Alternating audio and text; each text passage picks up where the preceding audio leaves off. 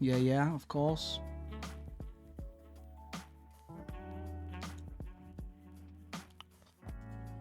Of course. You can change it while the stream is running. Yeah. Every time I do that, it bugs out. So I don't know why, but it never works. But yeah.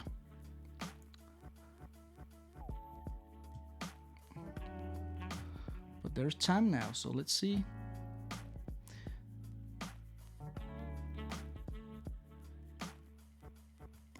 No, Dave. I'm not gonna announce anything. I think the announcements is just gonna be in Tolaria.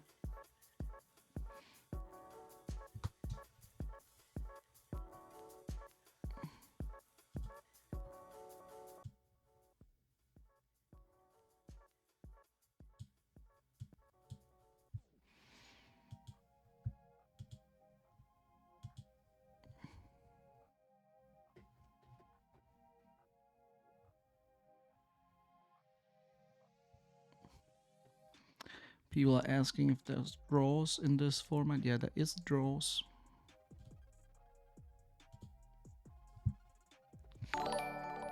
And thank you for the follow. Oh, is that Ivo the Backbreaker?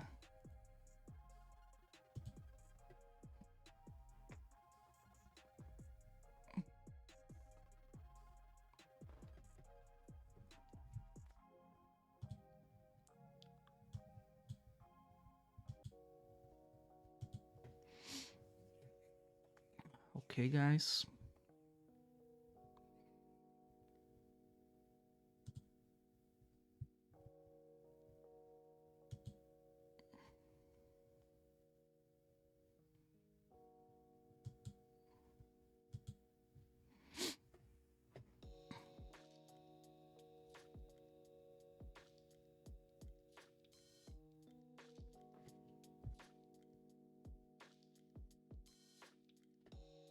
Two seconds.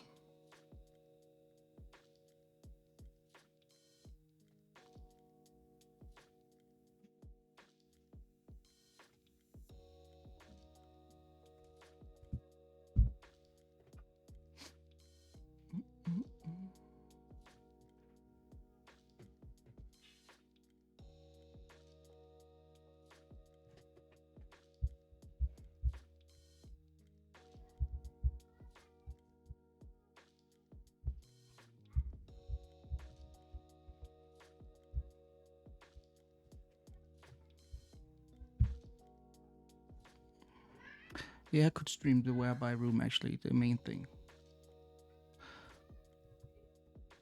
I'll just find it.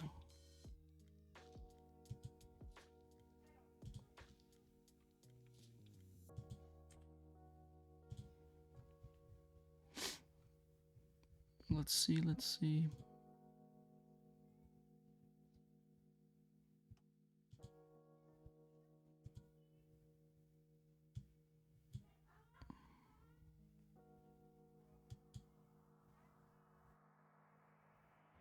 Ser de døde pilene? Ja. Er det du eller Trygve som prater med barna dine? Sorry.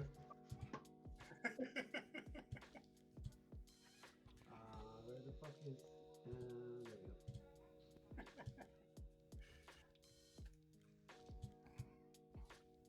there we go.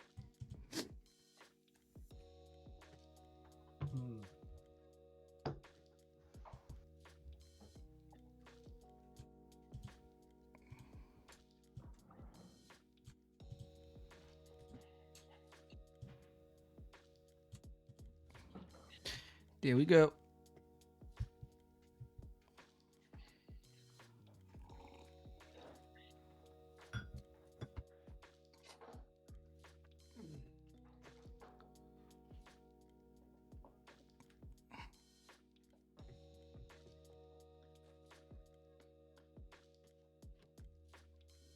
Hi guys.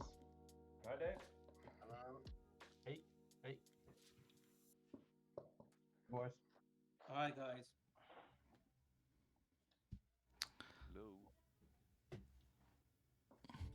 Got parents?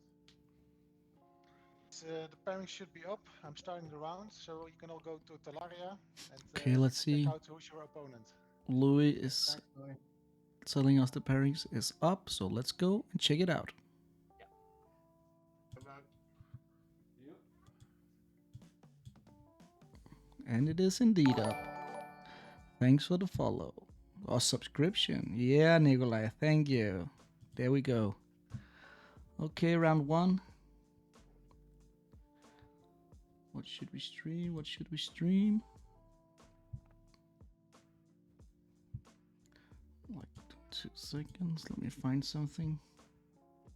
My name, right? Gijsbert here.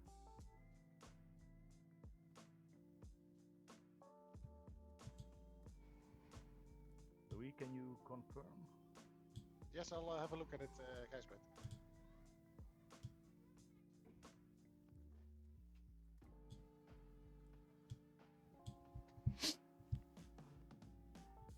Okay, guys.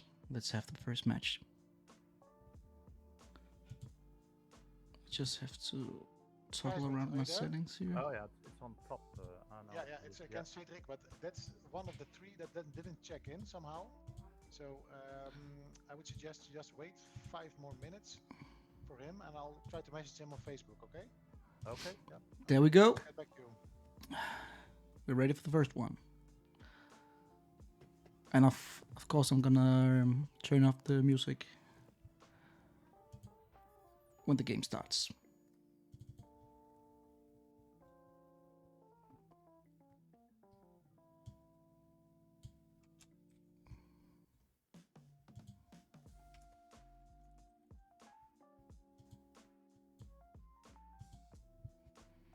I agree, Benson. He must be a real special guy. Yes? I don't see myself, or am I blind? It's actually I think all players are on top in the list. it's no secret that I maybe know the guy. Where's am I in the list? I don't find my pairing.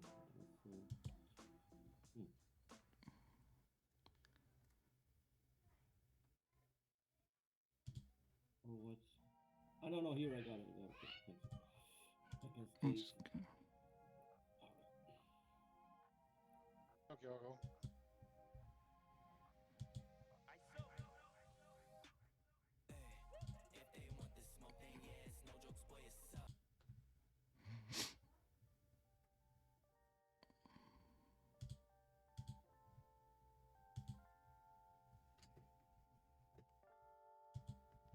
Okay.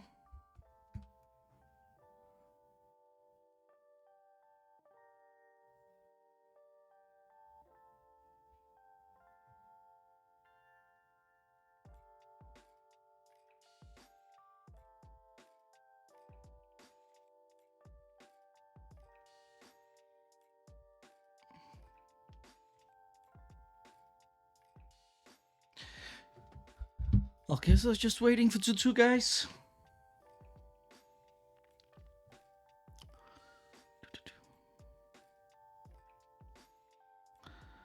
Hello, Henning, and yeah, sadly you couldn't play, but great that you will show your support. Almost as good. Almost as good.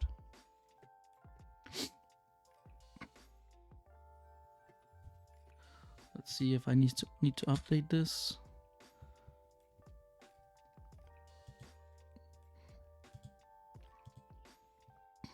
No.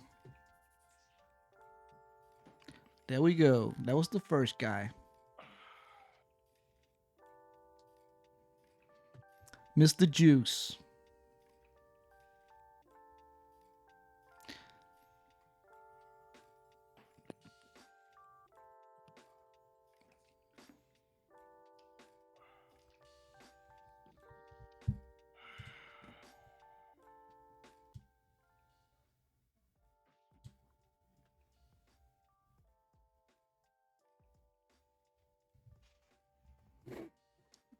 Okay.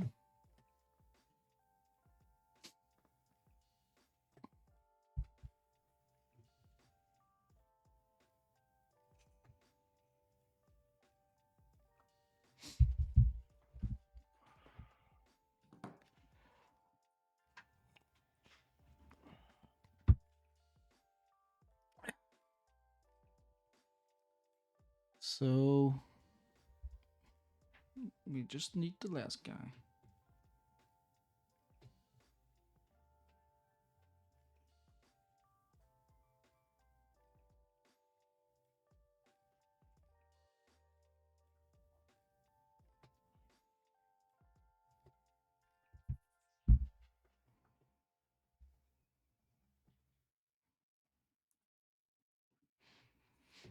Okay.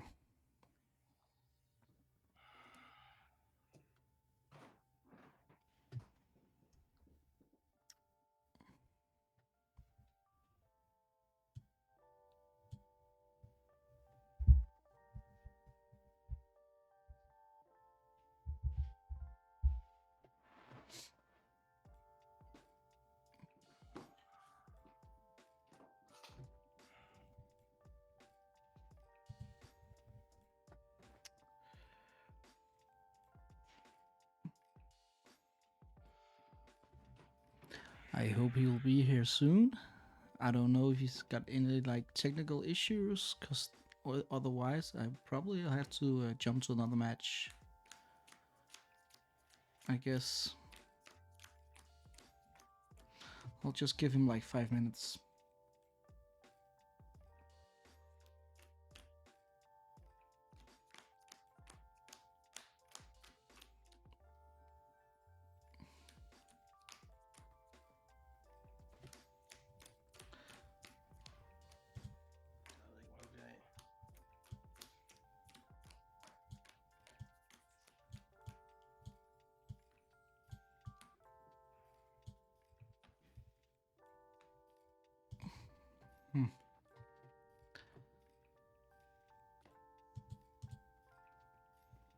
There is 45 participating today. So there's 5 rounds, Henning, and then top 8. But I don't know.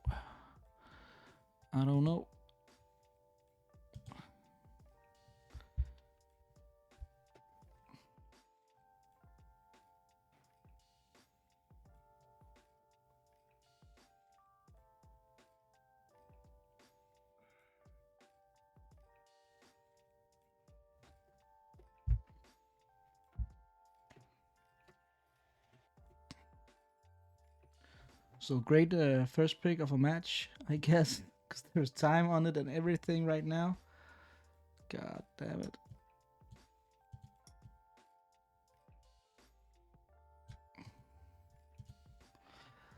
Well, let's see. Let's see if we can find something else.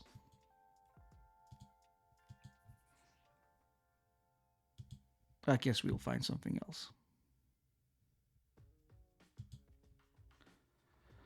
Let's see. What should we pick?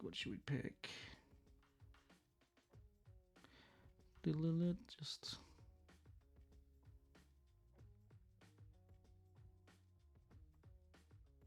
Do we pick David? Let's pick David.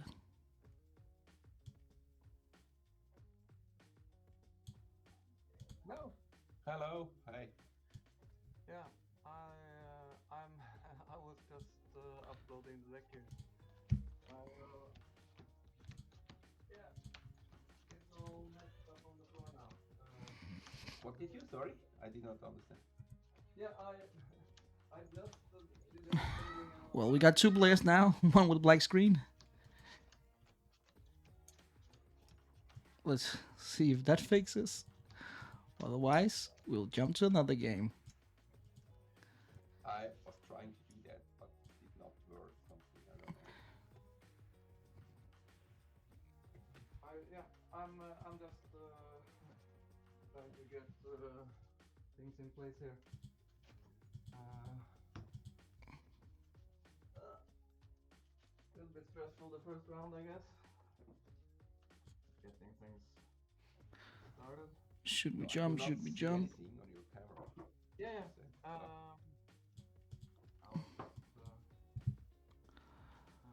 Let's see. Let's jump. Let's jump. Let's Let's jump to. Let's jump to. Let's try this one then. Oh, they were back. They were back.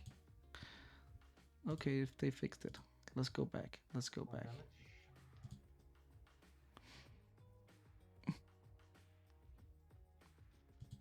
Okay, we got a game.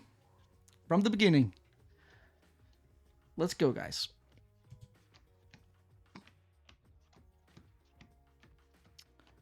So, yeah.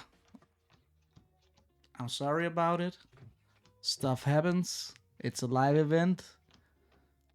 What can we do? But we in it now. I picked David, yeah, 2 times champion. Probably most of people know his deck, but yeah. Of course, I have to stream a guy that wants has that's won the tournament 2 times.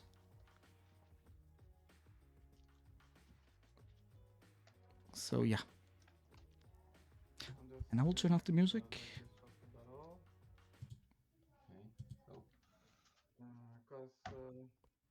Yeah, I was doing the deck build. So yeah, again, welcome guys for the X Point 2022 World Championship. That is odd, right? No, this is even. So I will start. And we got 24 viewers already. That's cool. Didn't expect that. Maybe? 3 on top of 2 or 1 or is it? Yeah, you choose.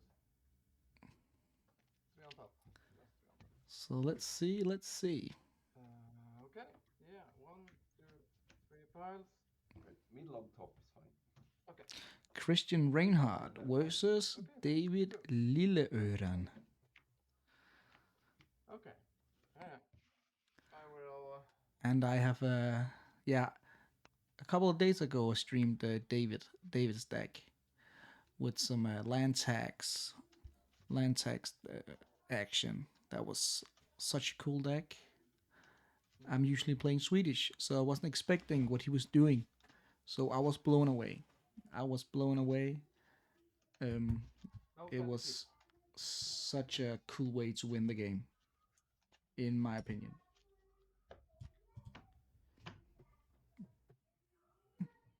Okay. Try number 2 on top this time then. 2 on top. Okay. Maybe that's better. Maybe, hopefully.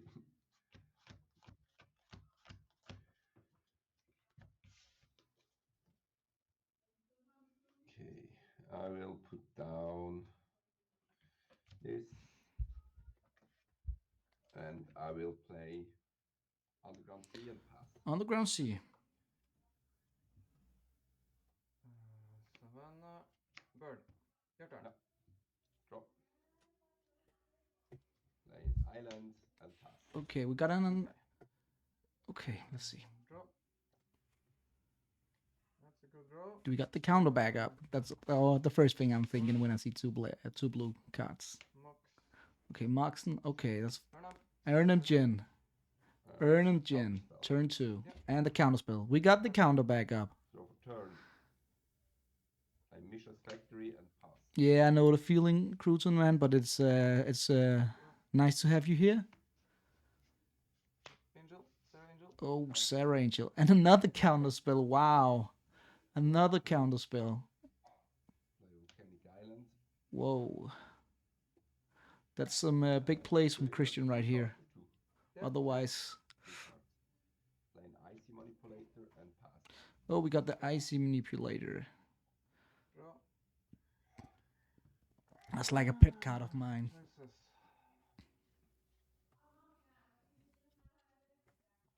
Not 2 seconds. How many cards in hand? 2. 2.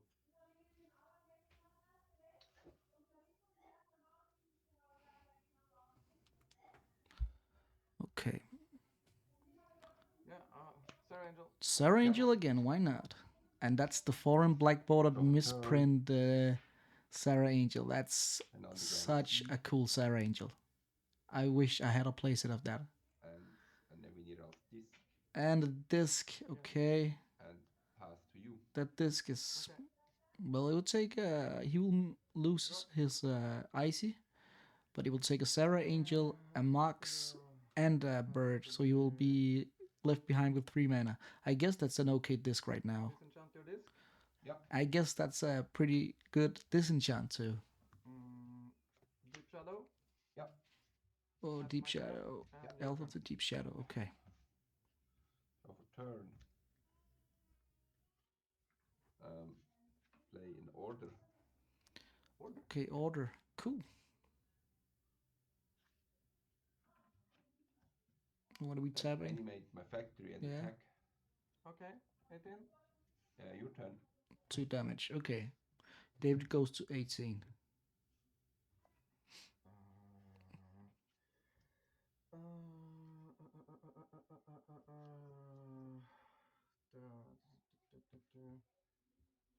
Only 1 mana left.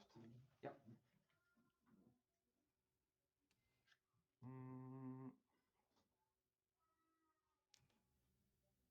So we can tap Yeah. his Sarah. 2 mana. Dark Heart of the Wood. Yes. Okay, yeah, that's the card. Take 1 damage. Yeah. 4 Armageddon. mana. Alright, what's it Yeah, called? and gain 8 life in total, 9 life. Armageddon. Tap your Sarah Angel. and Yeah, restore. yeah, of course. Armageddon. Yeah. Armageddon. Yeah. Now we just need the land tax. You have 1 card left. 1 card.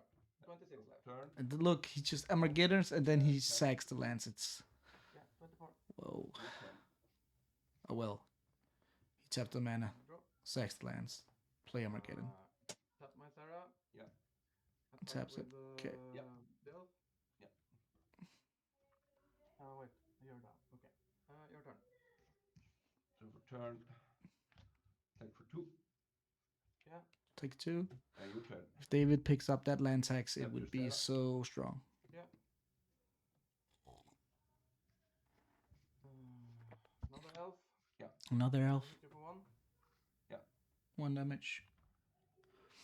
Your turn. Should I flip his? I think I Turn. should flip it. Shouldn't I? Like that? Boom. Isn't that better? Attack for 2. Okay. Your turn. Draw. Tap my Sarah, I guess. Yeah. Yeah, I know you Okay, don't two think so, damage. Henning, but Two I do damage. think so. And your turn. Yeah. It's yours. What? It's yours. You concede? Yeah. Okay. Okay. Full fast play. I could do like this too. If If that makes you happy.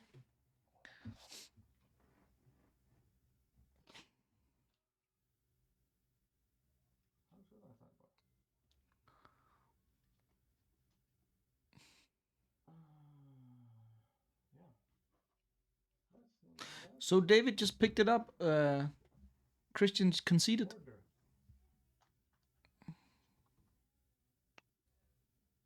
What did he has? Counter spells?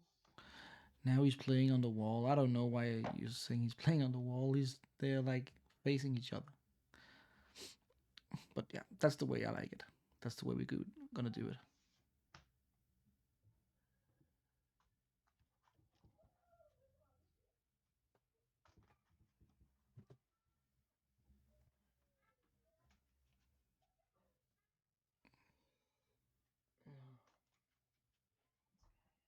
So sideboard action. What did we see? We saw a disc. We saw. What did we see? Oh, we saw order. We saw an icy. Okay. So Yeah. divine offerings maybe from David. If he plays divine offerings, One more thing. wouldn't be the worst picks, I guess. They rarely are. That is. I love divine offering. Probably when I play white, it's like an auto include in my sideboard at least.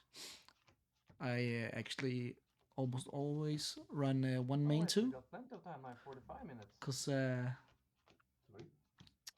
that one life. Timer is 45 No, minutes. sorry, one life. That life it gives White could should be at so 25 something. crucial in the burn matchup. Then maybe- Timmy Bueller, or whatever. Thank you for the follow. Much appreciated. Let's see if Ken has reached out. At some point, Ken Fritz will join. More choices from side. But yeah, Never mind. it's 5:30 in Hawaii right now, so I guess he just needs to wake up, and that's okay too. It's pretty early for the Americans. Some of them. He's from Hawaii. I don't know all the time zones and all that, but Okay. Yeah. Number 1 on top this time. Okay. You can put middle on top. Good luck and have fun. Thanks. You too.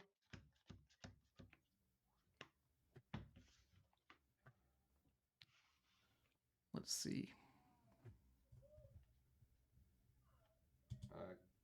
Keep I'll keep 2. soul ring pass. Okay, that's a strong start. Soul ring start. Land tax. Land tax. Your turn. Could say it's an even better start. Well, he still got the soul ring, Pass. so he's just a bit bad. A bit bad. You can't say that. Draw. Will he play a land? No, he's just gonna pass the turn. He's playing a land. Okay. Disenchant your soul ring. I would say that's worth. And your turn. Turn. Sit your brass and pass. Draw.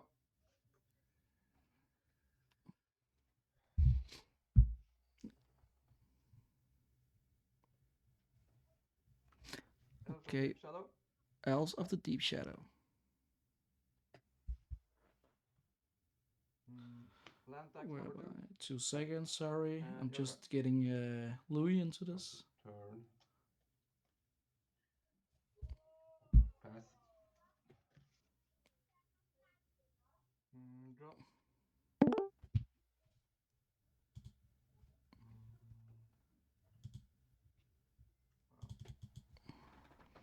Hello, Louis.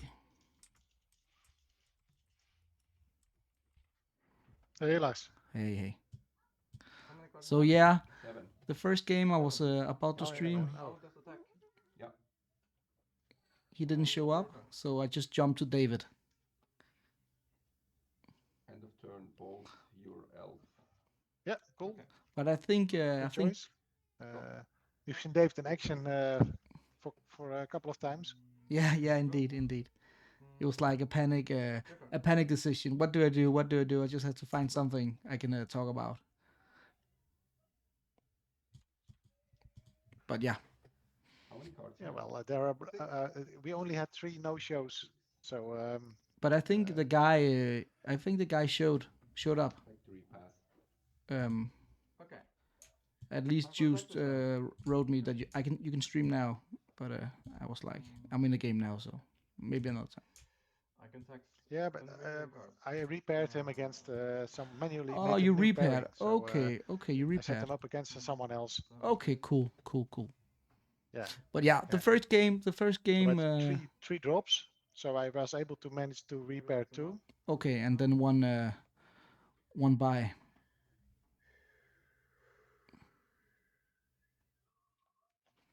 Yeah. Exactly.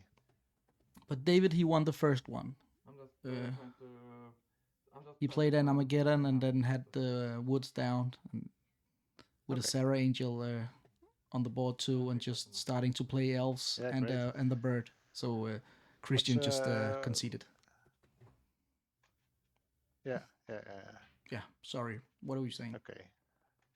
Yeah, the thing is that with this setup, it's different than normal because of the time limit. So sometimes perhaps it's best instead of Draw phase. trying to keep playing Mm. and hoping for a change, that it's perhaps best to concede Play a and take your forest. time and get back Yeah, to yeah. game 2 and game 3. Indeed. That's like To, also in yeah, to make up also for in that live time, tournaments. That's a strategy. And, If you can see this is gonna draw out, and then why waste like 30 minutes on it, and then can play the 3 games. You know what I mean? So 100%. When there's a time limit, you have to be aware of. Okay, maybe it's time to concede, so I can win the next 2.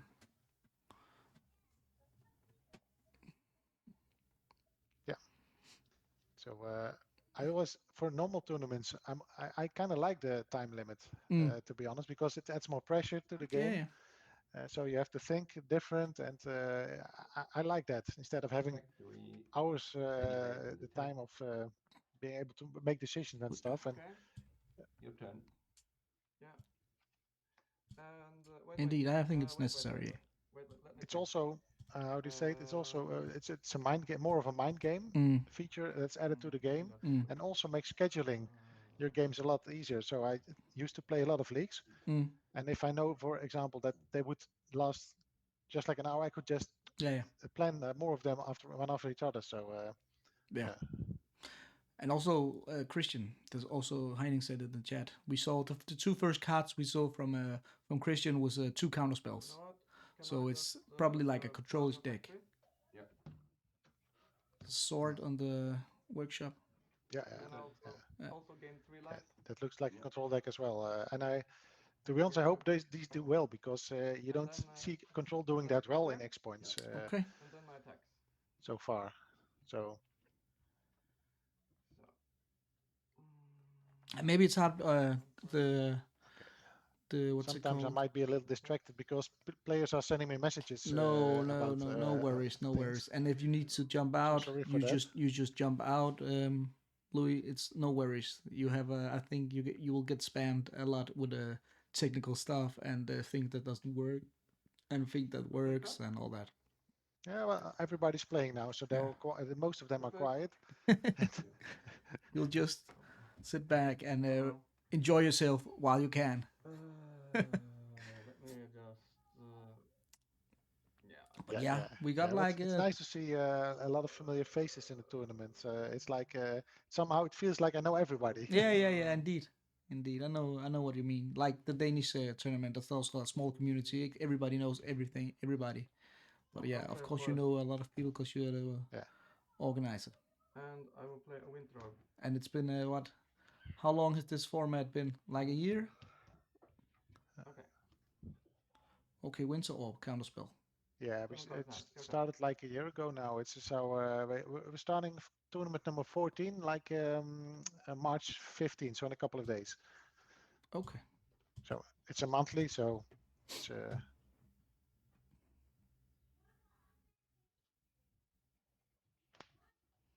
What was that? Badlands.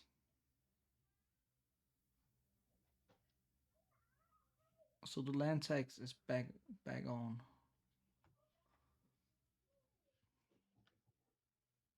yeah. Let me count. And he's been passed. 3 for David.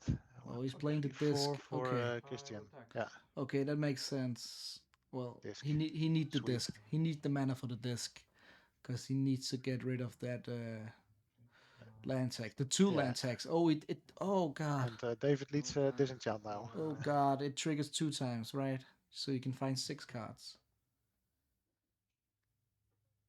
Yeah. 6. Yeah. But how many cards in hand? Because Yeah, I'm not sure. I can just play 1 land a turn, right? So Yeah. But it's also good, like, he can filter out his deck. You know what I mean? So he can just discard some of the lands he doesn't want. So he can, like, filter out. Yeah, true. But it looked like he was only finding one forest. It's tricky. There's some nice articles about filtering, right? Mm. That's 8, and it's 9, 8, 7. Okay. So, but in this case, when he took out 6, it does really help. So, like with the fetch lands in more modern Magic, sorry, pardon my French, but that doesn't really help with the odds of getting better cards. But if you take out 6, it does really have an impact. Indeed. The percentage of him drawing, like, I don't. Of course, he's not playing Ancestral Recall, but you know what I mean. The cards he wants, he's got a bigger chance of drawing that.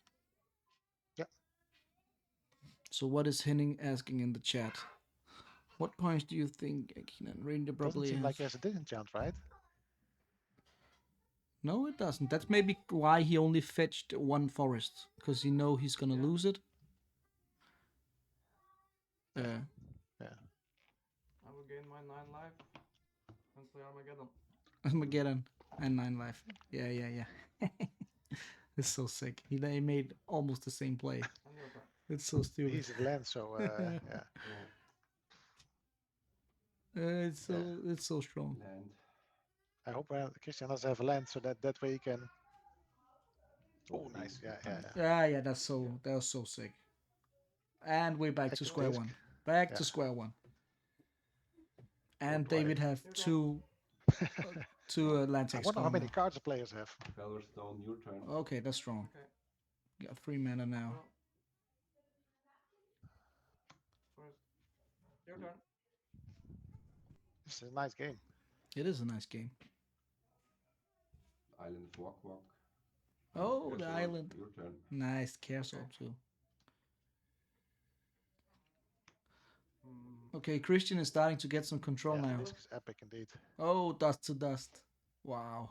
On the artifacts. Wow. Whoa. That is pretty epic too. Or targeting your Savannah. Yeah, Sideboard pack. Okay. yeah. Taking the It's Featherstone. good he had the Featherstone. Oh, the smooth. Yeah. Smooth all flipping. And that we, Oh, he flips very nice. Yeah, right yeah. there. Wow. What a beauty. Okay. Your turn.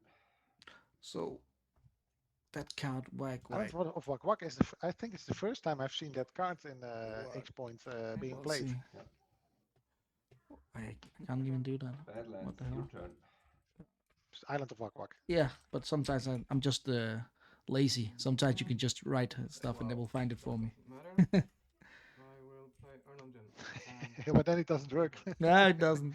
What the hell? Target creature with flying has base power 0. So the angel. 9 FG. Okay. Pass. Disenchant. Oh yeah. And we got 20 views already, Louis, Hit you with the from the beginning. So that's pretty cool. Yeah. Yeah. Angel. Another angel. Nice. Yeah, it's fine. We got 2 angels in the Your Urnum. turn. We got First troll. roll. Okay. He gets forest walk. Right. He is also going farming. Okay. Oh, and a sword. That's fine. 8. He's scooping. Concealing? Yes. Okay.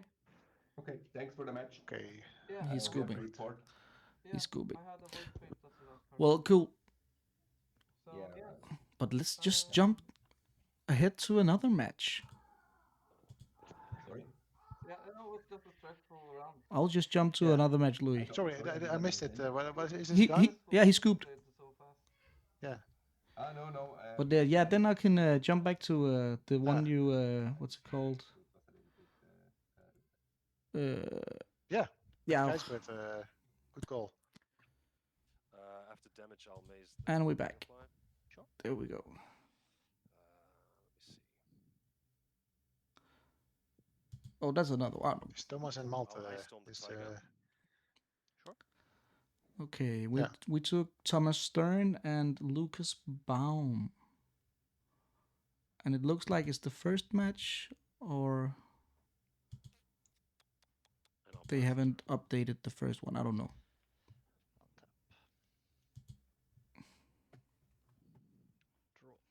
But yeah, 3 thing is mazes. that with manual pairings, somehow I reset the round time, so all the players have 10 minutes or 15 minutes extra at the first round. So that's Yeah. because of the issues I had with repairing. That's how it is. And I'm going Everything fast that can around go you, wrong 3 will cards go now. wrong, like I said. Not a biggie, I guess. No, not at all. Not at all. Yeah. Okay, strip line. We'll 3 just- mazes of it. 3 mazes. Look at that board state of Malte. 3 mazes, and I guess it's the first I'll game activate the since it haven't updated yet. I don't know, but Sure. with 3 mazes, it could be the first game. cards in hand, yeah. Don't I'll you think? activate Factory this way, and I'll swing. I'll break in the match with them and tell them that we haven't them streamed. Yeah, you can do that. Let's block the factory with both of these. What are those tokens? Yeah, I'll maze the factory. Yeah. And after damage, I'll also. Is maze that like a Tetris token or something like that? Round 13. Yes, and it's I don't know. I can't see it.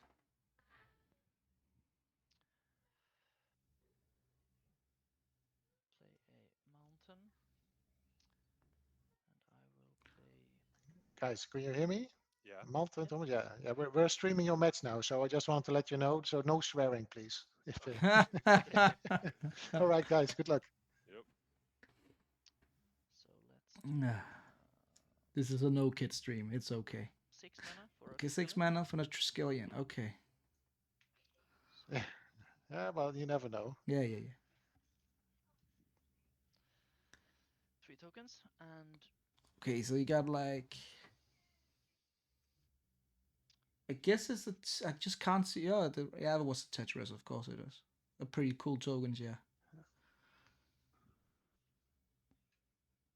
And what is that green creature? Malte is playing. Lukas. Interesting board state. Malte, I don't know which one of them. Emerald is. Dragon. Emerald Dragon. Okay, that's the one. Emerald First strike. Dragonfly. That's the first strike one, right? I do 1 damage to the emerald and 2 damage to you. If you use some green mana, yeah. Yeah, cost 2 green to give it first strike. Yeah. 2 cards in hand. Yeah, I might. Let me check, man. We can always do like this. Card. I'm confused. Emerald. I'll make a card ape. Yeah, 2 green. Yeah. Yeah, and everybody can do that, by the Give it way. first strike. Let's see. Flying Insect, 1/1. Green. Emerald Dragon gains first strike until the end of turn. We got an ape. Pass the turn. Pass turn. Okay, I will untap for turn. Nice.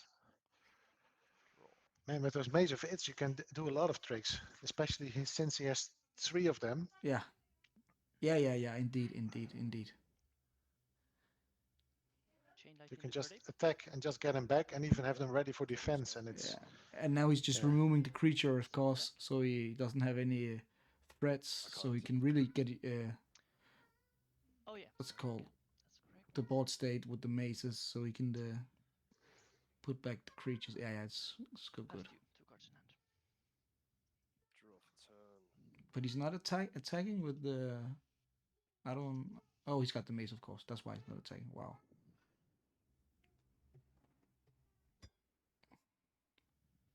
I'm going to do a quick check on the rounds to see if there are any scores in already. Yeah, no worries, Louis. You just do you. Yeah. Wait. Just That's one okay. second. One second. That's okay. One second. No problem. Okay, he's No, got. it's okay. Your turn. Sorry. Untap. Draw for turn. So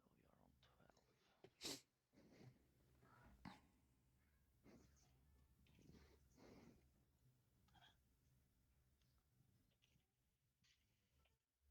12. Oh, what is that? That looks like a fireball or something like that. He's counting out the mana. So that's 3, or 2, 3, 4, 5, 6, 7, 8, 9. That's 10 damage. Play some spells. 2 green. 2 red. So X is 3, 4, 5, 6, 7, 8, 9. Disintegrate you for 9. Mm-hmm.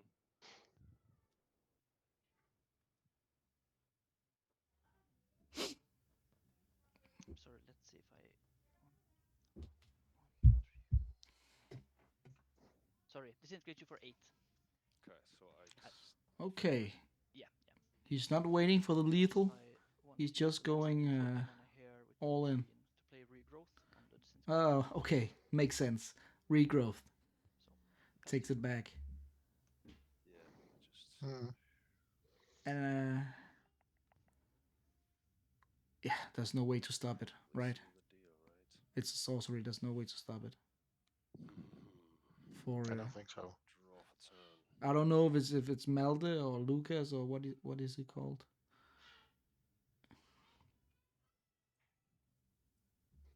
His real name is Lukas Baum. Okay. Yeah, Lukas. doesn't make any difference.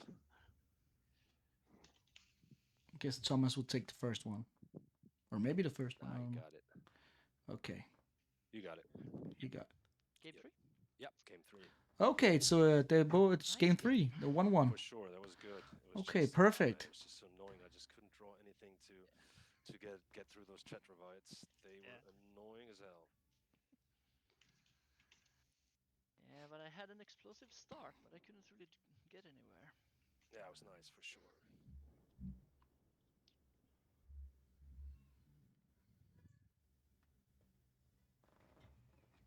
Okay.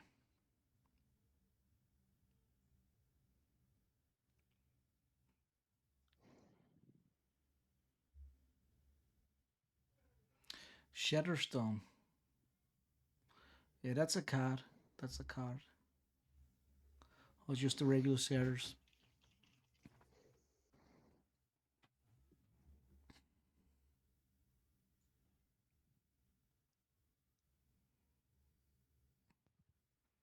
But he's playing the disc, right? Because he played the trolls. Did we see a disc, or I'm thinking about the game earlier?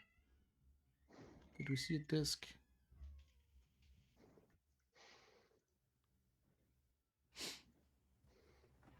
Hey, buddy. Yeah. I gotta fix a match that went wrong. So I'm out for a minute. I'll be back. You just jump in and jump out. It's no problem for me. There we go. Alrighty. Jumping out. Yeah. It's always nice to get in a 2-for-1. No, yeah, I was just thinking about the earlier game. But a disc with a troll. Yeah, for sure. But it was all. Or was it a troll in the other game too? Oh, I'm both mixing up the games right now. Yep. It was the other game with the troll. No, absolutely. You're absolutely right. That was the first game we streamed.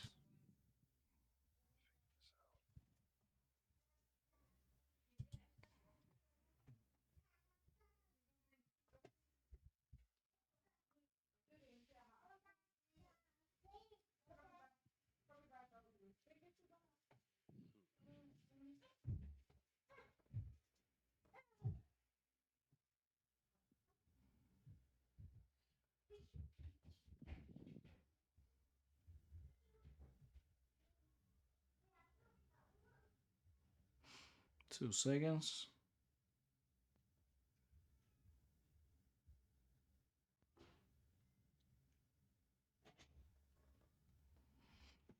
Okay.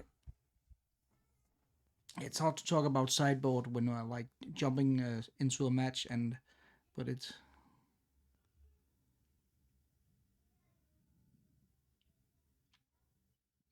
Okay, let me just try this. Not gonna overthink He did this. play trolls. We saw troll the first match, and it got sorted right away. Oh man, we're But yeah, almost game 3. using up our time, dude. Game 3. Who would have guessed? Let's see what we can get. A good game though, man. That was a really good game. I've already forgotten, but I think the first one wasn't too bad either, right? And we got 20 minutes, so that's It's a nice matchup. should be able. It's real magic with creatures and. Oh, for sure. I agree. It's fun. Should be able to finish Yeah, it. and I also hope. opens up decision making, right? It does become very interesting, even though you might think it's linear in its approach, which it probably is, but still, then if you level it out and you just kind of reach the same plateau. Oh, it's a bit off focus. in This the guy. way There we we go. play, and There we it's go. kind Pretty of cool fair, playmat actually. one for Just one, noticed it now. like you said, not much card advantage, no real soft draws, and Is in terms it? of the true power. Then Yeah, it just, is. Light some up. fucking good shit. Oh, we were not allowed to swear. Look, Louis said. All right, so You're allowed to Fiona, swear. It's no middle top. problem. It's no problem. and you Same. please do whatever, man. Like I said, I don't care. I'll take the play and let's have fun, man.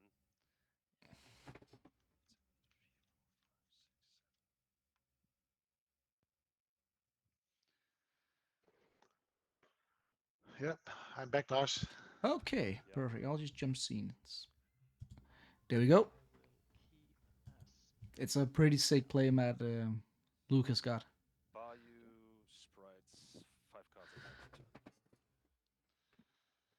So draw for turn.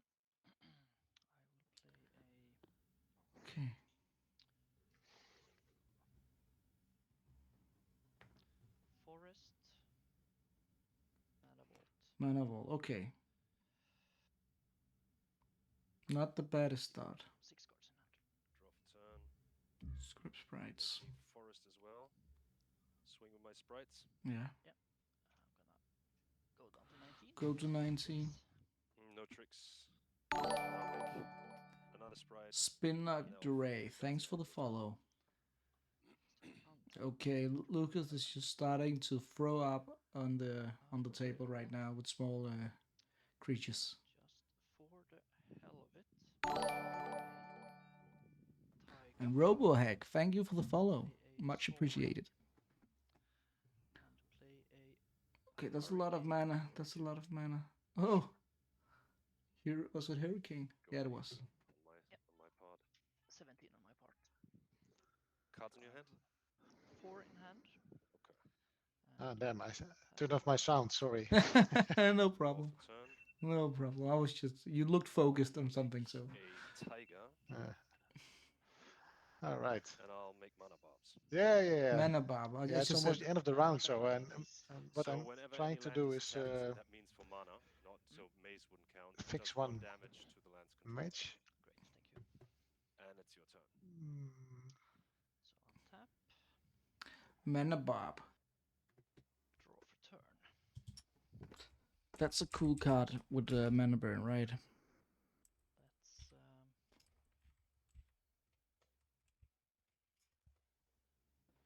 yeah, well then let's Whenever a player taps land for mana, it deals 1 damage to that player. for 1. Play Triskelion. 1 damage. 16. So lands are optional, you know, so Sure. for yeah, 4 cards in hand. My turn? Yep.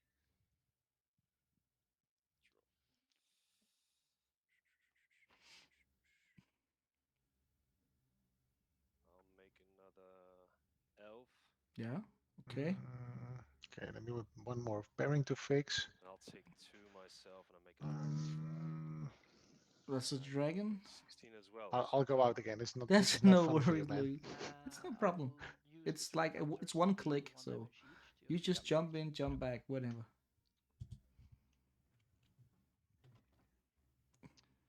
And my turn, you said?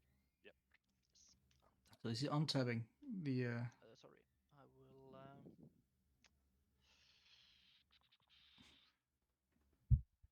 untap it. Yeah. So go to draw. So you take 2, yeah? You go to 14. Yes.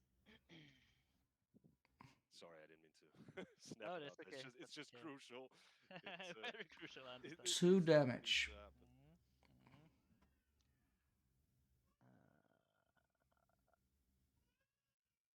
Yeah, not the best draw. Let's attack for 1. Yep, I got it. 15. Yeah, past you. 5 cards in hand. Draw for turn. I'll make a factory. Factory is strong right now. And it's your turn. Tap. Draw. I think it was for him to use the Trisk, I guess, the counters on it. I will. I don't know. I understand why you don't understand it, but I guess Lucas must have a plan with it. 4 mana? Earn Jin. Earn him, okay. 1 damage. And after that, I will also play a Blood Moon. Yep. 4 cards in hand. 1 damage. I will not attack with. Yeah, I will. The mountains Sure. are not that bad. Good at blocking. Cost a life to activate the factory. Yeah, indeed it does. Yeah, past you. I'll make a bird.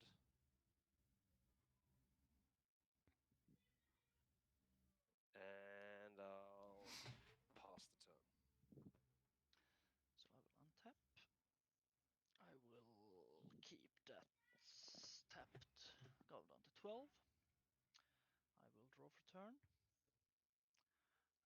I will play a forest. And I will.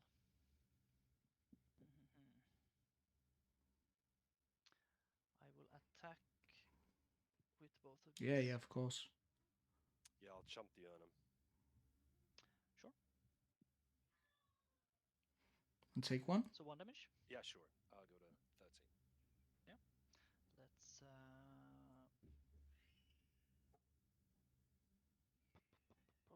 past you. 4 cards in hand. Draw for turn.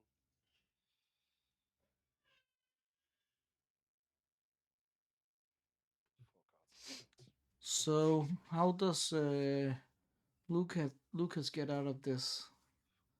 He could play like terrors or something like that in the sideboard for the Ørnum, right? The Ørnum is the he can't play. He doesn't have. He doesn't have what's it called black mana right now because of the blood moon. Where it looks bad. And it's your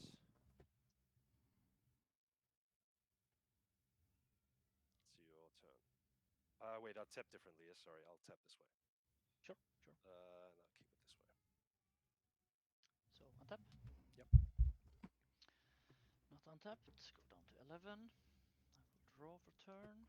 Yeah, for the viewers, let's see if I can do something because they haven't updated it like this. Yep, you're beating me down now. And it's not 2-0. It is not going to plan. 1-1. There we go. Yeah, he'll beat me down in 2 minutes now, I think. Yep. So past you. 5 cards in hand. Okay, draw for turn. Is it time? I didn't even notice. Is the new games going? Then Louis has he's the only one that can jump in. And it's your turn. Yeah. End step. 1 damage. I will deal you 3 damage. He is in the room.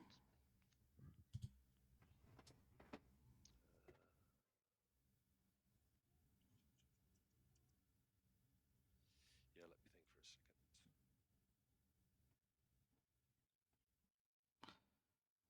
There hasn't. Take 2. You will go to 8. Yeah, I don't know why it. Go to 7. It's not. I haven't noticed the time. So, but when we started, they had like 20 minutes, didn't they, or something like that, for the game 3. Yeah, you got me either way. I'm pretty sure. How many cards in your hand? 4. Yeah, this.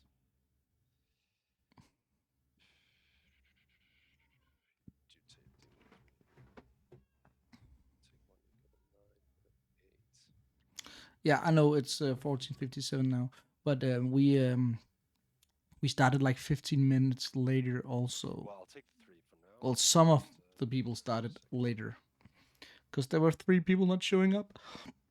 I'll fork it back at you, but you got me anyways. Oh, nice one. So I'll go to 1 of the fork, and then you can just finish me off.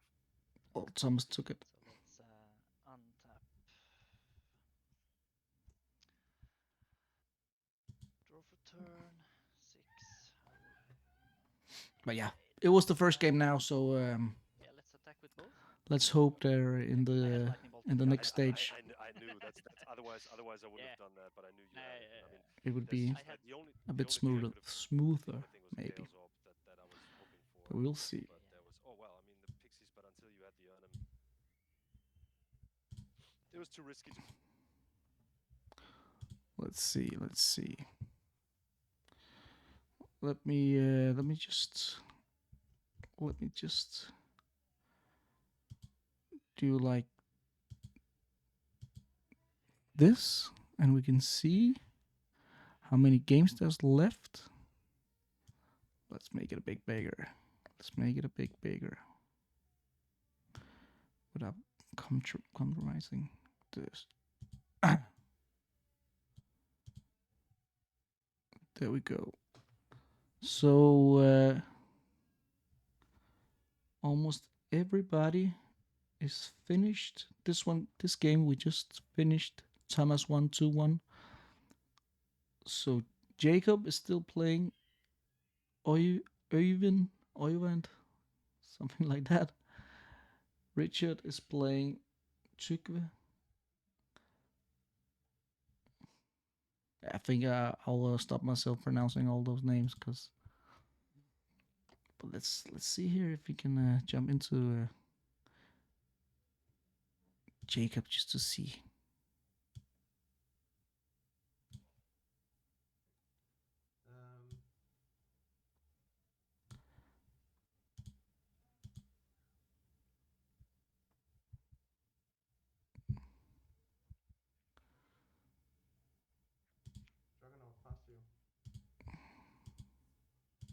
I'll unsummon it. Tolaria. There we go.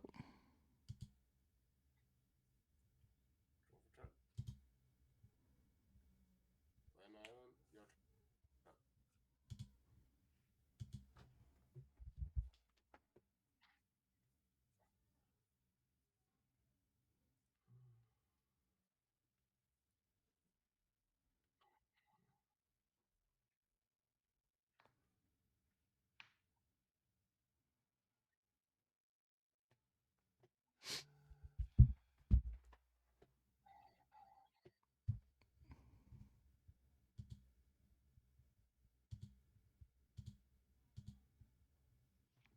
Copy artifact.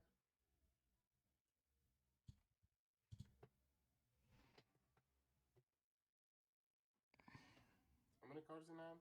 6 cards. How many cards do you have? 6 cards. 6 cards.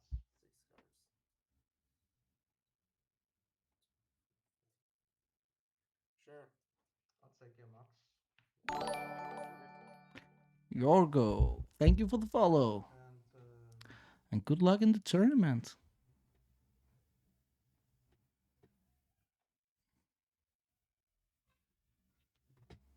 I'll try again.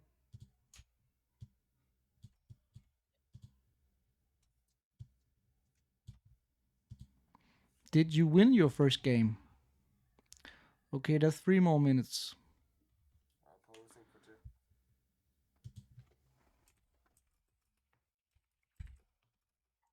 Pass to you.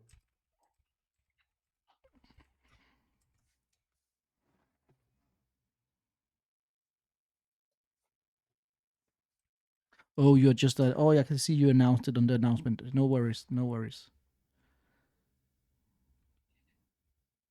The workshop.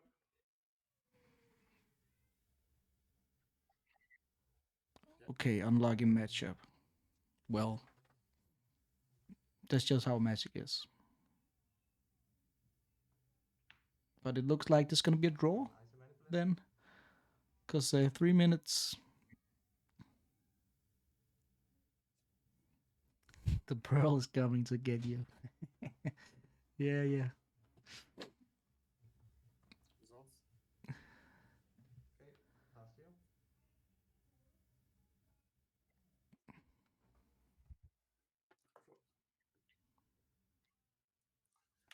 So Volcanic Island. 2 seconds. In the end step, I guess I tap the. Yes, I can say it. Yeah, of course. no problem. I just saw you placed into the announcement also, but yeah, I think it's a good idea. Are you doing something? The picture is frozen. Okay. No? Hey. Yeah, yeah. So I'm just seeing what game there isn't done and then just jumping into a game. But this looks like it's gonna be a draw because they got like 20 health HP, both of them. Okay. Pass to you. Damn it.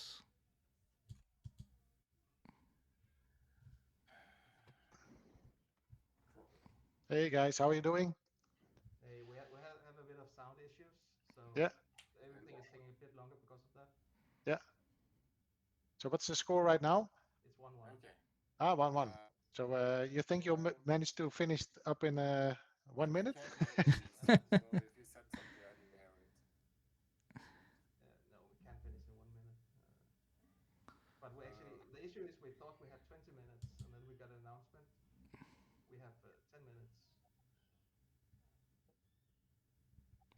Congrats on the first 1-day event. Hope it was a success.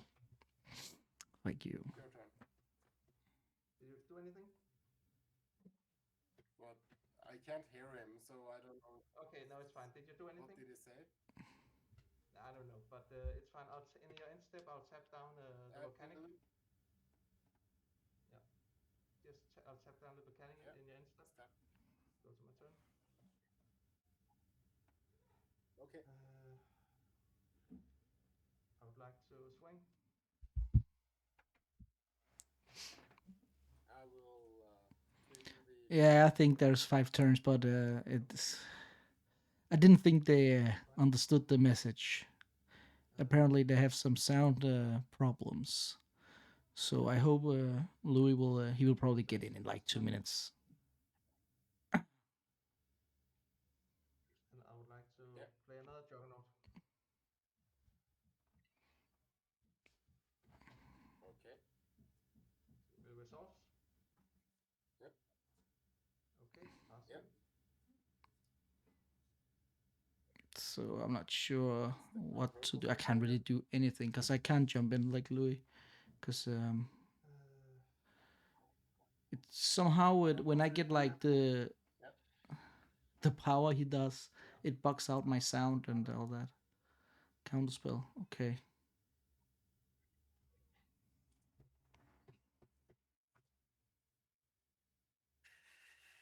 Letting you have that extra, that was pretty bad of me.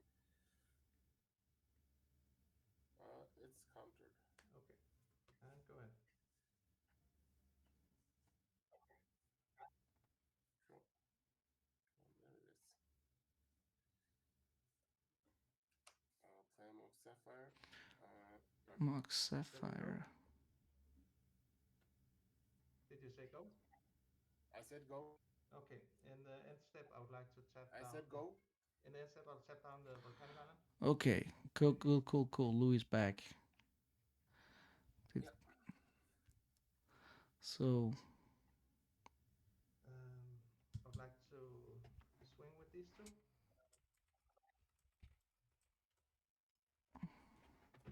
Sure.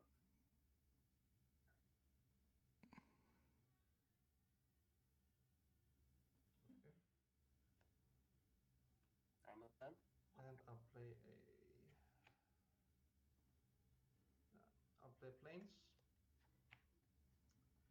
And I'll pass you. I guess it would have been a draw now, but since they all had some technical issues and it would always be almost be mean to take it away from Jacob. In response to you tapping down, I will end some knots with the one you're tapping. Recall.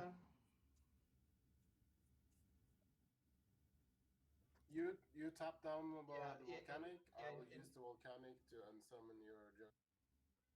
Okay. Yep, it's fine. I'll go to my turn then. Okay. Unsummon. I would like to attack. Yep. And I'll play a Tundra. And I'll do like.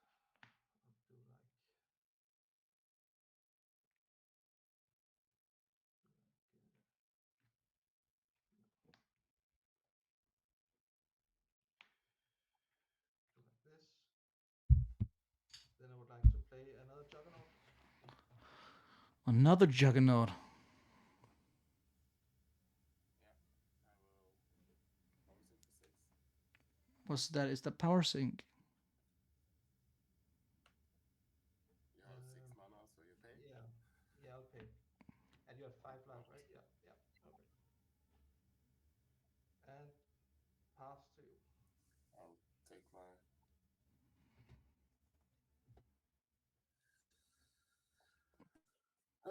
Nothing. Okay. I guess it was a bit illegal win, but so I guess you would win eventually anyhow. So Jacob took it. Okay. Guess Jacob took it. When I get It seemed like there was some bit of lag in this game. Thank you for the game. But yeah, That's how it is playing on the internet. That's nothing you can do about it, really. Let's jump back here and see how far we are. So, how many games do we need? It was the last game. So, we only needed to get written down, or whatever you say. And then we're ready for round 2.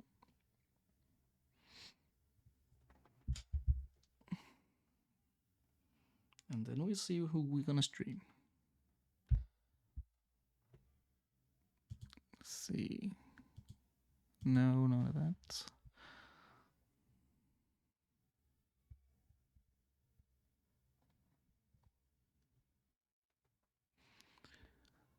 That's how it is sometimes, Henning.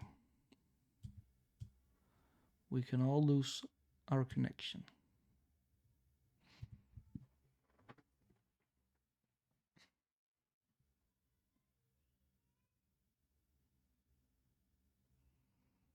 No worries, no worries.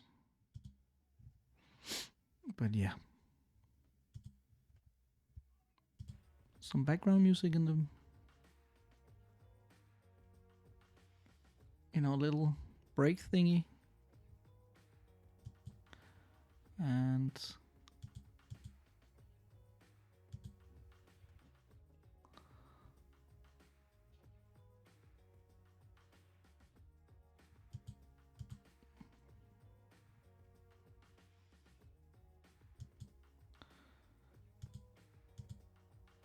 we got a round 2. Let's try and update it. No, not yet. Not yet. Probably in a few seconds.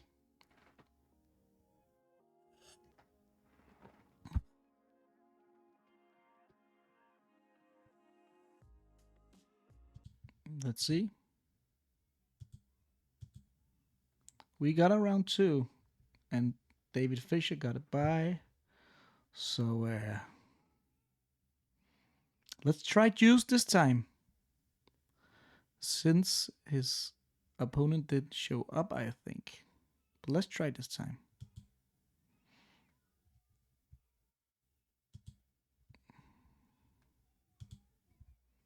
Let's go. So we got Morrison.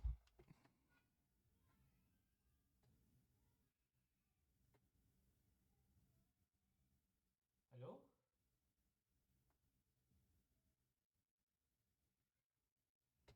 Hello?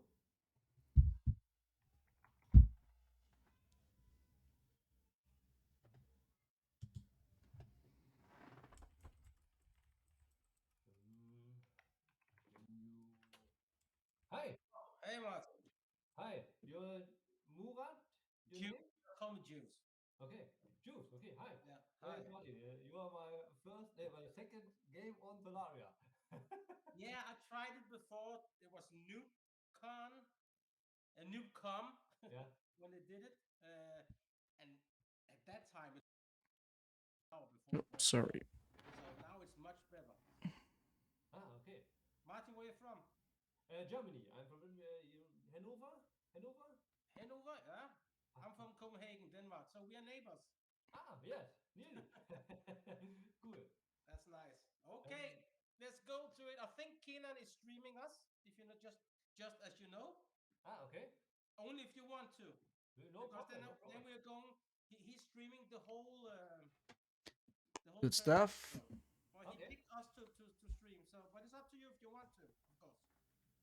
No problem. You can stream. Okay. Yeah.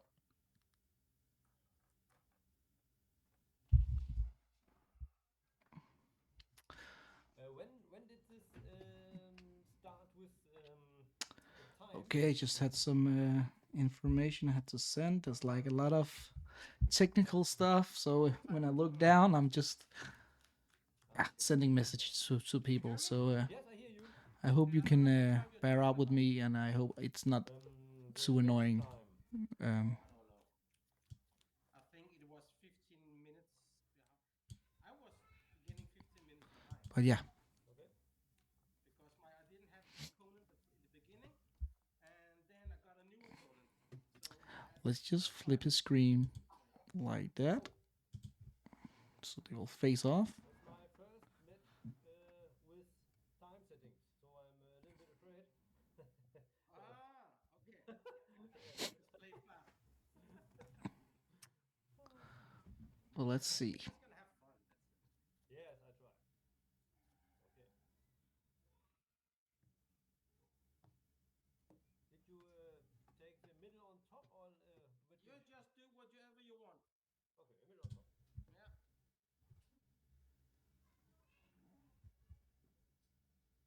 Our time runs. Okay. Okay. Which Middle on one? top. Yes, yes. Have fun. Good luck. Yeah, two. Wait a second. We have to roll a die. Odds or even? Even. Odds. Okay, I will try to start. Yes. Okay. Have a good one. Okay. Juice is starting.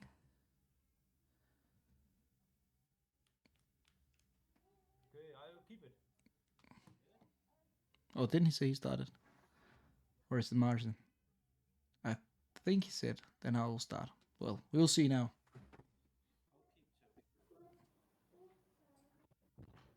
I'll keep two. Okay. Okay, yeah, okay. I'll play. Juice was starting. Just a plane. Okay, cool. I draw.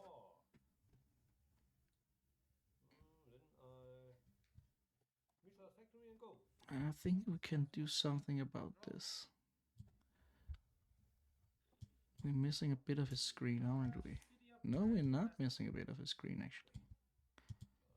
Okay. Okay, City of Brass. Plateau, sorry. Plateau. Works as a plane, so that's no problem. Well, it also works as a mountain. I activate my Mishra. Yeah. And I try to attack. So it's 2 damage. Is he responding? He's got a... Okay, lightning bolt. Okay, cool. And pass. Lightning bolt. I was just thinking, does he got a sword? But of course he would tap the white mana. Chandra, pass turn.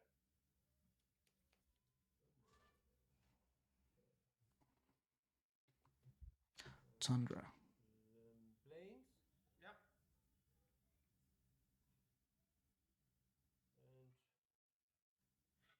And Rapid and Blacksmith. Okay, Rabbit and Blacksmith. And pass. So we got like a... Draw.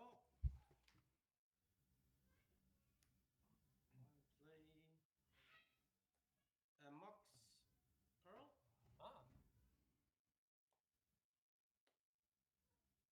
It's altered by AS Alter. Gonna play an island, and I will take 1 damage. And I will try to play Okay, what's that? It's 5 mana? an angel. Okay, we got a Sarah Angel. Pass turn. Sarah Angel is down. But maybe Martin's got a sword. Mountain? It's the beautiful Beta Mountain. Stone. I can do Any color. Any color because I have City of Brass. Okay. Then I will play a Featherstone. Yeah. That's every color. I will 2 mana. the board. Double bolt? Lightning Oh, okay. to the Sarah Angel. It's dead. Double bolt. Okay. Not like... Yeah. Yeah, I take 1. And then It's okay. It's a decent play, I guess. If Juice got another angel, that would be... Surrender. Okay, surrender. Almost as good. Pass turn. Almost as good. Looks like he's got the counter back up right now if he plays the counter spells.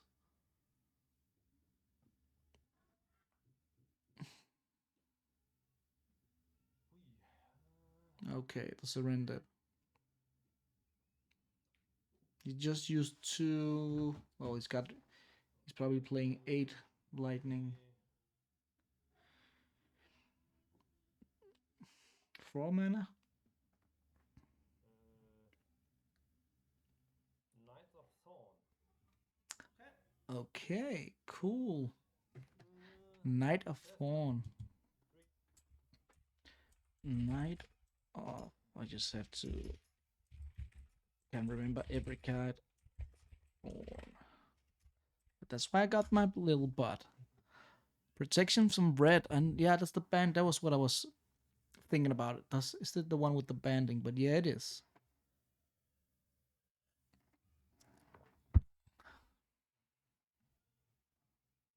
So Juice is thinking, is he doing anything in his end step? Is he gonna lightning bolt doesn't work?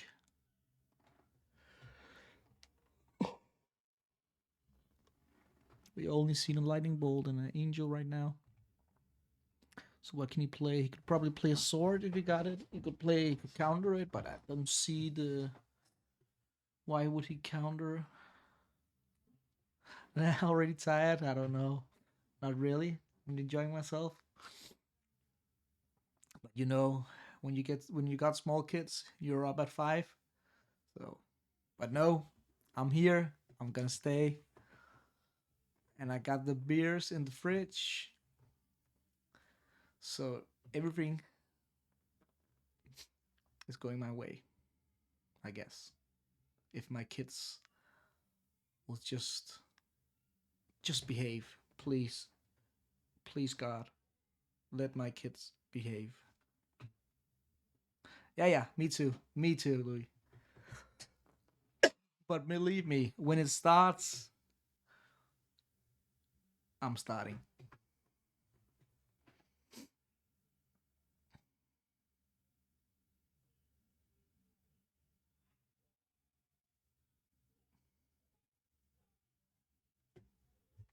Oh, okay. What's going on? Did it froze? I'm just sitting here and talking. Sorry. Okay, that's my bad. That's the thing. Yeah.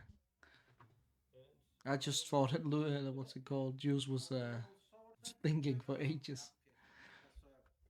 But yeah, then I saw Martin's hand was way too still. That's okay, yeah. I want to respond to say to play sword on that creature. That's okay. Then one life. Yeah. Okay, and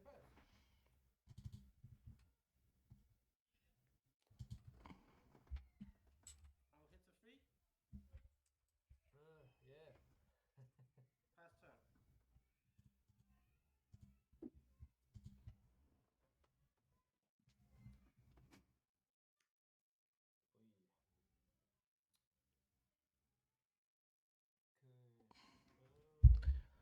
Okay, I can hear my kids going all out on their mother in the background.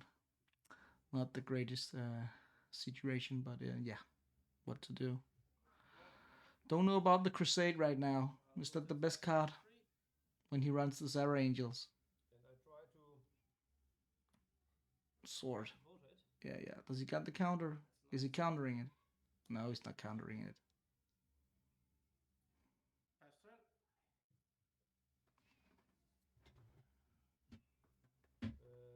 Second plateau.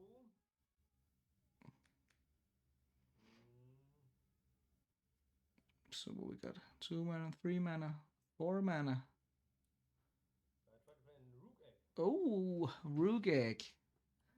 Really cool. Juice is thinking. Then pass turn.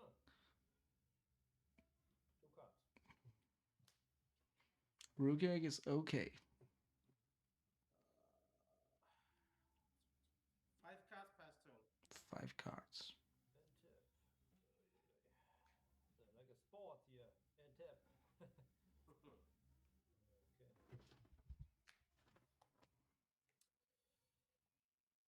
5 cards. 5 cards.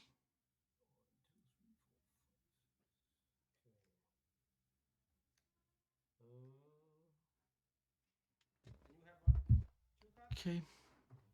I have 3 cards in my hand, and I am 2, 3. You have how many lands? 6 lands, huh? Yeah. I try to destroy the... Oh, the Stone Rain. Okay, he plays Stone Rain. It's gone. So now I need to try one thing. I like to play a balance. Balance. The balance play. And I hope my thinking So is what right. does he got? You know, that's a card of the Castle's hand, right? Put that rook in the graveyard, and then Yeah, it works. It works. It works. You have in your hand? One card. Oh, he needs to counter this, right? He needs to counter this. Okay, I respond to your balance. I will... What does he got? What does he got?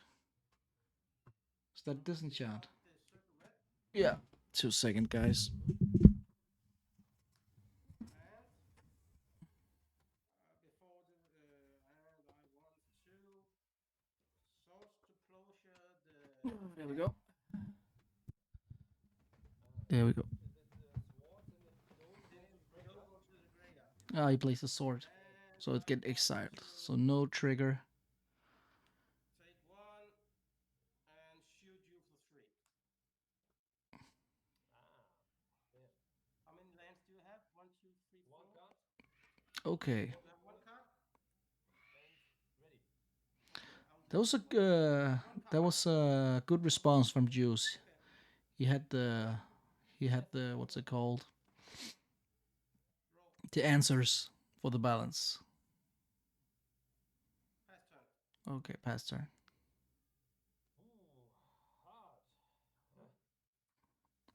So we're in like semi top deck mode with 2 cards in hand for both of the players. First game.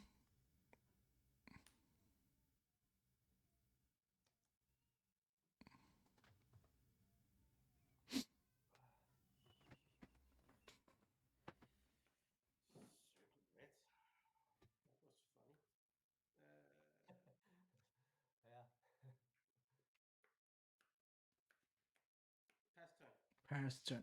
Okay.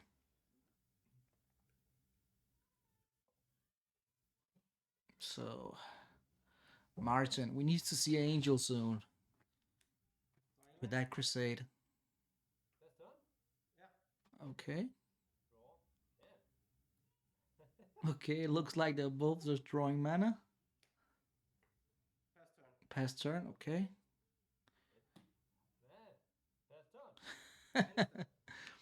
Exciting magic right now. Okay, end step, no, 3. Oh, Silent Blast. Okay, end step, Silent Blast. Take my turn. Draw. Okay. I didn't say go. I said draw. I draw a card. Sorry. Oh, no problem. Take 4 damage? Yes, I take. Yeah, he did. He did.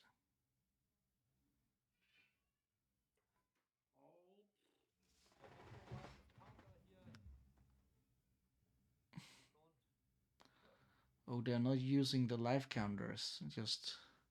I'll play a mode. Okay, mode. Pass turn. Mode is no, only flying creatures can attack. So yeah. I try to disenchant it. It's disenchanted. Yep. I'm not used to the life counter thing, so I'm not even seeing it. They didn't use it, but yeah, I'm just watching the dices. But yeah, so keep an eye on the dices, guys, because they are both not at 20 life. That's for sure. What is that? Ah, it's a guardian. Have protection red. Protection red. Oh. Okay, it looks like Martin's got like a protection from red theme, so Earthquake is not the greatest card. Lightning Bolt, not the greatest card. I'll fireball you for 7. No. And it's game. Okay, that's a funny deck. Seriously, I like it.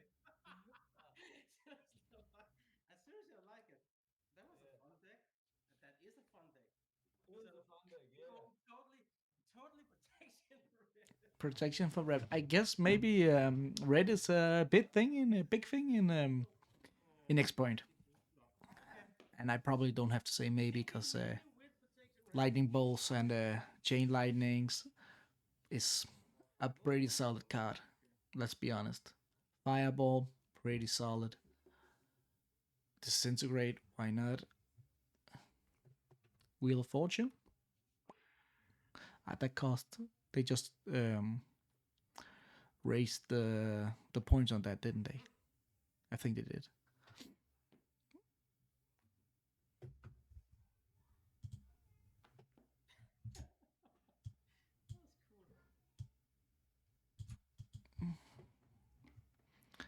It's a pretty cool theme. I agree with you to like just have the protection from red of and banding. It's not like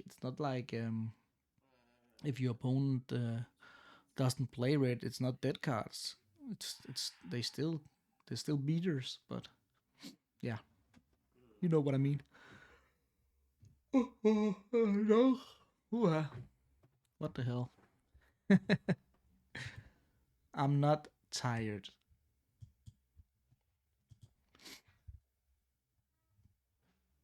It's just a lot of talking. And I need oxygen for the big brain. Let's see if Ken is up.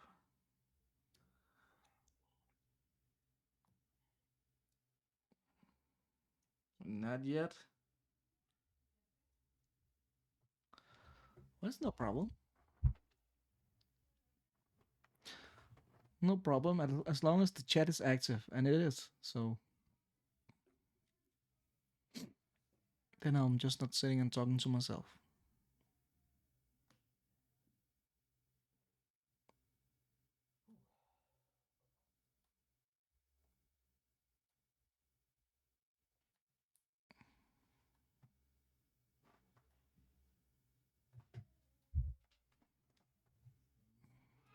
Two seconds, guys.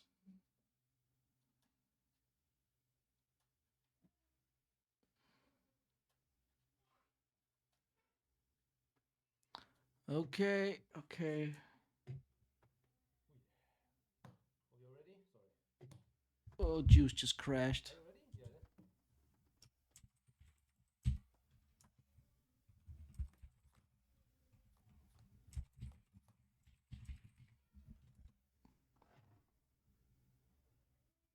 Juice, are you ready?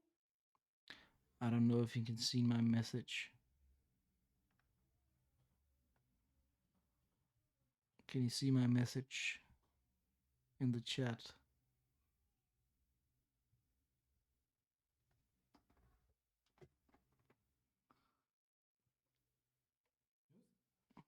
Are you there? Hello?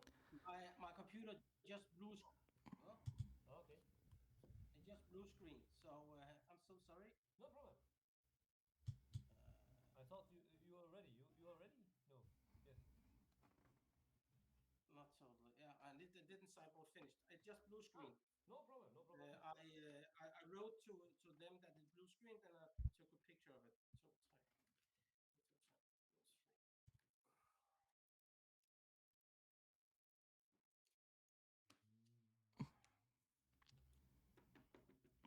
So if it continues, I need when you finish, I need to change my computer. Okay. But to an older one. But I hope it works. Juice. Really. I'm telling you this as a friend.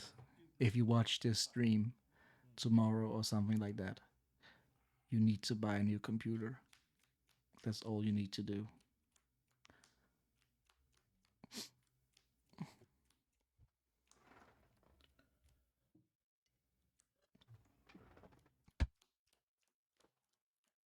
I've seen Juice's computer and it's just like from, I don't know, it probably started with the Windows 98 or something like that.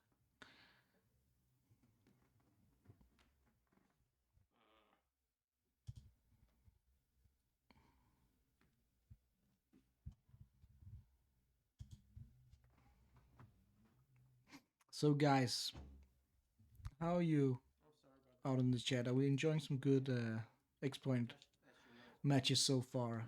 No problem. Everything What's the okay? thoughts of it? Probably because the time, but I think What do you feel about me like jumping to different matches when they're over? Is it like confusing or is it cool? There's just more games or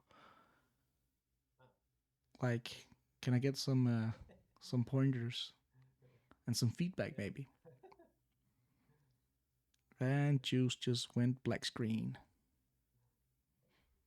Well, again, it's technical. Internet magic. Stuff happens. It's out of our hands.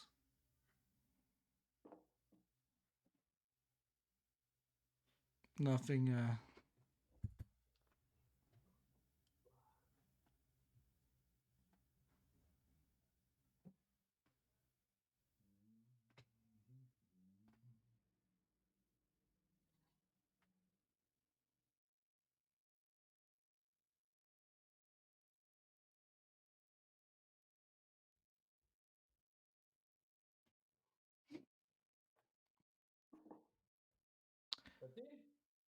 Okay, Juice.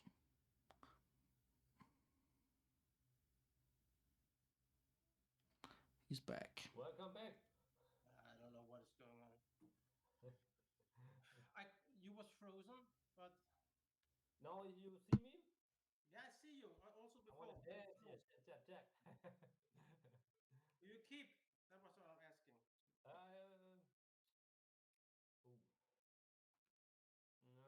Okay, let's just for the viewers, since they're not using the live counter thing, it's not 1-1, it is 1-0.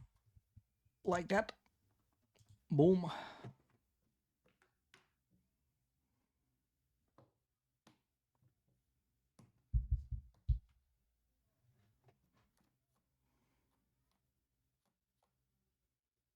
Okay,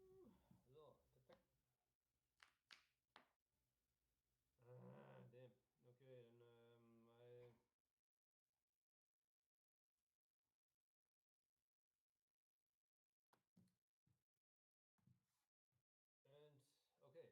That's okay? Also correct. Now with also correct. Misha, and you?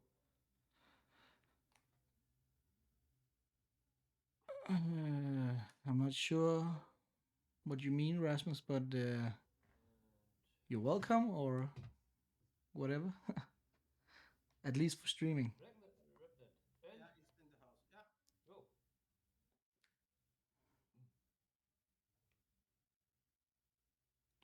I don't know if you're correcting me or yeah, I'm not sure what you're saying. I will attack. Ouch. And another one. Another one. Okay, blacksmith. Whoop, that's the fork. And the mace. And go.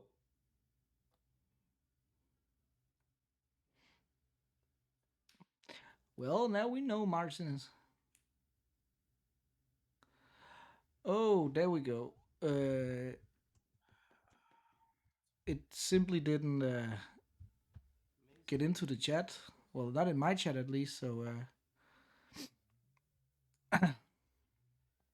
so no worries, Rasmus. That's why I was confused. Didn't see your message. Attack. I'll take 2. I will take a feather stone. Yeah. And go. But yeah, I'm glad you're here and enjoying some X-Point now that you couldn't be playing, but at least you can see some magic, and you can see some magic all day. So let's just open up a bottle of red wine and sit back when the kids are asleep, because we got a lot of matches today.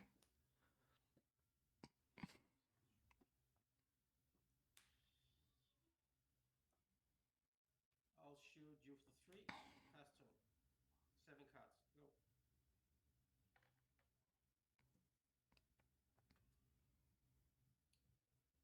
Okay, with the mace active, should Martin start attacking with the factory, or is he Attack. I'd take 2. afraid of the disenchant?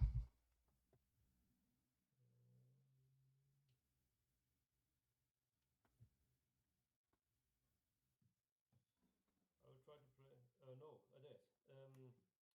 Neither thought. Yeah. And pass. Sorry. Oh, 3 cards. Sorry, 3 cards. Okay. 3.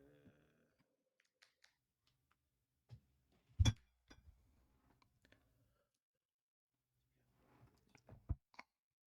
I'll take my turn. Okay.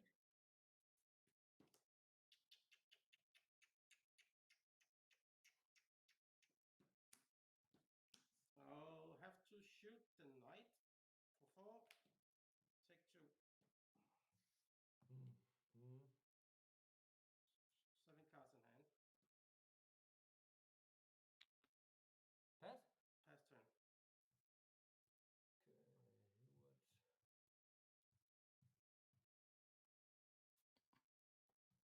Sorry, guys. A lot of communication things I have to do while streaming, but yeah, that's how it is, I guess. I will activate my Misha.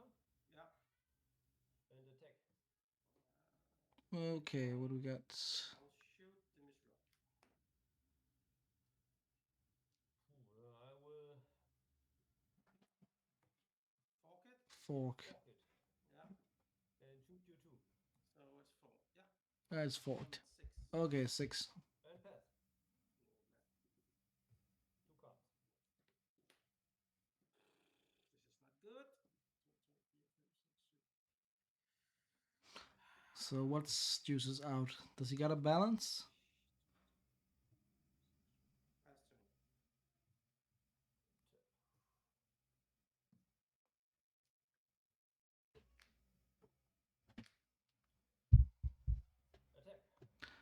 2 damage. 2, I'm at 4.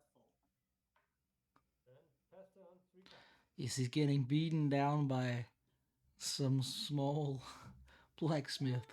That would be pretty damn cool. Okay, that's a Sarah Angel. Imagine dying to blacksmith. You don't see that often in the Swedish format that we're used to playing. You're at 2? Yeah, I'm at 2 light. Draw. The blacksmith beaters are beating me. Yeah, they're doing work. No lands open? No lands open. If you shoot me, you shoot me. Yeah. Yeah, then I try to attack. I block one of them. Yes. Then I got 1. Then I try. What does he do? Then I try a fireball. Oh, 5/1. Yeah, next game. Yeah. Sorry. I got luck. And you. No, there's no sorry about that. Sorry? Yeah, I'm sorry for it. You. Don't say sorry because you win a game. No, not at all, Martin. You did fine in this one. It was pretty cool. Pretty cool to see the blacksmith go all the way. You don't see that. Well, I don't know if you see the next point, but I've never seen it.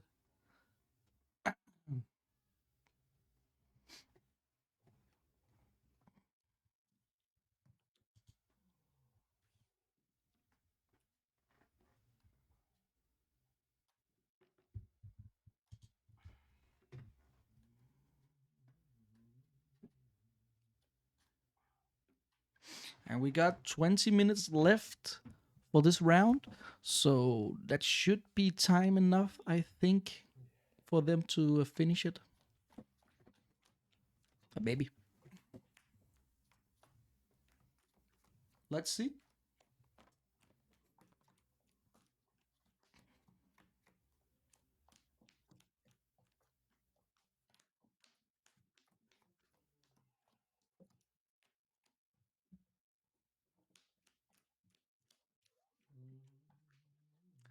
That's the cool thing about this format, Rasmus. It is.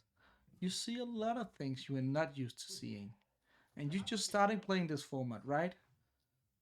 So I hope you're enjoying yourself. Get rid of the small red ones. Yeah.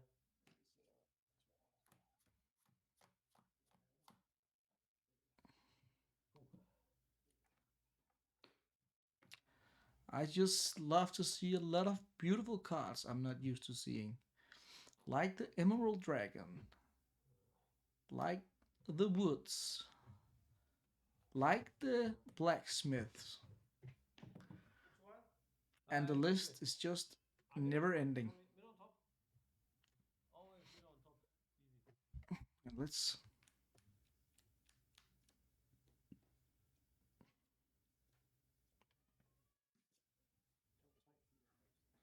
Yeah, okay. Okay. Okay, me too. Yeah.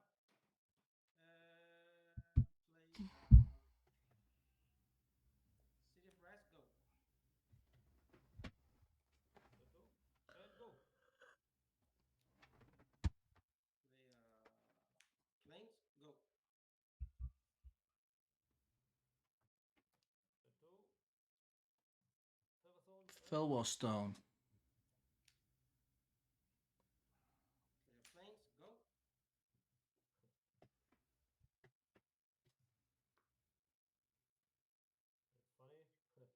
My third.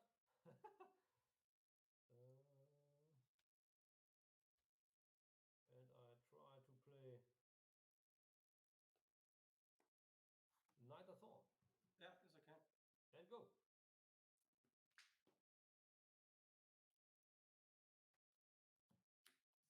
I take one, I try to play Surrender. Okay. Pass turn.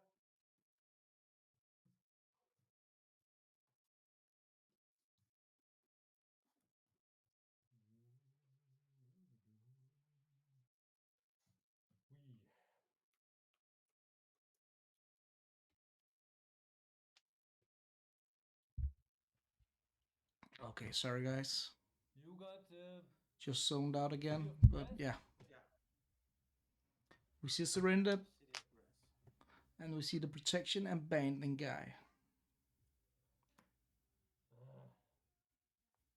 Sorry. Sword. Yes. The 3 life. I will attack. And 2 damage. And I play a Rook Egg. 3 cards and go. So I have wait a second. I open it. Plus towards you. So 21.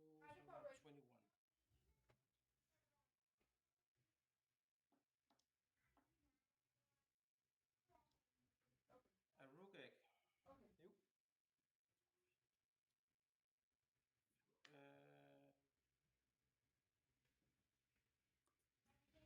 I need to. 2 seconds. Damn. Okay. 115.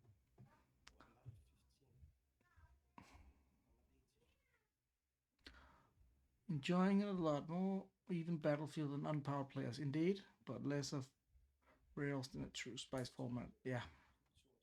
But this isn't like a Spice format. Draw. Like, there is a Spice contest in it, but it isn't a Spice format. But that's the thing about it. You can go the way you want to go. And that's also beautiful. Of course, you can do that too in other tournaments.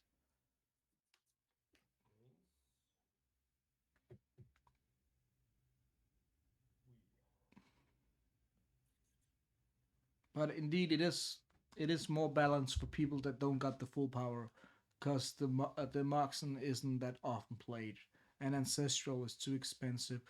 Library of Loa is too expensive. So you don't really want to use your points on that, I guess. I don't know. Texter. You.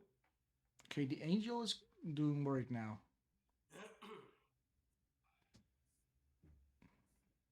5 mana. I'll try to play a Sarah. Another Sarah. Okay.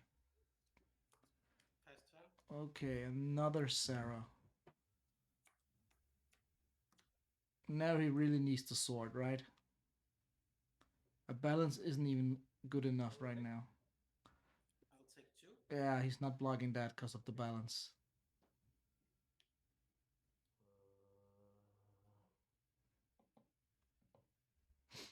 How many cards have you on your I hand? have 2 cards in my hand. 2 cards. Yeah. Whee! Okay. Damn, I try to. Need to play a balance. Yeah. That was what I was thinking. 2 cards. I want to respond on that. Yeah. I'll take 1 damage. 1 damage. And I shoot you for 3. Yep. How many lines do you have? 1, 2, 3, 4, 5, 6 lands. Okay, me too. And you have to discard a card. Oh yeah. And then a Sarah dies. Is it pass turn? Yep, pass turn. Yeah, it was a good thing that Juice didn't. He would play it around the balance. That he didn't block that, because then it would have been crucial. It would have been an insane balance. Pass turn. I need a card Sorry. against the Sarah Angel. Yeah, the Sarah Angel. The greatest creature in Magic Old School, if you ask me. Some say the Surrender, I say the Sarah. Well, some people also say the Sarah. How many Atok? cards do you have in your hand? 2 cards. Sarah. So if you play Fireball, that's 1, 2, 3, 4, 5. Of course, you can put it up like that because they are insane in different decks and all that. But if I have to choose with a gun in my head, I would say the Sarah Angel. And okay, yeah, the Trisk is also a valid one. In Swedish, we could also say like the Suchi is a card. I still go with the Sarah Angel, but yeah, the Trisk is very good too. Indeed. For 4. Yeah. And I shoot for. I don't hope you play reverse damage, but I will shoot you for. Oh, the earthquake. Ah, the earthquake. So Juice takes it. Juice takes it to 2-1. My computer. I need to go to see where I have another one because I don't want to do this every time to drop out. I will just find another match in the. Now it's a problem. For me, it's a problem. While we wait. So let's see. Let's see. What can we do? Let's go to Tim.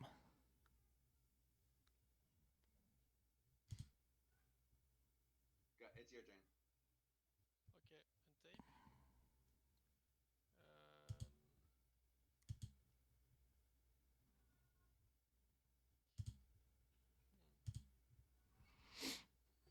There we go. And I'm just gonna remove this one. And take only 1 damage.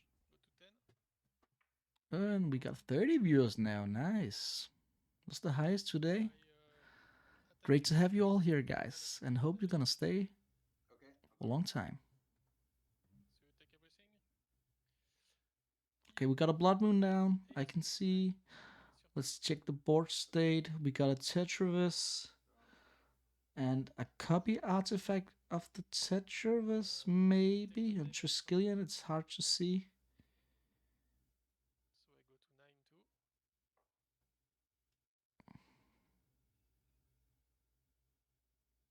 I draw.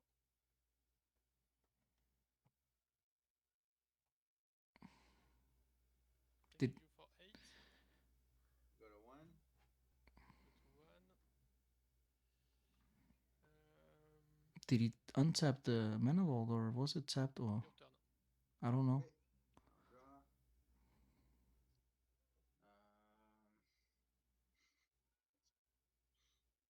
Play a mountain. Yeah. Try to fireball you for 5. I will counter it. Okay. Yeah, okay. In my turn, I Your turn. I pay all vault and I finish you with 8 damage. Alright. Okay, that was looked like all the right counters. that was it. Let's see. We'll just jump right into the next one.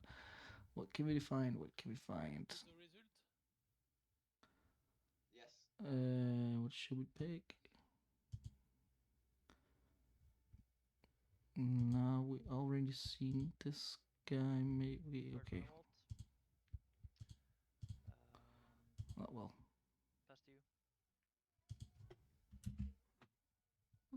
No. Okay, that picture bugs out. I don't know. What's your life total? Let's see. Let's go this one then.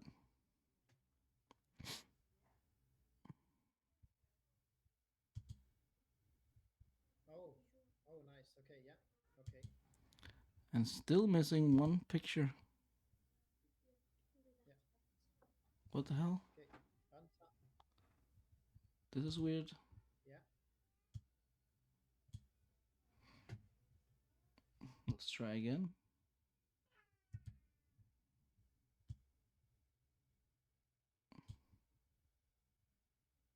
Oh, beautiful.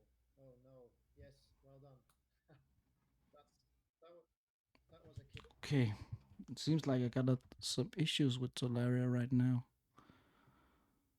Annoying.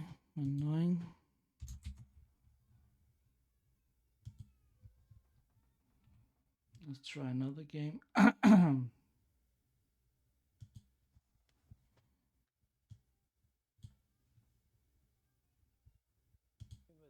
Okay, there we go. Sure, I'll take one. There we go. Pass. Okay. Untap. I'll gain 3, go to 17, draw a card. I'll play Savannah Lion. I'll animate Factory, swing for 2. Yep. And pass. Okay, we're back in it. We got 3 land taxes. Okay. That is that's pretty decent. And the life score, we're gonna also update that. Let's see here. No, not that. Life score. Boom. There we go. There we go. Attack for 2 with the Factory. Yep, 11. And I will bolt you. Yep, 8. And pass the turn.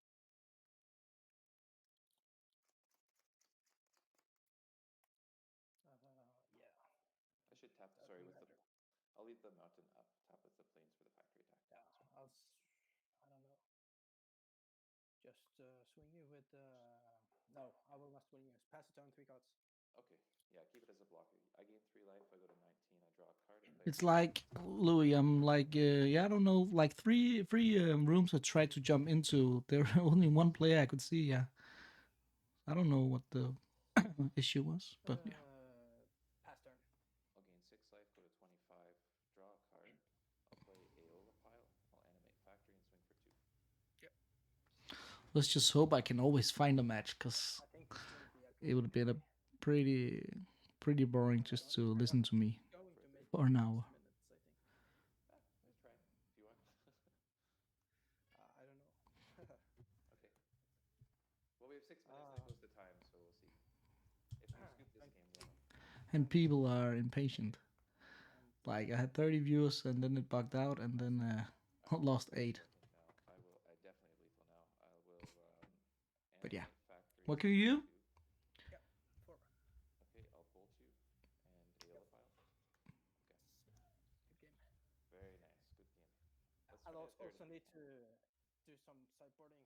Okay, go ahead.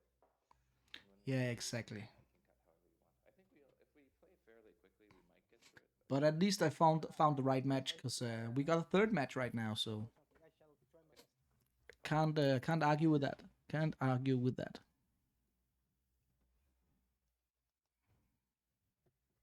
So maybe it was just destiny. I don't know. Let's go with that. Let's go with that.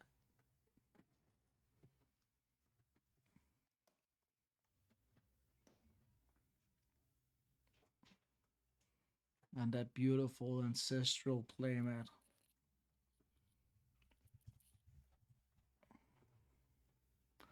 Love it.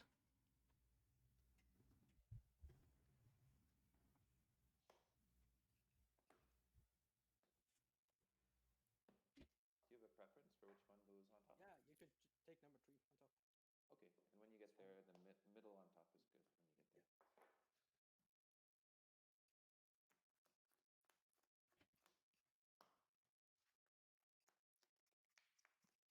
Okay, this is a keep. Yep.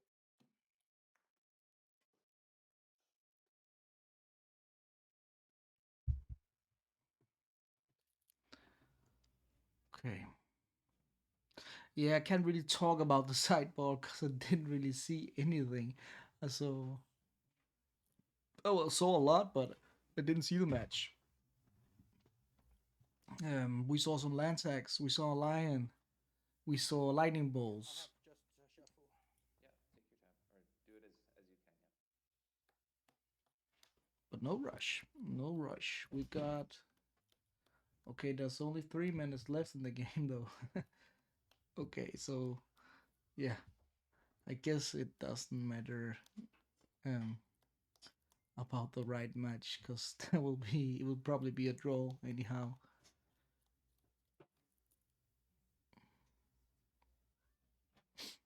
Well, that's that.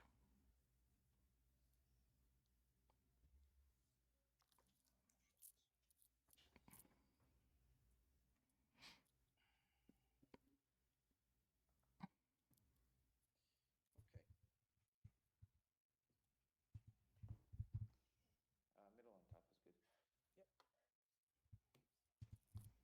Middle on top, yeah. I think you're at 20 life. Yeah, I'll fix that. 2, 4, 6, 7.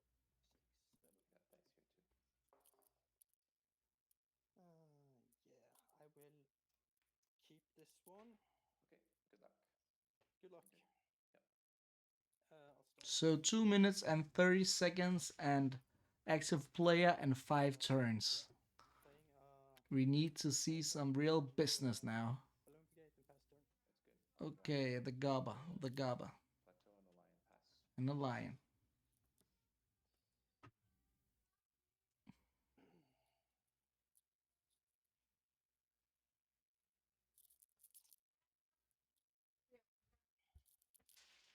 When we run out of time, The race is on indeed. get called, or Yeah, I think so. Not the baddest start for any of them if they want to race stuff, I guess.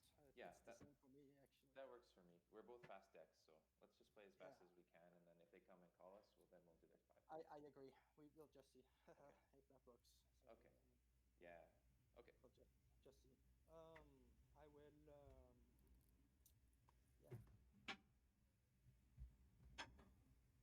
I'll swing you. Yeah, no blocks. 19. And play factory. And Okay, factory, that's not bad. When you need to aggro stuff. grenade you. Okay. 14. And pass it turn focus. Okay. What was that? Draw a card. Okay. 2. Yep. 18. Alright. 1 mana. I'll play land tax. Land tax, okay. Not the greatest card when you need to rush stuff. Factory. Well, I guess it doesn't matter because they're not on time on the 5 turns, but Erik is the favorite right now if we are talking about race. With 2 factories and a creature. Mountain, and a plains. Shuffle. Yeah, you're at 12, right? Yes. Sorry, I haven't updated the Tolaria, but I have it on my dice here. It's 12, yes. I'm not used to playing with the Tolaria totals. Okay. Draw 1. Let's see. So you've got some stuff there. You've got 3 lands now. I will. Okay. Play quickly here. What do? I need to play more stuff to remove. I need to stay on board. I need life. So yeah, 1. We're gonna bolt the goblins. Yep. We're gonna play a plains. We're gonna play another lion. Okay, makes sense. Swing across for 2. Yep. And pass the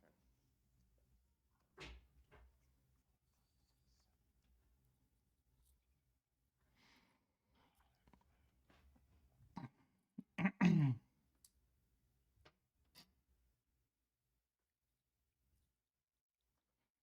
Okay, there's time, I guess, because it's going So upwards. we're actually on stream right now, I think, too. Oh, okay. Yeah. Let's go as fast as we can. Yeah, I'll thinking. So Louis is Play a Orcish captain and pass the turn 3 cards. Okay, untap, activate land taps. is there like an announcement out or something? Take 1. Take 2. Take 3 lands. Shuffle. And then tap again. Sorry. Card for the turn. These all have Timer for round 2 is up. Active player finished his turn and 5 more turns. blockers. Let's hope they see it. Yeah, it's 5 more turns. The running clock is because of the time is over. So it's just when it's red, it goes. It's the time. Yeah. It's just counting upwards instead of when the round starts. It starts at 15 minutes and then it's white. Can you do enough damage? So yeah, the time is actually up now. So they should put a dice down.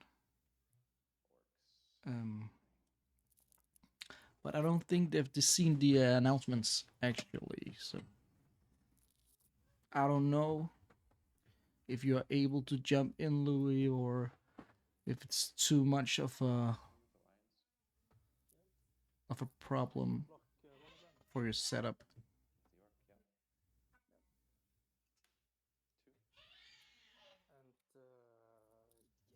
And yeah, I'm pretty sure you have a disenchant or something. Yeah, just want to activate one and block. Let me think about this now. I don't know. It's up to you, Louis. It's up to you. But I guess if you want to keep within the time limits, yeah. I will respond.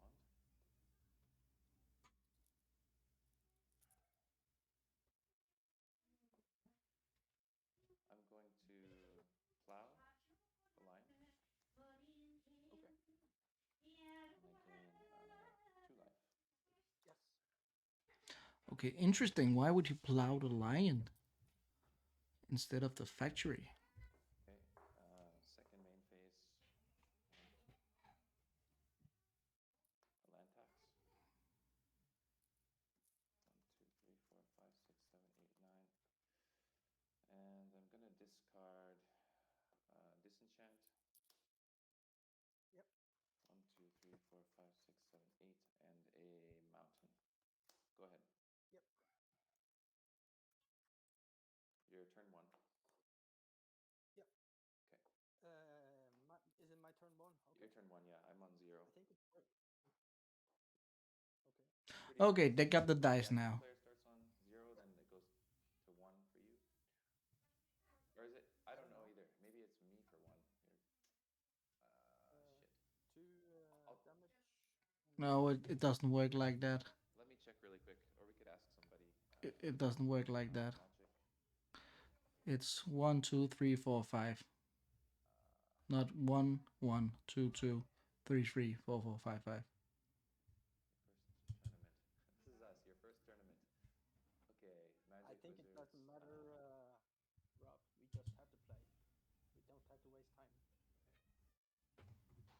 Okay. It's, it might end up mattering. I think we have, because we have a time limit in 10 minutes. So I just have we think we have to play. Okay. It's in 6 minutes. So this is turn. So turn 2 for you. Okay. So your turn 1 passing to me. Yeah. 2. Okay. So I start. I draw the lands. Or search for lands. Sorry.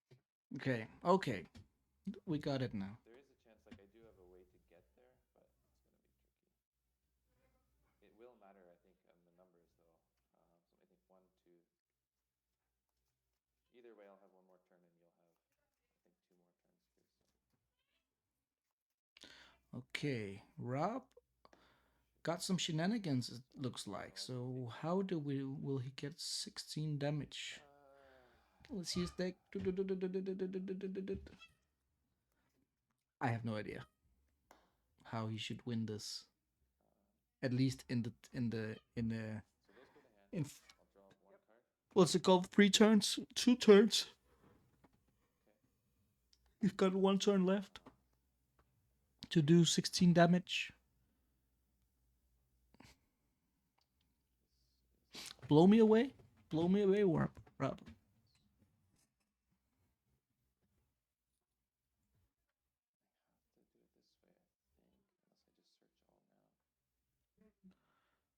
Okay.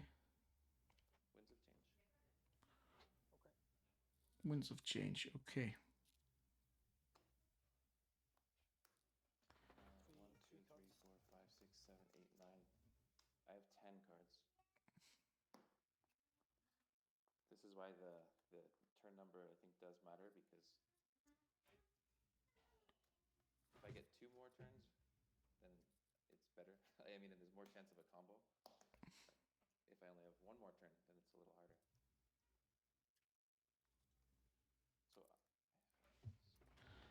So how do we combo? How do we combo? You can't play power artifact fireball because there's no blue mana. How do we combo? We don't got life for the channel. How do we combo? We don't got the Underworld Dreams down. Guys, help me out in the chat. How do we combo this? I'm gonna play Plateau and Chain Lightning on you. Thank you for the follow. OS 9394. What's the score right now? The score is 1-1. Lance Edge. Yeah, of course it's Lance. Wow. Oh, I'm so bad. I'm so bad. I never play Lance Edge. But yeah, of course it's Lance Edge. Of course it is. Thank you, Molly Zero.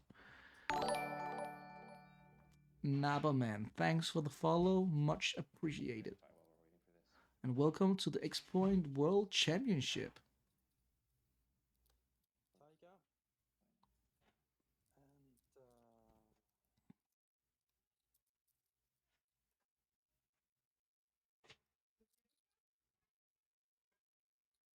Lance Edge, of course it is. I'm so bad at Magic.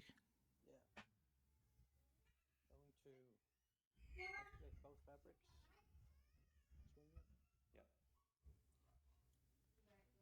Swing it. Yeah, we did it right. Active players turn 0. Okay, good to know. So we are correct right now. This is turn 3. It is turn 3, yeah. Okay, for me, turn 3 on me. Yes. Swinging me for 2, 4, 5. Sure, I'm gonna take. Actually, do I do that? Yeah, I take. Yeah, I take 5. Yeah. I take okay. 5. Pass the turn. Three cards in hand. 1, 2, 3, 4. Let's go for 4. So this is Rob's last turn. Tap, land tax triggers. This is Rob's last turn, so he needs to find 13 damage. Alright, let's see what we get here. 1. We need Land's Edge. Land's Edge. 3, 4, 5, 6 lands. Oi. Oi, oi, oi. Is it enough? 2, 4, 6, 8, 12, 14. Cut. And you gotta choose 1, 2, or 3. And that's 12.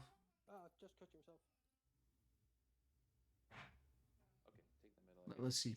Let's see. He needs 14 damage. Let's see if he can get. Not Land's Edge, but It's not a draw yet. It's a draw if the dice is run out. They got 2 turns left. Rob's got a turn and Eric's got a turn.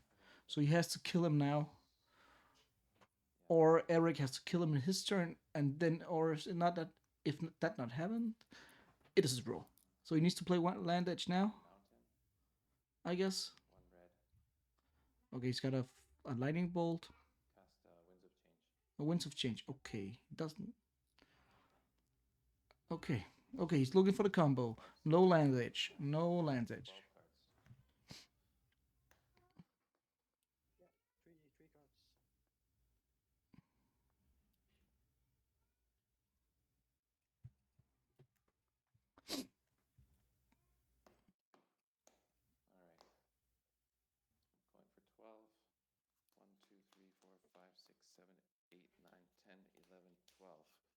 Oof. That is a lot of cards. Okay, let's see. Okay. So, did we find a land edge? No, still didn't. Ugh, but there's a chance. Okay. Mox Pearl. Okay, there's still a max. The winds of change again. Oh, there is no chance anymore. Oh, and there's no another win. I have another wins. Yeah. Okay, I guess we have to I don't report have. in 30 seconds. Yeah. Okay. I'll I just. think we It's have gonna be a to draw report now. this as a draw. It will be a Yeah, draw I now. think so. Yeah. I'll just chain lightning your I think right and play a javelineer, and yeah, that's basically it. We'll go with a draw. Let's go with a draw. Makes sense. Oh, good games, man. Let's go with a draw. Good games. Wow. Yeah, I wish we had a little more time. It's hard though, right, to get all the matches in. Okay, guys, we got our first draw on stream. Like if it goes to game 3. Cool game. Cool game. So, was that the last game? Yeah, that was the last game.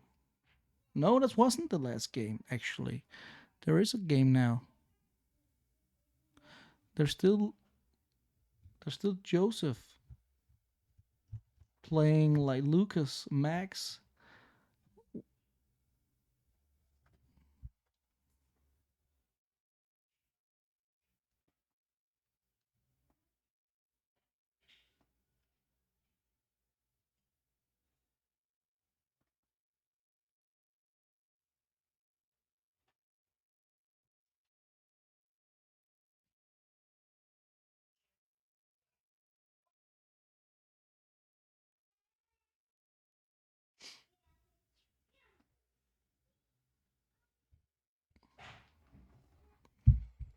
Okay. Okay, guys. Just gonna put some background music on for you. Da-da-da-da-da. Unless you don't want it. But I'm gonna do it anyway.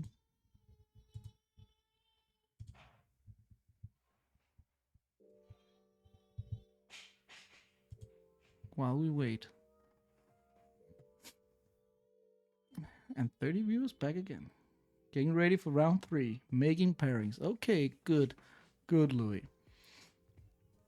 So, round 3 incoming.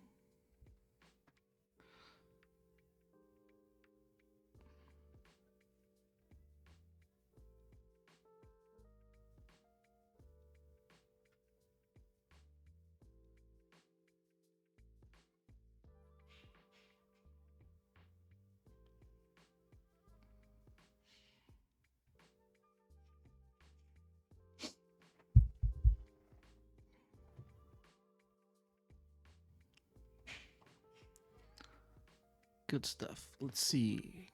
Well, we can't even see like the score. Wait, we got the pair. No, we don't got the pairings. We do got the pairings. We do got the pairings. Okay.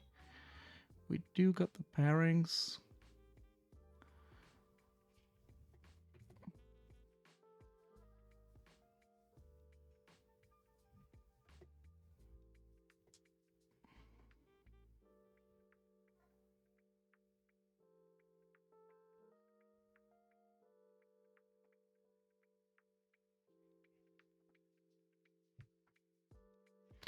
So what should we go with?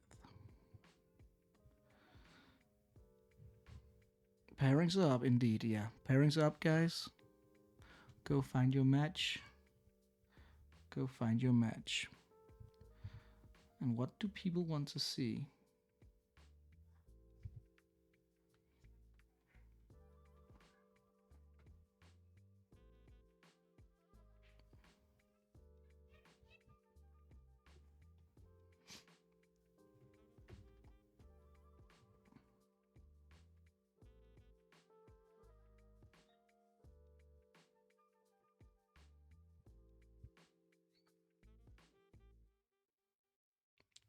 Or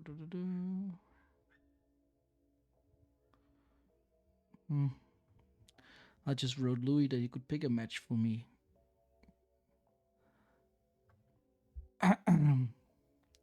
But I think I'll just find a match myself. He's probably busy.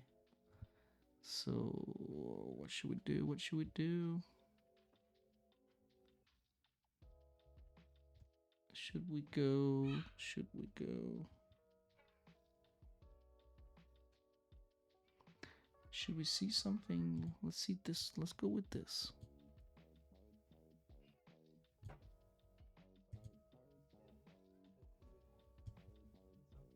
And the music is off.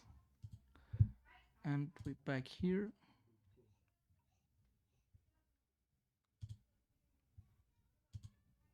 Playing, but I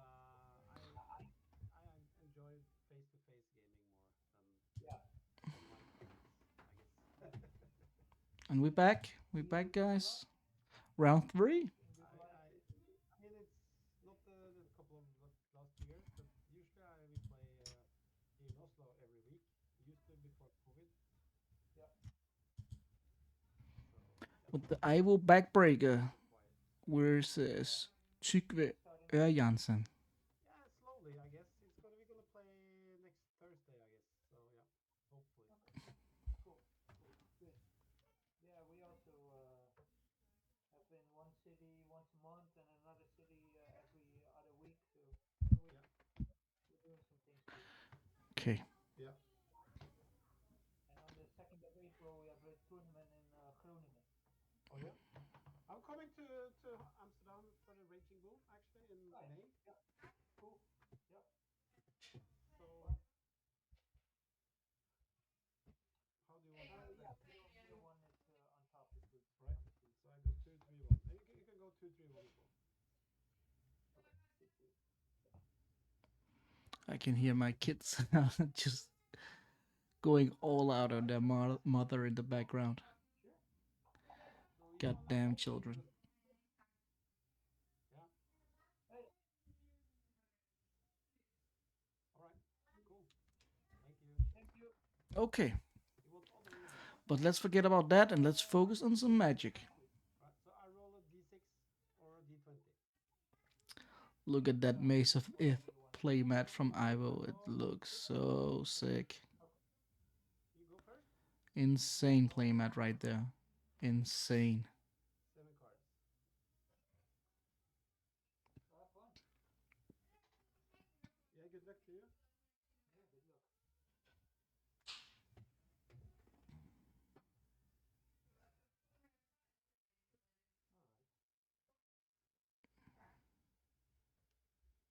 Yeah, I'll keep. Yeah, I need to. Ivo keeps. Right. Yeah, I'll do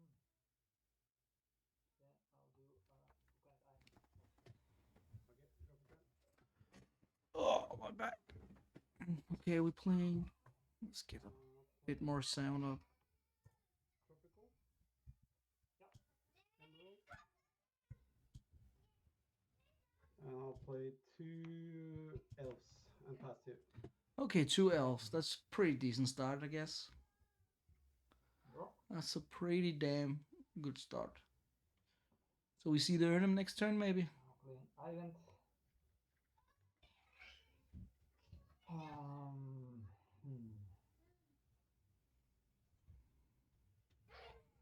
Or are we keeping the cards for the counter backup, maybe? Are we running counter spells? Because there's probably gonna be something huge hitting the... Oh, copper tablet, okay. So it's 1 damage for each turn? Yeah. Each upkeep, yeah, indeed. Yeah, each upkeep. Yeah. Now pass me. Okay.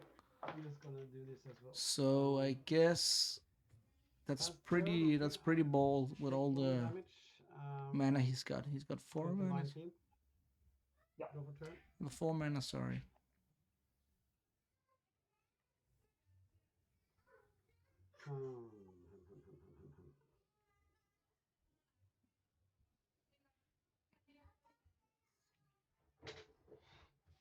So what to do? What to do?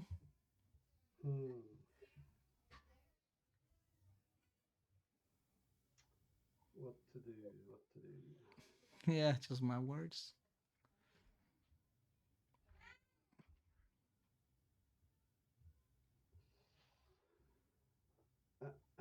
Okay, so I'll play.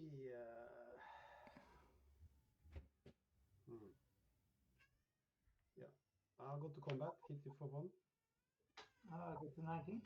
Okay, 1 damage. Not using full mana. I will play. Ooh, the flying man. Yeah, that's the card. I'll go to Pixie. And a pixie. Okay. Okay. We got the beat down. Okay, 1 get a damage. damage from the tablet. Yeah. Good. 18. Yeah. Untap. Draw. Play a strip mine. Strip mine. Okay.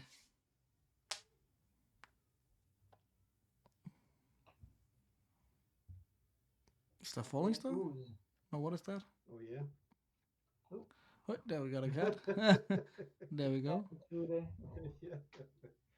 I'll play the ooze, and then I'll pass. An ooze. I don't know that card. Play the ooze. Can the chat tell me what that card is? I'll untap. I take 1, go to 18. Overturn.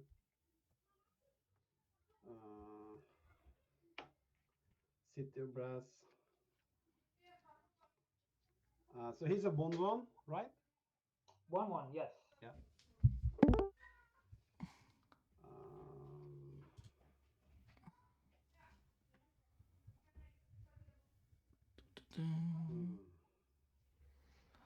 Hey, Louis.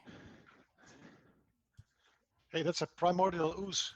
Primordial ooze. Okay, and what does that do? Anything special? Yeah, well, I think it's grows every turn, and you have to keep putting mana in it. You should look it up. Okay, and how do you spell it? Like, can you just type it in the chat? Primordial. Okay, someone. Yeah, that is. Someone did it for me. Perfect. What a guy. Okay, let's see, just like that. Okay, really, 1/1. That's spice. At the beginning of your upkeep, put a 1/1 counter on it. Then you may pay. Then you may pay where X is the number of counters. If you don't. Okay, tap. It deals. Okay. So he has to put mana in it, indeed. It grows slowly, but you have to keep putting mana in it. So it's pretty. It's yeah, but I think he's in like on the clock with 2 unstable mutation on her flying man. That's yeah. And with a couple tablet down. This is sort of a berserk aggro, green-blue aggro deck. So it's gonna be 5/5.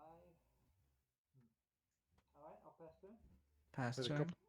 He's playing couple tablets, so he chips in some damage, but also to himself. Indeed. But what does he? He got 2, 4, 5, 6, 7, 8, 9 damage now, and upkeep couple tablet. Of course, he can block with the ooze. But... I guess if he can't get rid of the flying man, it's. There's 2 counters on it. 5/5 now, huh? That's true. Let me see.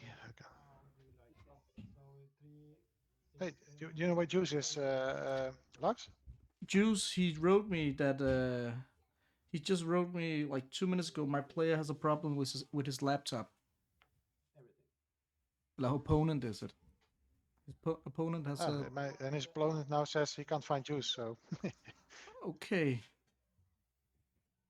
Yeah. Should I write him or? Okay, I'll tell Lux to get in touch with Juice. Okay. Want me to call him, Louis, or? Lux, could you send me his Facebook? Yeah. On Facebook, I'll just send it's for Jorgo. He's in the room. Okay. I think he's watching.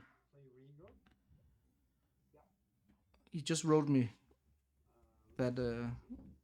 Let's see here. I just told him Jorgo is in the room.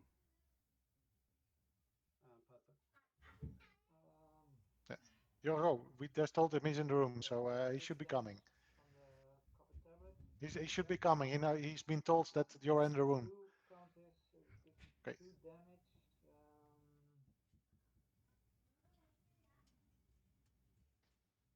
Damn, all those microphones open, and sometimes I don't know who I'm talking to. One, should they go on? I think I don't know if he's got a problem with Tolaria or something. Open here, so. Yeah, I know the feeling. He just sent me a picture of. They can go to. Well, I think they should go to whereby. So Juice can't play him.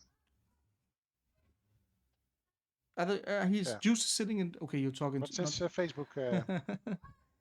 Yeah. Let me. How do I? I'm talking to you last. Okay, yeah. How do I copy it for you? I'm gonna write it for you here. I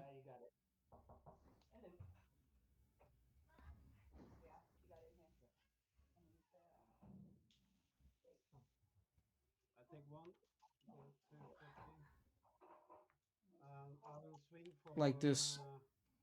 But otherwise, just tell me whereby he can join, and then I can tell him if that's easier for you, Louis. Yeah. Those 2 unstables were too much. Okay, yeah. But yeah, the unstable magic just ran it over. How do you get a game win here? I don't get it. I think if you press G, then you got a game win. There you go. Thank you. Yeah. Thank you. And C is And C2 is All right. So you play blue-red. Ooze. Yeah. Blue-red ooze. All right. Sideboard time.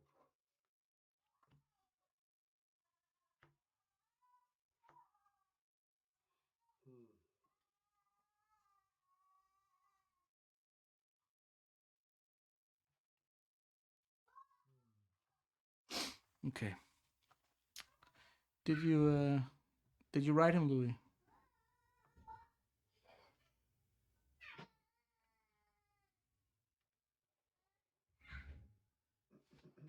Yes, it's fixed. He's going to contact him on Facebook and play on whereby. Okay.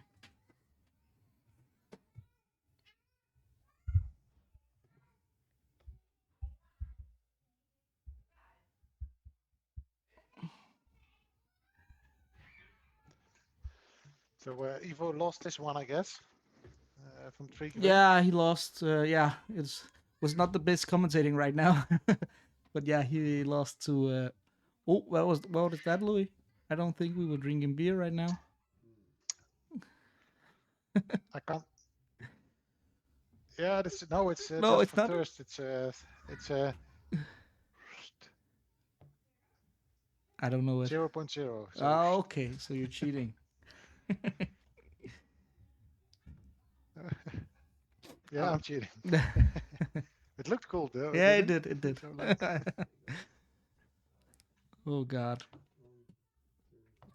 So what do we do in a situation like this where I got to keep my wits about. So until the playoffs, I'm like, yeah. I'm just thinking about it's the situation with sober. the Yorgo and Juice now have lost 15 minutes, right?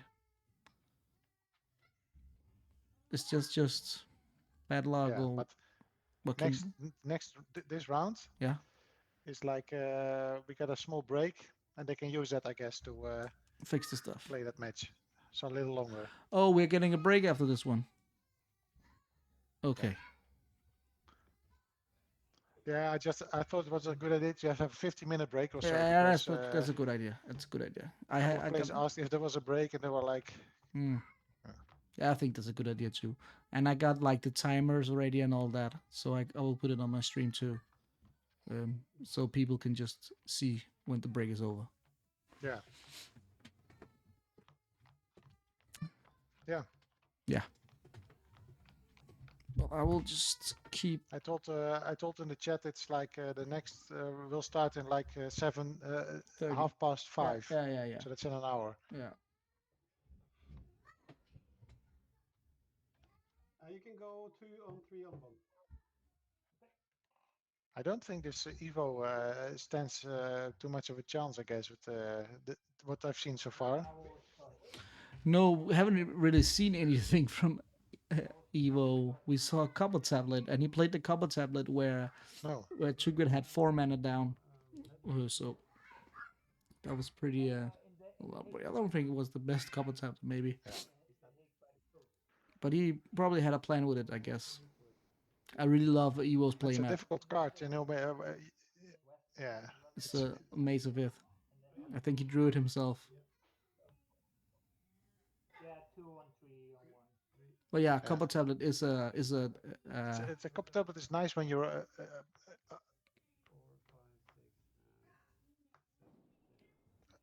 up in life and have the defense mechanisms ready. So like mazes, you can just sit behind it and grab a couple of life in and there and make sure you're in front of the opponent. So Indeed, just burn them to death. Indeed.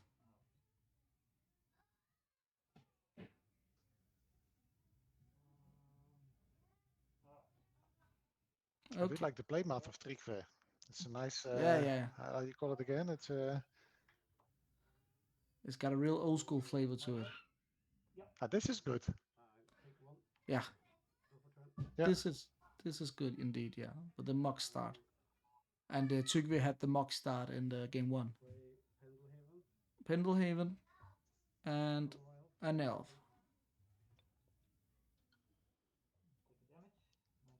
Yeah. Try to burn it down. I would try to do that myself if I were Evo. Yeah, especially with a strip mine. He can clear the board if you got a lightning bolt, right?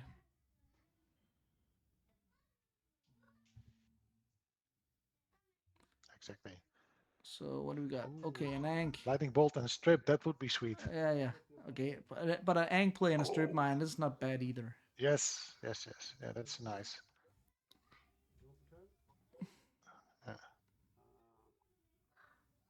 Still get rid of the Lano Elf because it makes mana, so indeed. He has to drop one land less, I guess. He has to get rid of the Lano Elf.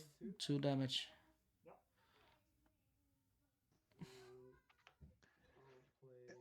Another one. Script Sprite. Okay.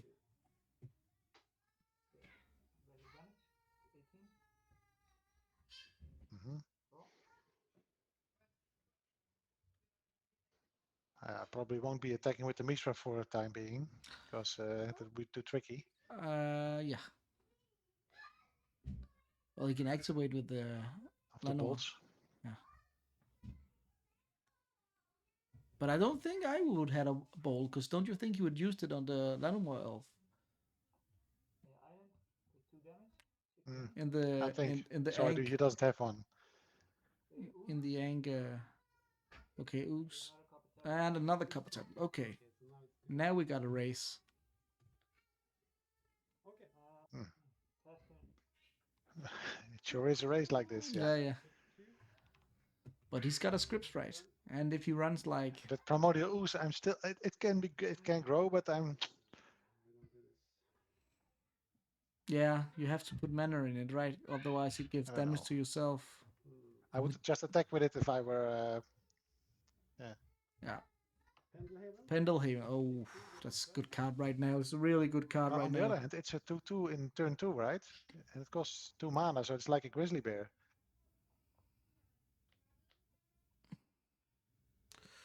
So, what are you thinking is to play? Because you want red to cast. Next turn, you have to pay X.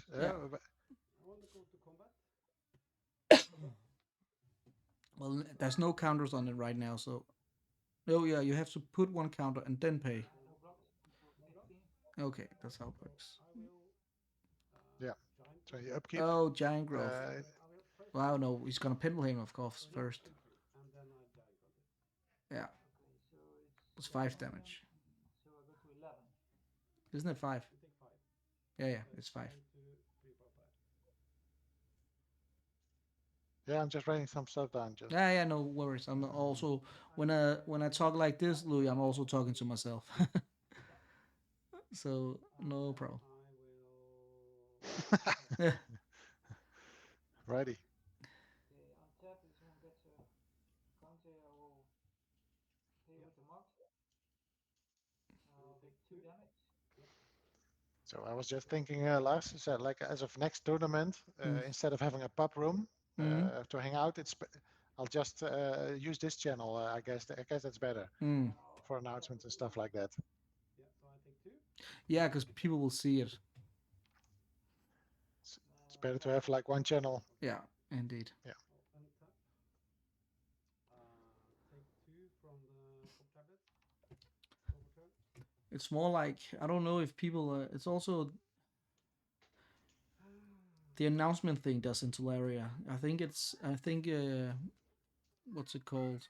Matthias should think about like having it pop into their window or something like that. Do you know what I mean? Because they're not watching the chat, I think. They're just like too a pop-up. Yeah, because they're too focused on the game and the play. So when it's out there in the right, they miss stuff, I think. I don't know if there's sound on it when you make announcements though. Yeah, that's a good call. Yeah. Yeah, but I don't know if it works if you close the chat window, because you can close the chat window in Tolaria to make for more room. Exactly. To see on your screen.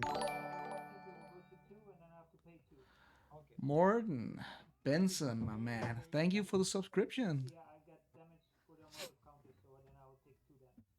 And then it becomes tap. Yeah, okay.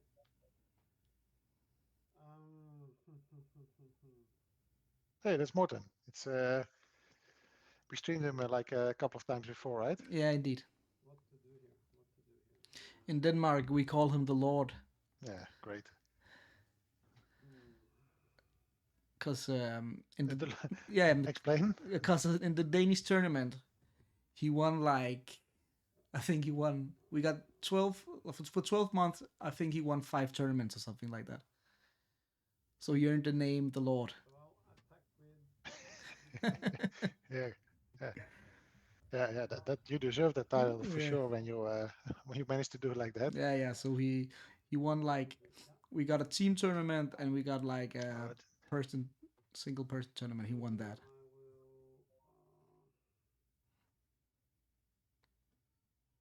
And he also could won. You check on Juice, by the way, if he's managed to schedule with Yogo? Yeah, indeed.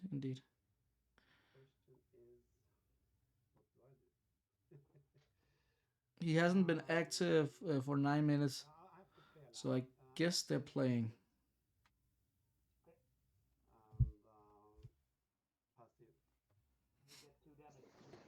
Yeah, that's true. I'm at 6. Okay, it's a close one, this one. This one goes to 2. I will pay 2 of them. So, but he's got a mace, so that's It's a nice one. Indeed. He still has to pay a lot of mana now. Yeah, he paid 2. But the thing is that Trygve, he's got a mace, right? So. And then I have to attack with the ooze. Okay. I'll mace it. Yeah.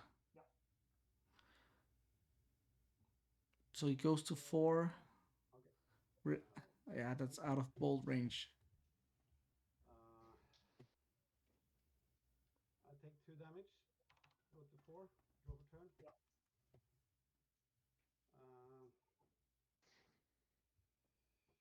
Combat.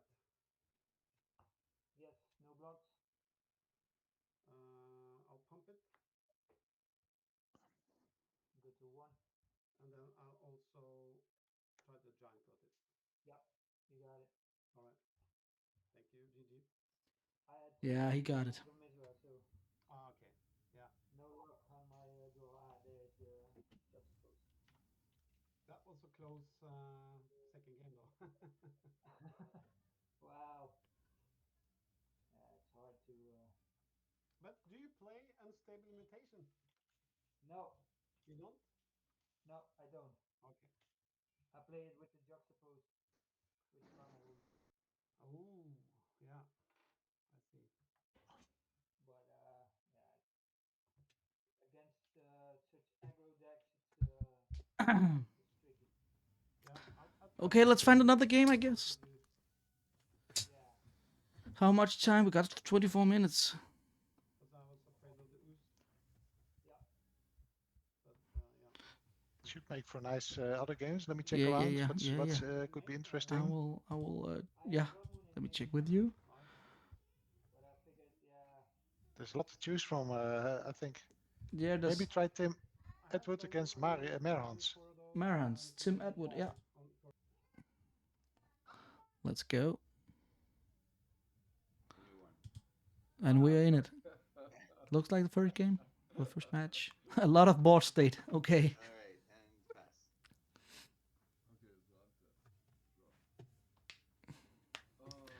And a lot of altered cards from Mario.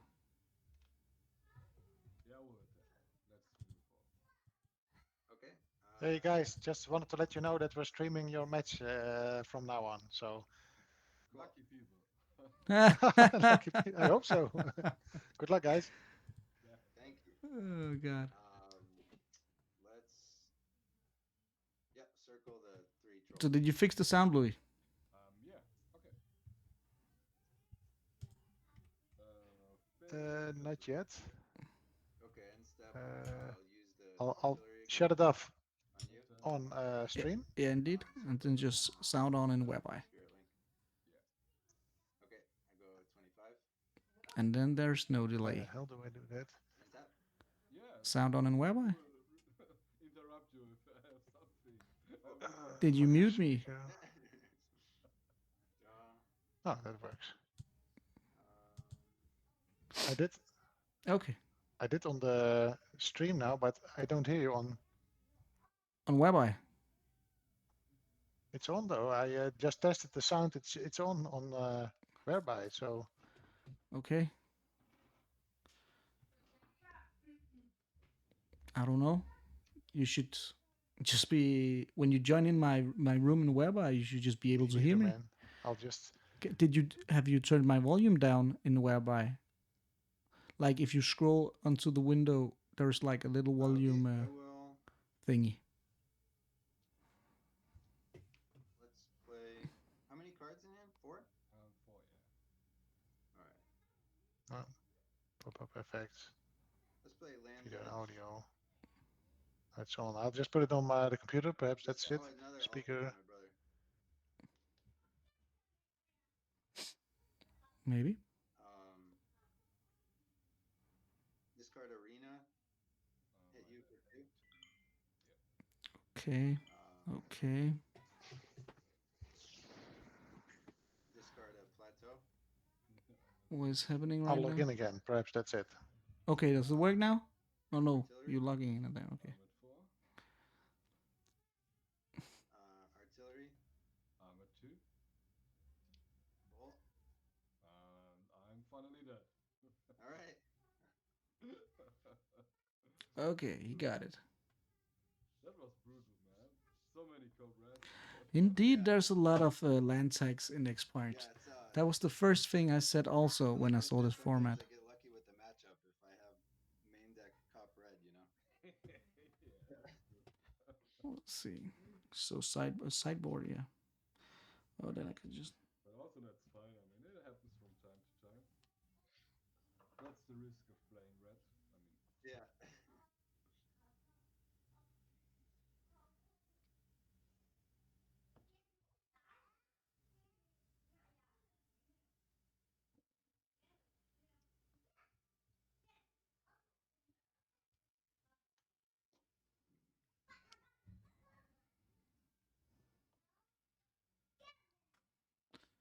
Okay.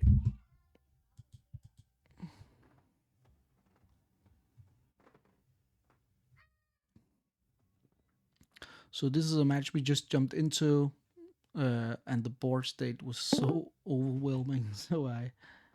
Hey Lars. Yeah, how was up, Louis? Can you hear me? No, nothing. Wow, that's weird. That is pretty weird. Louis, have you checked your the output in whereby? I guess I'm a bit delayed right now, but like there is like if you hold your mouse over the microphone you got, then there's a speaker, and then you can change it to the right source. Maybe the source isn't in your headphones. in whereby. You know what I mean?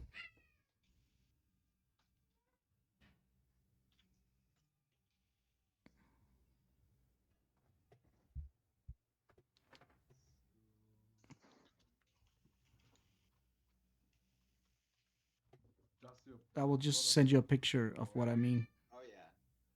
Yeah. Yeah, he plays all Magic.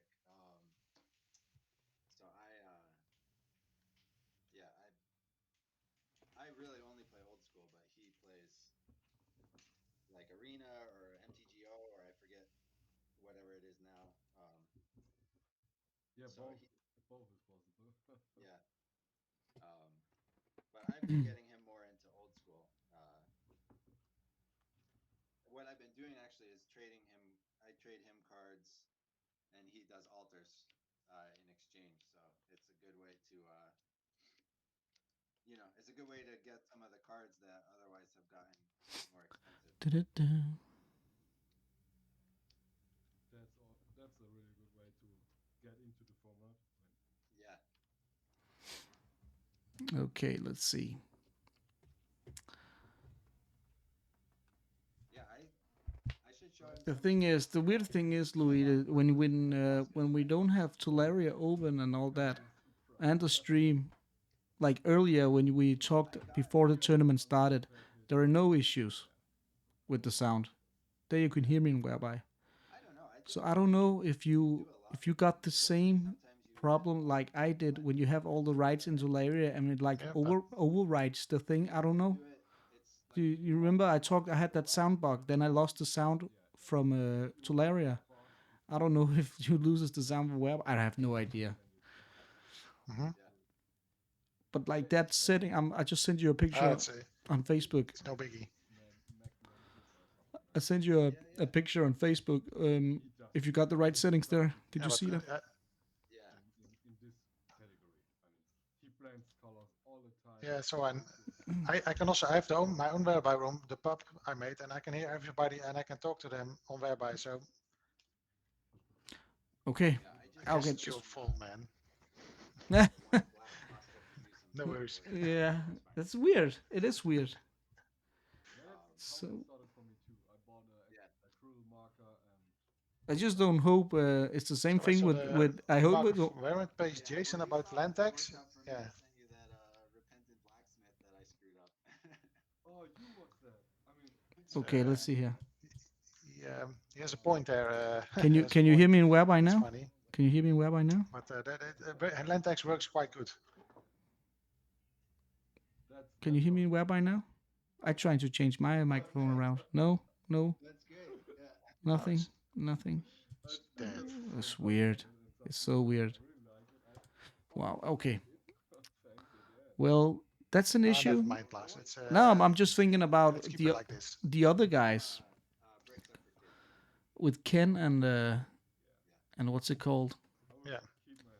Yeah, but then we will do it on Discord and something like that. I don't know.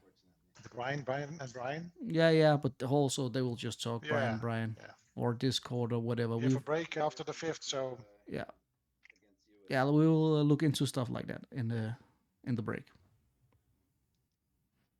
No worries, no biggie. I don't know why not.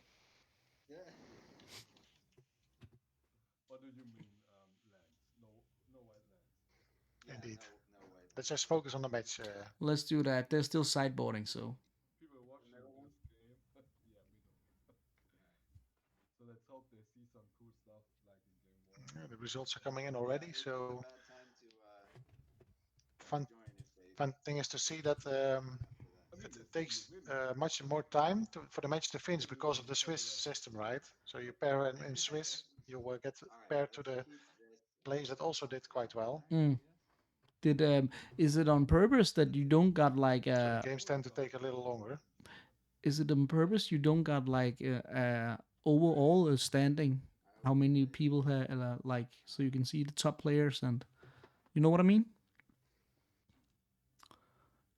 But it's on standings. Yeah, but you go to whereby, sorry, Tolaria. It's the first step. Why I can only see Ryan. round 1, 2, 3, 4, and 5. I don't see like a standing. And left to that is standings. See, there's your technical issue. I'll show you a picture. I'll send you a picture of that. Yeah, send me a picture. Well, back to the match. Ah, there we go, the sword. The beautiful sword. Let me see the picture. Let me see. A primordial ooze gets the swords. That's nice. Then you're really afraid of it. Mountain and pass. Okay, so untap, draw. I will play a plateau and your turn. Draw. Okay. Plains. I also like the sleeves that Mario is using. Special. The dragons. But is that like so you're telling me the Juice is number 1, Yorgo is number 2, Christian is number 3, or what?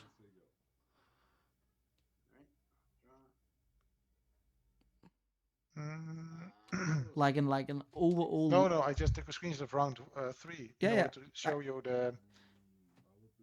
Yeah, but I can see that, but usually let me.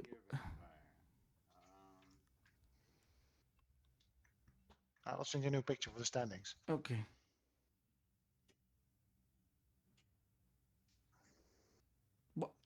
Why don't I got that? Okay, so I will go to 24. What the hell?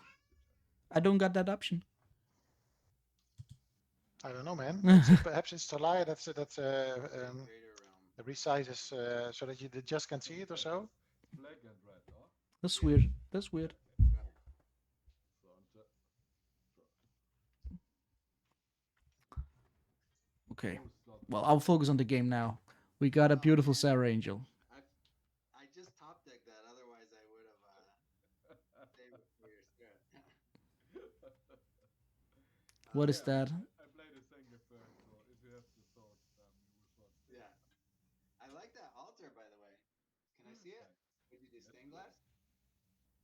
I mean, it's not done pretty good. I did it yesterday because I only had.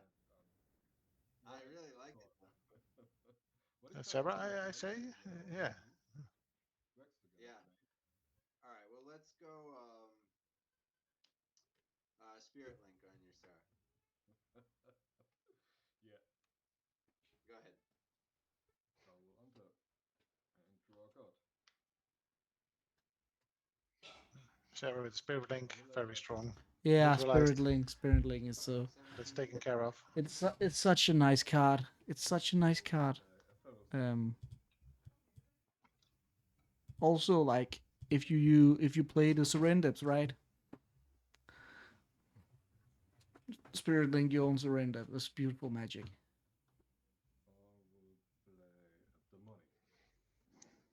Hey, this is a fun deck. I see the Greater Realm of Preservation. And what does that do? And if you combine with the Primordial Ooze. Yeah. Fork. You can just yeah. Don't prevent the damage, but it's still being tapped. But okay. I think it doesn't matter. Yeah, whatever. Yeah, go for it. I'm not gonna get anything relevant. So Greater Realm is just Circle of Protection red and black tossed into each other, only more expensive to use. Did he? So it's a bit. Did he fork? Was it it's hard to, if you don't know Mario's deck. Was it a Demonic Tutor or he just forked? I guess it is.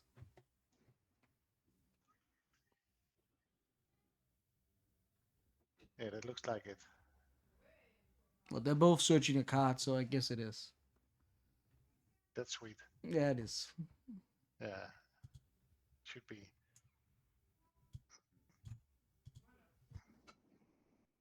It's an interesting deck Tim has, to be honest.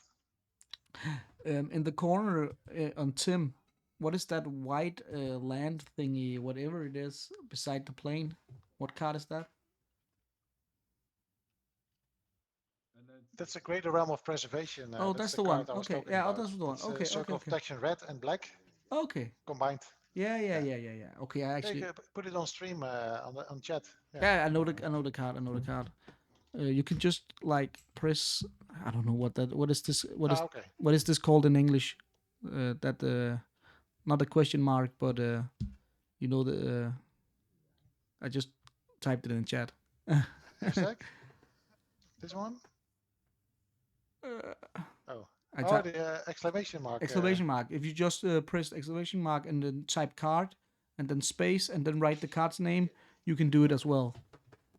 Louis, in my chat, if there's a card you want to. I'll try. Okay. No, it doesn't. No, you have to exclamation mark and then write card and then do like you did. What did I do?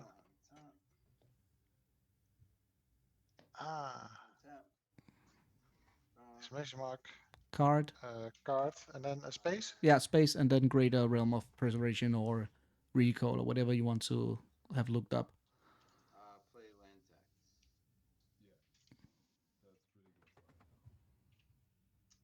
There we go. There we go. Yeah. Great. Good to know. We're disenchanting. So it's a nice sideboard card if you don't have too many space to run like a couple of cop reds and cop blacks. Do we see like in X point like it costs one white and one colorless, so it's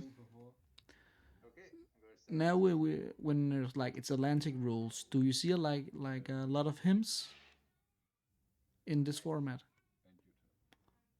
I will.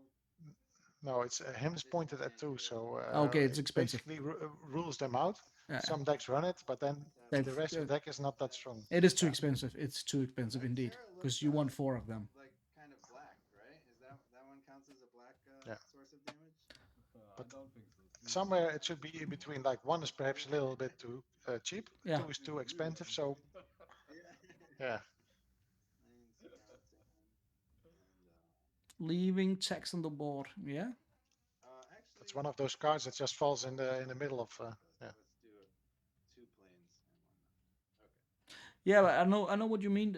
Maybe it's too strong in 1, and yeah, it's too bad in 2. So it just phases out.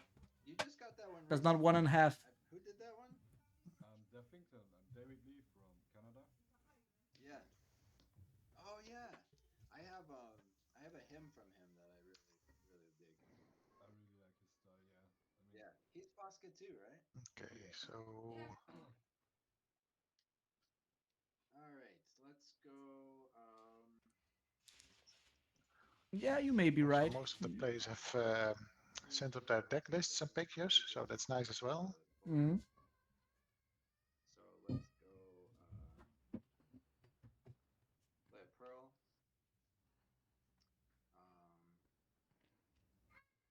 Yeah, that's nice to send to be able to send it to Brian and Brian if they're there for the playoffs. Yeah, indeed. And then you can have like, was he joining like in the start of the top 8?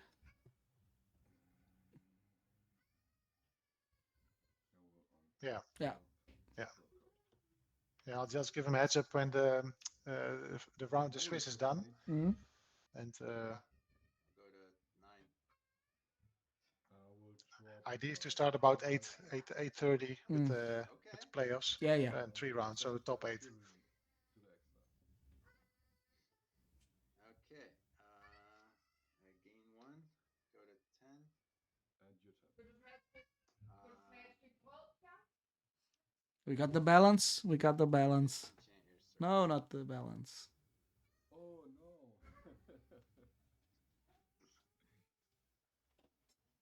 My turn?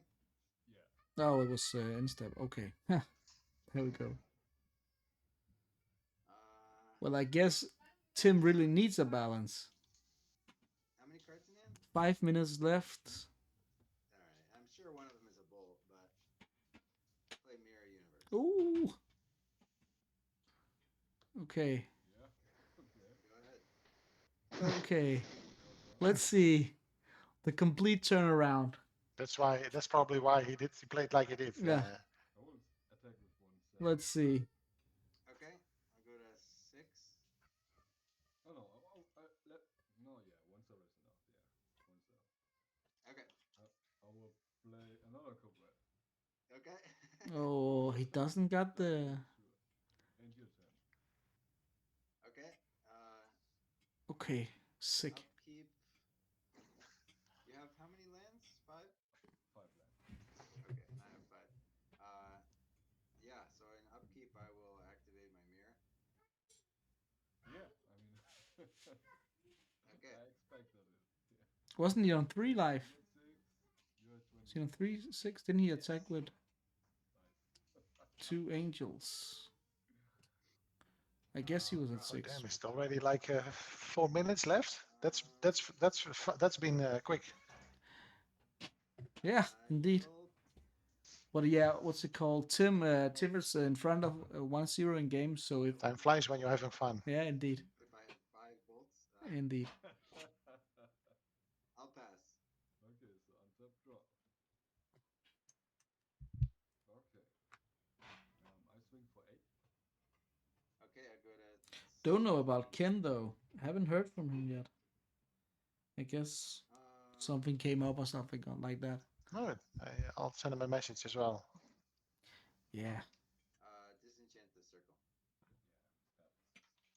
2 lightning bolts now. That would be what a sick play. You have 5 lands still, right? I have still 5 lands.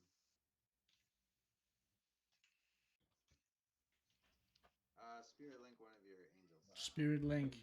Okay. Go ahead. So this one has a spirit link.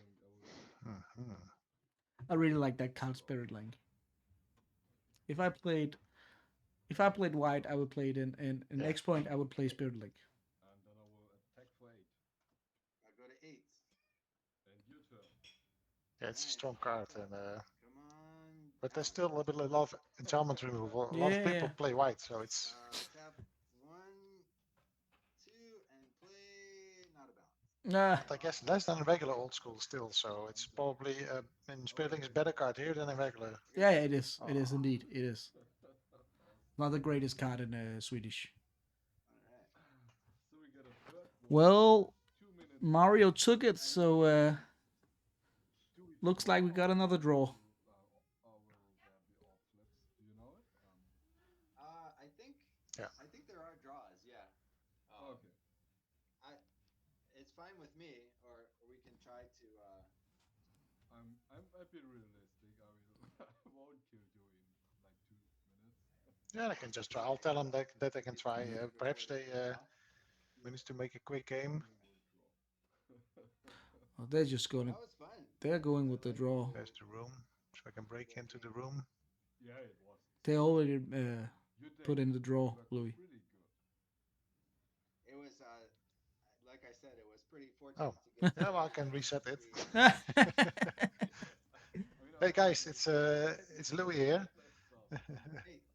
Hey, you still don't want to play? Continue the game?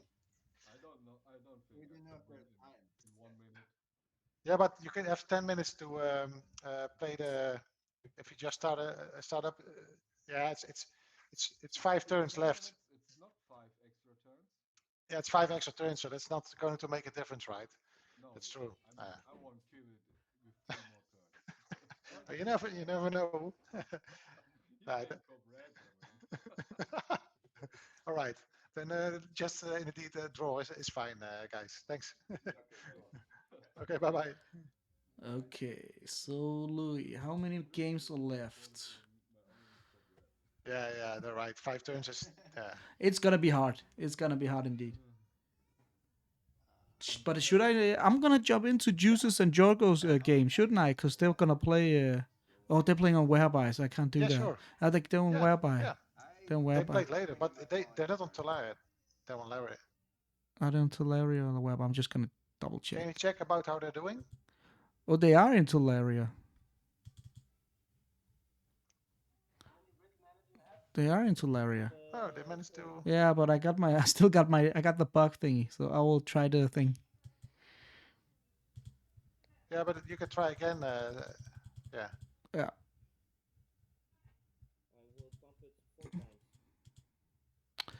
It doesn't work for me.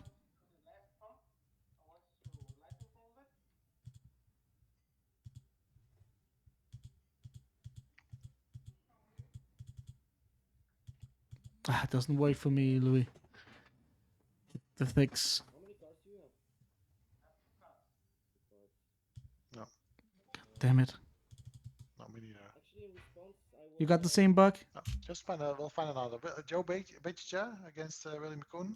Just give me one last try. Yeah. No. Let's see. Yeah, Joe.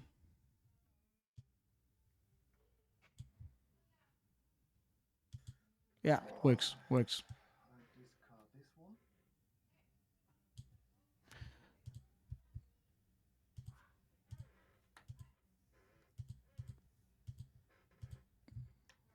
Fly Kaiser. Great.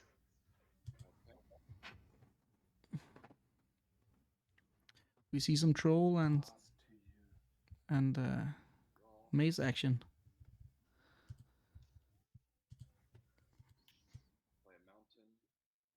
I see a lot of mazes in this tournament. Yeah. I haven't seen that much so far, but Let's do like this. Again, a land tax. I guess that's just the card to play in X Point. Fixing. Oh, let me fix this life count. yeah, it's the mana fixer, right? Like you have Yeah. Moxen in regular old school. It's the Lentex here. How Okay, right. So what's the round timer now? 2 minutes past. Yeah. So we are in the when were we having the break? Got like in a couple of more matches. What did you announce? Like now. Yeah, we got the break now. So guys, take a break. We are not. The next round starts at yeah. I believe that's the case. Yeah, it works. I had too many. So Joe Game is wins this done. one. I think this game is I'm just over. checking the other games that are still open to Yeah. see if they're. This one I had used. Okay, but it was pretty much a pretty good game. Did you have a? Yeah, that was well. I mean, it looked. Hey guys, do you hear me? Pretty over early on, but yeah. I mean, Oh wait, Lars, I'll just turn out the sound for you as Yeah, well. yeah, no because- worries.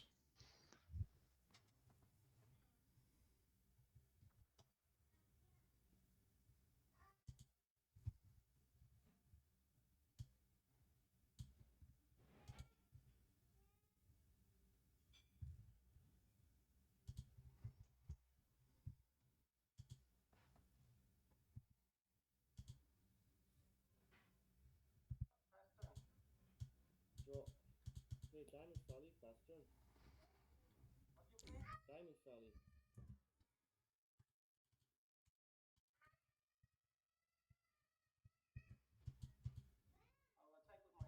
Mace 1 and I'll go to 23. Draw. Jesus.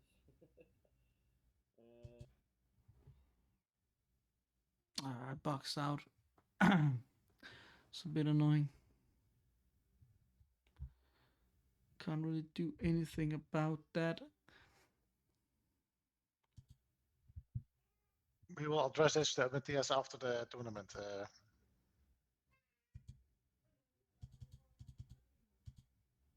Draw. I can only get Yorgo's picture. Coverstone. I'll try.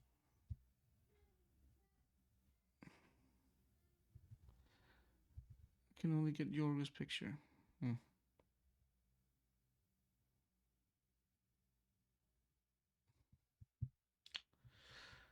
Well,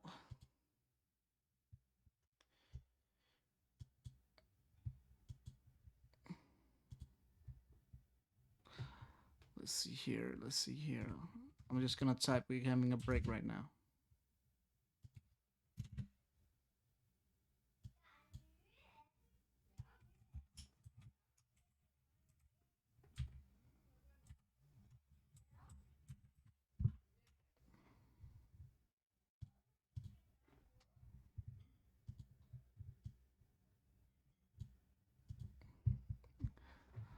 Be right back, guys.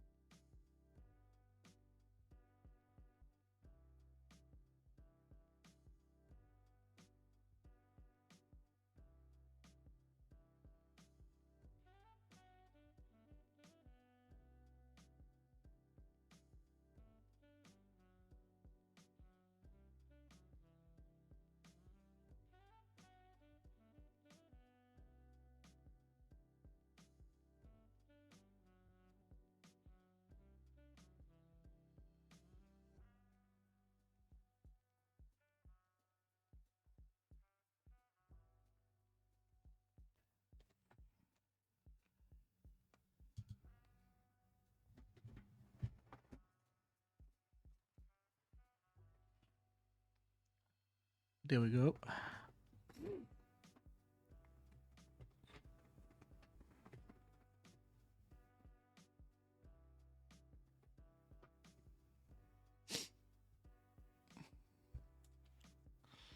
So the break is almost over.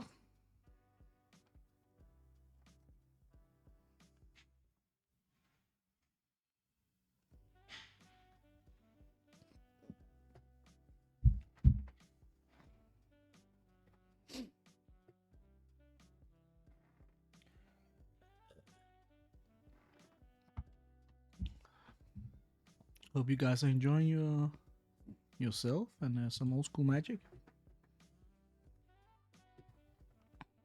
Pairing should be up in yeah, right around now, I think. Let's check it out.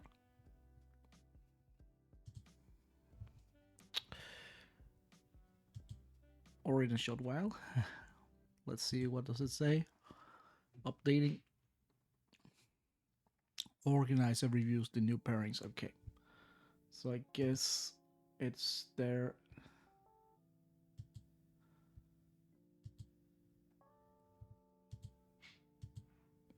I guess it's there now. Working on the pairings, Lars. Don't Yeah, worry. yeah. No worries. No worries. It's up now, my friend. It's up now. And what do we got? Yeah.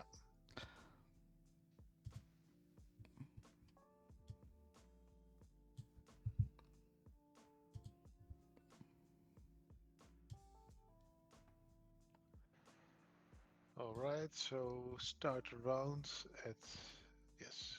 Are you joining this one, Louis?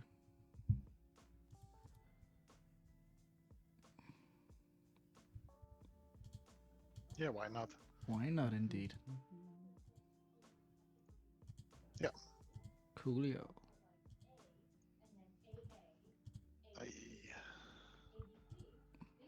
I don't think Raymond is in the match room yet, so... Nope, he's not. I hope not. No, he's not. He's not. Okay, we're going to switch to another one. No, he's not. He is not.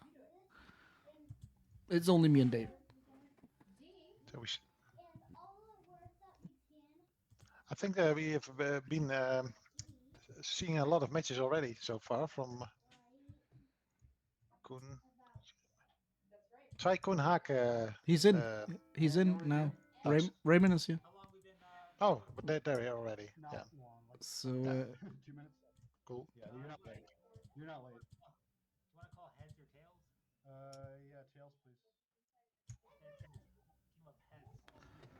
You got it, bud. Oh, that's so nice. Oh. Are you in here too? Having fun? Yeah, you are. Pretty much. It hasn't worked out for me, but I don't really care. So. Hey guys. I dropped out first 2 matches, so I'm like, all right, well, not my day. I just played a wonderful match though against a dear friend in round 3, so feeling good. That made my day. I see him there. Yeah. Hi guys. I'm just want to say that we're going to stream your match, so okay. keep Okay. Whatever it takes. Okay, man. Good luck and have fun. HWMTG, thank you for the follow. No, you just do middle. Hey, that's Hank. Hank. Juice just wrote me if Hank from the Odol. He organized the online Dutch old school league. Oh, okay. Yeah, I know the league. I know a lot of Danish players actually plays in that league. Let's do it, man. Good luck. Yeah. And so he says it's quite popular over there as well. They say it is the most laid back, chill community. The Dutch people, like, they are such a friendly community. The Dutch Odol. Sack of all trades. Yeah, thanks. It's thanks for the follow. We just try to have fun and take it slow. Attack for 1. No blocks. All right, let's look here. I know Dave often plays his white weenie deck, so it looks like that's the case right now as well.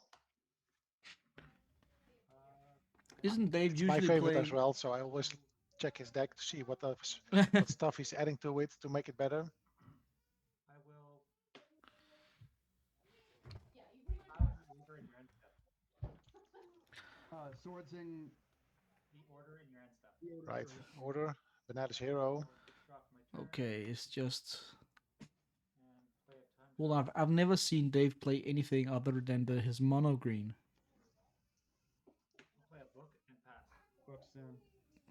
Okay. Well, in X points he played like a couple of times before, and so far I can remember it was always his white weenie deck. Yeah. Combined with Pendelhavens often, so that makes sense. Quite a nice feature to add that to the white weenie deck. Indeed. Nice. Javelin here, Joe. Okay. Going wide. That's a lot of creatures. This is going fast. Yeah. Right. It's okay. Yeah, and Raymond told me before the tournament he was on. He won the first tournament. Raymond, first X Point Old School, and he was on a control deck. There we go. The penalty. White flyers. Yeah. More control than flyers, but yeah. Yeah, no blocks. Shake 4. This isn't fun. I could ping the Sarah like this. Oh, the banding take is pretty good. Take it out. If you wish to block with the Sarah. Yeah, there's no blocks. Banding is so strong. It is. Well, let's see. Smart, because the Sarah would have died. It looks. This is really going really fast for Raymond. I don't think he can keep up with White Weenie in this match. Desert. Desert is the card right now. Well, not with banding. Attack with Sarah. Okay, 18. Pass. No, but it does the damage after damage has been done. That's so, right. That's right. That is right. Then the Pendelhaven is already there, so he can't get finished by the desert. Rev seems like a card. Yeah, it does. Wrath of God seems good. Yeah, or a mode, something like that. Mode, yeah. So, Lou, you got my sound on in web right now, or in Switch? No, still on stream, man. No, still okay. on stream. Oh, okay. Sorry. Should I try again? Nah, I don't know if we haven't done anything. Yeah.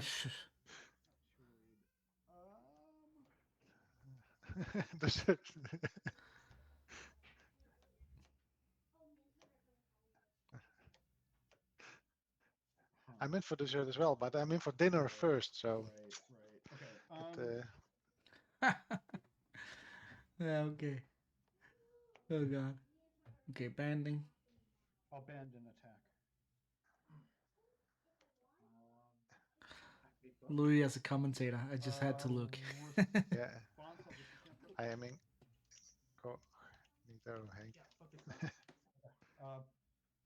Polishing up my English a bit. 4 damage.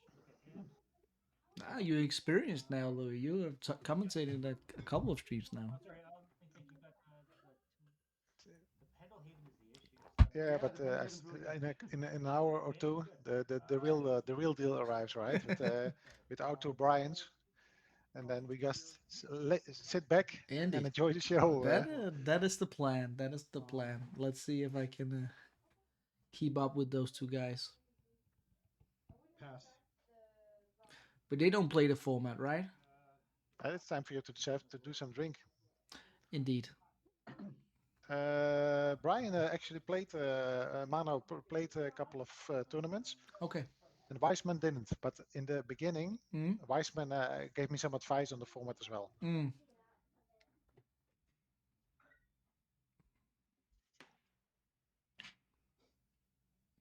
And I spoken with Brian before, like yesterday, and he's really looking into the synergies and stuff like that. I sent him the deck picks as well, so we can do some commenting on the playoffs. Okay, I'll play a plains. I'm sure he knows what he's talking about. Oh, recall. 2 cards. Okay. What is he targeting? Oh well, it's of course it's. I guess Recall. Yes. the sword. Yeah. Swords. Oh, two cards. Okay, then there's no. Oh, getting back the book at the swords. Yeah, yeah. Pass the turn with these two cards in my hand. Okay. The book seems a bit slow. I think. Draw.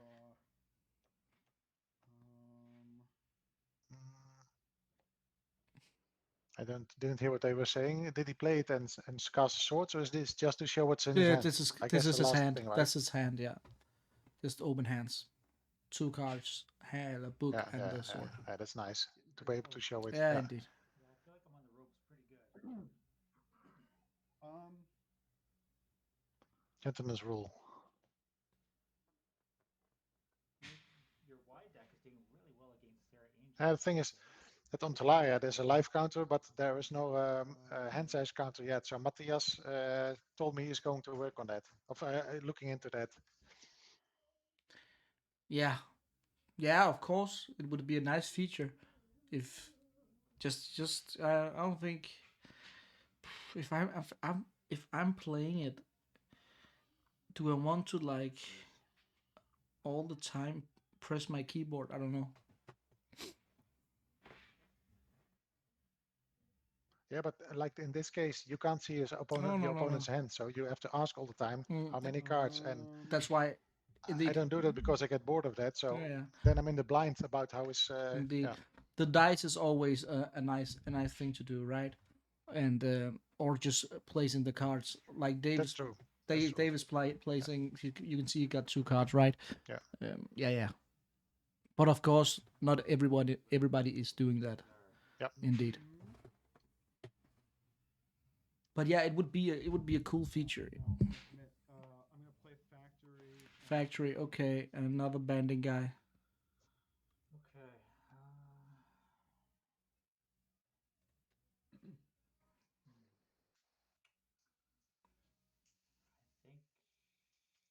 So I just a second, Lars. Yeah, no problem. Tournament stuff coming up. I have to fix this one. Yeah, do that.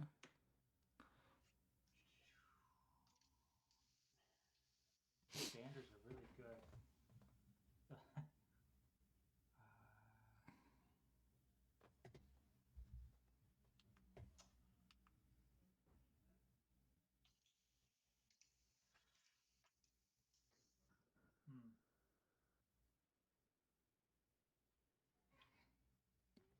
Okay, 2 seconds. A 1/1 bander with Pendrahaven is a nice combo. This desert. Okay, I got a. Okay, that wasn't. There we go. Sorry. That's the right choice. Okay, I got a book in hand. I'll put it in my hand. Yep. I'm at 10. You're at 14. Yep.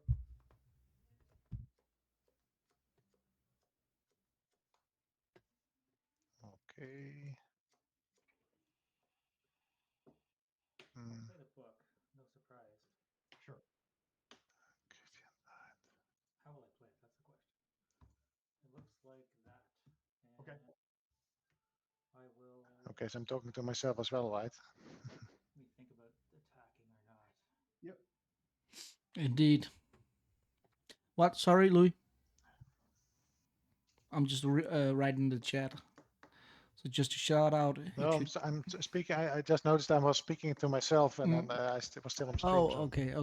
I just wanted to read this out loud. And if you join today and join the tournament, consider the donate button, because Slavin is spending loads of spare time to program lots of money on hosting each month. So yes, I just wanted to read that out loud. Okay. And indeed, that is a lot of time. Thanks, Erik. I'm just me streaming. That's a lot of time. Just me doing that little like fight posters and all that. That's a lot of time. But then compared to what Matthias is doing, right? That's nothing. I could imagine. Yeah. I could imagine. And time is money. Yeah. And I banned urine. Time is money, indeed. I'm going to take a quick. Okay. Grab my mic. I'm gonna have to talk to someone else. Just a sec. No worries. Block that band safely. Let's see. I can't block either band safely. Of course. Dave is doing actually pretty good against mono white against the Sarah Angel. With that banding is just strong. It's just so strong. 1, 2, 3, 4, 5, 6, 7 right now. Yeah. And then there's Javelineer looming as your direct damage. Yep, 8, 9, 10. Yeah. He's got the Pendlehaven Owen, and he's got a pinger from the Javelin. To block and lose Sarah Angel probably. But I guess he has to pay to block the Angel. So I might as well block.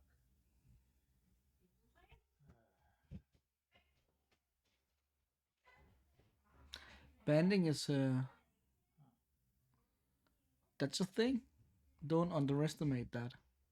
Sort of like you're probably better at banding than me and whatnot. You can make this decision faster. I will block the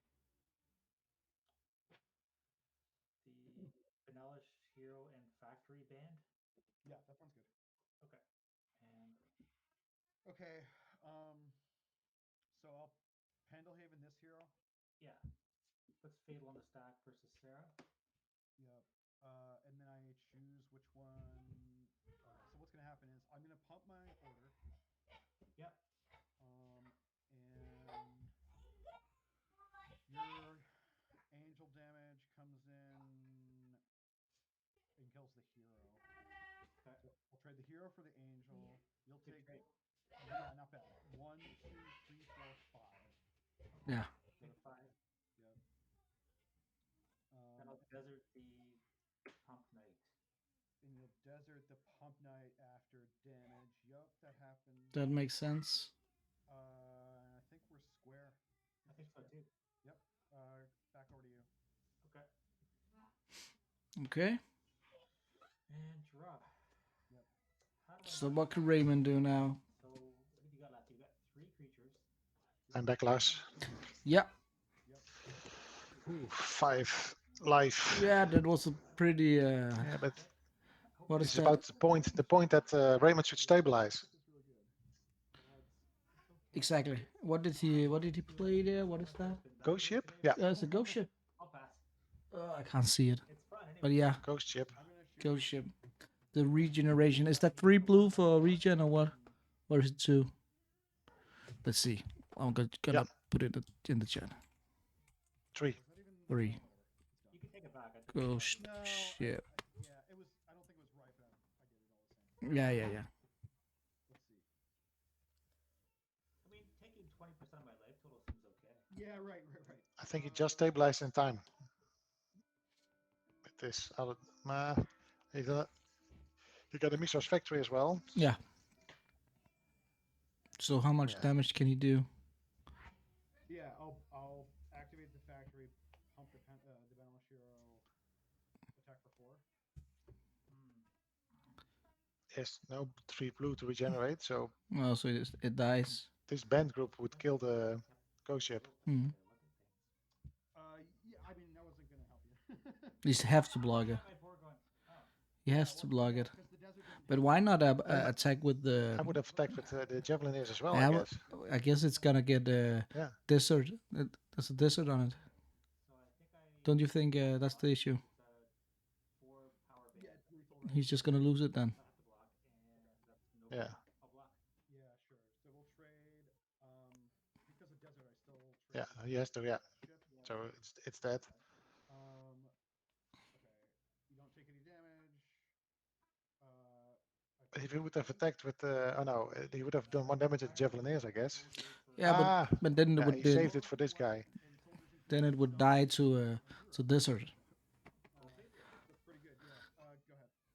But what is that guy? Who's that? Is that a? Yeah, true. Oh yeah, of course it is. Damn. Yeah. What card is? Acacian priest. No, lieutenant. What is that? That's the banding. I've got 6, I think at least. Acacian lieutenant. No, it John. can pump soldiers. Okay, pump soldiers. Okay, yeah, I know it. John, thank you for the follow. Much appreciated, and welcome to the X Point World Championship. Okay, and is that a soldier? That the guy? Okay, they've got it. reading the board correctly. Yeah. That the pinger, is that a soldier? Yeah, they got it. That's a good call. They still have 32 minutes. Yeah. Yeah. It's fun learning how they work. Ah. It's a card. It's a card. I definitely hate to see a ghost ship on the other side of the board. I'll tell you that. Gotta make. And looking at how these decks did so far, I think from the first 3 rounds they managed to win just 1 game. So I expected these decks to do better because The white weenie. if I look at the deck lists, they seem quite strong. Yeah.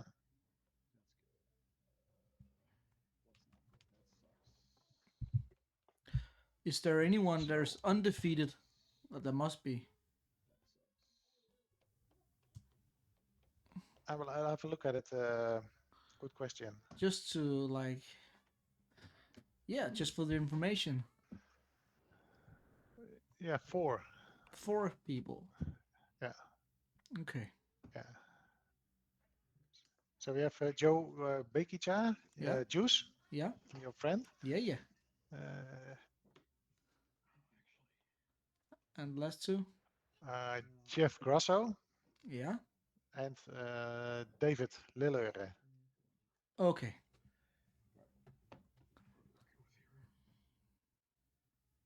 Yeah. So. Watching you work with Angels and big threats.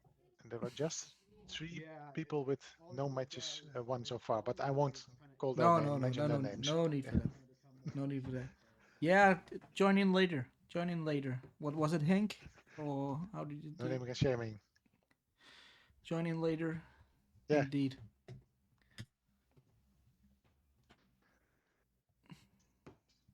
Hi, Hank.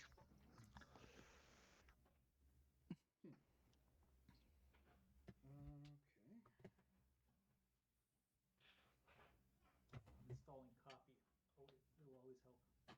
Oh yeah, that definitely helps. A big mug of coffee for Raymond, it looks like. Sorry? Oh, coffee. No, you just missed it. Yeah. No.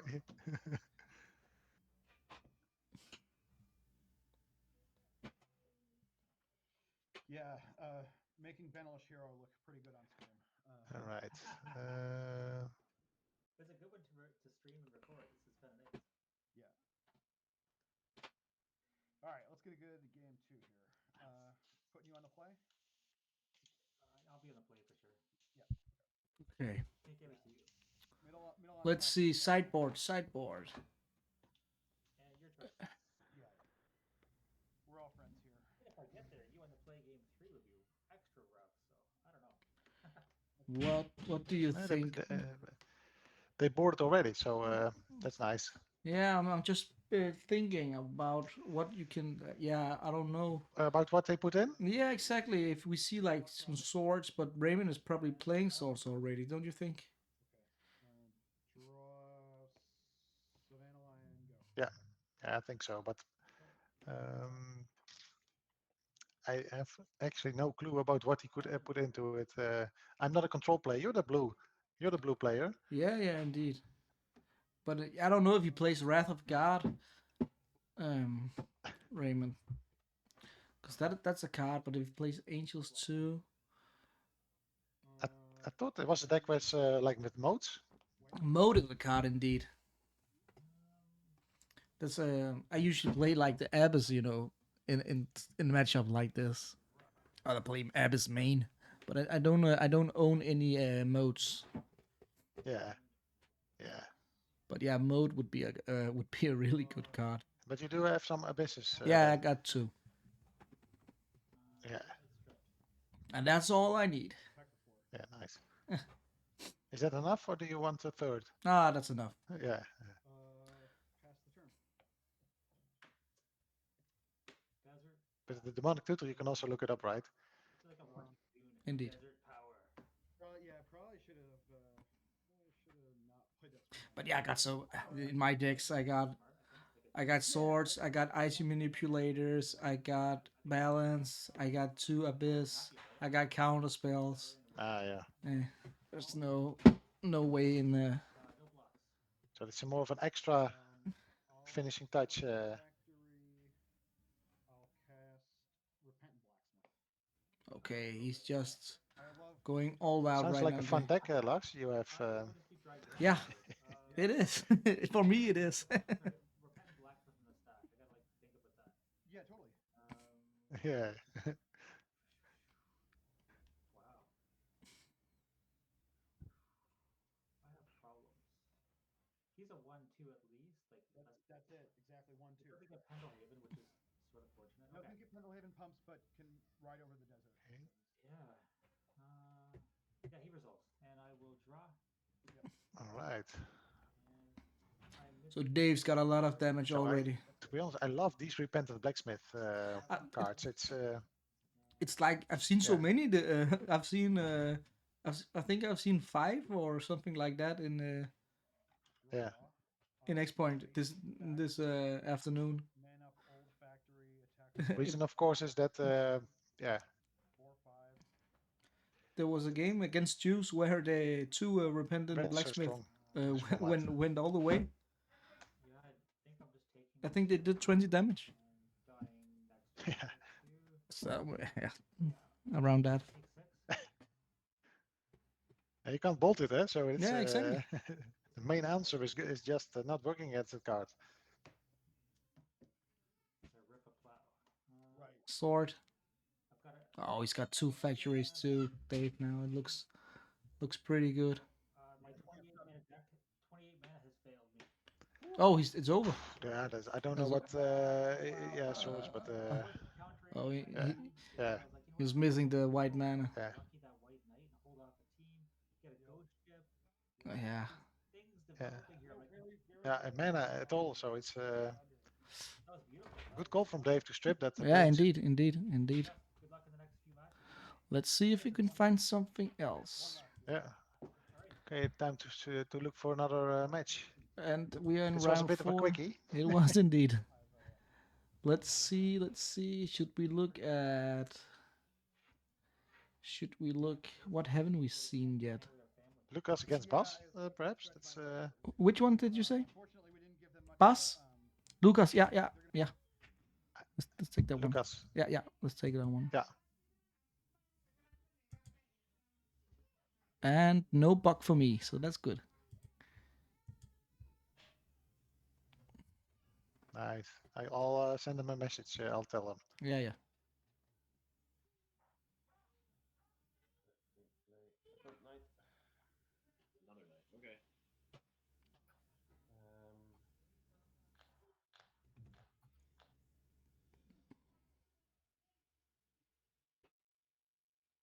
Okay. Oh, okay.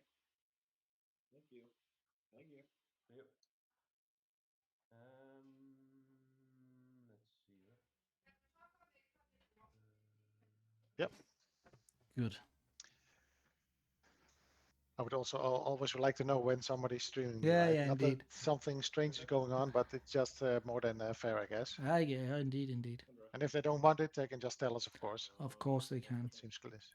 Of course they can. And you don't notice that little up in the left. Jojen's shoulder. That's also a nice card. Yeah, that's cool. That's a good blocker. It's 1/4, right? Yeah. More nights. Okay. More nights. Yeah. Vigilance. Yeah. It doesn't tap.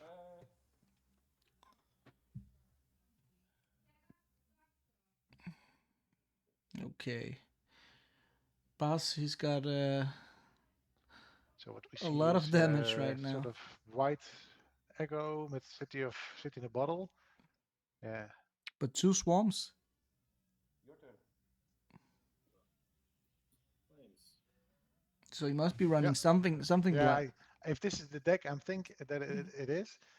It's a really special deck. He made a sort of new version of White Weenie.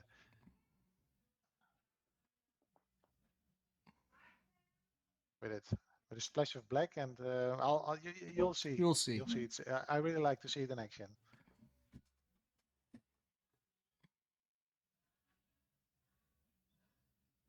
Just 1 second. Activate factory. Yep. Be right back. Yeah, yeah. Want to attack with all of them?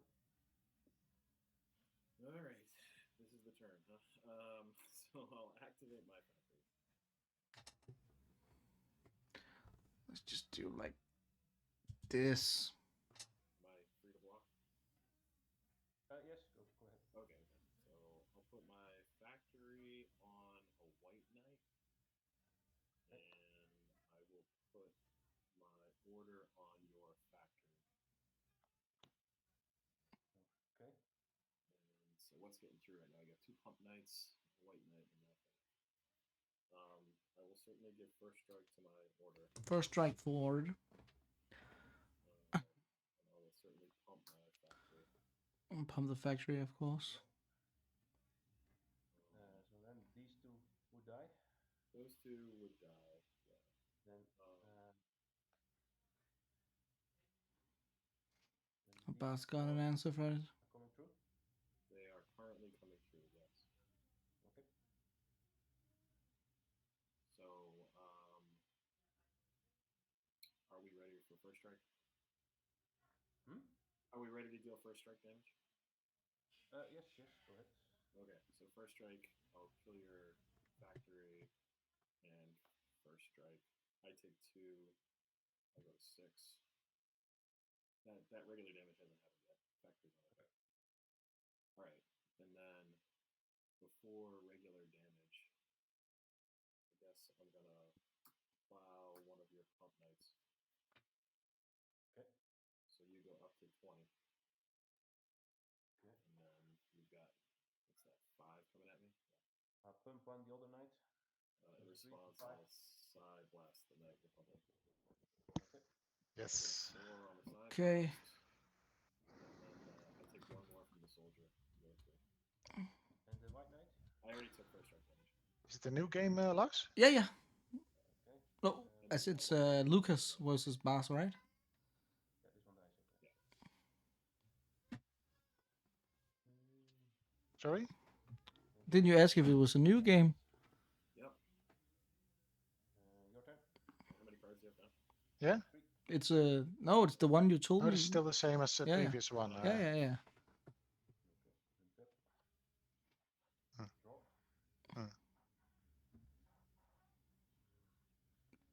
But Lukas just managed to survive. Is it still the first? I think that I don't know, because I don't know if they used that life count. Lukas is not using the life counter, but Bas he is using it. So he's on 3 life at least. So I have no idea, to be honest. I know it's 20 life for Bas and 3 life for Lukas, I guess. Yeah. Okay.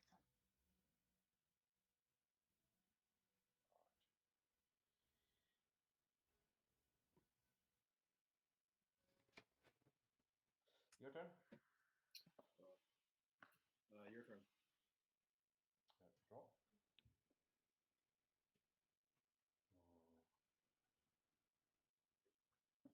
Okay.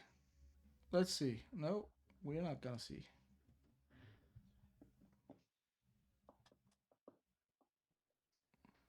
Yeah.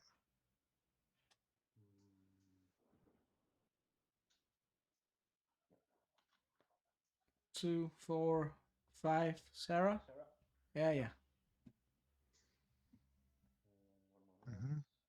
turn. Yeah. Yep, you got it. Yeah, Sarah Angel. Okay. Well. Yeah, it's a wrap.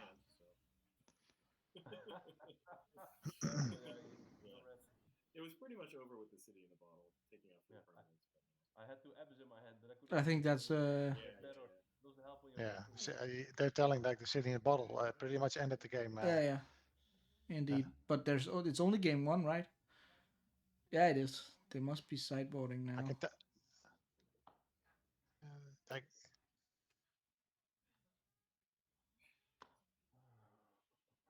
Yeah, they're sideboarding. And then the games took pretty long. It's like 33 minutes for the first game. Yeah. G on your keyboard. Press G. Alright. Did that do it? Yeah, now it's a blink, white thing in your. Okay, no, it's game 3. It's game 3, Louis. It's game 3. Ah, yeah, nice. Yeah, of course, perhaps because of the city in the bottle, you usually don't play that main, I think. Depends on the day, I guess. I used to play a lot of land destruction. Yeah. And in land destruction, it is so good. It takes a city in a bottle, right? Of city yeah. Of brass. Yeah, city of brass. It takes And out of city course, of brass. it's a whole other format I'm talking about right now. But Thermal Cowboy, thank you for the follow. A whole other format, but then you don't have to. Thermal Cowboy, it's a nice name. Yeah, indeed.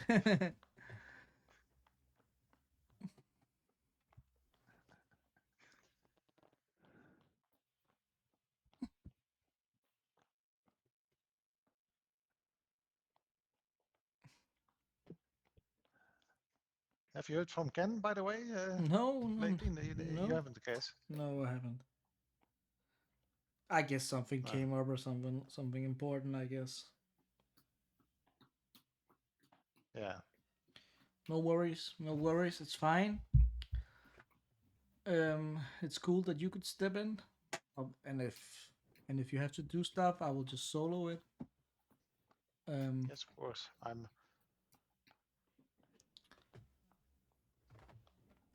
It's fine. It's at least the chat is yeah, I'm pretty. happy with streaming. It seems like a decent stream. It's going well. Yeah. Not the biggest issues. So that's fine. It's been pretty smooth, and the chat is active, so that's everything you can wish for. Yeah. And Tolaria is running smooth as well, Yeah. so I'm happy with that. There hasn't been any major problems, at least not for me. Only that bug when I came in and can only see one of them. But let's just hope that won't happen in the playoffs. And if it does happen in the playoffs, I will just pick another match. And if it happens in the final, I guess we'll get in contact them and fix it. Yeah. Yeah. Yeah. So I'm not that concerned. It's always there's always another option. Sometimes whereby also get stuck. So Yeah. That's not. Not at all. And like, if you do it in Discord, it compromises the quality of the video. So yeah. It's been running smoothly. Yeah. Can you just check to put it on Discord, Lars? Perhaps we can try over there to see if this lag issue. What did you ask me? Sorry, Louis. This Discord. Yeah, no problem. Let's do it on Discord. If we, yeah. Yeah. Let's do it. I just need your information. Okay.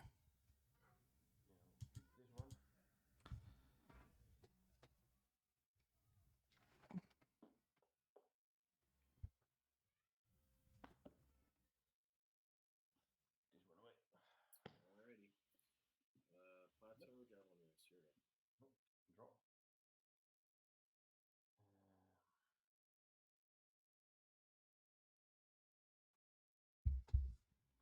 Blinks, do it. Attack the one. Okay. 19. Strip mine. I'm gonna strip mines. Okay, strip mining the white mana. Strip blinks, go ahead. Okay, 2 seconds, guys. Just gonna add Louis here.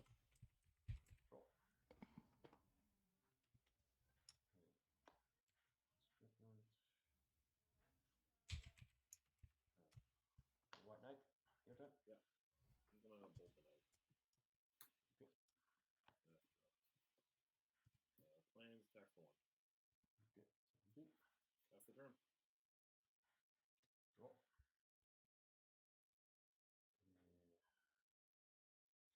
Factory. Ocean shoulder. Your turn. I'm gonna plow the soldier. Okay. Your turn. City attack for 1. Yeah. 17. And then I'll say go. Draw.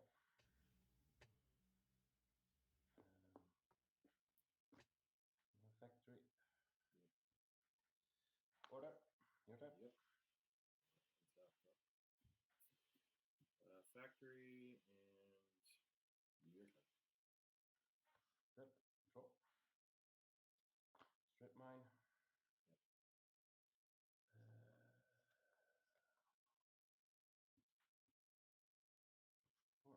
Sarah. Yep. Your turn. Dun-dun-dun-dun. Knight.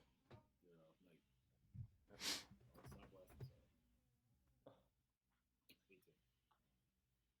Too many solutions. Oh, Siren Blast. Okay. Activate null attack for 3. 3. Okay. 14. I'll play the city, and I'll say go. Okay, Lukas is going all out right now. But he's running out of cards. So if Bas can stabilize. He's got 2 factories. That's pretty damn good.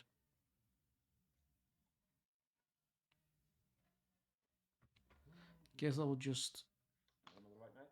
White knight, yeah, why not? And a strip mine, okay. Guess Lukas is... Not Lukas, sorry, Bas is in a pretty good spot right now. How many cards do you have? 1. 1 card.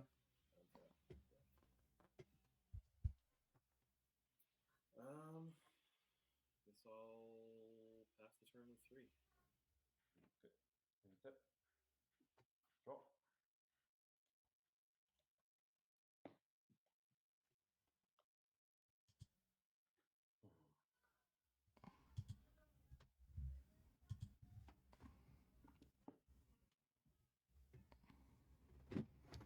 That should work. Yeah, it does. Yep. All right. Cool. But if you want to have your picture on it, I can't. Can you go in Whereby and just mute your mic in Whereby? Because I haven't.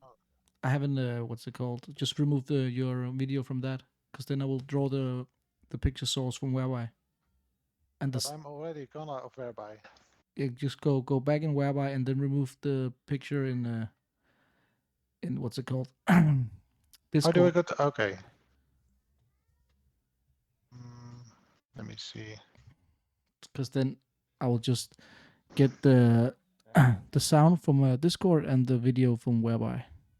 Because then I don't have to. It's high tech. Then I don't have to do anything with my setup.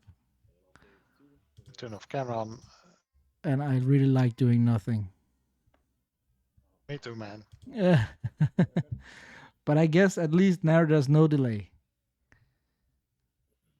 Right? I put that on the sound of the stream as well, so this should be good. Can you can hear me now? Yep. Good. Good stuff.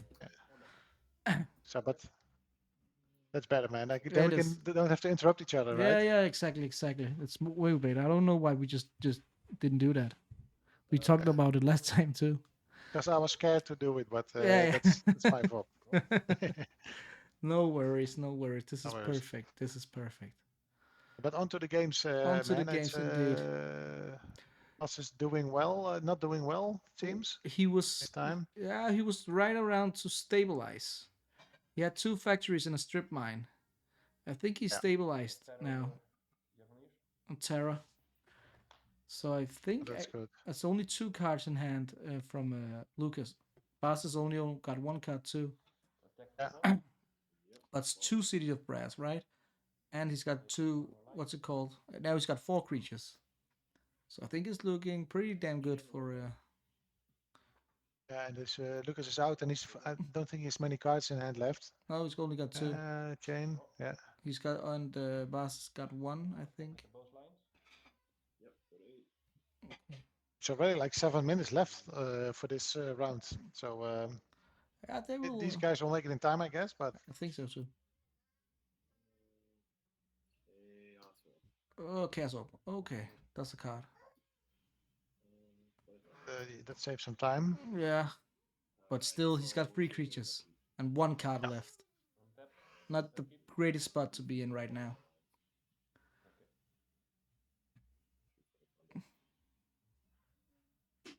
Flipping.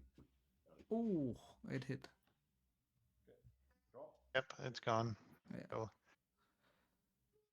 What do you think? Should he start tagging with his factory? No, he's not. Yep, 6. Oh, and an angel. And an angel. That's a card. Yeah. And it's game, I guess. Oh, a factory. Now he's gonna. I don't. Does he run Psyblast? Yeah, but he can, it doesn't matter. He just has to attack with the factory. He's got free sources. So he's got 6 damage. Unless he's got a bolt on the hand, I guess. Or sword. Black Lion, disenchant. Okay. And I go to 2. Yeah, he does run Psionic Blast. Yeah. Yeah. Alright. Good games, good games. Could help him out. Yeah, but he got it. He got it anyway. Just get 2 flooded out there in the middle. Yeah. Cool, Yeah. cool. Okay, gone. Let's. This was a quickie. Well, there's 5 minutes left, but Let's find some other victims. yeah. Let's see what's left. There is Jeff versus Juice. There's Lilleøren versus Joe. Erik. No, that's gone. Martin. That have streamed him. Well, I almost think we had streamed. them all, I've streamed it. No, I haven't streamed Michael actually. Scheffenacker, but I've streamed. Okay. Let's see. Well. Want to check his deck out? Let's see. Yeah, it. sure. Let's see. Let's just log in and. That's the former. This one we haven't featured already, so it's. Oh, I got the bug. Let's see if I can. Well, I can click around and it works now, my friend. So. Okay, let's see. I'm seriously, clicking. I'm opening it. I'm clicking. It's on the bind next to the name. Yeah. Yeah, but I'm still got it. Where do you want me to click exactly? Where are you clicking? The name of Ovind to the left. I clicked like 4 or 5 times, and it works.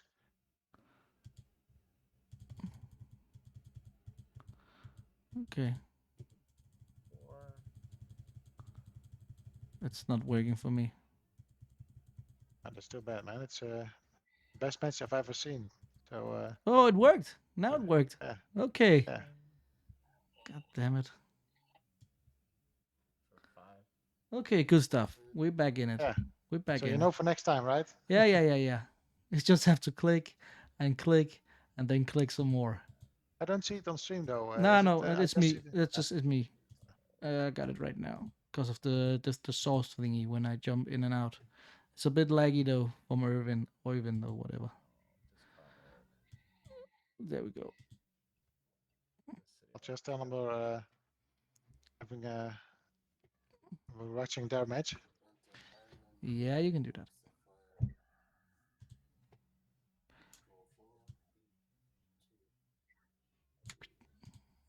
No, I don't see it. I'll just. Hey guys, I just wanted to tell you that we're watching, we're streaming your match right now, so that you know. Oh, sad. Good luck. Oh well, we'll go. But you're the only guy, Michael. You're the only guy we haven't streamed so far, so that's why we just went over and had a look about it. Right, good luck, man. Okay, but it looks. How does it look right now? It doesn't look that bad for Michael, does it? I don't think so, but He's got like, okay, what's it? It's that Windsor Orb copy artifact. We don't know the source of that. Howling Mines, Black Vices, and Transmute artifact right now. I'm back. Sacking the Howling Mine. I lost you for a sec. Ah, there you are. Yeah. Okay. I played on ground. I untapped the environment, and I played the Mox Chip. I had one so untap Mox Sapphire, play live. Okay.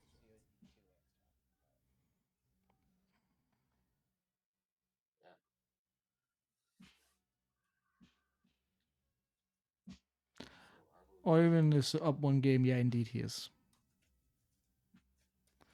So Michael needs to finish him, otherwise he will lose. And what does that? Oh, it's a time time walk. Yeah. Okay. 1 minute. Let's see some extra turns then. Yes, and we will surely see some extra on this. And that's wow. this That's turn. what a mean card to play right now, when they got like 5 in 1 minute. In 1 minute they got active player and then 5 turns, and then Yeah. and then like that's just bullying.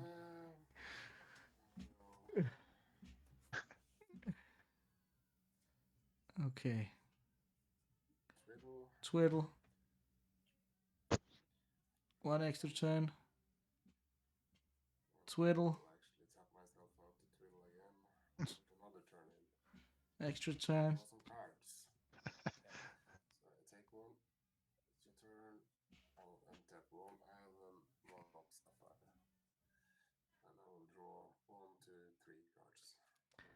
Turn summary. Rise of the Jalniers. Yeah. Nice. And I then we'll do it again. Maybe I should have created an intro instead. I will draw 3 more. No, I will then tap an island. Then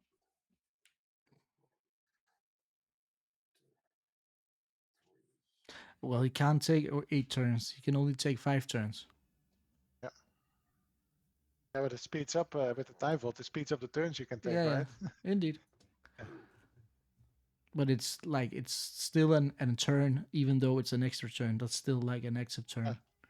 So it doesn't like it doesn't overwrites it or. Yeah, that's just it's just a turn. Take the turns. It's just a turn. He just steals them all, indeed. Yeah, he steals them all, indeed. I'll just tell him to be sure that.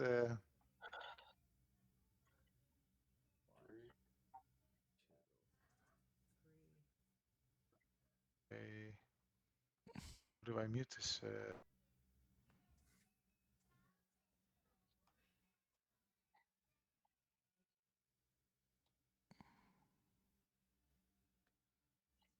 Discard.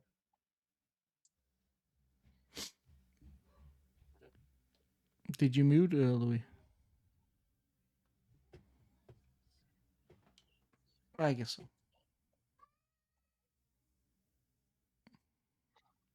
And stasis. Okay.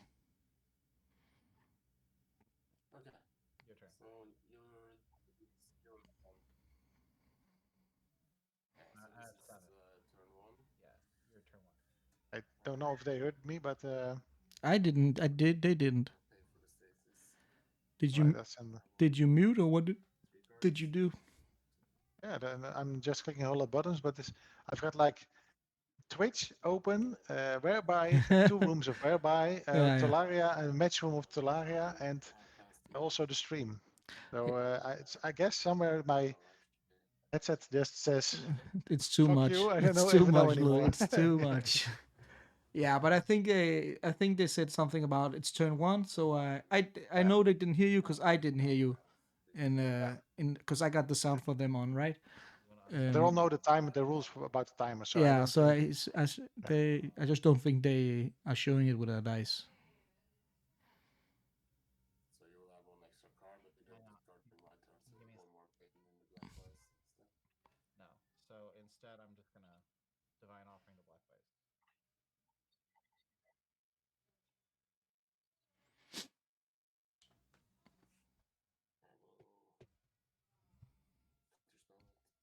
So how many matches are not done? Whoop. That I should not do. Okay, I can't do that right now. 5, 6, 7. So I take 3. So that's turn. Okay, they're doing the dice now. Turn 2. Okay. Right. Good. Okay, everything's good. Drawing a lot of cards. Will he guess he can't do shit because of the status. I'm going to check on the other matches now, Yeah, Lars, to do that, see Louis. what's going on. Do that, Louis. I was just about to do the same, but then my picture got lost on the stream, so I can't do it.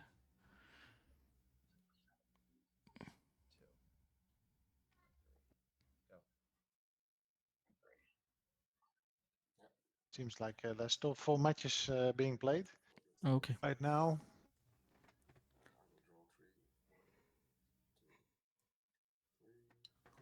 I'm going to put on mute and I'm going to talk to some of the guys. Yeah. If it works. Your turn. 10-4. So I take 3.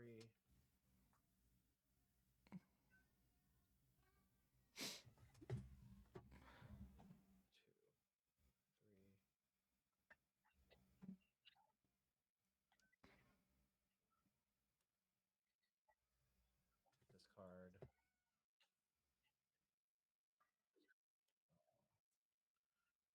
One.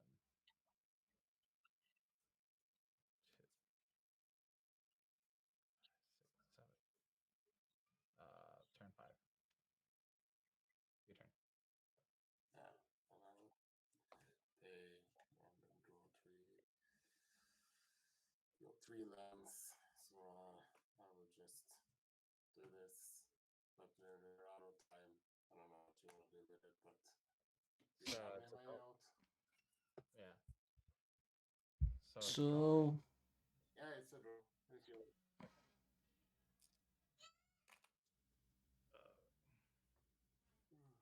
I missed it. Did I miss it? Did he win? I'm back. I just missed Oh, it. I didn't. I was checking out the other rooms. Okay, win for no, Owen. okay, Says, Oyvind, yeah. Oyvind, okay. Yeah, it was Okay, I just, yeah, fine. Oyvind won. 1-0, I guess. Okay, this is running okay. So this match is finished. The other one as well. I don't know if it's yeah, you can just jump in another room, but they're all doing the last turn. So I'll just wait, I guess. There's no need for jumping. yeah, I just announced that the next rounds being started at 10 past. Damn it! How do you say it in English? I don't know. What will you 40. 6:40. Okay, so we got like 13 minutes now. Yeah, a small 10-minute break. Okay. 6:40. So it's like in 30 minutes. 6:40. I'll just put something on the stream so people know here. Yeah. Yeah, so that's good. 6:40. Take a small break. Yeah, indeed. Alrighty, see you in a minute. Yeah, you too. Because it takes 2 turns for you. So we got a break in a small 12-minute break. So we'll be right back. See you guys in a short bit.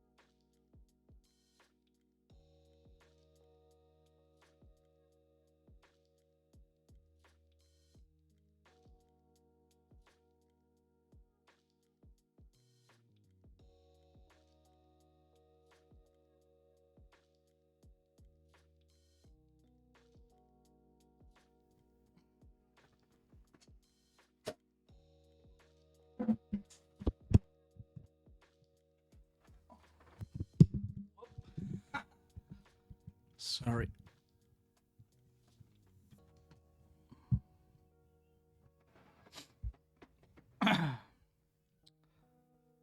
Well, don't drop your microphone. What the hell? Well, there's time, so pairing should be up. Let's check it out. Let's check it out. 2 seconds. Let's check it out. Round 5. And they're back up.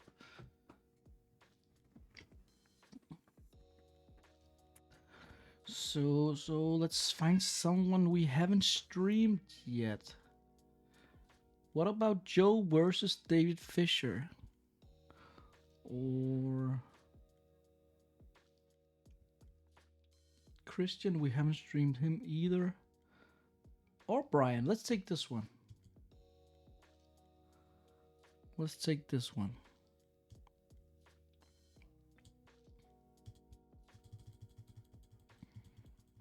If it doesn't bug out, or maybe he's just not here. Okay, turning off the music.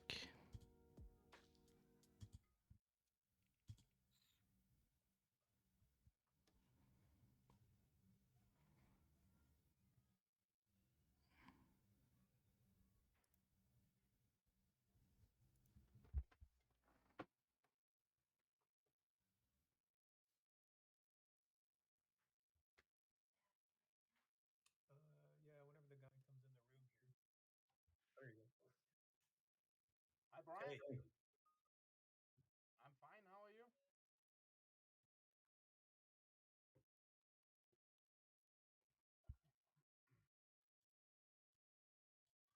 Perfect. No. I lost so many times. I don't keep count. What about you?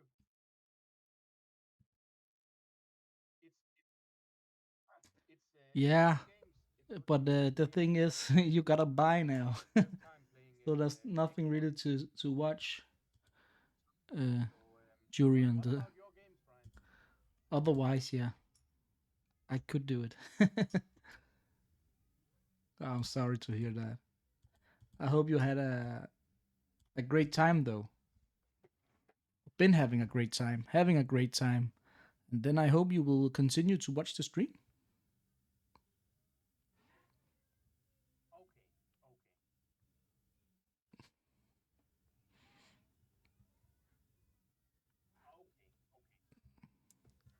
But yeah, at least you won now against.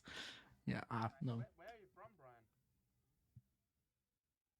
In Alabama. Okay, nice. Is his camera stuck, or is this just his?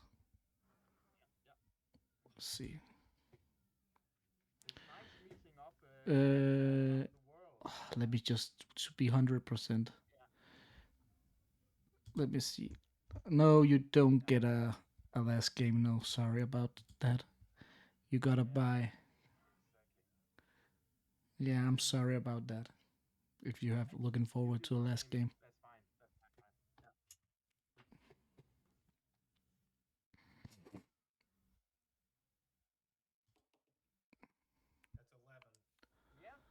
That's 11. Yeah. But unfortunately, some people have dropped or didn't show up. So yeah.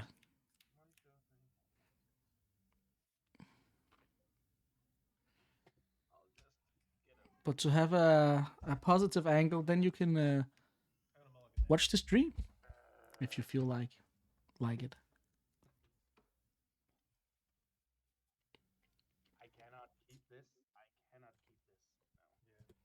I told myself that I would wait for the beers to the playoffs, but I couldn't wait. This is my last battle, Brian. I have accepted a glass of red wine from my wife. Oh. Yeah, go ahead. It's pretty. I mean, it's early here. It's Yeah, I'm sorry. I'm sorry about that. Yeah, I'm just drinking some coffee. Good choice. Good choice. Yeah. It's almost 7 in the evening, so yeah. Yeah, I guess we'll get to watch the. We won't make the playoffs, so we'll just get to watch the playoffs. Yeah. But that'll be fun, though. I think that'll be. Yeah. Yeah, middle's good. Middle is good.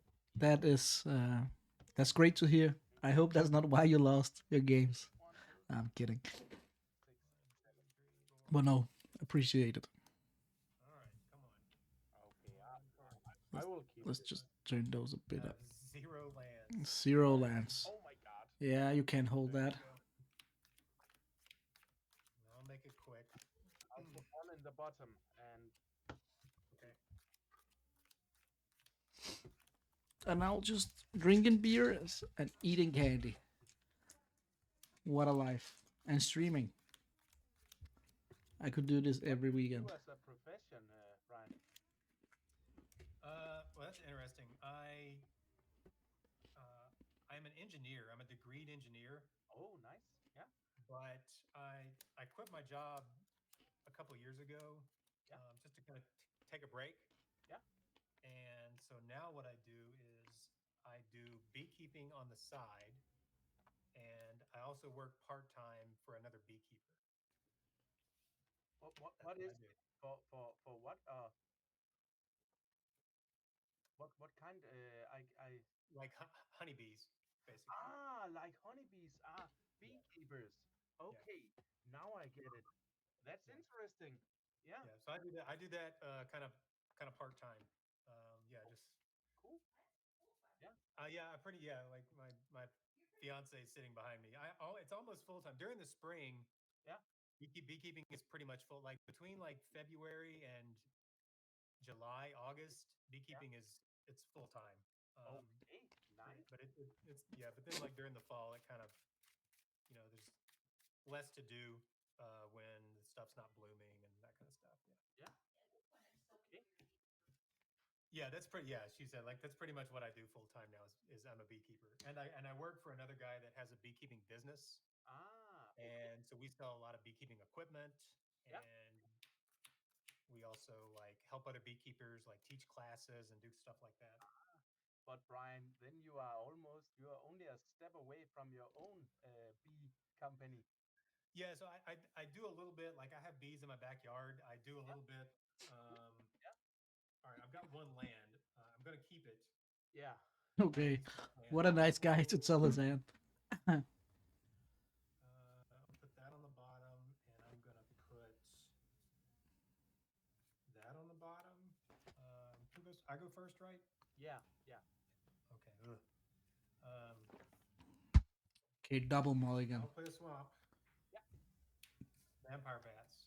Yes. Vampire bats, cool. That looks like an alpha card or what? If I had some more land, I would do more, but I do what I can in my my backyard. So yeah, it's. Let's see here. I needed to get out of the engineering scene for a while. It was getting to me. It was wearing me out. Okay, yeah. Then it must be nice because it's obviously also in your hobby. You are an enthusiast. Instead of there's desert. I really enjoy it. I really enjoy it. I really enjoy like teaching people about beekeeping and bees and stuff like that. It's really nice. Win-win. Yeah. Cool. I play a desert, and then it's your turn, Brian. Desert. All right. I've played against another desert. All right. That is not a land. Well, I won't attack with my back because you'll just kill it. So I'll pass. Yeah. I made that background picture myself. I will play. So that's just like all my favorite cards put together. Draw. Oh, there we go. Badlands. So just a lot of hours in Photoshop.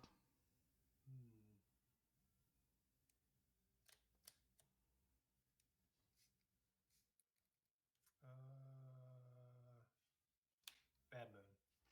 Yeah, it's hard to see like all of them. I don't know if you've seen the poll screen. Then you could. Then I got it. I don't got so much stuff on it, so you can like get the full picture. But yeah, Underground Sea.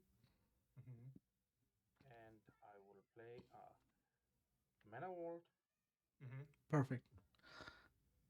And for 4 mana, I will play Suchi. Suchi. All right. Cool. Yeah. But I'm actually considering doing a new one. Then I would like to eat my Mana World. Weissman is not in this tournament, but he will be here and commentate in the playoffs. So this is the last round of the tournament, and then we will probably have a break, and then we will have Brian Weissman and Bryan Manolakis joining for commentating. So I'm really looking forward to that. Scrubland. Yes.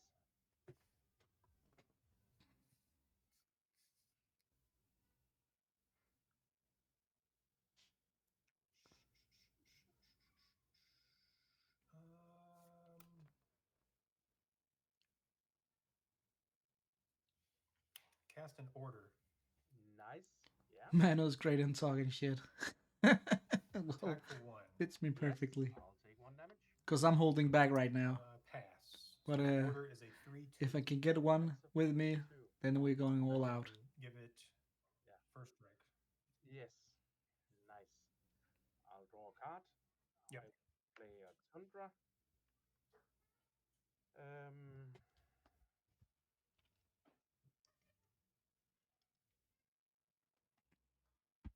3/2 with first strike.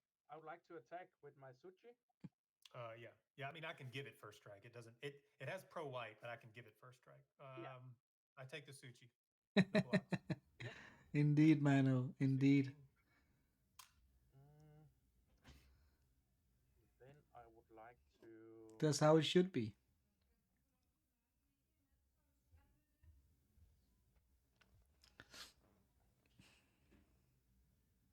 play a Kersov. Yeah. And your turn. Well, I can always mute them and take over. I got the power.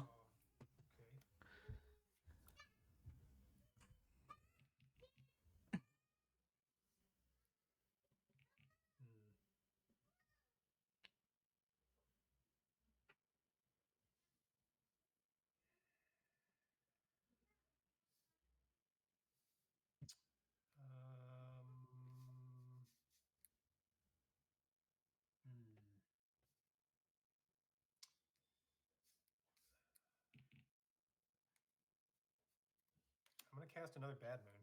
Bad Moon, okay. Yes. Why not? That will attack. I would like to use my Kersov. Sure. On your Ebon of the right hand. Yep. I'll try and hit my Sage. Sure. And I'll go up. And right. Yes, it's good. Okay. Yep. Okay. And then I have a bat, and I'll take the damage.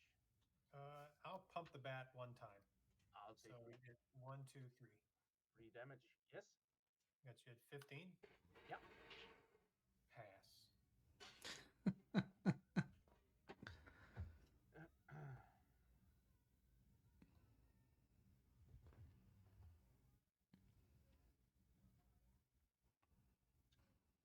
Then I would like to.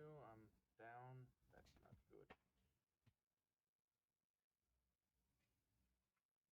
I would like to.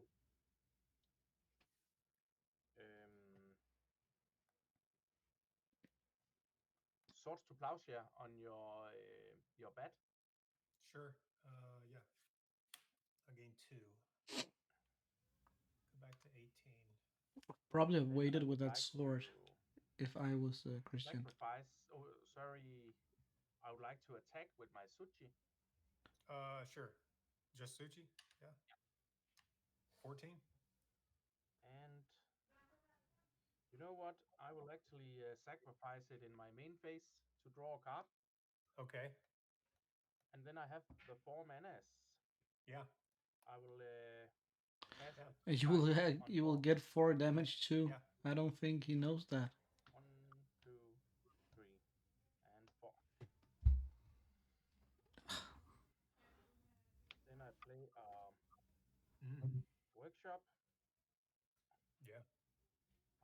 tap it to cast Felwar Stone. Okay. And I have 1 mana left for artifacts. That I can't use, but Oh, he used the mana, right? take one Did he? mana burn for that. All right. And I would like to Okay. cast Animate Death. He did. Okay. Okay, cool. And That's a cool play. I'll take your Ebon hand thing. No order? Okay, sure. It has free, right? Yeah, okay. I see what you do there. Right, yeah. It gives it -1, right? Yeah. Yeah, exactly. Yeah. So it has free. So it comes in at a 1/1. Yeah, now it's a 3/3. Okay. I'll take that. And nice. it's your turn. Okay. Tap. All right, this is not looking good here.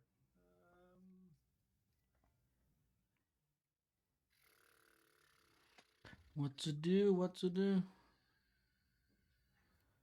Well, it's kind of on purpose that the players are in low volume, so it doesn't override me talking or Louis talking.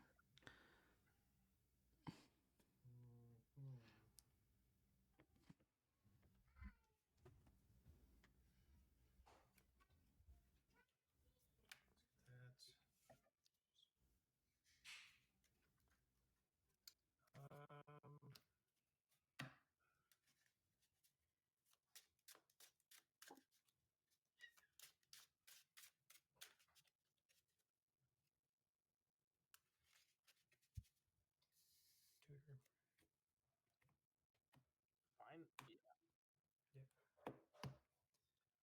Perfect. I will cast Hasran Ogress. Oh my god. 5/4. Ogress. Okay, cool. 5/4 now. Yeah. And you'll have to pay 2 when you attack or something. Right. Pay 2 when I attack, or she deals me 3 damage. Okay. Cool. Pass. Yeah. Untap. Draw. Land. Soldering. Yeah. 3, 4. A lot of mana from Christian side of Triskelion, yeah. Yep. Nice. And it has 5/4. That's a nasty. Yeah. 1, 3, 4. Then I'll play Jane Day Tome. Okay. Hello, Ken.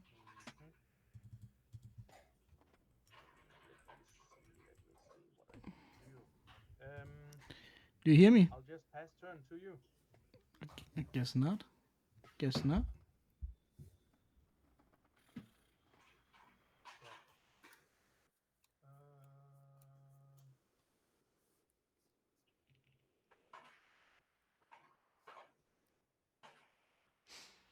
Okay, maybe the problem is from me. No sound. What the hell? Hello? Oh. No. Okay, weird. That's okay. I would like to cast Disenchant. That's weird. Okay. On one of your moons. Moon. Okay. Yes. And then it resolves. Yep. And a discarded city. And you discard the city. Okay. 4, 5, 7. Yeah. 7 cards.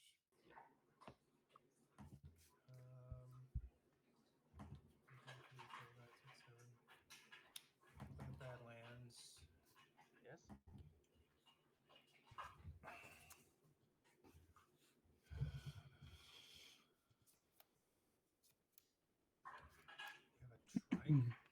Just having some sound issues. I'm from Denmark. Man. Copenhagen. 3/3 and a trike. I think it's now only. Oh right, 2/2. Yeah. 2/2, and this is a 4/3. Yeah.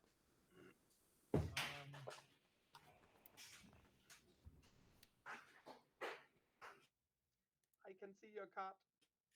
Oh, okay, sorry. What am I mine, I would take the Black Knight. Just need. Yeah. Yeah, I mean, I'll cast the black. I'm gonna. If you want me to cast the Black Knight, I'll cast the Black Knight.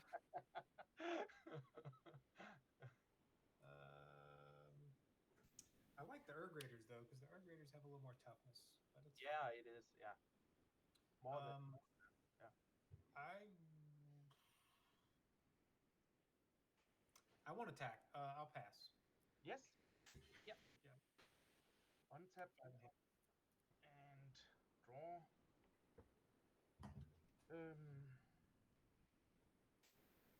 I'll play a desert again. And 1/2. I would like to psionic blast your. I think I take your Black Knight. Okay. I'll take 2 damage. You go to 12. Okay.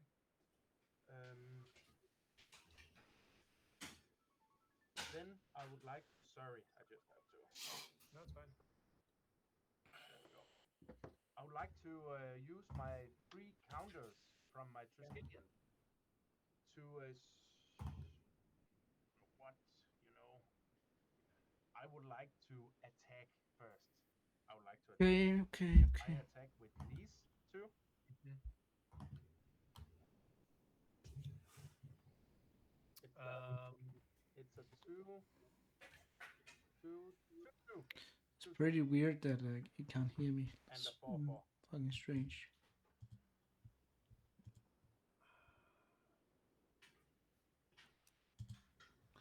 It's so weird. Have any black mana open? I have a Felwar Stone. Yeah, the Felwar Stone. Oh yeah. Okay, let's see. I got the information now.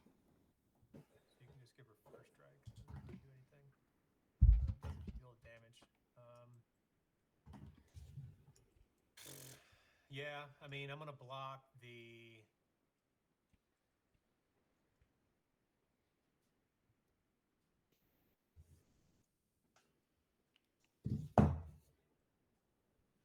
I guess I'm gonna block the trike. Yeah. I don't know. Yes.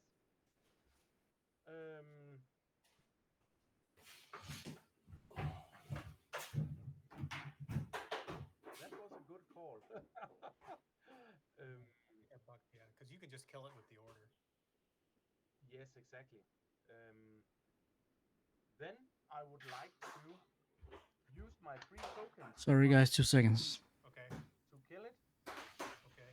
And then I would like to sacrifice it with my sage. Okay. To draw a card. Are you still in combat? Yeah. Yeah. Oh, before. Okay. Yeah. And then this one will give you 2 damage. 3 for 2. All right. I go to 12. And then my second main, I did play a desert, so now I would like to cast Animate Dead. Yeah. On my trike. Yeah. And 3, 5, 6. I would like to cast another trike. Yep. Hey, Ken. Hey, how are you? Do you hear me? Yeah, I can hear you great. I don't know why I can't hear you. And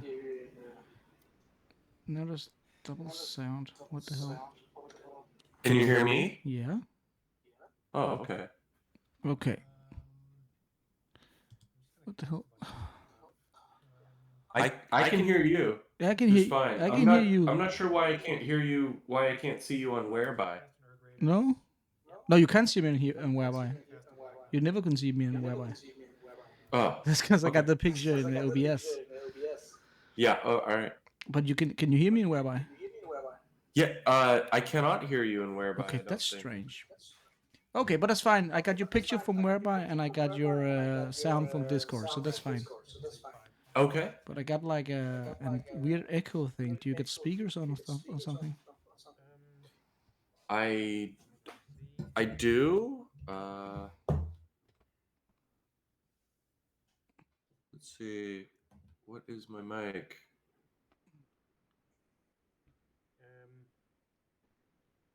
Yeah, so it has speakers as my source. But there wasn't like that big of. I can hear myself right now. I couldn't hear myself like yesterday. Maybe just turn me a bit down or something. And I would like to take a Okay. season chain, a force to plowshare. Can you hear me? Yeah. Bring guys. Okay. Are we still experiencing the issue? A little bit. Not that much. Yeah, maybe a little bit.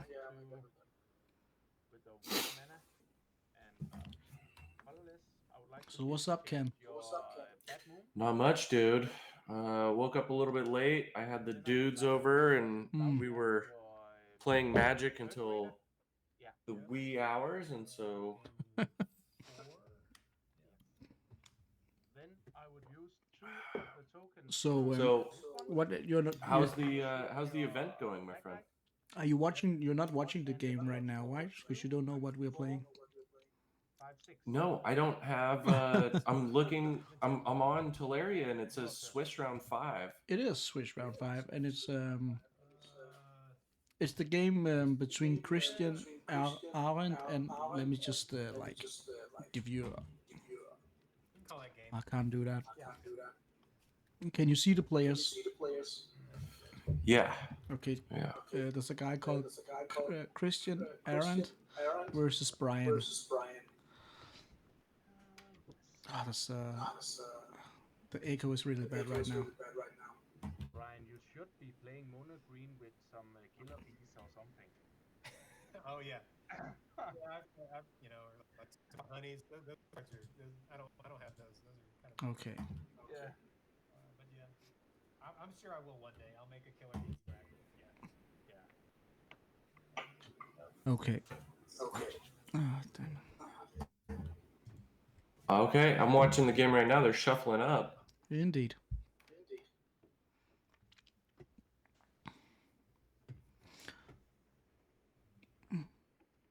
But yeah. So we've got a.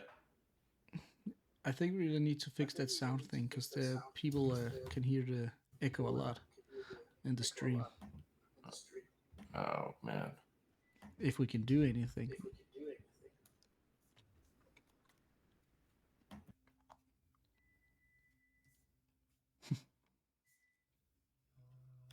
Well, it's only when I talk.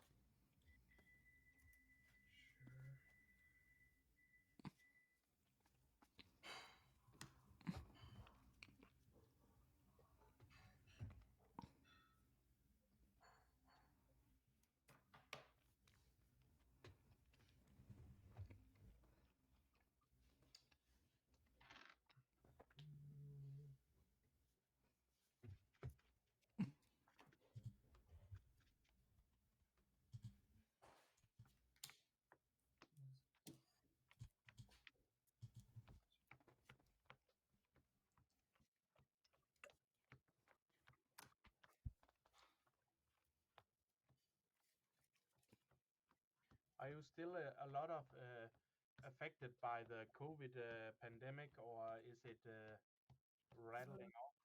It's getting better. Yeah, it's getting better around here. Yeah, it's kind of. Yeah. So can you hear me, Ken? What? No, I can't hear you. Brian, do you hear in the media a lot about the war in Ukraine? Yeah, I don't. Yeah, I mean, I'm not watching a lot of news. Oh, you're muted in Discord right now. That's why. I don't keep up with everything that's going on. I mean, I know about it. Yeah. So I still can't hear you. A lot of news anyway. Just kind of like my thing, you know. Yeah. Okay. Yeah. No, you lost your sound completely. Yeah. Let's just turn those guys down. I'm sure y'all are hearing more about it there. Okay. I've got my mic working on it's- Whereby now. Can you hear me through Whereby? Yeah, I can. Okay, I'm gonna mute Discord then. Okay, cool. I'll just hang up. Nervous about a lot of things and a lot of thoughts and all this, you know. Oh, can you hear me? Yeah, you have to. Yeah, I can still hear you. I think that we're No, going but through Whereby. yeah, we're going through Whereby now. All right, perfect. Yeah. Good. Let me just check. So give me the details. Are these guys at 4-0 and now they're playing No, for, no, not at all. 5-0? No, not at all.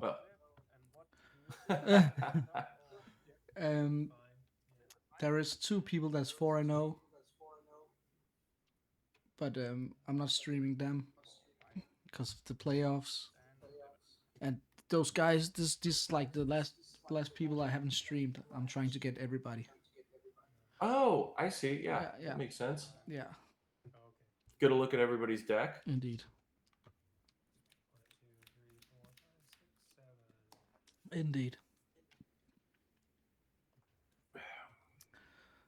But yeah, it's the last game. What's it called, Ken? So there's not a lot of streaming left. Well, we're gonna get a good match here. I hope. I hope so too. I mean, we have it's quite a flex to just be running. What is that? A 9.5 Charizard?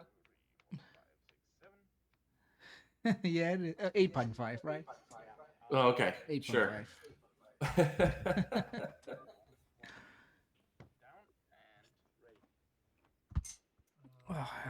Well, what's the time in Hawaii right now? It is 8 a.m. Okay, it's still early. Still early. Okay. Plains Mana Ball. Yeah, not bad. Not bad for turn 1.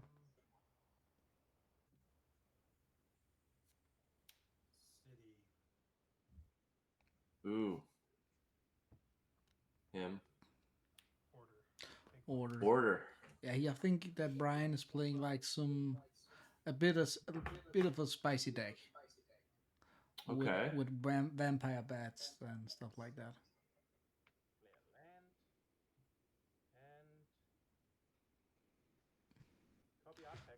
While Christian is playing Triskelion. All the mana. All the mana in the world.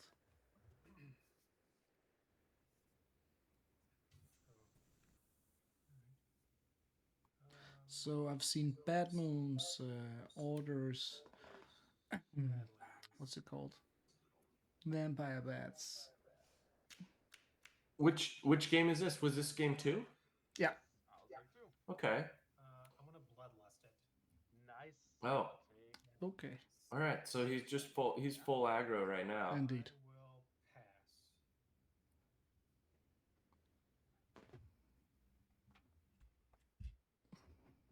And then. All right. So he's on Esper.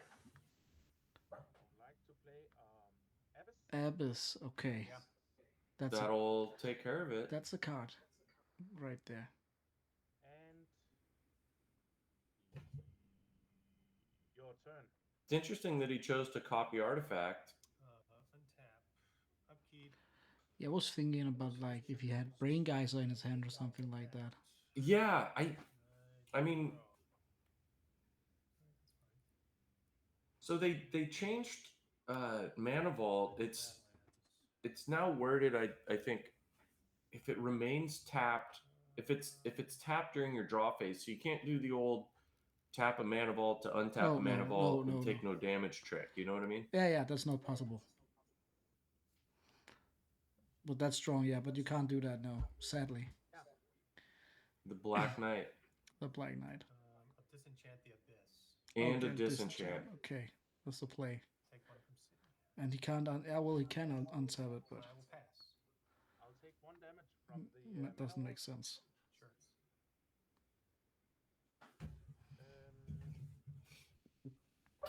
But yeah, Christian is playing Suchi's, Triskelion. Like to Transmute. Okay. Okay. Yeah. That makes sense. I will find a Sol Ring. So he can choose an artifact with casting cost of 1, and then he can pay 4 more mana, so he can get a casting cost up to 5. You think he's going to go get that stone calendar? I think he's getting Sol Ring. And also because he said it.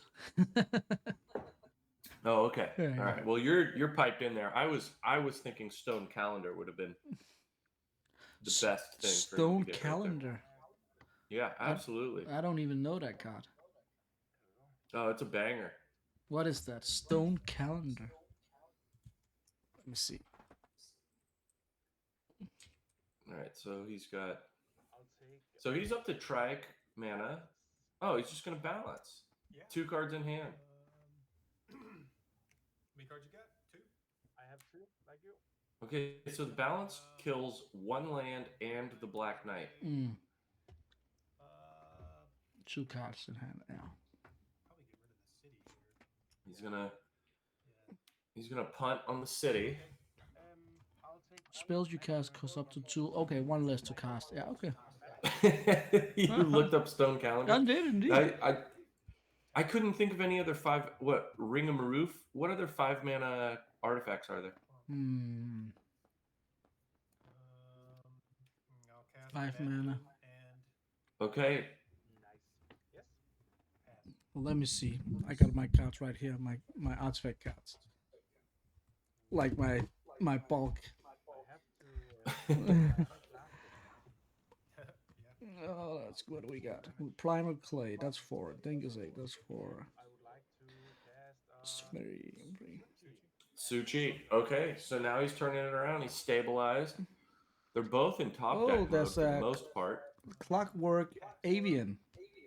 Oh, well. That's 5 yeah, mana. Clockwork Avian would have been good. Clockwork Avian, that's 5 mana. What else do I got? Is that the only one I got? You have 1. Did you tap too many? What do you have 5 taps? That's the only. That's the only 5 mana. Yeah, I'll take 4 from. Yeah, there's not many, dude. Oh, I can see Louis also wrote it in chat.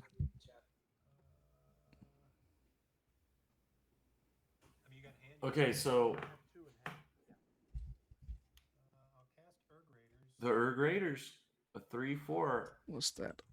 God. But he's gonna keep that Suchi home, and the Urg Raiders just must attack into it. Ring up. Or I guess just keeping the Urg Raider. You don't have to attack with the Urg Raiders, so you can just sit there, and the Urg Raiders are dealing 2 damage rather than the Suchi dealing 4. Ooh. But if you don't attack with the Urg Raiders, then you take damage, right? Right. But the Urg Raiders have a headache, and so they go to the bin. And your turn. And the Suchi continues to bang face. Well, he just needs to discard, what's it called? Shatter it. Yeah, no, I mean, there's absolutely outs. Yeah, but that's 4 damage right there. He's only at 8. Oh, that's good. That's brutal. Okay. Oh. Yeah, he takes the nuts right there. Oh, when he said. Yeah, go to 6. Okay. Yeah, I think that's probably it. Draw.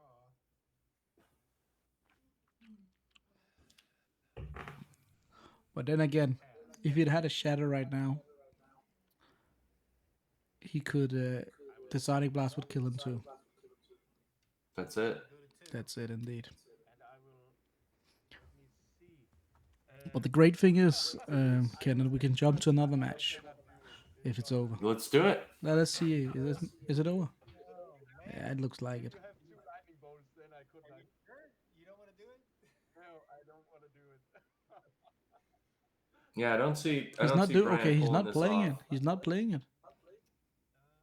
Well, what are the life totals? Because I don't. On my screen, it's not being updated. No, it's 8.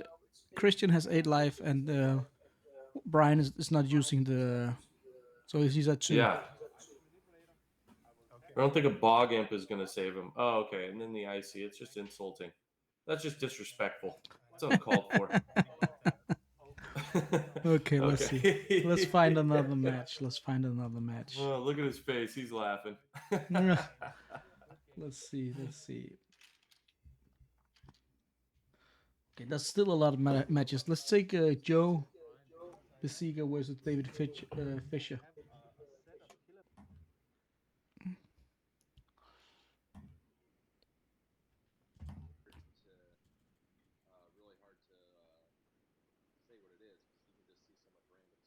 Oh, that one is bugging for me. Come on. Joe and David? Yeah, but there's like some bugs sometimes, so I only getting one picture. Let's see if I can get the next one. Oh yeah, I don't have David Fisher's stream. Yeah, me neither. We'll take another one. Let's take. How about Rob and it's Dorgo? over. It's done. Rob 1, 2. Oh, it's done. We can take. Yeah, we just take one. Should we take Tim versus Michael? That's a Windsor Derby, a Summer Derby winner. Yes, sir. All right. Let's see.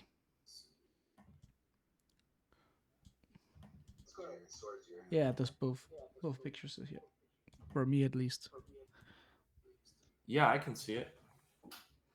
Oh, that beautiful Anson Maddox signed artillery. And pass.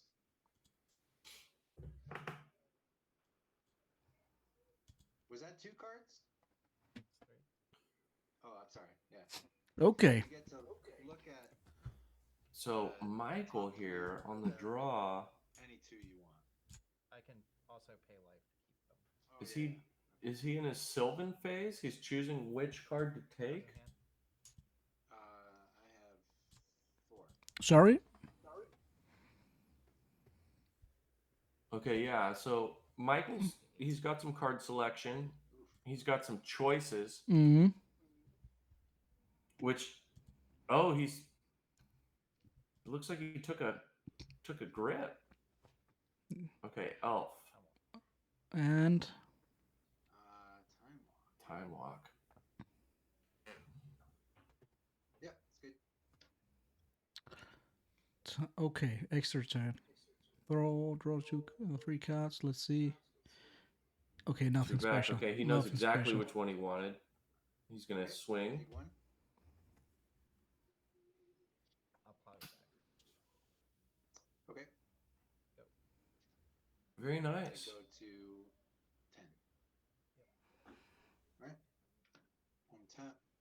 And pass turn with 2 in hand. So here's Tim in top deck mode. With the mono We've red. seen land tax and Sylvan Library just dominate this X-Point format. This what's it called? This championship X-Point Worlds. It's like there's so many land tags. Yeah, well, it's. I'll play a planes. I mean, it's so good. The land tax and the Sylvan just gives you the card selection. And so, I mean, it's not surprising at all that we're seeing these cards being abused by the best players. You know, I mean, it generates advantage selection. It It's gets just you to your cheap mana removal. fixing, right? Without the Moxon. Yeah. And that's the other thing is that your opponent can't, unless they're on green, they can't function. You know, there's not enough Moxon, so they can't just kind of play around land tax like they can in most of the other formats. I've always it's like I've always hated land tax. Like I really think it's a bad card. You think it's bad? I've always think that it was bad. I've never it's like every time I meet it, I win. So it must be bad. Yeah, sure. Yeah, it's awful. Don't play with it. I've never. I'm talking about Swedish right now, right? And I know it's not bad in Swedish either. But I've never played it myself. My turn. Look at that beautiful full art Shivan. Indeed. Oh.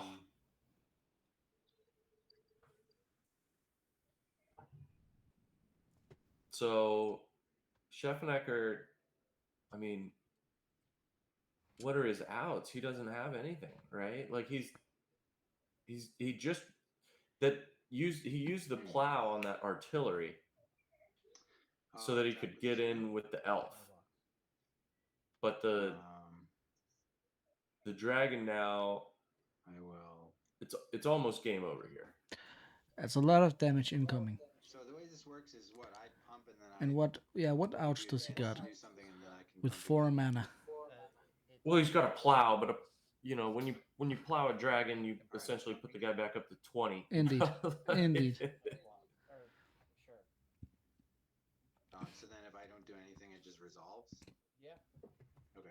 Someone in chat. In my opinion, land tags is top tier. Even in regular. Yeah, you're probably right. It's my opinion. I don't like it. In No, Swedish. In Swedish. Let me just. It's the synergy, and we saw the X Point champion from this most recent month. The synergy between Yeah, David. Lantax, Darkheart, and Sylvan is It's just insane. Ridiculous. It is just an absolute nuts draw engine. It is so sick. But that's sweet. That's X Point, right? Well, I don't think it would work in Swedish. I really don't. Right, but that's because of Moxen. Indeed. That's because of Moxen. Indeed. You know? It's a different. It's a totally different. You cannot compare right? them. You cannot compare them at all. Yeah. If we hit the G button, I think it adds a. Okay, so we're going to the sideboard. Yeah, but they only got 4 minutes left. But I love this wood elemental playmat. Who in the world looks at wood elemental and says, "You know what? That's I my need guy." more of this in my life." It's actually good artwork. I do like the playmat. Yeah, it's just such a. I'm a fan. Is it the worst Magic card of all time? I don't even know the card, so I don't know. It's got to be close. It's got to be close. There is like Squire, right? No, Wood Elemental is worse than Squire. Let me Because you see. could use. God. You could theoretically use Squire in a singleton, in a 7-point singleton deck.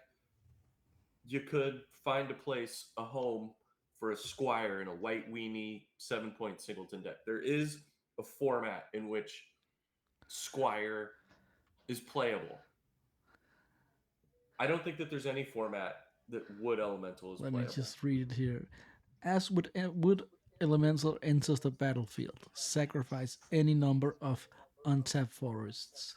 Untapped. Yeah. Untapped forest. Wood elemental's power and toughness are each equal to the number of forests sacrificed as it entered the battlefield. Someone says wood elemental works with land tax.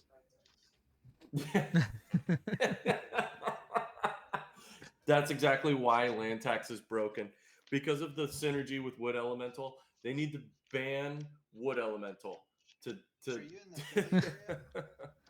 I'm in Baltimore, but yes, Wood Elemental works with land tax. Okay. I'm in Connecticut. Yeah. Are you going to LobsterCon? I think so. Yeah, I haven't. There's still time to register. You heard it here first, folks. Yeah, we have a new meta has emerged. Wood Elemental land tax.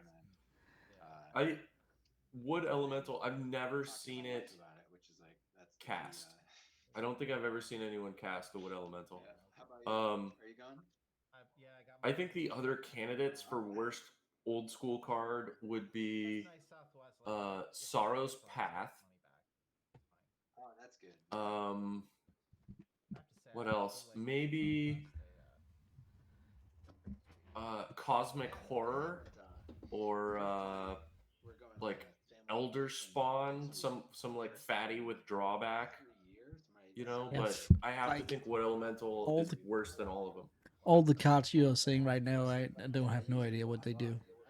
So Cosmic Horror is, I think it's 3 colorless and 3 black, and it's like a 7/7, and it's got an upkeep, and if you don't pay the upkeep, it does damage to you and then kills itself, and like the upkeep is just stupid. And then Elder Spawn, I think, has Island Home. It's just all those cards are there are a lot of cards that you look at them and you just have to wonder, what were they thinking when, like, why? Yeah, I think so. They just scraping the bottom of the barrel for ideas, and some of these, like, Wood Elemental at least has like a theme behind it. Like, you're sacrificing forests to make your creature bigger, but there's some creatures in Legends. There's some like new releases of Legends that are just outright awful. But Wood Elemental really, I think, has to be the worst card ever. It is. It's We gotta need be the to look worst. into that at least. Okay, that's a pretty strong start hand from Tim, the Moxon and the Plateau. But okay, Michael steps it up with a Sylvan Library. That's good too. Oh, And a nice. Okay, so he disenchant. gets a disenchant in Yeah, yeah. before Michael gets the card selection. Indeed, it's strong. Play a mountain and What a beautiful plateau. Yeah.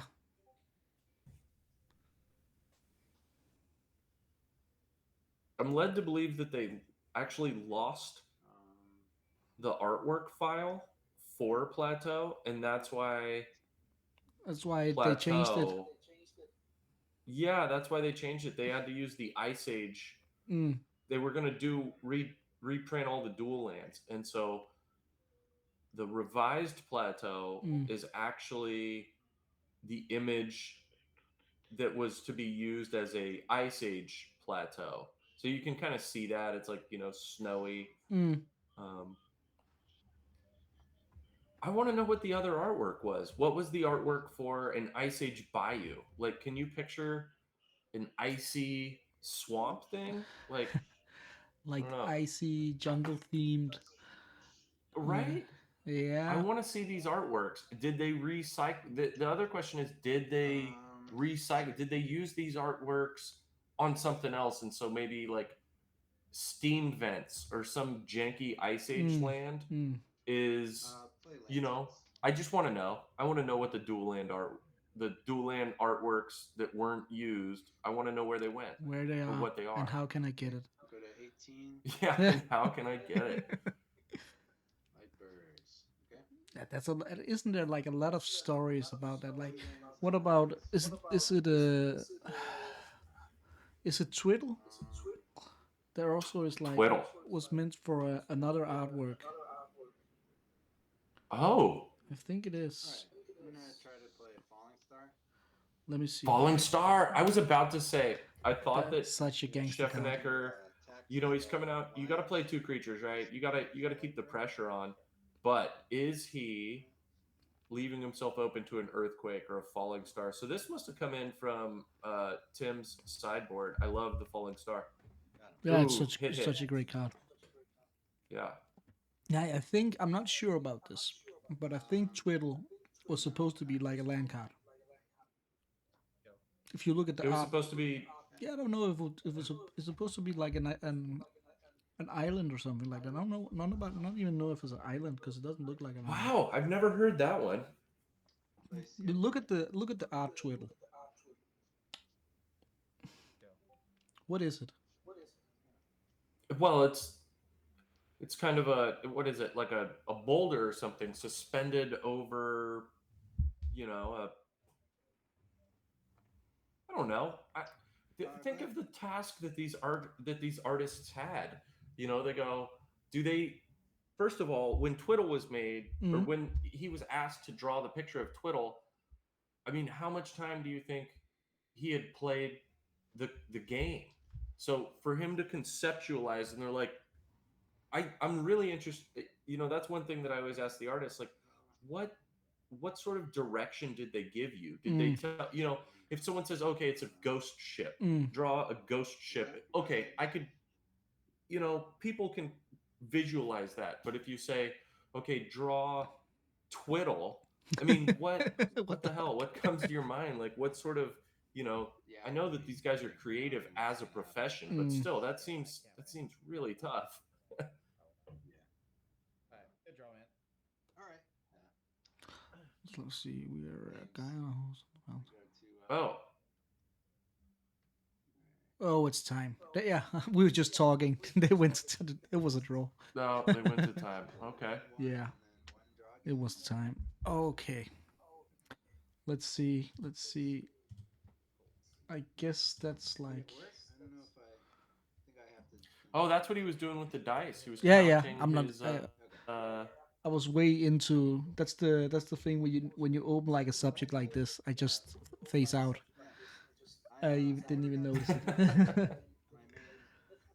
dealio, which is either mirror or. So who's our winners?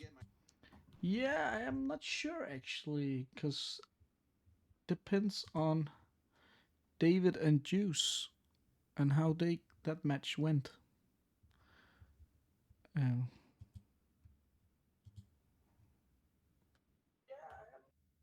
So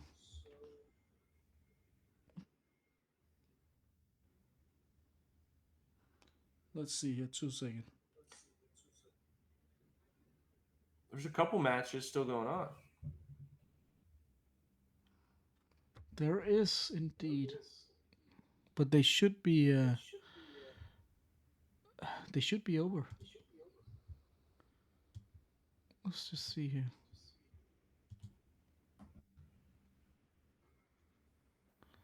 They are all on dice right now.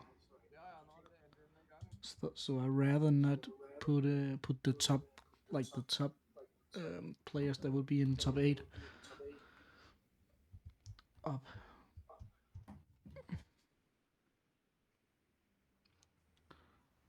Now we got a game going on here between DFB and Joseph.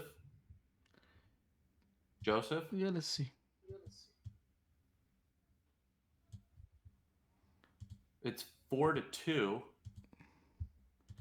Yeah, I got the bug with Joseph too. It's so annoying.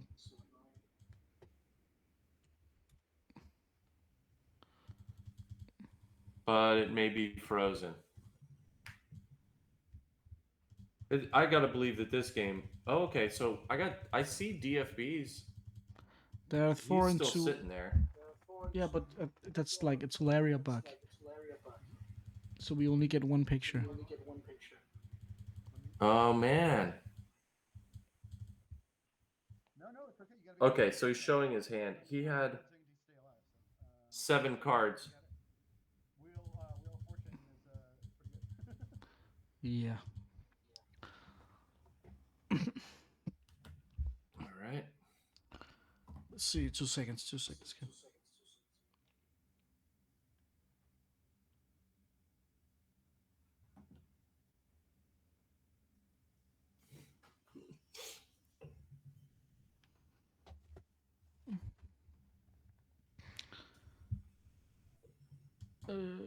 Let's see. I'm just checking all the games out. If they're all on dice. Yeah, they're all just shuffling up right now.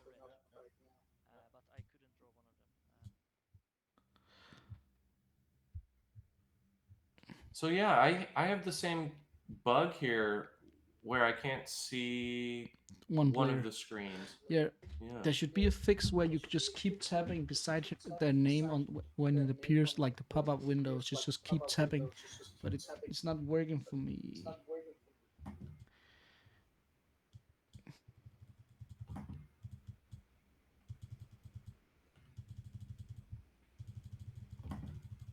Nah, there's no games left. They just need to. They're finished. All games finished.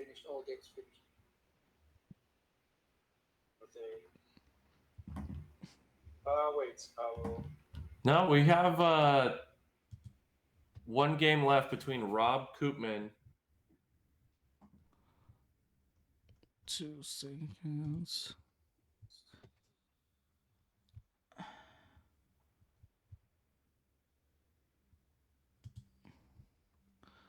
And Lukas. Yeah, but I can't see Rob Koopman's No, I can't see him either. board. But let's see here. We will start the playoffs in 20 minutes. So there's a 20 minutes break now, and then Brian and Brian will come in. Brian and Brian, the killer bees. The killer bees, indeed. All right. Well, Cool, I'm sorry that I was late, my no, friend. that's no problem at all. I 100% get it. You live in Hawaii. It's 8 a.m. No worries. Well, thank you so much for putting everything together, my friend. Of course. And maybe you can join another time. Yeah, absolutely. Cool. I'm gonna be watching the top 8. I'm gonna chill out here, watch a little bit of basketball. Do that. And I'm gonna tune into the Twitch, my friend. Cool, Ken. But I'll talk to you, right? Yes, sir. Good. Have a nice one. You too. Aloha. Bye. Hey.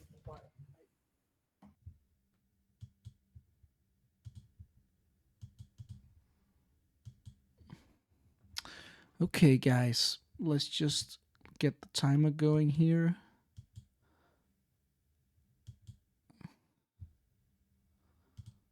There we go. So we got like a 20 minutes break.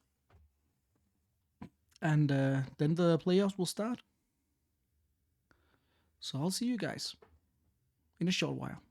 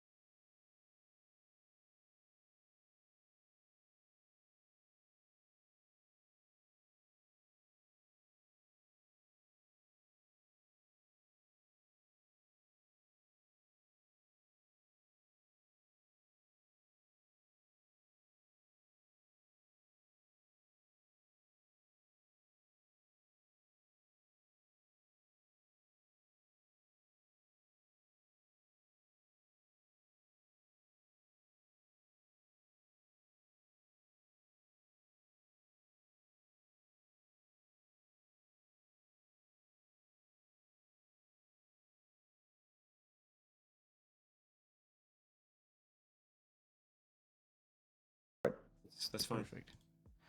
And then I'll just like fix some stuff here. There we go. Okay, but yeah, we got the pairings now.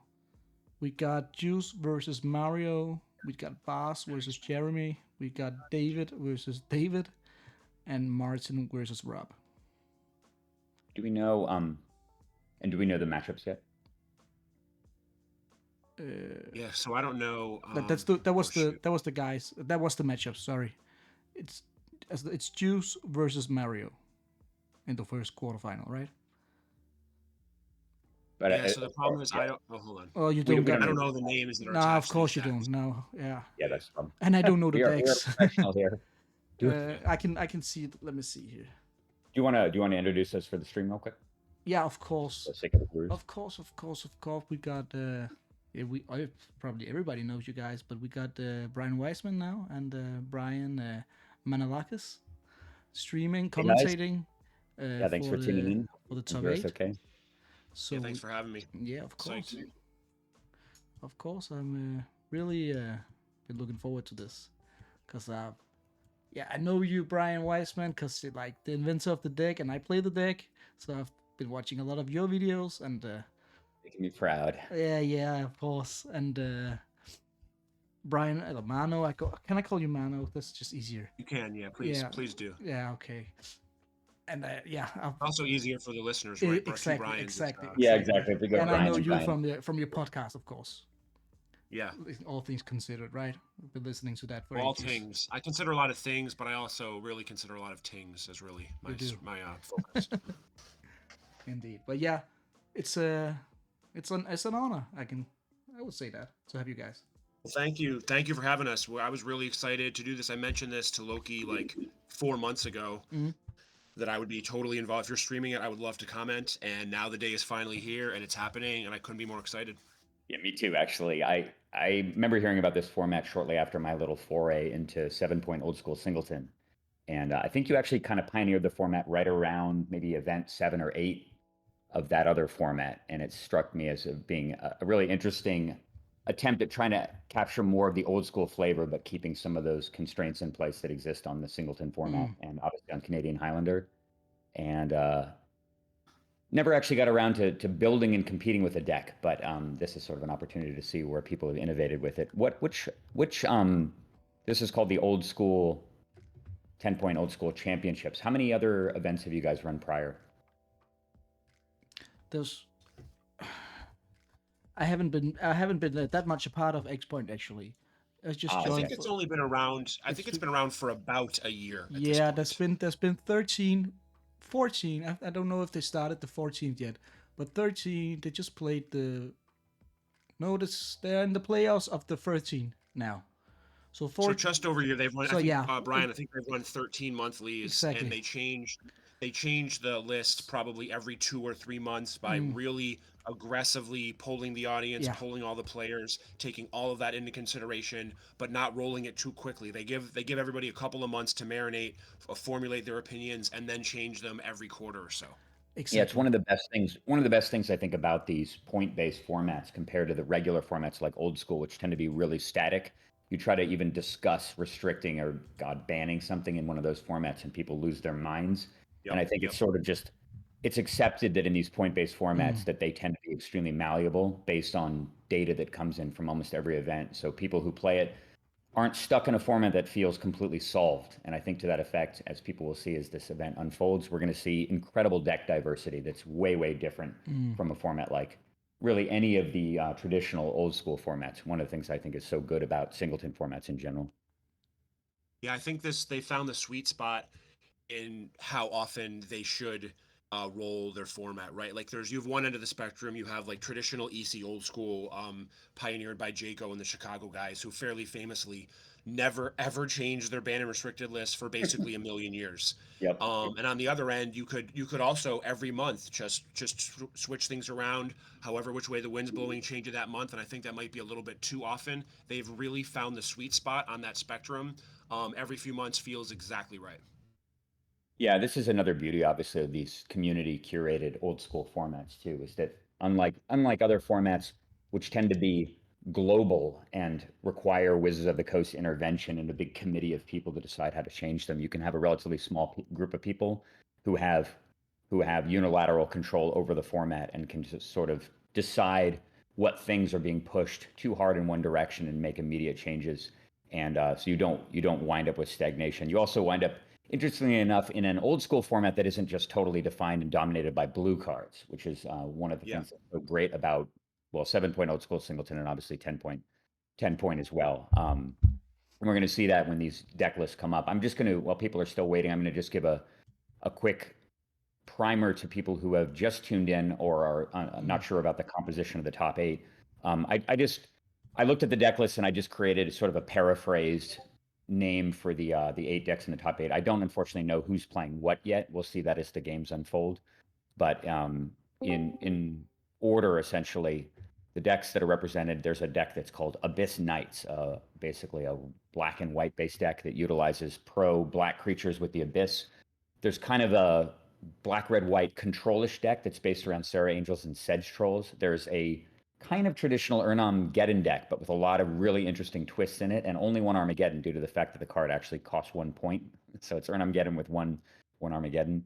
There's a kind of traditional Jeskai control deck, so 3-color, blue, red, white. That's probably the most, I think, traditional control deck in the format, or at least in the top 8. It's got 3 copies of Moat, which is, as far as the points list is concerned, it's probably the strongest leverage-based control tool that exists outside of because Abyss, interestingly enough, due to I think its presence in the regular old school, has actually been assigned 1 point, but Moat is not. We can go into that later on, probably when that deck plays or when we get to see that deck played. There's a really, really interesting mono red deck based around Rook Egg, a kind of a card that you don't see very often in top 8s. And there's a Naya Weenie deck, which is basically just pink Weenie, but with a splash of green for some green Weenie creatures like Scrib Sprites and Sylvan Library. There's a very kind of by the numbers pink Weenie deck that you probably would see in a budget old school format, and using all the usual suspects of bolts and Savannah Lines and stuff. And finally, there's a really interesting pink mid-range deck that utilizes a ton of sweepers, red sweepers, and pro-red creatures. I'm not really sure what to call that deck. But anyway, you can see that just in terms of diversity of archetypes, it is as diverse a format as you could ever hope for in a top 8. So really excited to see these decks play out. It should be really interesting. In addition to being 7 or 8, whatever, 7.5 fairly distinct deck types, there's really we hit all ends of the spectrum on control, mid-range, and aggro, right? I guess really the red blue white deck is, I wouldn't call it traditional control because it does have Angels and Serra, but it is fairly control-y. There's aggro, there's a bunch of mid-range strategies. Most of the spectrum is covered, so it's not like everybody flocked to one obvious strategy, which means the point list is probably in a pretty healthy place.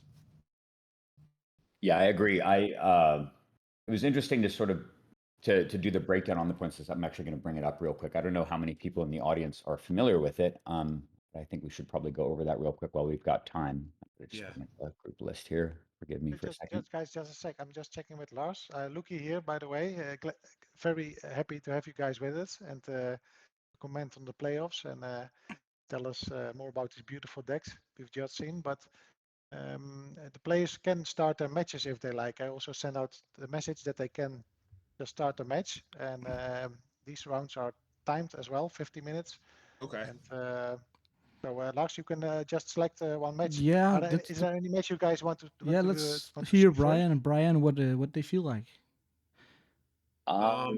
Just pick one. I have no idea who's playing what, unfortunately. Yeah. So just use your instincts, and we'll just jump into whatever's there. And I'll try to weave in some commentary on. Well, you guys, you knew Rob, right? So let's pick Rob. We're going with Rob. I know Rob's playing the red white tax edge deck. What's he playing against? What's Martin on? Figure it out. I'm not sure, but they already started now. So so just hop in. I'm just gonna so people can see it actually. Yeah, you can just pick one, and if one of them ends early, we can definitely just hop into another one as well. Indeed. So whatever, use your judgment. It's fine. So right now we're going with Rob and Morrison. Okay. And I guess You may be able to figure out what they're playing. All right. I think only one deck list has Savannah Lions in it. That's the pink weenie deck. That's Rob's. That's the tax edge list that we mentioned Yes, prior to coming on. Got it right in A front of very me. interesting list that I know Rob has been fine-tuning and working on in a number of formats. It's not just here. He's played it in traditional, Atlantic, old school, EC. I feel like he's played it in 1.5, a whole bunch of formats. This is his baby. He's done more work in this space than probably anybody on earth. Yeah, and this is interesting actually, as far as his points allocation goes. He's for people who are wondering, he's running 4 copies of Misha's Factory, which is actually a pointed card. I think I remember when this format first started off, there was some debate about whether or not Factory should be a point or not. And I think numerous people raised the obvious point that the card will be, if it isn't a point, it will be a 4 of in every single deck and will define and dominate the format in the same way that it does basically every old school format on the planet. So I'm very glad to see that that card was actually put at 1 point. His other 4 points, or 4 of his other 10, are allocated to 4 copies of Land Tax, which costs 1, and his final 2-point card is a single copy of Mox Pearl. And he's got a mixture of, it's a really interesting hybrid strategy, right? It kind of has all the weenie elements, Acacian Javelineers, Savannah Lions, Ironclaw Orcs, Bolts, and then this secondary backup Winds of Change Land Tax component to go, just basically go to the opponent's face. And his opponent, conversely, is so this is the pro red deck that I talked about. Let's go take a look at that list as well. Yeah, this is probably not the best matchup for him. It's funny. So Rob has had, I expect this deck to be very potent in this format because he's had success. Like I said, he's made some top 8s in traditional fully powered old school formats. And so once ever, he loses almost nothing. He loses maybe like a Wheel of Fortune and a Mox Ruby from his deck. Whereas most old school decks lose all the blue and black cards and a pile of Moxes and whatever, and Lotus and all of those things, right? So he gives up very little entering this format from traditional old school. Whereas everybody else gives up a lot. So I would expect him, this deck, to be really, really potent in this format. Yeah, unsurprisingly, I guess probably maybe Balance, Armageddon, other cards that he might run in it normally that he'd be missing. But I obviously don't know his list in traditional old school.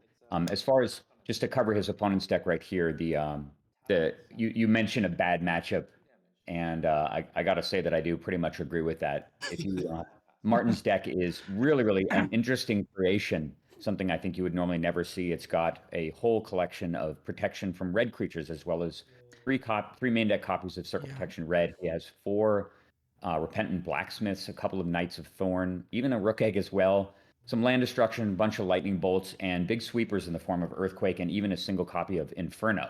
And for his points, he's run 4 copies of Misha's Factory, copy of Balance at 2 points, only a single land tax actually, and his final 2-point card is a single copy of Soul Ring. So Brian, is based on your assessment, I'm not sure if you have the deck list directly in front of you right now, but you would say that, you would say that at least in game 1, Martin's got to be favored on the back of a ton of removal for the white creatures in Rob's deck, as well as 3 main deck copies of COP Red, and of course he's got 1 in play already. Right, so he has 1 in play. He also has 4 Disenchants main deck, which you don't see in a lot of these decks because Factory is not as ubiquitous as it is in traditional old school. But he didn't care about that. He's playing 4 main deck Disenchants to shut off this tax edge engine. He has a Cop Red in play.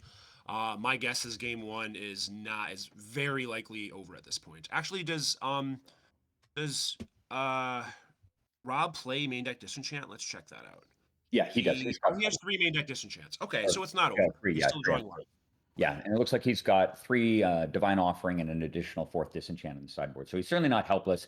It seems like it would be pretty foolhardy to go into any old school match with no Disenchants at all if you were playing white. I mean, it's generally... Oh, no, I agree. I just didn't know. I think a lot of people... one of the cool things about this format, I think, is that, so in traditional old school, you can free roll Disenchants and Shatters, right? Because everybody has Factory, everybody has Moxes, Soul Ring, whatever it is, 1 or 2 random artifacts. So you're losing, even if they only play those things, Factory plus Soul Ring and Moxes, you're losing very little by running main deck Disenchants. Here, it's very easy to be totally shut off, right? You don't see Factory in every deck. You see very few Moxes in these decks. And so Disenchant can be a true 0 in some of these matches. So you often don't see people playing. I personally don't play very many Shatters and Disenchants when I play. I'm usually on like 1.5 of these cards. So to see 4 is kind of surprising to me.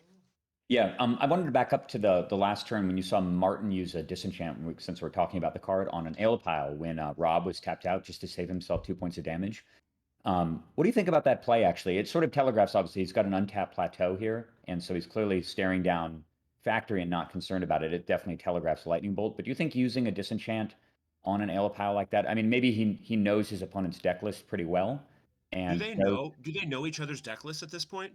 maybe they don't actually, because obviously Land's Edge, a tremendously deadly threat if it gets into play, and They there's 4 don't, land taxes guys. as well. They're not aware of it. It's blind. How do you call it? The blind playoffs. Okay. They haven't even had time. Okay, All so right. that makes a little more sense. I agree he would not fly off a disenchant at a pile if he knew he was playing against 4 taxes and 4 lands edges, even with a cop red in play, although it's not in play anymore. So what do I feel about that play? I'm not in love with it. Did he just take 2 from that factory hit? He did, right? Yeah, so he did not have a lightning bolt for it, obviously, and Rob had an option to strip mine the plateau before attacking, and then activate Mishra's factory and allowing it to attack unabated. It's interesting too. I wonder if Rob has tons of experience playing with land tax. I wonder how much his opponent and Rob himself are accounting for the amount of lands in play. Because when you're playing the land tax deck, right, you're always just checking: do I need to play a land here? Is it safe to play a land? Yep. Is it okay for me to get ahead on land, or is it really important for me to stay behind? He certainly doesn't have one right now, but sometimes you can just draw a land tax mid game, and if you've been careful with your lands, in 2 turns you're 9 cards, or 3 turns you're 9 cards ahead of the other guy because you were patient and didn't play those other lands. So I'm wondering how much they're going to take that into account. You can see the land counts currently are 5 to 4. So the land tax deck actually has 4 land in play, or 5 lands in play versus the 4 that Martin He has. still has the option to backdoor it via strip mining his own land in a pinch if he does get his land tax online, which is a play I've seen him make and people make with these tax decks. And all you have to do is activate it a couple of times, cast Winds of Change, and you just drew 6 cards. Right, exactly. So it's You just- definitely something in the back of his mind. Yeah, you blow the guy out of the water. All right, so I wish we knew the life totals. That's the only thing that I. Speaking of land tax, and that's quite ironic, right? Martin's single land tax comes down with him having 4 land in play. Yeah. And Rob has yet to draw a single land or a single copy of land tax with 4 in the deck, even given that that's the entire theme of the deck. So he's got to be probably a little frustrated by that, at least. Yeah, this is a nice picture of variance. And at this point, he's probably assuming, because deck lists are blind, right? He's probably assuming that Martin's on a pile of land taxes, right? Right, exactly. And yeah, of course. And when you see land tax, of course, it makes you think of all the other tools, particularly if you play a land tax deck yourself, right? He's got to be thinking, okay, now I got to worry about Land's Edge. I got to worry about Armageddon. I got to worry about all the other things that synergize really well with it. And it's probably going to affect his game plan quite a bit. Yeah, he has a lot of balls to juggle given what he's seen so far. Main deck Cop Red, main deck land tax. He's very happy he played 3 of those disenchants main, and I'm sure he wishes he played the 4th. But 3 is already probably above average for the format. It's already paying off in game 1. My German friends always say it's no So I think the Fun life totals fact on the here, guys, left. about Martin. That's I just received word that this is his first online tournament he's playing. So he's His doing first pretty online well. tournament period of any format. Yeah. He Wow. says this is Martin's very first Magic tournament. So I'm Yeah, wondering if it it's doesn't very even first say Magic online. He said it's his first. Yeah. He's never played a tournament. I'll check with him later. Well, this is the kind of thing that happens in this casual space, right? If you're watching this, maybe you're a semi-competitive player who's like, just get watching this for a few minutes to see what it's all about. You never see people just randomly playing their first tournament these days at any kind of competitive scene. But it's entirely possible that the first time, because all these cards are very casual, all these formats are casual, it is entirely possible this is the first time Martin has ever entered a Magic the Gathering tournament. We're seeing it right now. He's playing in the top 8 of his first tournament, and he's in a great position and probably favored based on deck lists to make the semis of his very first Magic the Gathering tournament. That seems crazy to say, but it happens more often than you would think in these casual spaces. And I just love the theme of his deck, the protection from red. It's so original. Yeah, I think we're seeing a pair. Oh, another disenchant. Okay, disenchant comes down on the factory that's attacking. This is a really interesting play. It looks like during the attack step, he activated his own Mishra's factory, presumably with the intention of blocking Ironclaw Auric. Of course, Rob has a strip mine waiting, and I assume with 2 plateaus untapped, he also has either a bolt, another disenchant, or a plowshares at the ready. It'll be interesting to see what's going on here, because obviously you don't just send your 2/2/2s to their deaths against a 3/3 unless you've never played old school format before. And looks like he's got one of the 2. Hopefully Martin taps this for life on the way out. It doesn't look like he actually did, though.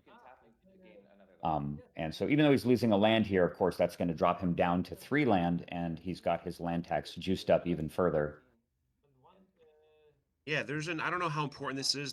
I guess there's not really like swordsing your own Ironclaw Orc is probably not a reasonable play, but it would, turn off the land tax, right? If you didn't want to, or just don't sword it. Just let the factory eat the Orc, I guess, to not turn on this land tax, which might be something that crossed his mind. It would have crossed my mind. I don't know if it's right or wrong, depends on a lot of things, but it's possible. Trading 1 Ironclaw Orc to not allow your opponent to tax seems reasonable.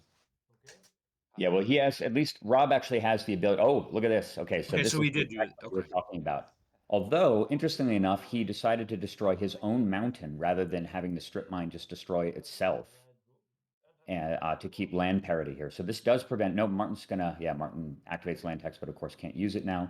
What do you think about the decision right there to strip mine your own mountain versus just having the strip mine target itself? I don't hate it that much. There's a world where he has another factory in hand and he's going to want to play it at some point. It gives him the ability to just draw into a factory and play it at some point. He doesn't need a lot of mana for his. I think every card in his deck costs 1 or 2 mana. Yep. I'm fine with it, honestly. Interesting. I guess it's sort of just preemptively assuming that he's going to at least want to play more land. He may have a couple lands in play already, but this does introduce this problem, right? There is some LD, and getting back to what we were talking about before, they don't know each other's deck lists, and I don't think that Rob would have been as cavalier about killing 2 of his own mana to shut off land tax, knowing that his opponent is playing main deck Stone Rain. I completely agree. I also feel like you don't see a lot of Stone Rains coming out of land tax decks, so he probably felt he was fairly safe from land destruction at this point.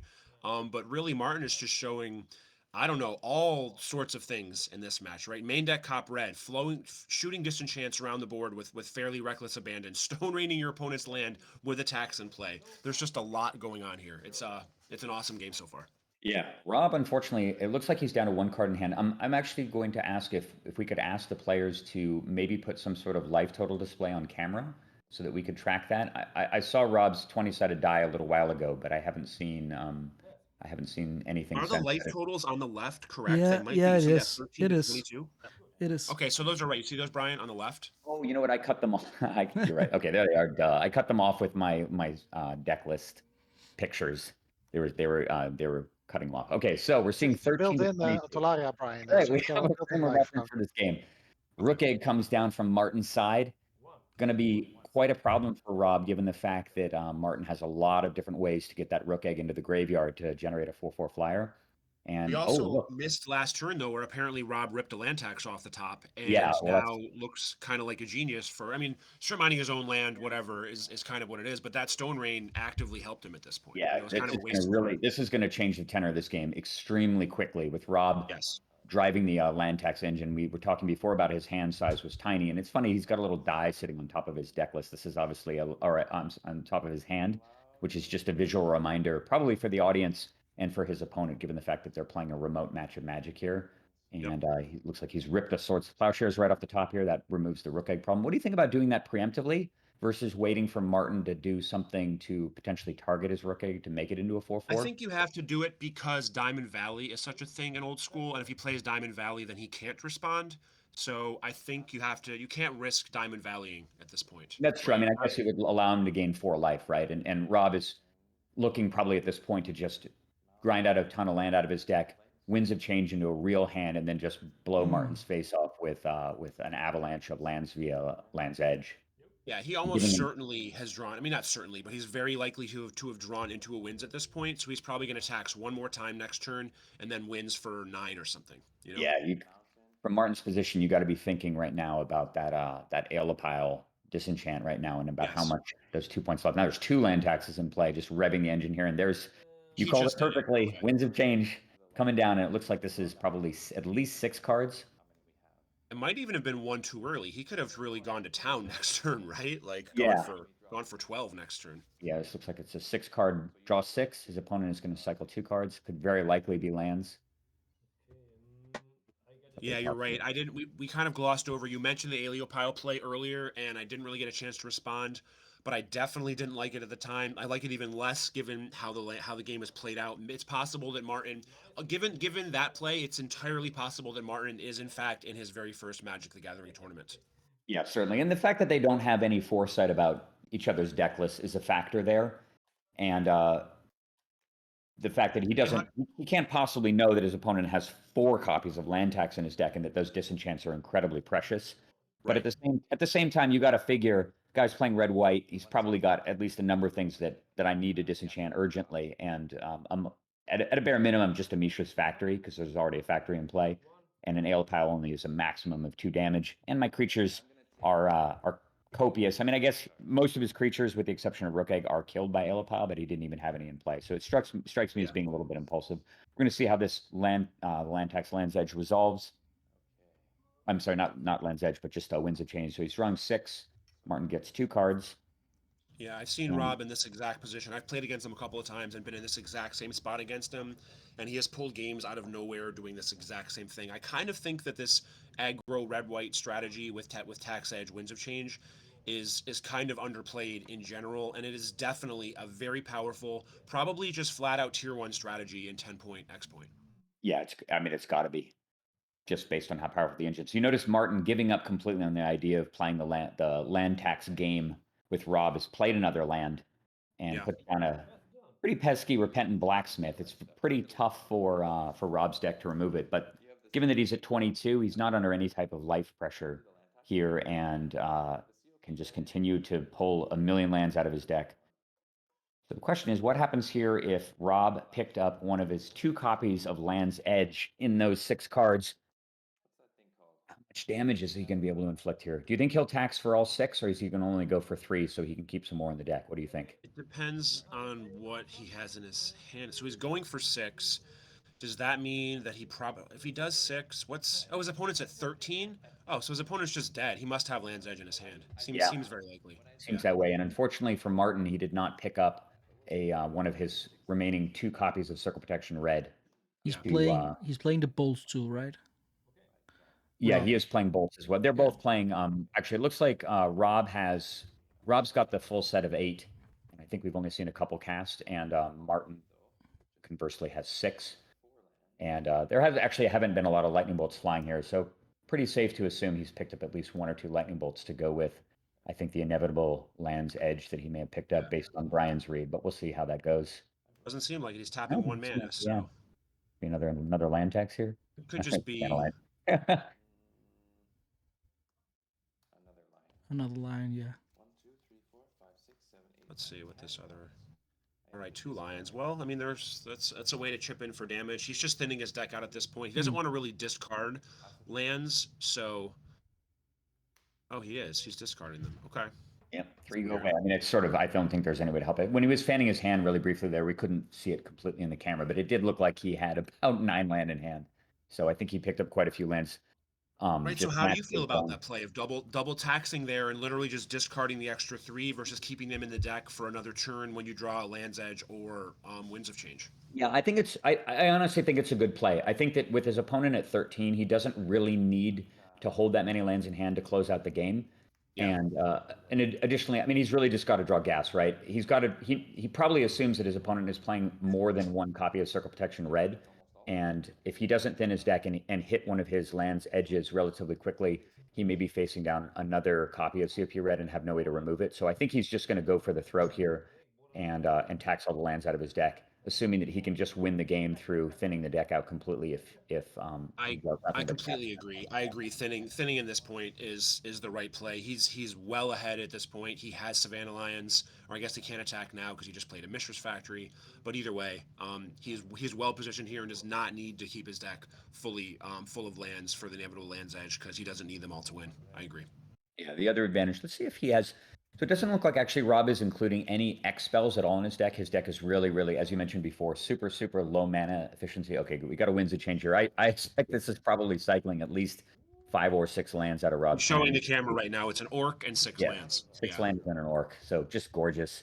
Martin, unfortunately, has had no opportunity to rebuild off of his own land tax. So this is incredibly biased. And I think he's just going to be flying into an inevitable Land's Edge draw in a couple turns here, if not right now, given how thin his deck is. I'd say he probably has fewer than 30 cards remaining. Yeah, and if you look at the respective size. So he'd have to brick pretty hard here, I think, to not be able to close up the game in the next couple turns, unless Martin draws one of his Circle Protection Red, and there are 2 of them left in the deck. But you see, he only picks up 1 card.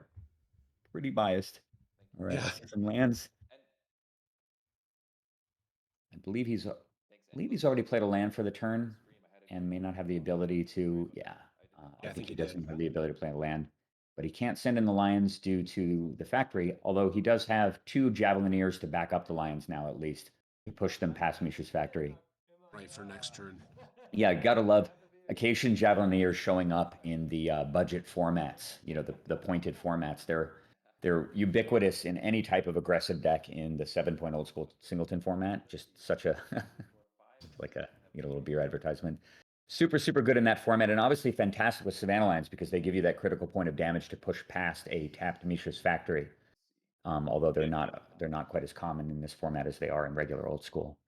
They're even better here, I think, because these sort of weenie-esque Savannah Lion, Pixie, Scrib Sprite strategies are even more prevalent, and Javelineers alone just dominates a lot of those games. 2-for-1s for 1 mana are really tough for these, the mono green type of decks to keep up with. Totally, and they're yeah, and just I want to make some sort of broader statements, probably between the games, about the nature of this format versus regular old school, but just about how much the more limited a format becomes in terms of access to cards, and the more constrained blue becomes, and just control elements in general, the more powerful threats become in as just a general class of cards. In regular old school, you can kind of you can build a critical mass of control elements. You've got 4 plowshares, 4 lightning bolts, access to multiple copies of the Abyss, and so on. You kind of just usually, and often multiple Nivenaral's discs and stuff. You can just rein in creatures really easily, and you can solve a lot of threats with a single card. And as the format becomes more diverse, as this format is, and certainly the other singleton formats are, just kind of ordinary homogenous threats become that much better, because you can kind of just throw down threat after threat after threat, and your opponent, who's not playing 4 copies of everything, has to come up with novel solutions to each one, and eventually you just get a couple threats that stick, and those threats can go the distance. So like you were saying, weenie creatures become a lot more powerful. Cards like Scrib Sprites, for example, which you would not normally see in regular old school. You can just throw out a couple of Scrib Sprites in the control deck that only has access to 1 or 2 Swords to Plowshares or whatever, because of the format, is struggling to deal with them, and often just winds up taking 8 or 10 damage or something, or they can't just throw down one of their 2 or 3 Abyss or something to deal with it.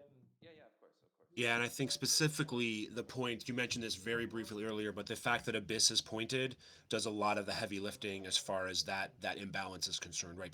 Control decks lean on Abyss extremely hard in regular old school, and giving up a point or 2 points to play 2 Abysses in your deck here is kind of a big deal. You don't see it as often, and it's the reason why a lot of these 20 creature decks can exist in this format.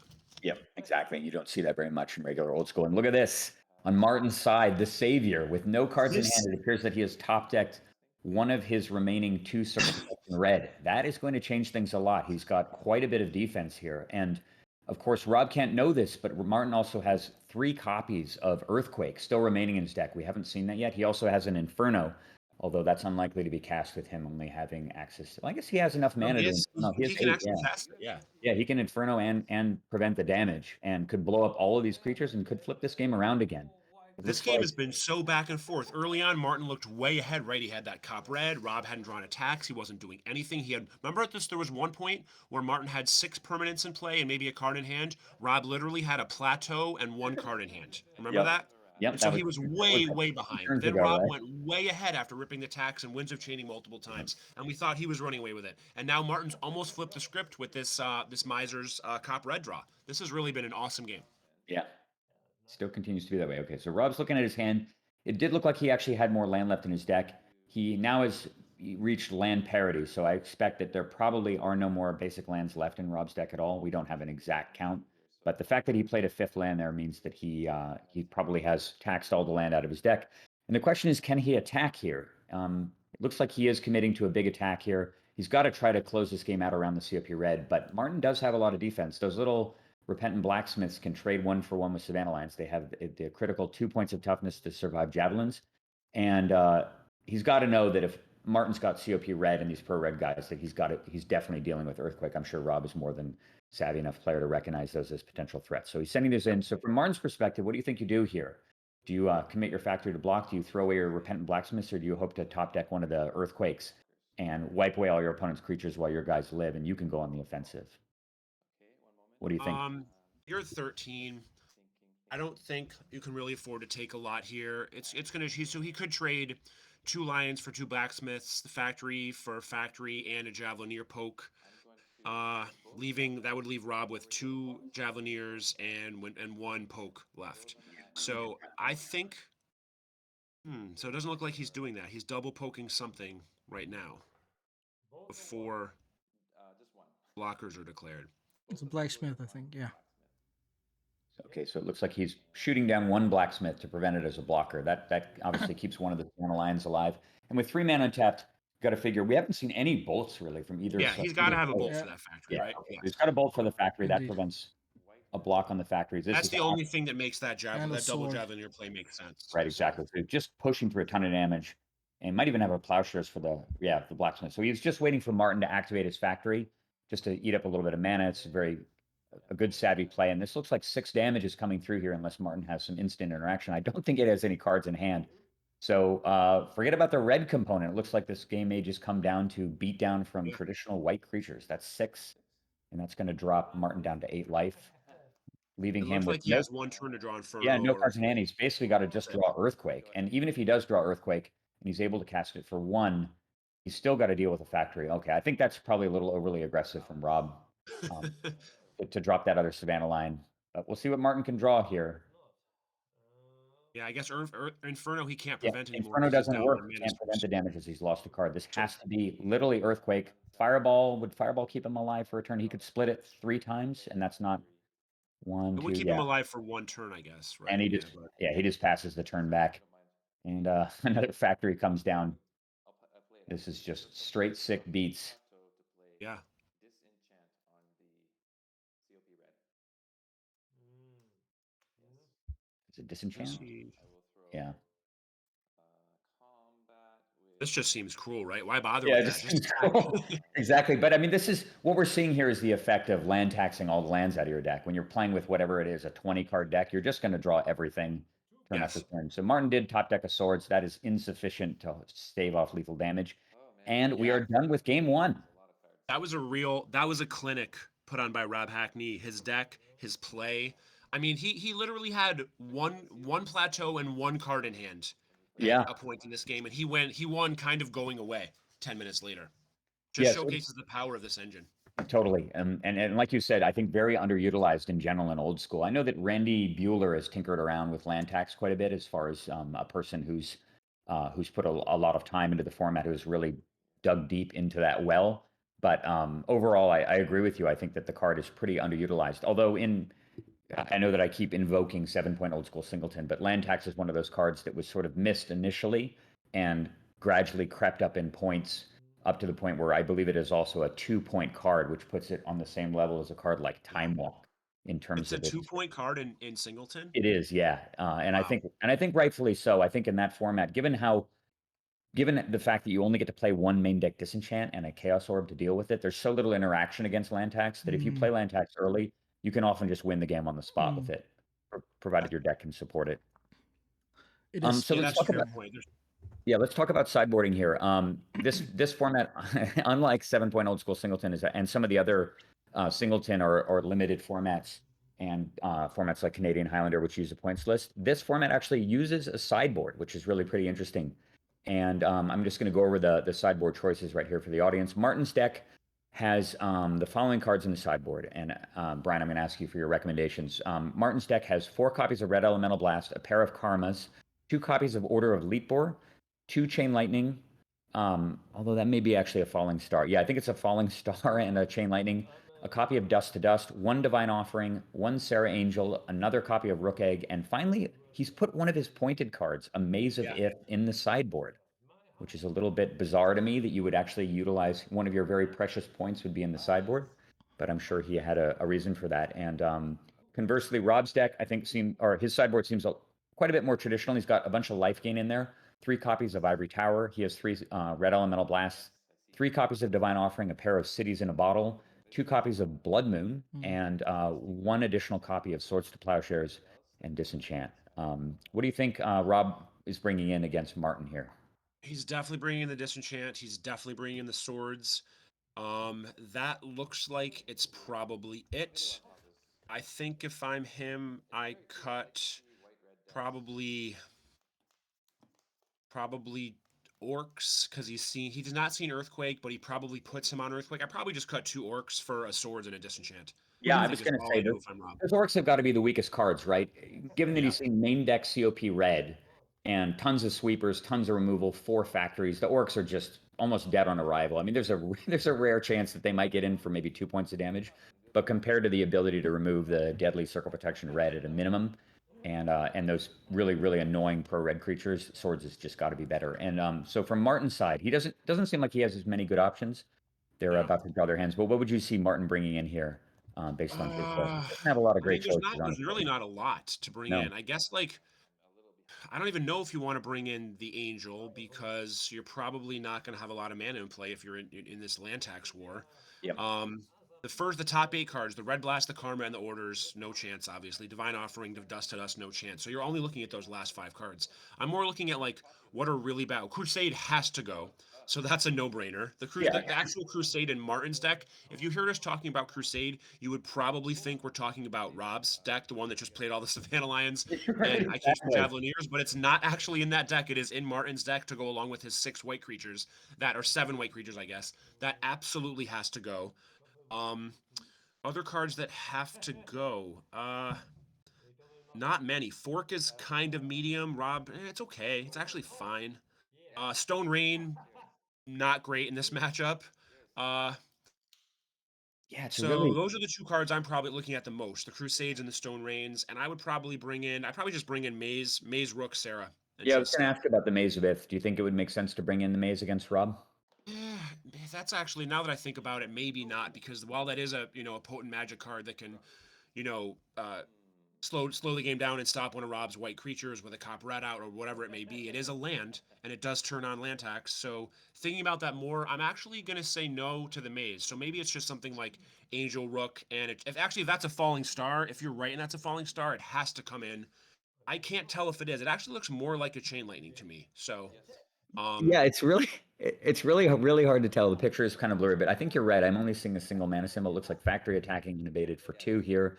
And yeah, I totally agree with your thought process about Maze of Ith. It is a powerful tool potentially, right? But at the same time, every land matters here so much. You have to be super careful about playing the land tax game preemptively. It's not even about, does the guy have land tax in play? Do I have to adjust for it? You have to just always assume that the next card that's going to hit the battlefield is going to be a land tax and play accordingly. So you really have to be careful with your land against land tax. It's just so powerful. You can't let your opponent ancestral recall for 0 mana every single turn. You cannot. And I think that there's very little sideboarding here. Rob's deck gets a little bit tighter, taking out 2 weak orcs for those 2 good cards. Maybe Martin's deck gets a smidge tighter as well, not to the same point that Rob did, but for the most part, this is the exact same matchup it was game 1. Okay, so Martin plays a third land here, just lays a plateau. Probably thinking about attacking, although he's going to be running his factory into an untapped plateau against a red-white deck, and there's about 50 cards in Rob's deck that probably kill a factory at this point. So we're going with... All right, that's probably the best possible scenario for Martin, right? Yeah, exactly. He gets to bolt away a factory. Yeah, at the same time, in terms of tempo, this keeps the land count. So now Rob is...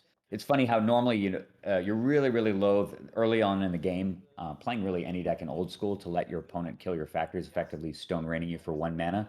But from this perspective, Rob can run his entire deck off 1 or 2 land, and removing the bolt from his opponent's hand gives more resilience to his white creatures, and of course makes land tax inevitable if Martin doesn't have a disenchant. So we've got 3 lands to 2, and Rob just follows up with another factory. This kind of looks like just regular old school. There's factories everywhere. We can't get free of these stupid things. It is. It's funny. I feel like they actually made Mistress Factory 2 points for a while in X Point. I didn't play any of those formats, or maybe I played 1, but it was 2-pointed and almost nobody played it then, right? I will say actually that Rich Shea and Lukas Glavin, 2 guys who know their way around these casual formats, did do very well 1 month with very aggressive Arabian aggro, Dib Kurd Ape decks, and they spewed 8 of their points on 4 Mishra's Factories in those formats. So that is how potent a Magic card Mishra's Factory is. Yes, You're it's willing a- to spend 8 of your 10 points on 4 Mishra's Factories. Yeah, this is a flashing red sign to all the people who curate all the old school Yes. formats across the world. Do something about this ridiculous card. Do something about it. It is so dumb that it's unrestricted, but that's a conversation for another day. Interesting. So we saw Divine Offering come down from Martin. Clearly, it's evident that he's brought those in. Oh no, from Rob. I think he only Oh, I'm had sorry, one, from Rob. right? From Rob, yeah, exactly. So So he had one. No, he had 3. He brought him in. Maybe he just thought the orcs were too bad, and Divine Offering can kill Mishra's Factory. Maybe that's yeah, it. I mean, I'm sure Rob's been around the block a number of times Yeah. and understands how incredibly powerful the card is. And now you can just lose games that you seemingly should not lose because your opponent just draws 2 or 3 factories early and you just don't have interaction. You just die. Yeah, again, I don't want to beat this Mishra's Factory argument, and while what's going on now might be kind of interesting from a positioning standpoint, and I get that it's reasonable Magic, my contention has always been basically every single game of Old School just revolves around Mishra's Factory. Yep. You know, doesn't matter whether it's long, short, whatever, and it's showing itself here in this the first 4 turns of this game. All anybody has done has been attack and activate and kill Mishra's Factories. Yeah, and keep in mind that both these guys are playing a million solutions to factories too, and they're still probably going to define the game. There's lots of decks that you just can't do anything if your opponent has a bunch of factories early because you just happen to be playing a deck like a black-based deck that just can't interact with them very well, and you just lose right out of the gate before the game even gets started. It may take a while for you to actually lose the game, but the few factories that your opponent plays at the beginning just paralyze your offense, put tons and tons of free pressure on you. You're just on the back foot the whole game. And at any point, if there's a lull in the action, you just take 4. You're just dead. Right, so you get to these any kind of mid-game grinds where it's the middle, we traded a bunch of stuff. Okay, we have 1 or 2 cards in hand. Oh, I drew a factory and you didn't. Okay, I win because I get to deal 10 free damage. You know. And that's the part that I don't like. I agree there's some interesting positioning and people make a lot of mistakes. Like you said, running all of their factories into removal early on in games is generally a bad play, and players who don't have as much experience often do that, so you can gain edge there, and that's fun and interesting, and it is a very interesting card to play and play against. But at the end of the day, every single game comes down to Mishra's Factory for the reasons we've talked about. So I don't know what that says, if it should exist or not exist or be nerfed or whatever it is, or but I think this is a nice spot here. Here, if you want to play it, great, play it, make it revolve around it, but it's going to cost you something specifically. It should have a cost, and I think that's the critical thing here. It's interesting. Martin is just continuing to play land here with impunity. That may signal that he has at least 1 disenchant in hand and possibly multiples, and he's not really concerned about Rob playing land tax. Rob's just sitting here with 2 plateaus in play, hasn't really drawn any creatures. Martin is down to, it looks like, 3 cards in hand. I love the dice signaling actually with the cards on the table. Yeah. It's really cool. Yeah, so you saw Martin just play another land, no hesitation at all. He just plays it. That's just got to telegraph. He's got at least 1 or 2 disenchants in hand.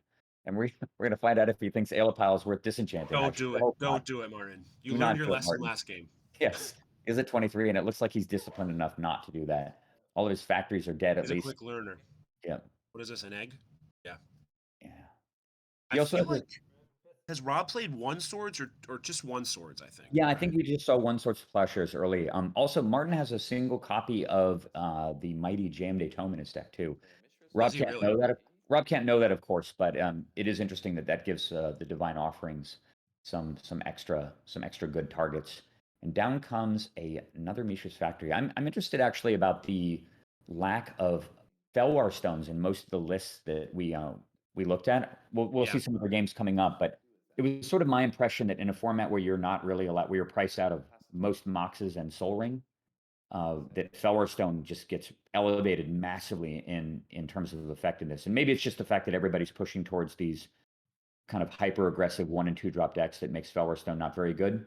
But it's interesting to see, another Plains. I think that Martin is being super, super reckless here, unless that entire hand is disenchants. I cannot imagine why he would just... And or fireballs. How many I fireballs? was going to say, they got to be fireballs, right? It's sort of just, it's definitely, the lack of hesitation is telegraphing one of two things. He has to have some combination of X spells and disenchants and infernos in his hand. That's the only thing that makes sense. Yeah, maybe he's just staring at 2 fireballs right now and just thinking, I'm just going to play every land here, and I'm just going to X spell twice for 10 and just close the game out that way. Yeah, to get back to your point real quick about Felwar Stone, I felt the exact same way, to the point where I think I made a statement that if you're not just hyper aggro and you're not playing 4 Felwar Stones, you're probably just doing it wrong. Yeah. And I think the card is definitely underplayed, and some of these lists we've seen today should be playing Felwar Stones and are not. And it's just like you said, in a world where it's really your only fast mana source in a lot of decks. If you're not just playing a pile of 1-drops, like Rob definitely should not be playing Felwars. That makes a lot of sense there. Martin maybe should be, though. I think he's playing whatever it is, 1 or 2. What is it? Let's see. I'm just going to check his list right here. Looks like 2 of them. 2 of them. Okay, And that's he's also reasonable. I would probably be on more, honestly, if I were him. But at least he saw the writing on the wall and had a few in his deck. Yeah, running Soul Ring also makes the Felwar Stone quite a bit better too, just because it gives you the ability to ramp. But honestly, if you look at Martin's deck, with the exception of the Jamday Tome and a pair of Knights of Thorn, I guess he's got an Ivory Guardians. Is that what that is?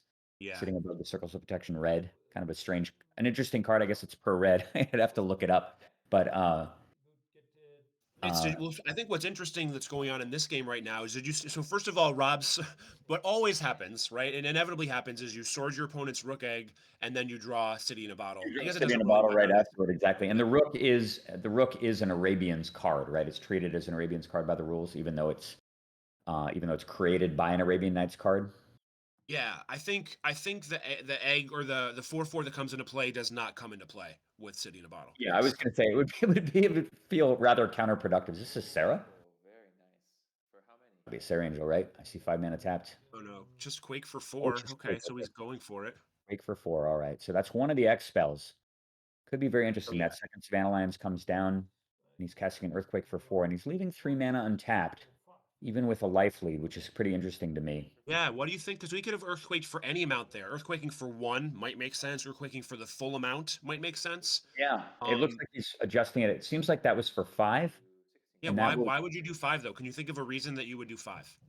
I can't at all, actually, given the fact that Rob is not really representing any damage, and Martin didn't see any burn spells outside of bolts, and he also did not see Land's Edge in the first game. Although he's got to assume his opponent has it. I honestly think that Martin, given this is his first tournament, he just is not that aware of all of the various strategies. And so when as reasonably seasoned players, we see things, and just not playing a land can signal a bunch of things, and just playing land tax probably signals Land's Edge and things of that nature. It's probably not as obvious to him given his lack of experience, So I think some of the reads we're making, he's probably just not. Yeah, I want to say, though, to answer your question, it looks like he left mana untapped because he wants to interact with this factor. This is probably a bolt. I think that's a bolt. Maybe a Plowshares. It's a Plowshares. Okay, it's so glared away. All right, but that matters, actually. That's 2 life back to Rob. And actually, that's another reason why you want to Quake for more, because if you're going to be planning to Plowshare your opponent's creatures away, you kind of you need to deal as much damage to him as possible. But we got to assume at this point that those 2 cards remaining in Martin's hand are either Disenchants or Fireball, just based on how he's played so far. But generally, when your opponent is playing X spells and you see every time he draws a land, without hesitation, he puts it into play, you kind of got to interpret that that's, I'm building up to kill you. Okay, this is a Chain Lightning, and he's Chain Lightning with the Lion. That makes sense. It's a good time to do it, obviously, because Rob doesn't have the ability to redirect the Chain Lightning back to him, although he probably wouldn't do that anyway, given the fact that Martin could send it back another time.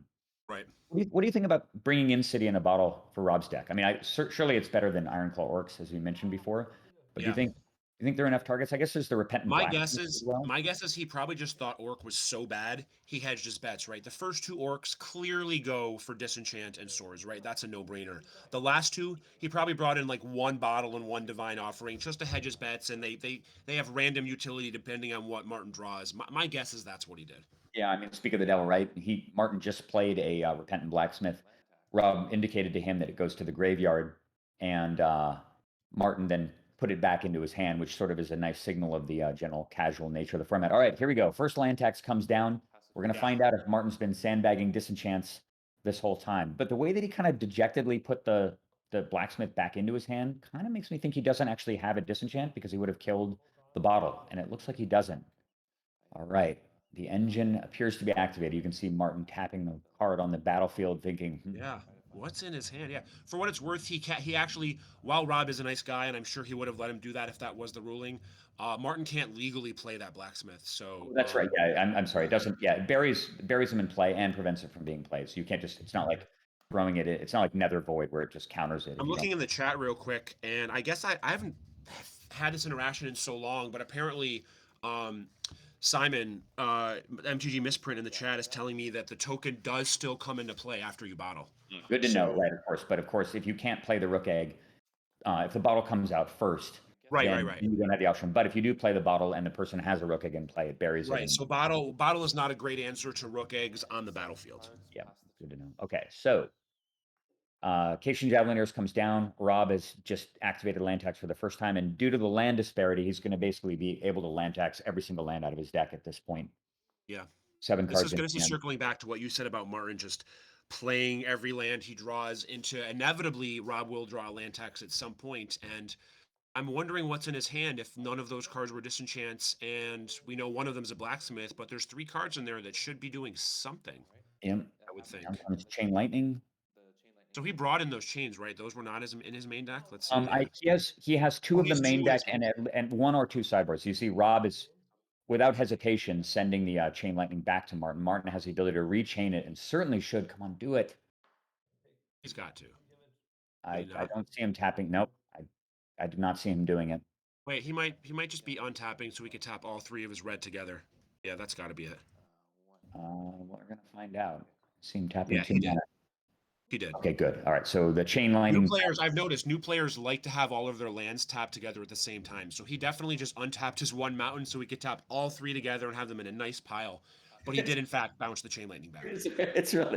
That's actually really endearing. We all have our little idiosyncrasies, right? Yeah, like, no, I'm totally fine with that. I remember some guy when I started playing used to tap all of his lands at like 40 degrees, and it irked the crap out of me. And it was just after not. Come on, man. Yeah, exactly. All right, so we get another land tax out of Rob. Martin, looking pretty dejected, has no way to stop land tax, and even though the life total's 13 to 12,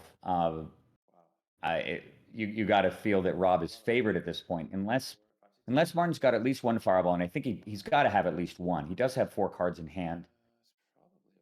The more I think about it, I think I'm wrong, and I do think that because he saw blacksmith and rook egg and cop red, he's got to think he's fairly aggressively on this rook blacksmith quake deck.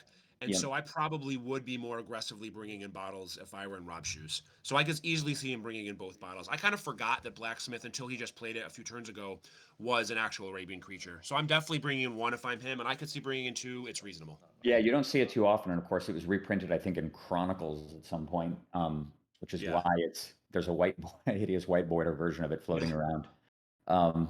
All right, so he sends a bolt, just indiscriminately sends a bolt to Martin's face, no fear whatsoever of any creatures. And of course, we know that all the creatures are basically immune to bolts anyway, so they don't really have anywhere else to go.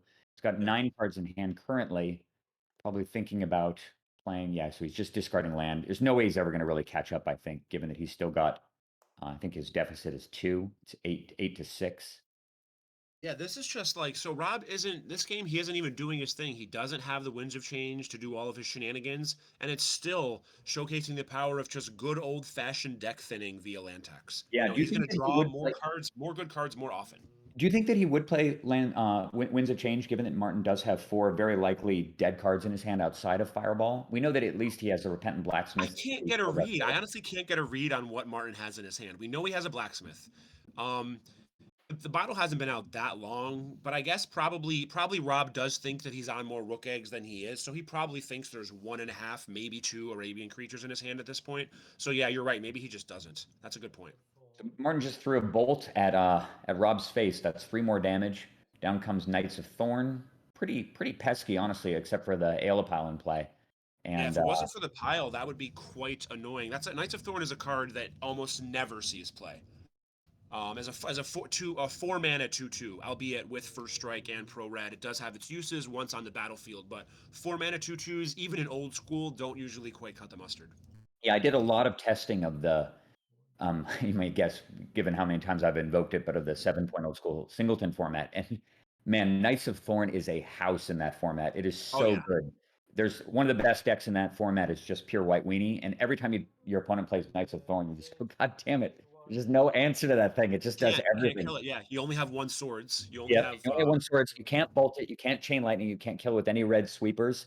And Right. it bans, so you can't really kill it in combat. It's got first strike. It's just Oh, I a forgot it has nightmare. banding too, right? So yeah, once on the battlefield, it's a real man's magic card. But It really is very underplayed, and you know, it's just a kind of cool sleeper from the dark that just gets priced out by everything else. I mean, it costs the same amount of mana as Juzam and Urnamjin, and one less than. right.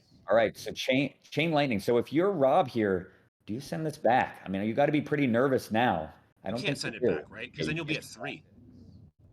Yeah, you're going to take. I don't think you can. Yeah, you just can't. I mean, he did it last time, which was to me a little bit aggressive, I think, given the fact that you're playing against a deck that's got to have burn spells. You watched your opponent just play lands off the top of his deck the whole game, which is really an indicator that he wants to just expel you out.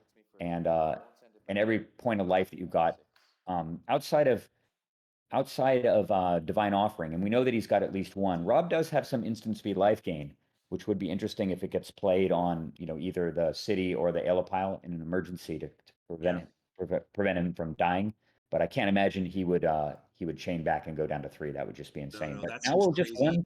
we're 1 X spell away from this game being over, unless Rob has multiple Divine Offering in hand.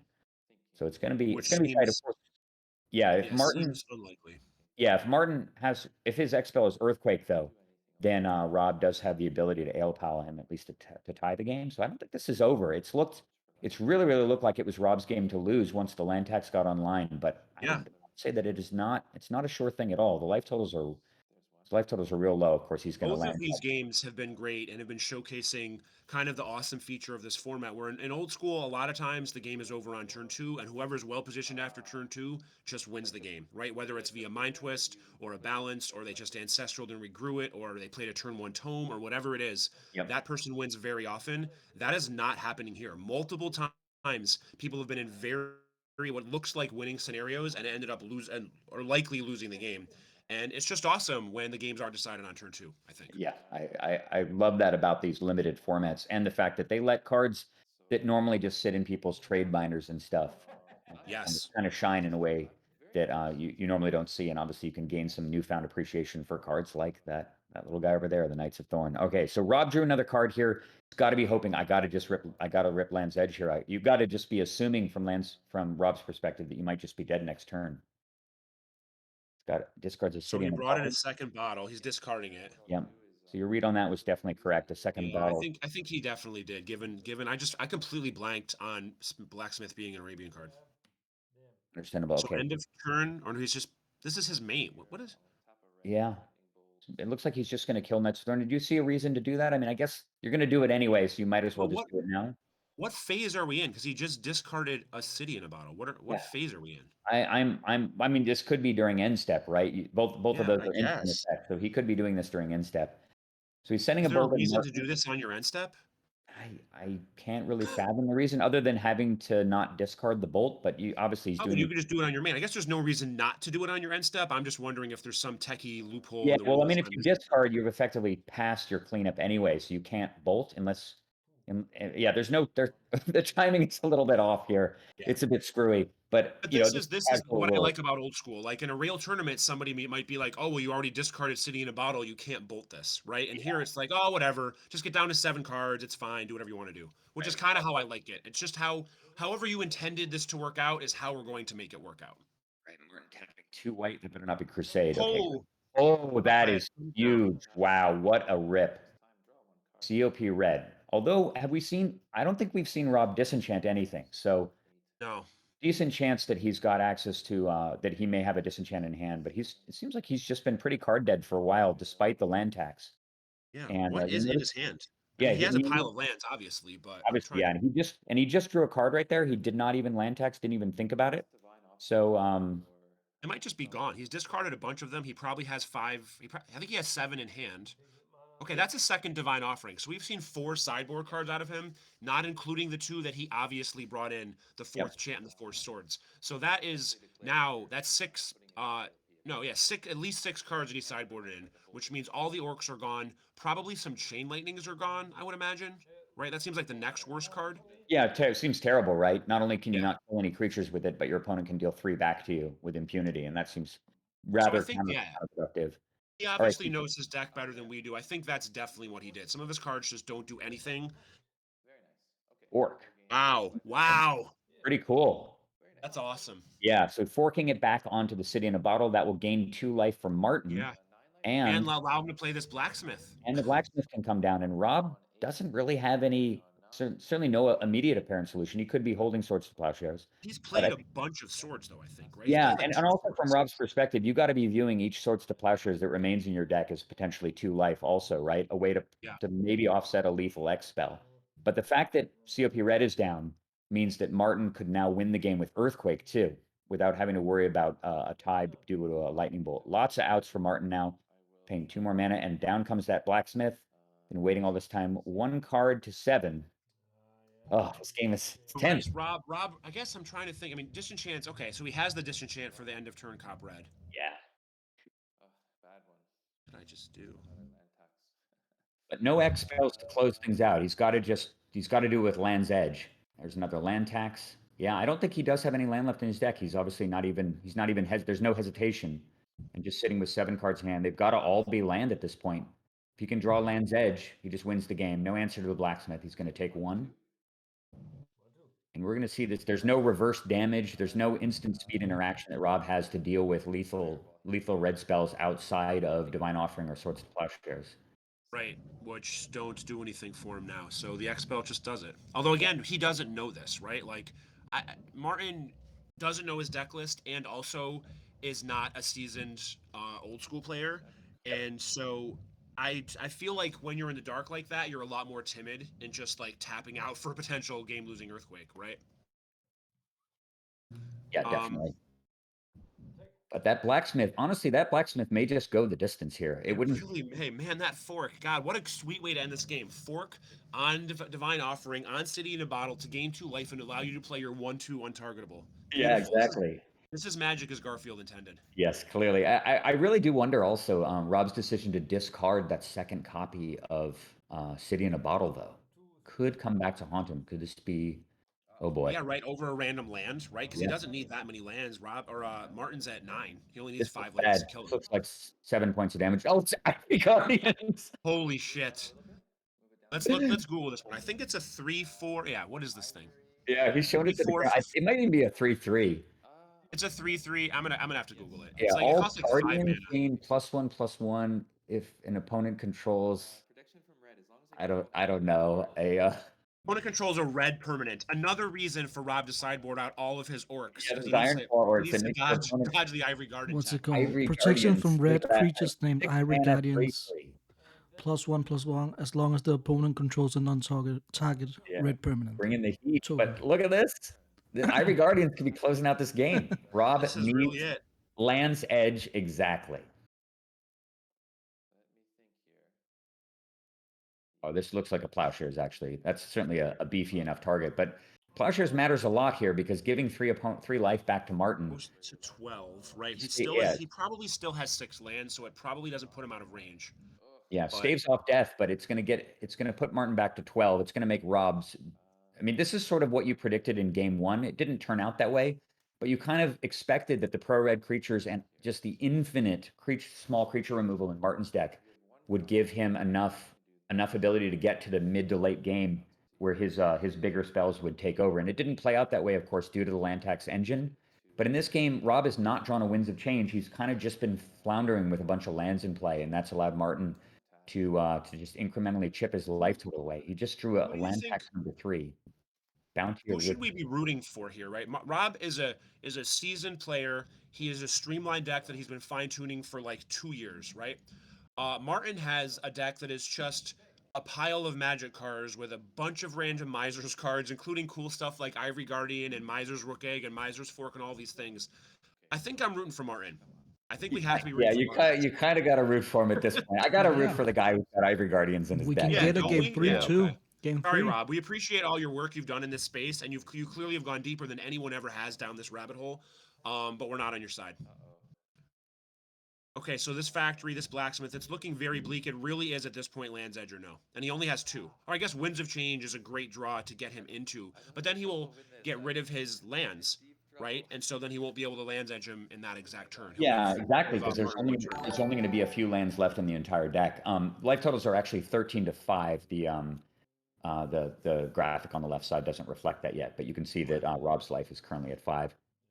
He's sitting there looking at another copy of, I think, do you even play this? I guess you do. I mean, it doesn't matter if it's in the graveyard. Better to have it in play than, you don't want it reshuffled into your deck if you do, in fact, draw Land's Edge. But the fact that he's playing it means he's got 7 cards in hand. Does he have an answer to the factory, though? It's hard to tell. Oh, he has Strip Mine.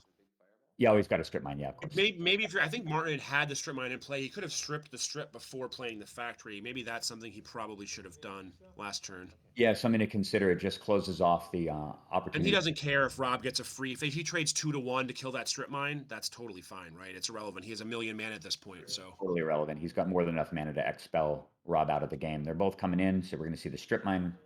Yep, and there it is. I think that was a fairly obvious play, or not something Martin should have done for sure.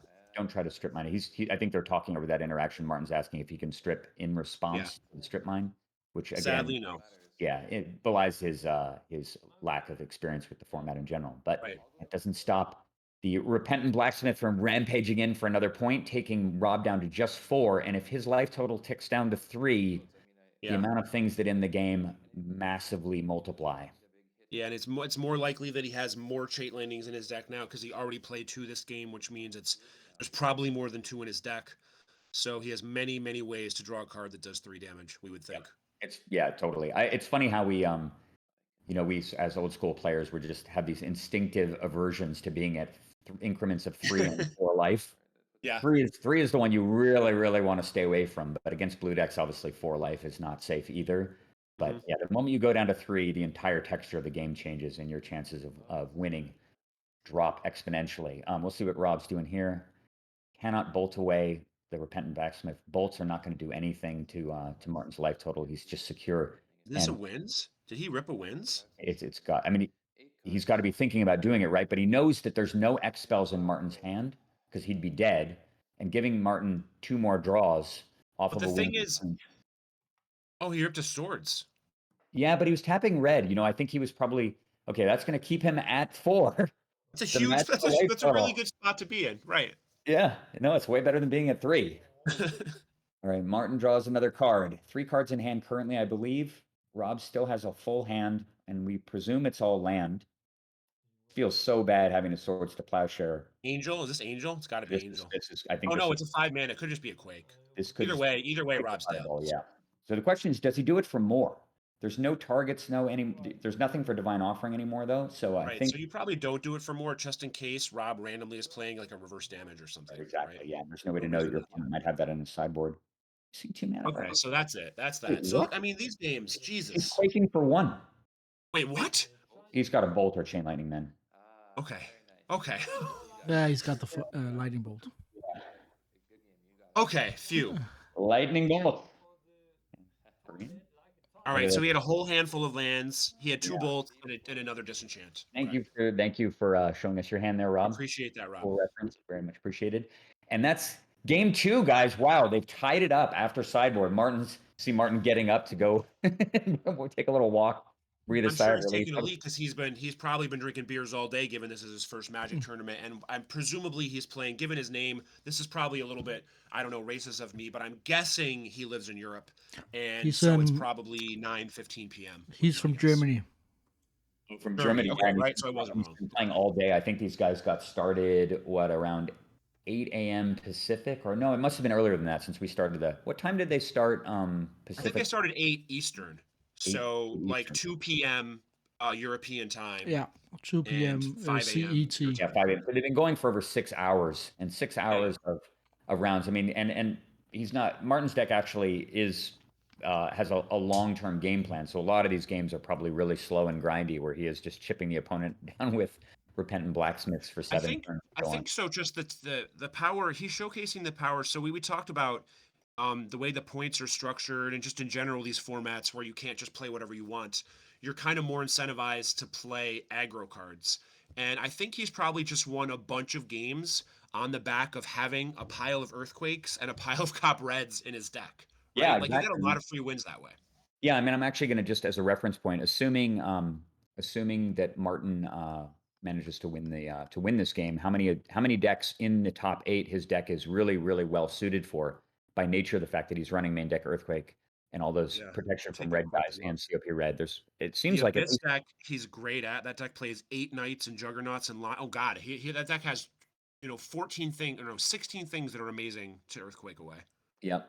It seems like that's with the exception of the dedicated Jeskai control deck running moats, and lots of other just regular good anti-control components or anti-creature components that Martin's deck is really well suited for the entire format. And it's very interesting that obviously he's inexperienced as a player, but sometimes this is something that came up in that podcast that we did ages ago, but sometimes inexperience can be an asset in a format like this where you just try novel things and people aren't prepared for them and it just turns out to work. While they're still sideboarding, and since Martin's away from the table, I'm just going to rehash the points list for the format for people who aren't necessarily familiar with it.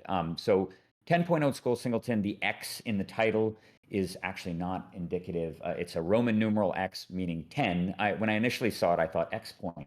That means that it's variable. Well, it might mean X point because they have moved the points list around too. I think it was 7 at one point. Brian, in the beginning. I know you you were always like X is 10, right? So we just assumed and adopted it like that. Yeah, it's kind of cool. I mean, my initial assumption was that X meant that it was variable and that they could adjust it.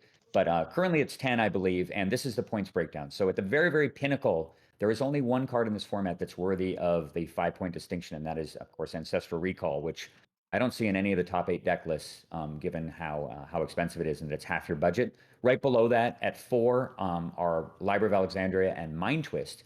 And it's interesting to see Mind Twist that high. I'm sure we could have a long discussion about that, given the fact that when fast mana costs lots of points also, Mind Twist just continuously goes down in value, not only because you can't put a bunch of Moxes and a Soul Ring out and Mind Twist your opponent for their hand on turn 2, but also because people, as you can see from these decks, are priced in the direction of playing lots of cheap threats, which makes Mind Twist worse. At 3 points, there are the 2 draw 7s, Wheel of Fortune and Time Twister, alongside the Black Lotus. And if you need some further evidence that Black Lotus is an overrated card in old school formats, it's the fact that it's only 3 points in this format.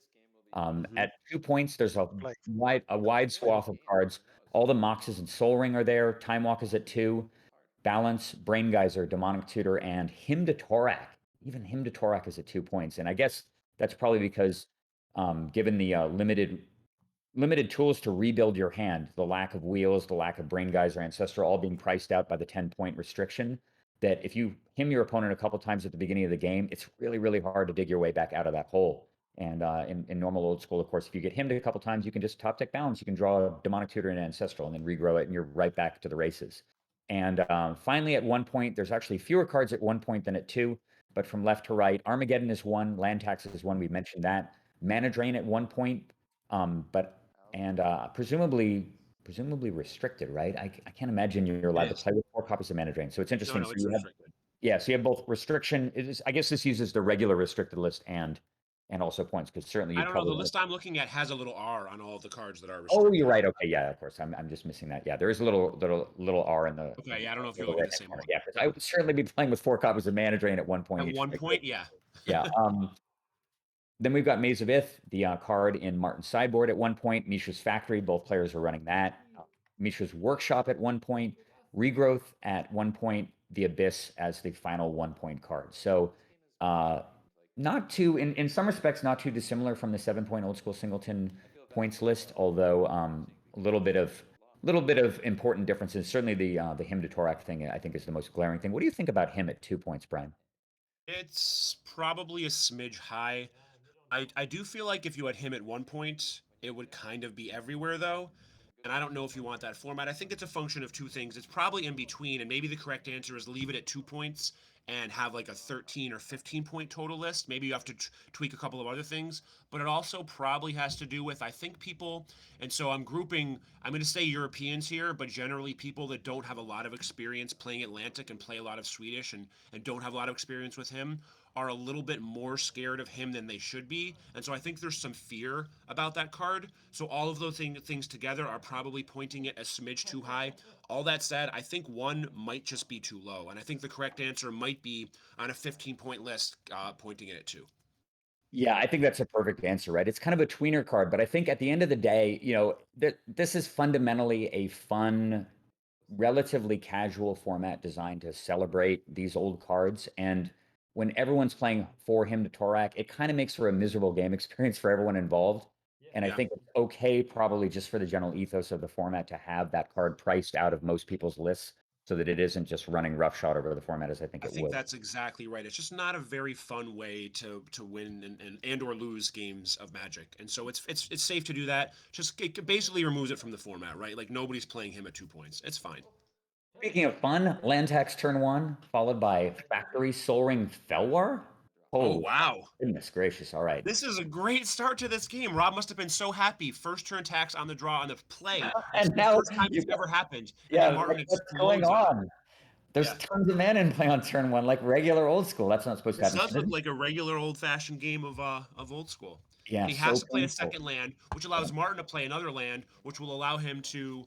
Okay, so he's going to disenchant the. Yeah, fine. Okay, so that changes everything. That's fine. Yeah, that does change, but it does mean he has to play 2 land, and Martin's still ahead in mana and able to play the land tax game still, which is crucial. Let's see. Although This is very interesting. Let's see how Martin plays this, right? Because now it's in play. Now he doesn't have to like be scared about a potential one down the road. It's staring him right in the face. So right, let's see how this exactly. plays Yeah, out. he doesn't have to even predict it. And he's getting white mana right now from his Felwar Stone, so even though he mana seems to be, well, we'll see if we don't know the rest of his hand. He's getting in for 2 damage. Of course, that's important. And we'll see how the game unfolds here. I cannot imagine Rob would play another land here for any reason at all. The question is, does he run his factory into the untapped mountain? And I suspect that he probably will. Feels hedged, right? Might as well. Yeah, unless he's got another artifact kill. Oh, City in a Bottle comes down. Okay.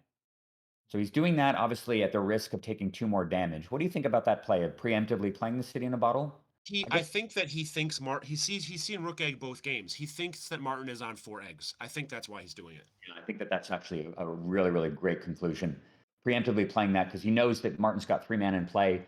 Certainly he's seen a lot of Rook Eggs, doesn't actually know that Martin's list only actually, I think, has a pair of them.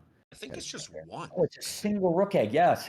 That's Bizarre, what I mean. So he's right? drawn his 1 egg both games. Yeah, he's drawn his 1 egg, and he drew the 1 land tax in the first game too. Just weird, anomalous variants. So for what it's worth, these are some of the advantages of playing decks that are less known and or play random numbers of cards, right? Like Rob is probably slightly misboarded here because he doesn't know exactly what's going on because Martin's drawing random parts of his deck. And there's real edge and real utils to be gained with that kind of a strategy.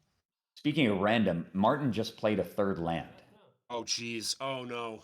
Please tell me you have a disenchant. If he just says go, Rob is just going to be. I think he said go. Oh boy. Okay. Oh, Martin. Martin, what are you doing? What are you doing? Oh. I mean, the only thing I can think of is that he thought last game, you know what? Rob drew his every land out of his deck with land tax, and I got to play land. My entire game plan revolves around just playing tons of mana and expelling my opponent. I'm not going to win a game where we just sit here playing, the land tax footsies for 18 turns. And I got to just let him land tax with impunity and hope that my deck delivers the goods. And, maybe Martin's just staring at 2 fireballs right now. And he knows that Rob can't kill him quickly and he can just play a bunch of land and burn him out. I mean, that's got to be the only thing that I would assume. It's possible he's thinking, well, maybe I'm going to end up killing this factory at some point anyway. So he's going to get to tax. I mean, at this point, though, Rob doesn't even have access to red mana, right? Yeah. If he wanted to just play the land tax game, Rob will never be able to play red mana. So I don't know. All that I agree with. That's probably what he's thinking. There's some other possible reasons, but all that being said, I don't like it at all. Yeah, I don't like it at all either. I mean, I just think that there's way too many question marks, and you cannot generally just, regardless of what happens, right? You just can't let the guy even Ancestral Recall. I mean, how many times in our lives have we counterspelled Ancestral Recall? I mean, I know for me it's thousands. Yeah. And draw 3 effect is so powerful in any format, particularly in a format that's so starved for cards and card quality. And it's possible, this could just be Martin's relative inexperience with old school formats in general. He's just not appreciating how deadly that is, thinking, oh, it's just 3 land. How bad could it be? I think that's exactly it. Yeah. And now it's been about 45 minutes since he got kind of run over by the Winds of Change combo. That didn't happen last game, right? So maybe it's not at the forefront of his mind. But Yeah. I guarantee that's what's about to happen now. Yeah. No hesitation about playing the plateau. He doesn't even hesitate. Well, once you play the first, you're just giving up, right? Like we're doing I this. guess maybe he figures the factory's going to get killed, and if it doesn't, I can keep getting in for 2 here. What do you say thinking? Yeah, thinking. He's sitting there looking at his hand. Does Martin? I forgot. Did he have? He did have a 4th disenchant, right? So he does have 4. Oh no, he Yeah. didn't even have a 4th disenchant. Looking He's at 4 in his main deck. Never mind. 4 Sorry, he's 4. disenchants and a single divine offering in the sideboard. So you got to figure he's got all 4 disenchants, and he probably does have that divine offering too, given how much he struggled against City in a Bottle. Yeah. It's such a bad feeling, right? We've all been there, sitting there looking at Arabian card after Arabian card with 2 cities in a bottle just sitting in play, and you're thinking, how could they make something like that? What were they thinking? When did they stop making What this? was the reason, right? They kind of like Arabian Nights, they basically just didn't throw together, but they really kind of forced it out the doors, right? And so I think they put that in as like a catch-all answer, just in case they screwed up and punted something and it was way too powerful. This would fix it, and I think it makes perfect sense. I can actually I can find out the real reason anecdotally from Richard if you're curious. Yeah, I mean, please do. I've heard it's like second-handed from Worth and some of those guys who've been around as well, but I'd love to hear it from the horse's mouth. Yeah, provided that he still remembers. I mean, we're talking like almost 30 years ago. He's got to remember. He's got to. All right, so Mountain comes down. Obviously, he's been able to land tax again. Hopefully, he's still got some permanents to play before he has to start discarding lands. And is this an attack? Nope. Oh, what? Back in the deck. What is going on here? Weird. Do you think so? Rob was playing first this game. Do you think that might have been the reason that he brought those back in? I was wondering what kind of changes he's going to do based on being on the play versus the draw. I don't think Orc is powerful enough that you still want it, even if you're on the play. I mean, I'm looking, what could he have, like, the towers and the red blasts really don't, maybe. Honestly, the Ivory Tower strikes me as being actually potentially a silver bullet against Martin's deck. I'm pretty surprised that he wouldn't even go, certainly given the fact that Martin has shown that he does not fear land tax and that he's willing to just feed lands to Rob all day. And imagine if Rob gets 2 Ivory Towers in play, or even 1, but 2 Ivory Towers in play by mid-game, and he's fed them with land tax, and he's sitting there gaining 6 life a turn for 7 turns in a row. Yeah. Right? How does Martin win? What is his game plan at that point? He doesn't win other than X, right? At first glance, you would like to think of that as maybe a little bit win more, right? If Rob is taxing and getting a bunch of lands in his hand, he's kind of doing his thing, but it might not be win more. It might just be actual win. Like Martin might just not be able to deal 45 damage or whatever it is. I can't imagine that he can really do that because he's got to use a lot of his red spells on all of the white creatures in Rob's deck. So, I mean, by very, very late game, but he can't expect that he's going to be able to get to the late game and avoid dying to Land's Edge, which would be. Well, then do you like on the play here in game 3? Do you like Tower or Orc? I would take the Tower for sure. I think I would too. I wanted to also point out that Dave Firth Bard in the comments mentioned that sort of basically confirmed exactly your suspicions that, and this was covered, I guess, in a Drive to Work podcast that Mark did with Richard some time ago. But that, it was the Wild West, right, with the set design at the beginning. And so they were kind of thinking, guys, we kind of rushed this set. We had to get it out the door. We made some stuff that might be problematic. Let's just make this card that's just a catch-all for the whole format so we don't just ruin the game that we just pioneered. I think it's funny, too, that didn't really end up happening in actual 1994, but now the way that they did it, it kind of is exactly happening as intended because these are by far the most powerful creatures in Old School, and this Serendib, Kurt Ape, Juzam versus Bottle interaction is kind of format defining, and it's almost exactly as they drew it up. It's funny that it took almost 30 years to manifest itself, but it has. Yeah, it's amazing actually, because back in the day, I mean, people played Kurt Ape, Serendib a little bit, but the presence of 4 mana drains in Old School a million years ago, or back when it was called Type 1, really did kind of price out a lot of those 4 mana creatures. You did not see a lot of Urnam and Juzam Jins in competitive deck lists kind of through the mid-90s because mana drain was ubiquitous and you just could not tap out on turn 3 or turn 4 to play a creature because you risk just losing the game on the spot to one of your opponent's 4 mana drains. And so while Krid Ape and some other threats, I guess Serendip got a little bit of play. Certainly people played Psyblast, but you didn't really start to see those big creatures show up in deck lists that were top tier until the old school revival back, I guess, around 2009, 2010. Well, that's And that part of the reason why Juzam was a cheap card in 2010. It was like, I don't know, $40 or something. Now it's like $2,000. I think it's even more than that. All right, so Rob's still got the opportunity to land tax here. We've seen some removal flying back and forth. We're at the factory portion of the game. Right, I was going to say the same thing. Nothing ever changed. Every single game is just about Mishra's Factory. It happened game 2. It has happened in game 3.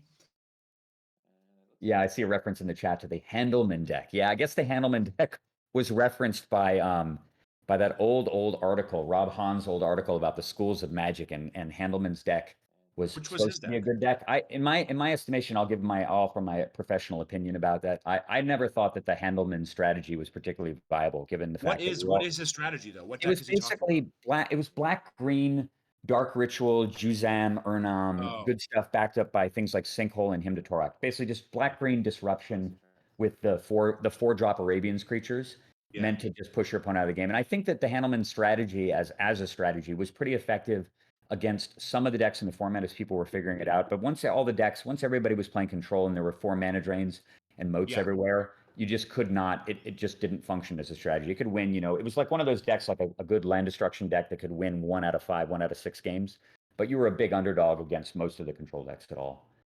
He's pointing out that, I don't agree. It probably just played elves, right? It probably just played Llanowars and Elves of Deep Shadow into 4-drops and probably the on-color Moxes. That's my guess. And then it played, like you said. I don't think it actually ran the green accelerators at all. I mean, we did not play with Wrath of God. We did run balance. Moat was everywhere, but I personally never had a problem with that deck. It certainly was never represented in any of the finals or even really top 4s of any of the big events that I played in. Well, it's playing the worst colors of Magic, right? How could it possibly compete with the blue and white cards? Yeah, I mean, it showed up kind of as a strategy actually in the early days of what was then called Type 2, now called Standard format, where people were playing. Urnam Jin was just the best creature in the format by far. And so everybody was pushed into Urnam Jin. So you had these sort of good stuff decks. If you think about George Baxter's deck that I think was played in one of the very early events that was immortalized in that collector's edition, just kind of big fat dudes. And so that was sort of the Handelman strategy. A lot of those decks ran Hymn to Torak before it got restricted and then eventually banned from the format. But as far as its presence in Type 1 was concerned, it never really had a place. And look at this! I can't believe there is an Iron Power attacking. We have to make a note of this. If Rob wins the tournament and we get to chat with him after the tournament's done, we need to ask him about these Ironclaw Orcs in Game 3 because I don't get it. I'm guessing he probably has thought about it more than I have and has a good reason for it. But I'm curious about what his answer is going to be. It just seems nuts, right? Against the guy that's got 6 per red creatures, Rook Egg, Circle Protection red, 4 factories, 1 million lightning bolts. You know what? Maybe he just thought Chain Lightning, maybe it's just worse. I don't know. Maybe Chain Lightning just might be right. Yes, the humblest bear of all time is getting earthquaked for 2. Wow. I don't know because I forgot about the earthquakes. I don't know. It's really hard to say what's worse, Orc or Chain in this matchup. My feeling is that, and it's interesting that Rob, you'll have to ask him his thoughts about it later if we do a conversation about it. But it seems to me that Ivory Tower really, I mean, look, 7 cards in hand, right? Yeah. It's just if you have Ivory Tower in play, how on earth does Martin win the game? There's no way that he can win the game. He has to play. Also, if you have Tower in play, it absolutely forces Martin to overextend in the land tax because there's no game plan that he has that exists involving winning the game with Repentant Blacksmiths and Lightning Bolts if you are gaining 3 life a turn. It's just impossible. Right. I think you could argue that maybe you don't need Tower in a vacuum because you might have slightly better things to do. But when your alternatives are Chain Lightning and Ironclaw Orcs, yes, I think you probably are going to want those towers. Yeah. Okay, we ripped one. Okay. Comes down. So we got so it starts. So it begins. 3 cards in Martin's hand, 7 in Rob's hand. It would be really cool to see the effect of Land's Edge in this matchup if yeah, we haven't seen that yet. This is going to be a Disenchanter Divine Offering, I assume. And that better be the City in the Bottle and not the Ale Pile. Oh, come on. It's definitely the bottle, right? pointing his finger at it. I mean, it's so bad. It's a 4-life swing if you Divine Offering Elepal when your opponent has untapped mana, because you don't gain the life and you take 2. There's no life gain because this is sacrificed as part of the cost. Is he just that scared of the blacksmiths and Knight of Thorns that he's going to draw off of this wins? So he takes 2 damage, dropping to 14, gets the Elepal off the board. I guess he just doesn't fear the City in a Bottle. And he's just doling. Oh, there's another one in his hand. So 6 land. He got a second City in a Bottle. So. City reshuffled, yeah. All right, well, Rob is way ahead this game, but it's happened before where he just draws a bunch of air and Martin just, nickels and dimes him. Yeah, So the difference, of course, is that land tax is still up and running, and he's got and he's got it. So he's going to be able to draw at least 6 lands out of his deck, and I suspect that Martin will continue to just play lands of return for the foreseeable future. Yeah, what percentage? What do you think the probability that Rob wins the game is at this point? I would say that it probably 95% favored based on just based on look at that.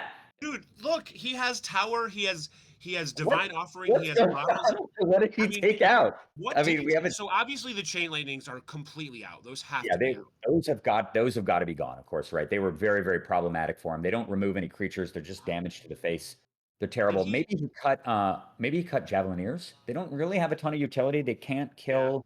Can't kill they can't kill any They of are the a white creatures in the damage deck. source, right? They are a white damage source, but yeah, look at this. Okay, so land tax Tower. Very, very interesting. What do you think about Rob's decision to not run Sylvan Library anywhere in his list, given the fact that he is running 4 copies of land tax and has access to Ivory Tower? Okay, balance. Oh, devastating. Oh, we spoke too soon. Although I think that strikes me as maybe a little premature as well, given the fact that, but it does actually solve the land tax problem, right? It kills 2 of solves the land tax, it solves the Tower, it solves the Lion. Yeah, and it does it before he gets way too ahead in life and or resources. So don't play a land now, please. Whatever you do, Martin, don't play a land. I'm begging you. Yeah. Yeah, he was able to sort of, he was able to interdict Rob's hand tremendously before he could actually start gaining life off the Tower.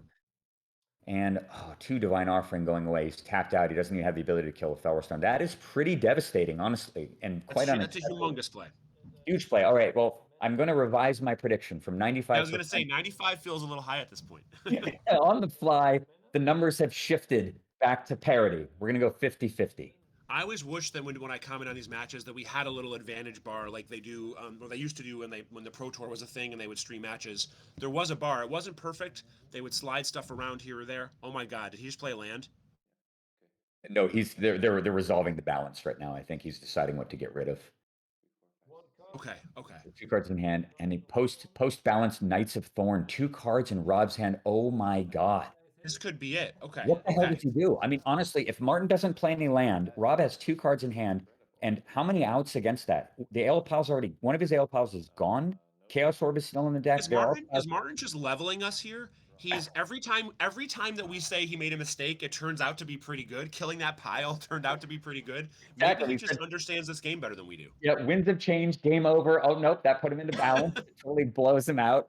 Establishes land parity. I love when this happens because I always think that I know what's going on and I understand this more than most people. I love kind of when I get put in my place and seemingly novice players just basically tell me to shut up via their play on the board. It's happening right now and it's great. It's amazing. All right, so Rob has a disenchant. Question is, does he burn that on? So burning that on Felwarstone, kind of an interesting play. That means that, he does cut Martin off some mana. It means he doesn't have to deal with a Rook Egg potentially, which could be devastating. At the same time, in play, I think you can hold off on that disenchant. He literally has there's no risk, right? Like Martin can't. There's no wheel. There's no time twister. There's no mind twist, right? He doesn't know that there's no wheel, I guess. So you never know. Yeah, he's not sure about that. It is a very expensive card, and he has seen 4 copies of Mishra's Factory. But then again, Martin had a Maze of Ith in his sideboard, so he hasn't utilized all of his points anyway. At the same time, there's 3 copies of Circle Protection Red in Martin's deck, presumably still. And I don't know what Rob's game plan is if there's a COP Red in play. He can't really assume that. That's what I mean. How do you disenchant that Felwar? Yeah. it seems a little crazy. And We have a imagine lot of questions for Rob. We have a lot Yeah. for Rob at the end of this. We don't have time after this match because we're going to want to jump into another one. But if he wins the tournament and we get a chance to chat, we should write these down because these are crazy. 2 mana tapped. He's doing this before attacking. What? Disenchant stops another Knight of Thorn. That's a great point. It does. Holy shit! But he's playing Crusade. What is going on? Are we in the Black Lot? Is this like a Bizarro world? Right. What is going on? Yeah, Brian, I am officially turning in my experienced Magic veteran card. I give up It's too.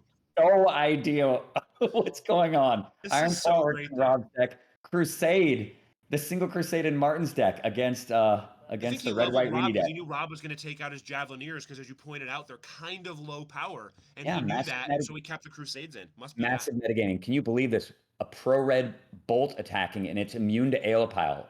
So Also, Rob, Sean Sullivan with a good point out of whoops, no disenchant for that Crusade right now, right? yeah, speeding up the Holy clock crap, substantially. this I think is it probably adds 2 turns to the clock, or cuts 2. Okay, so and that does not stop Knights of Thorn. It's got first strike.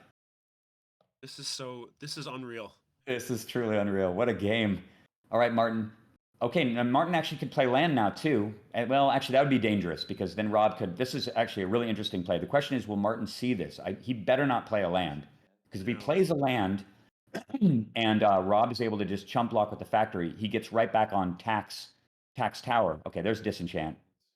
That factory is sick. That These factory are is sick. precious resources. You got to consider, right, that Martin has 14 life. 2 disenchants are gone, and the COP red still exists in Martin's deck, and that's kind of how Rob is supposed to win this game, particularly because he kept the Ironclaw orcs in. So this is basically this is sacrificing and selling your future for the present.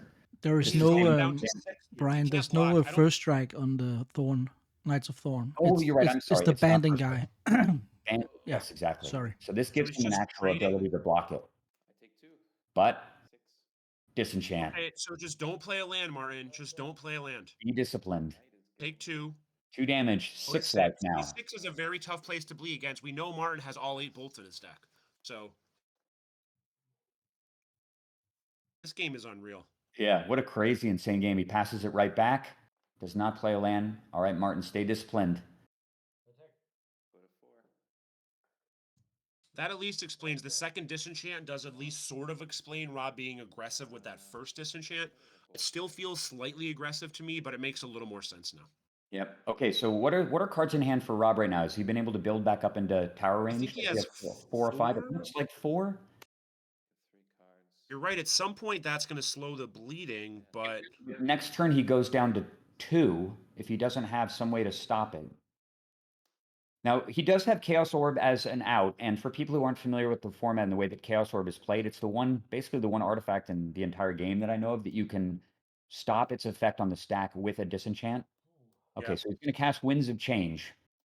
I actually didn't know that in the first few old school tournaments I played, and I definitely gave up a lot of utils to not disenchanting my opponent's Chaos Orbs. I remember that vividly. Yeah, very. I mean, obviously, It's a very weird interaction. it is. I mean, it's because it breaks all of the traditional rules of the game. But Chaos Orb has the very unique ruling among all cards in Magic. I think even Falling Star that it has to be on the battlefield on resolution. And so if you destroy it in response to the activation, it never makes it onto the battlefield to destroy anything. So you can effectively stop it even with the activation on the stack, which is very unique.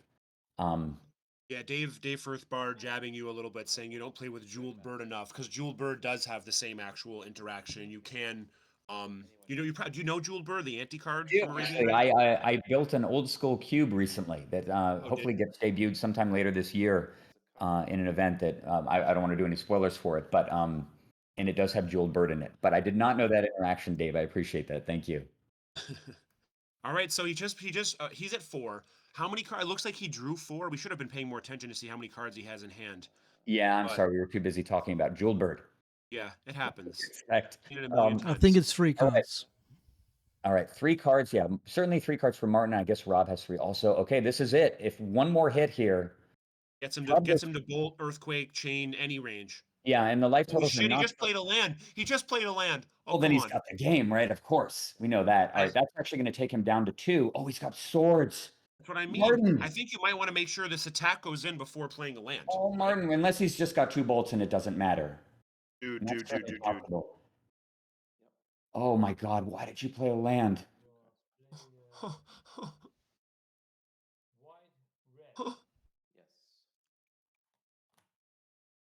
Oh my God, he's pausing now. It must means he's sad he played the land.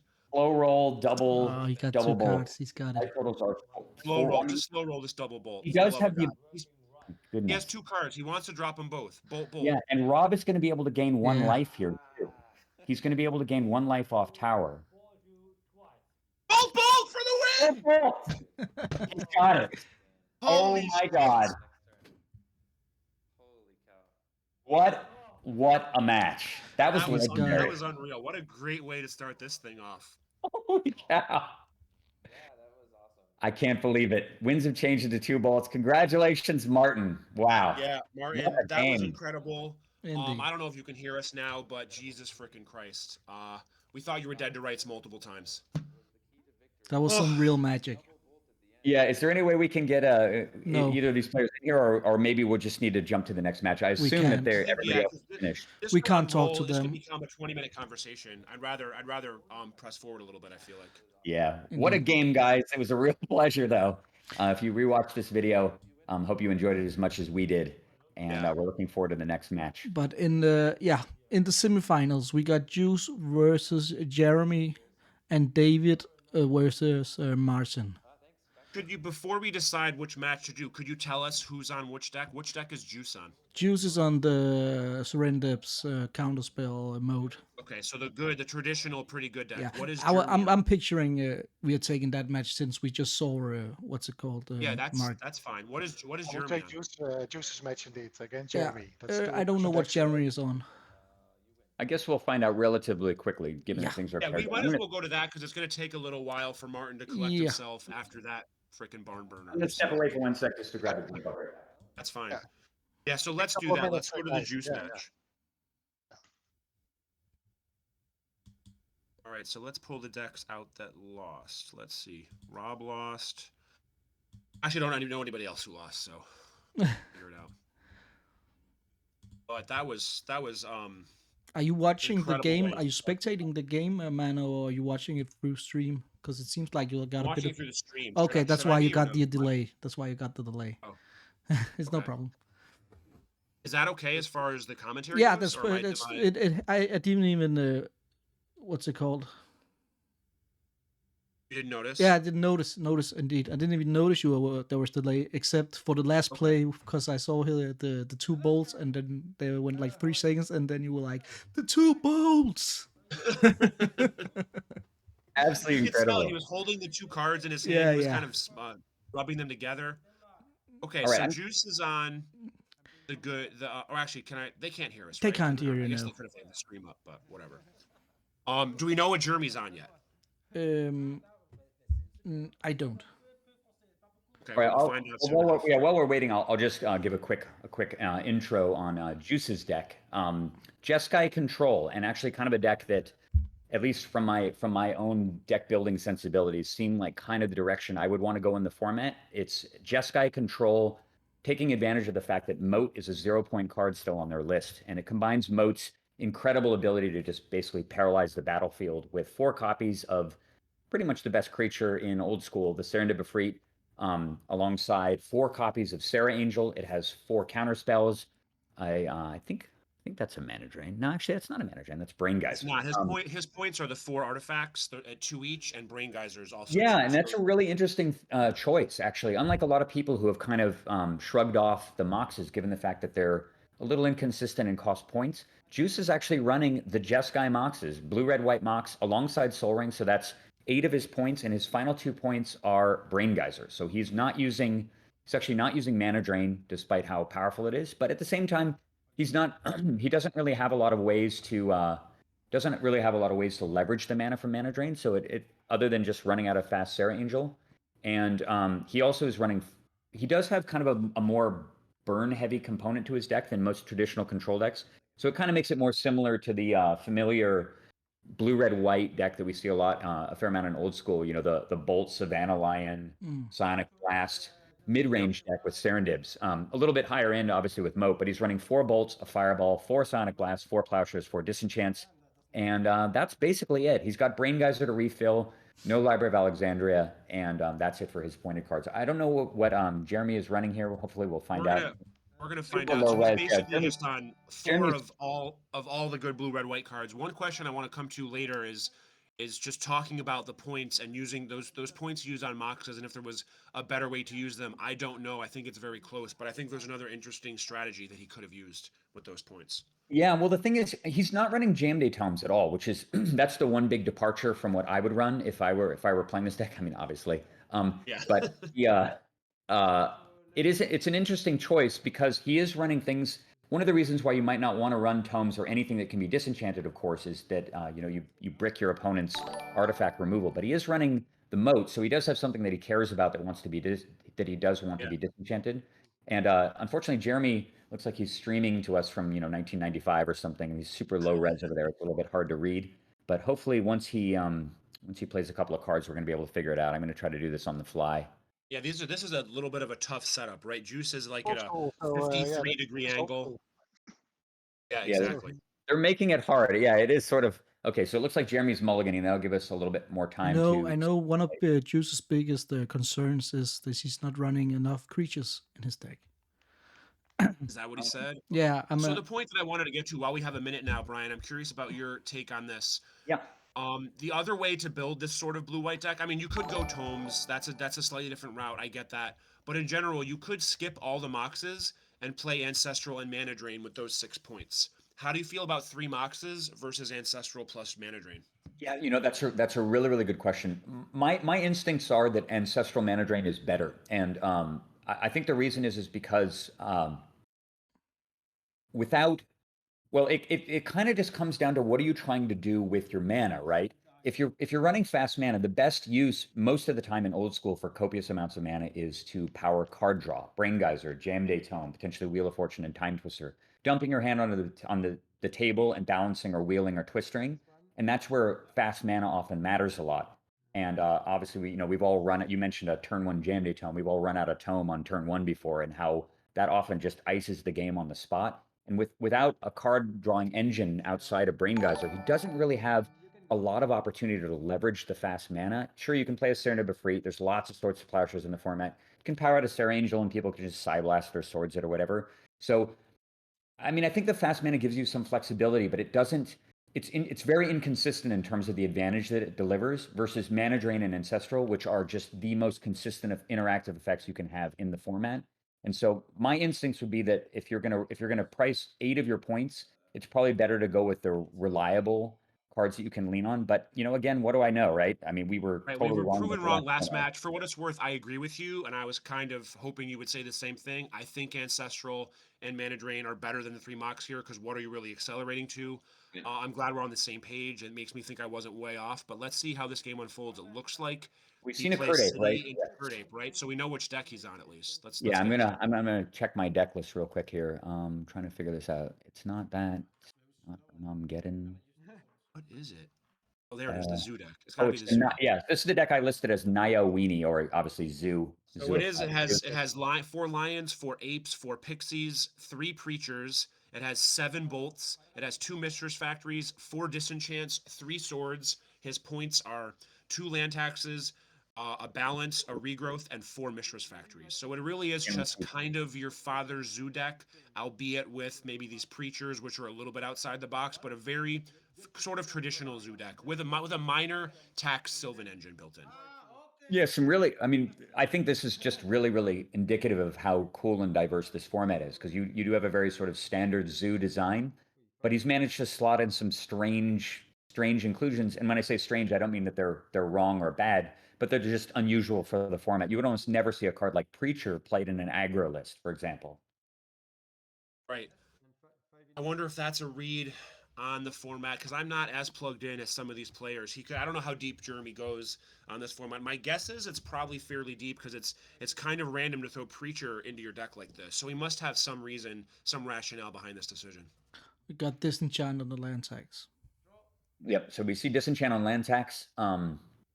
Good thing that he had that in hand, and it's very likely that Jeremy probably held back on lands and threats. It's also, he did mulligan though, so it's possible he may only have 1 land here as well. And good for Juice to have a disenchant there to remove that threat. We'll see if he's got another land to play here. His deck kind of semi-functions on one land, although it's not a City of Brass. Ideally, he wants something like a Taiga or a Savannah so that the Krid Apes are actually threatening, and he can play... okay, so there's a forest, it looks like. Tapping for So one now red. he's Another got ape everything here. he Yep, needs. down comes the ape, and it's backed up by the forest, so it's a 2/3 threat. Juice has to Lightning pick his bolt. hand up, decide what he wants to do about it. It looks like he's just going to bolt or swords it.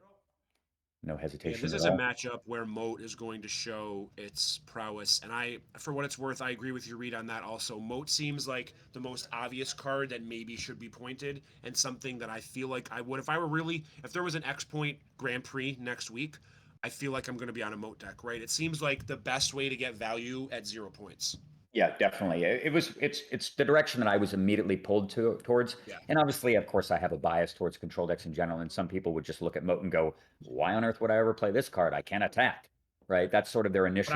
But I don't have that bias, and I Right. felt the same Yes, you don't. thing. So I think it probably means we're right. I don't know if that means that Moat should be pointed, but it's really close, and I'm sure that it's one of the cards that they talk about every couple of months. And I'm Yep. sure it's on the chopping block for this month. Right, and at the end of the day, right, it kind of just comes down to how common is the card played and how dominant is it. And if Moat is showing up in all the top 8 lists and it keeps winning event after event, then you need to step in. This is cool. All right, Jeremy's just played Jalem Tome, card that I gained newfound appreciation for when I played it in the 7-point old school format, where you're just starved for any type of card draw or card selection.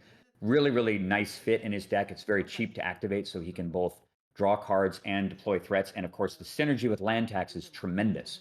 And the fact that Juice has not destroyed the Jalem Tome already and he let Jeremy untap means he probably doesn't have another disenchant in hand, and he's only running 4 main deck, does not have access to Divine Offering until the sideboard. So that Jalem Tome may be out for a while. This looks like a counterspell for sure. Yeah, you have to counterspell that tax if you don't have a disenchant. That is just completely lethal. And Juice has no real game plan anyway, where he sits with just a couple of lands in play. Jeremy already has 4.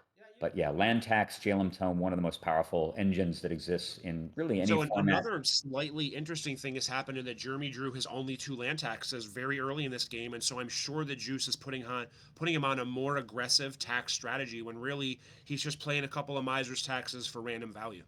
Yep. I don't know if that's going to affect how Juice plays this game and or how he sideboards, but it's something to think about. Yeah, and you see that evident right away in the fact that he just plays a plateau. I think he probably played that a little quick. I know for sure when I have Jalem Tome in play that I try to really, I really think about every single land I deploy, and I think about, do I really need to play this? Would it be better if this were a threat? Does he have anything to use? I mean, he doesn't even have an X spell, right? So I don't know what that was. That seems exactly. He probably regrets that decision already. Just cycle right away and see if you hit one of your 1-drops and you can play that instead. Probably better than a plateau. Looks like the factory is getting disenchanted. Even if you knew that factory was not long for this world, which I'm sure you did, the 4th land still isn't doing much for you. Yeah, not doing much for you, given the fact that your curve basically ends at 3. All right, so Juice got 5 land in hand, or 5 land in play. This looks like just a Serra Angel slamming down here. It's gotta be. There it is. Most iconic creature in all of Magic. You mentioned Dib being the best creature. I think the only real argument against that is actually for Serra Angel. Those are the 2 best creatures on almost everyone's list, and he's just playing them all the good creatures, all the good spells, Juice's, and all the best 0-pointed cards. Juice's deck is kind of, we don't really have a boogeyman in an X Point, but if there was one, it would be a deck that's kind of like this. Maybe a slightly more control-y version, but he's playing all of the best 0-pointed cards by a mile. Yeah, it makes sense, of course, right? 4 bolts, 4 plowshares, 4 disenchants as well. This is the cards that completely define old school format in perpetuity. Fortunately for Jeremy, he did have a plowshares in his hand. Looks like he's gonna cycle end step. I don't know how many cards he has in his hand, and I apologize to the audience for the fact that we're at a weird angle and he is, He had his dice says 2. I think he has 2. He end of turn tomed. I think he's going up to 3 right now. Feels like. Yeah, good to know. I'm just gonna move this around a little bit. Is that a lion? It's hard to tell with this frickin' potato cam that he has. Savannah Lion. It's Savannah Lion having a bad day. Yeah, exactly. Weird, like toad creature or something. All right, Juice, and it looks like he's got about 4 cards in hand. And it's funny. It's at this stage of the game is the control deck where you're trying to kind of you're answering threats 1-to-1, and you're really wishing you had more outlets. This is kind of the exact reason why we were talking about why a card like Ancestral Recall is so important. He does have Brain Geyser, but imagine drawing Moxes right now, right? Moxes Their strength is early. Late game, they're interchangeable with basic lands. And it's to the point, honestly, that's an Argothian Pixies right there. It's to the point where I've really questioned even the pricing of Moxes at 2 points in these formats. And, you know, everybody sort of instinctively looks at Moxes and thinks, okay, well, these cards are the best. You know, they're worth thousands and thousands of dollars. They're the most defining cards in Old School. Everybody knows about them. They're totally iconic and wonderful, and therefore they need to be priced high. But in terms of utility and in terms of what you're doing with the mana, when your card pool is constrained, Moxes lose a lot of their overall strength. And at this stage in the game, Juice is going to be drawing 2-point basic lands, essentially. They have no interaction with anything in his deck. Not running Armageddon, doesn't even have balance. There's just no way to leverage the Moxes in any way whatsoever. And he has no way to really recover his board. And right here, this is exactly what I was talking about in our first match. The answer deck just needs to draw answer after answer after answer. And meanwhile, and usually those answers have to be perfect. And meanwhile, the threat deck just draws any number, any mixture of anything. And they can be 2 1s for 2 mana. They can be 1 1s for 1 mana. You just get chipped to death before you can really get a foothold back into the game. Meanwhile, Juice is going to be drawing, you know, he hasn't drawn any more creatures, and one of his creatures would be handy, but, you know, you just draw, he's got a huge mana base. I'm looking at the Jalem Tome right now is enormous. Like, Yeah, he literally is never going to draw another land for the rest of the game. It's humongous, and it's probably just going to win him this game. Yeah, I'm just going to do a quick count on the mana sources in Juice's deck. Let's see here. While you do, I do want to quickly talk about your point regarding Moxes. I feel the same way. And I don't know if you've heard me talk about Broken Draft before, but it's a thing that it's a cube that I've been playing with the Speds for 20 plus years at this point. And it's a very mid-rangey cube, right? There's not a lot of combo, not a lot of crazy fancy things to do, but there are a pile of Moxes in the cube. And the same thing happens here, where we routinely see Moxes go 3rd, 4th, 5th pick, and people take pretty good Magic cards over the Moxes just because they don't really do anything unless you play them on turn 1 and 2. And I think the same exact thing, like you said, is happening in Old School or in X Point, to the point where I think it'd be interesting to point Moxes at 1 and just see what happens. Let's see if they take over with you. I mean, they would be ubiquitous, right? But at the same time, you're giving up a lot. 4 points is a huge chunk of your budget. And even at 4 points, like, how many would you really play? Maybe play 2? And it depends on the synergies of your deck. And it's sure it would allow a range of games that are seemingly unfair because someone does draw a preponderance of Moxes, but that happens in any format anyway, and that happens with other pointed cards regardless. And I just think that in terms of consistency, wow, I'm sorry we missed a very important interaction. So Juice did hit one of his 3 motes, triumphantly slammed it. Last card in Jeremy's hand, Disenchant, and the creatures continue to attack unabated. Juice is down to 10 now. Yeah. And I was looking at lethal in just a couple of turns. Jeremy has 1 card. All right, what can he do here? He did have a swords, at least staunch the bleeding a little bit. He's got to just draw another creature. Could this be another moat? Oh, it's Fireball. Wow. Singleton Fireball there clears away 2 threats. It's why you always play Fireball. In any deck that has red mana, you have to feel naked when I'm not playing a Fireball. Yeah, exactly. I totally also feel agree. naked if I'm not playing a second Fireball. Reach for the opponent, and also the ability to often take down 2 creatures, and sometimes even 3, if you're capable of doing the math. And about half the people who play Old which can't do the math. is tricky, I will say. Exactly, it's very complicated. They eventually turn Fireball into Rolling Thunder years later. Yeah, the math's too hard. The math was just simply too hard. We're just going to make it cost 1 red mana, and you can split it as many times as you want.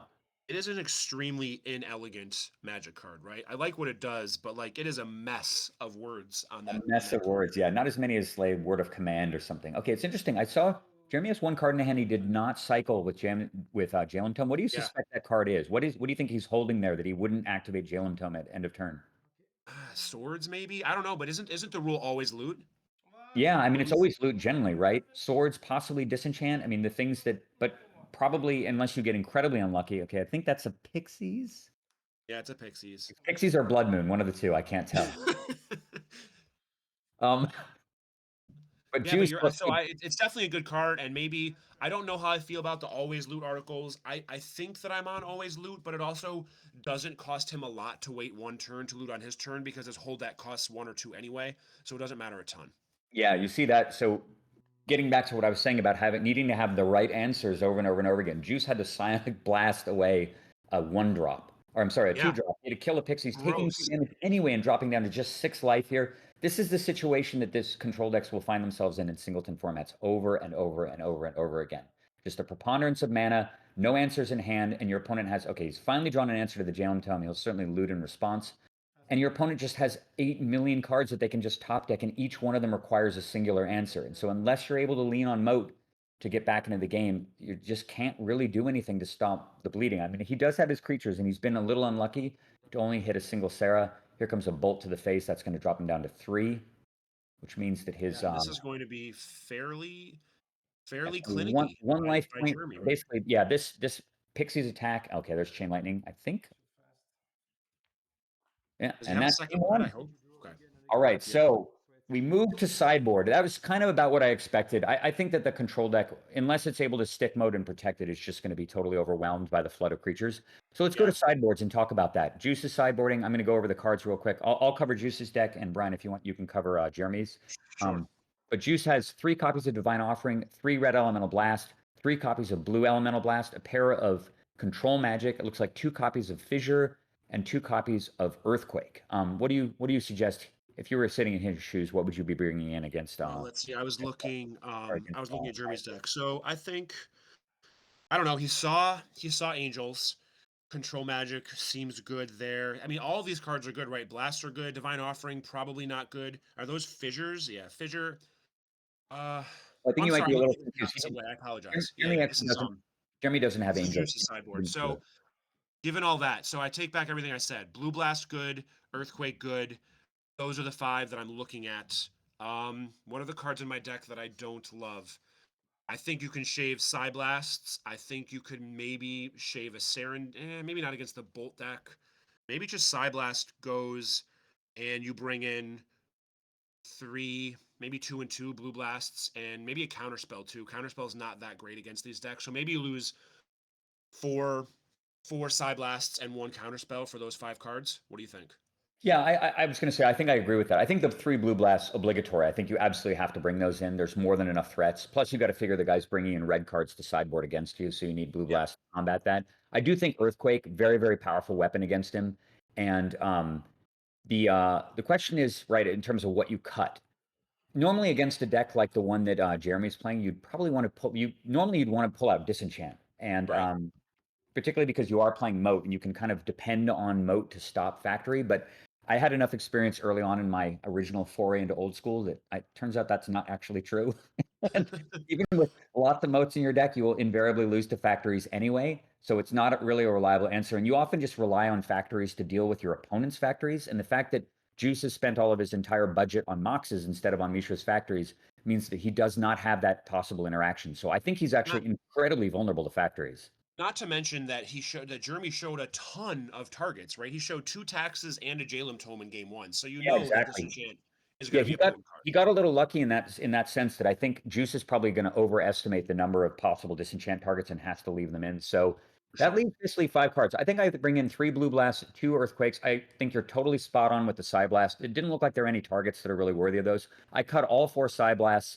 And after that, is it a dib or a counterspell? I know you probably would cut a dib over a counterspell. I think I would actually cut Counterspell. I'm really not a fan of Counterspell in general as a card. I don't really like it, and I certainly don't like it against a deck that's filled with 1-drops and very cheap. Hold on. Did you just say you're not really a fan of Counterspell? Oh, I hate Counterspell. I've talked about this. Okay, at great. length I like hearing you say that because I fucking hate Counterspell too. I hate it, man. The card's terrible. It's so bad. It's a fine Magic card, but I don't love it, and I probably feel similarly about it. Okay. Yeah, I sideboard out for any people who might play me down the road in old school. I sideboard out Counterspells all the time. I take them out. I've often played many games essentially naked with just a mana drain as my only counters. And often you're just swapping Counterspell for Blue Blast anyway. It does the same thing for half the mana, and it can also work as removal. But so let's get to Jeremy's deck real quick. Yeah, let's jump real quick over here before they start. His sideboard, it's upside down for me, but it's Shatterstorm, double Dust to Dust, COP red, Greater Realm of Preservation, 2 copies of Karma, 2 copies of Land's Edge. Very interesting to go with this land text. 3 red Elemental Blasts and 3 Stone Rains. What do you think he should bring in? Well, the red blasts. I mean, he only saw Counterspell, but you've got to assume if you're playing Counterspell, you're playing other things. Those I like. Is that really all that I like? He didn't see any real good targets for these artifact spells. What does he not like in his own deck? Let's look at that.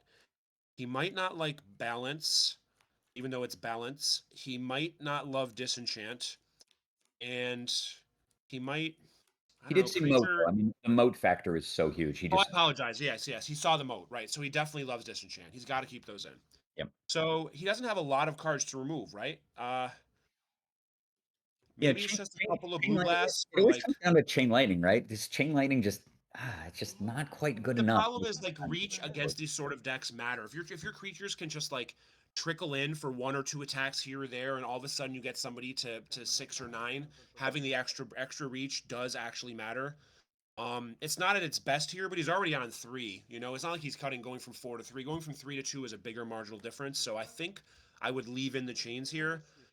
I mean, it sounds crazy, but I could see cutting balance here, and I could see shaving a preacher here. Maybe that's it for like 2 blue blasts, 2 red Yeah, I blasts. was curious about Preacher actually, about whether or not you thought Preacher. I mean, I don't want to lose them all. He did see an angel. I'd want to keep 1 in my deck just to see, but I could see even losing the second one. I could see losing 1 or 2. They're just the worst cards in his deck. So I'm on cutting 1.5 preachers and maybe balance for 2.5 red blasts. Yeah, the way that I sort of view it honestly is if I'm my opponent, what cards am I happy when my opponent plays them against me? I know that sounds a little complicated, but if you're sitting in Juice's shoes and your opponent taps 3 mana on turn 3, what are you happy for him to do? And it's probably him playing Preacher, which means that you probably don't want Preacher in your deck anymore. It can be great, right? You can play it, and now you can't use a Serra Angel defensively. But most of the time when your opponent spends 3 mana to play a 1/1, you're kind of happy. It's like, the guy plays Royal Assassin against you and you've got a few creatures in play. Yeah, sure, it's annoying, but it's way, way better than something that's, like a Hypnotic Specter that's going to actually impact the game You a might lot. also, although I don't know, he saw moat, so maybe you're not putting him on Earthquake at this point because he has the moats, but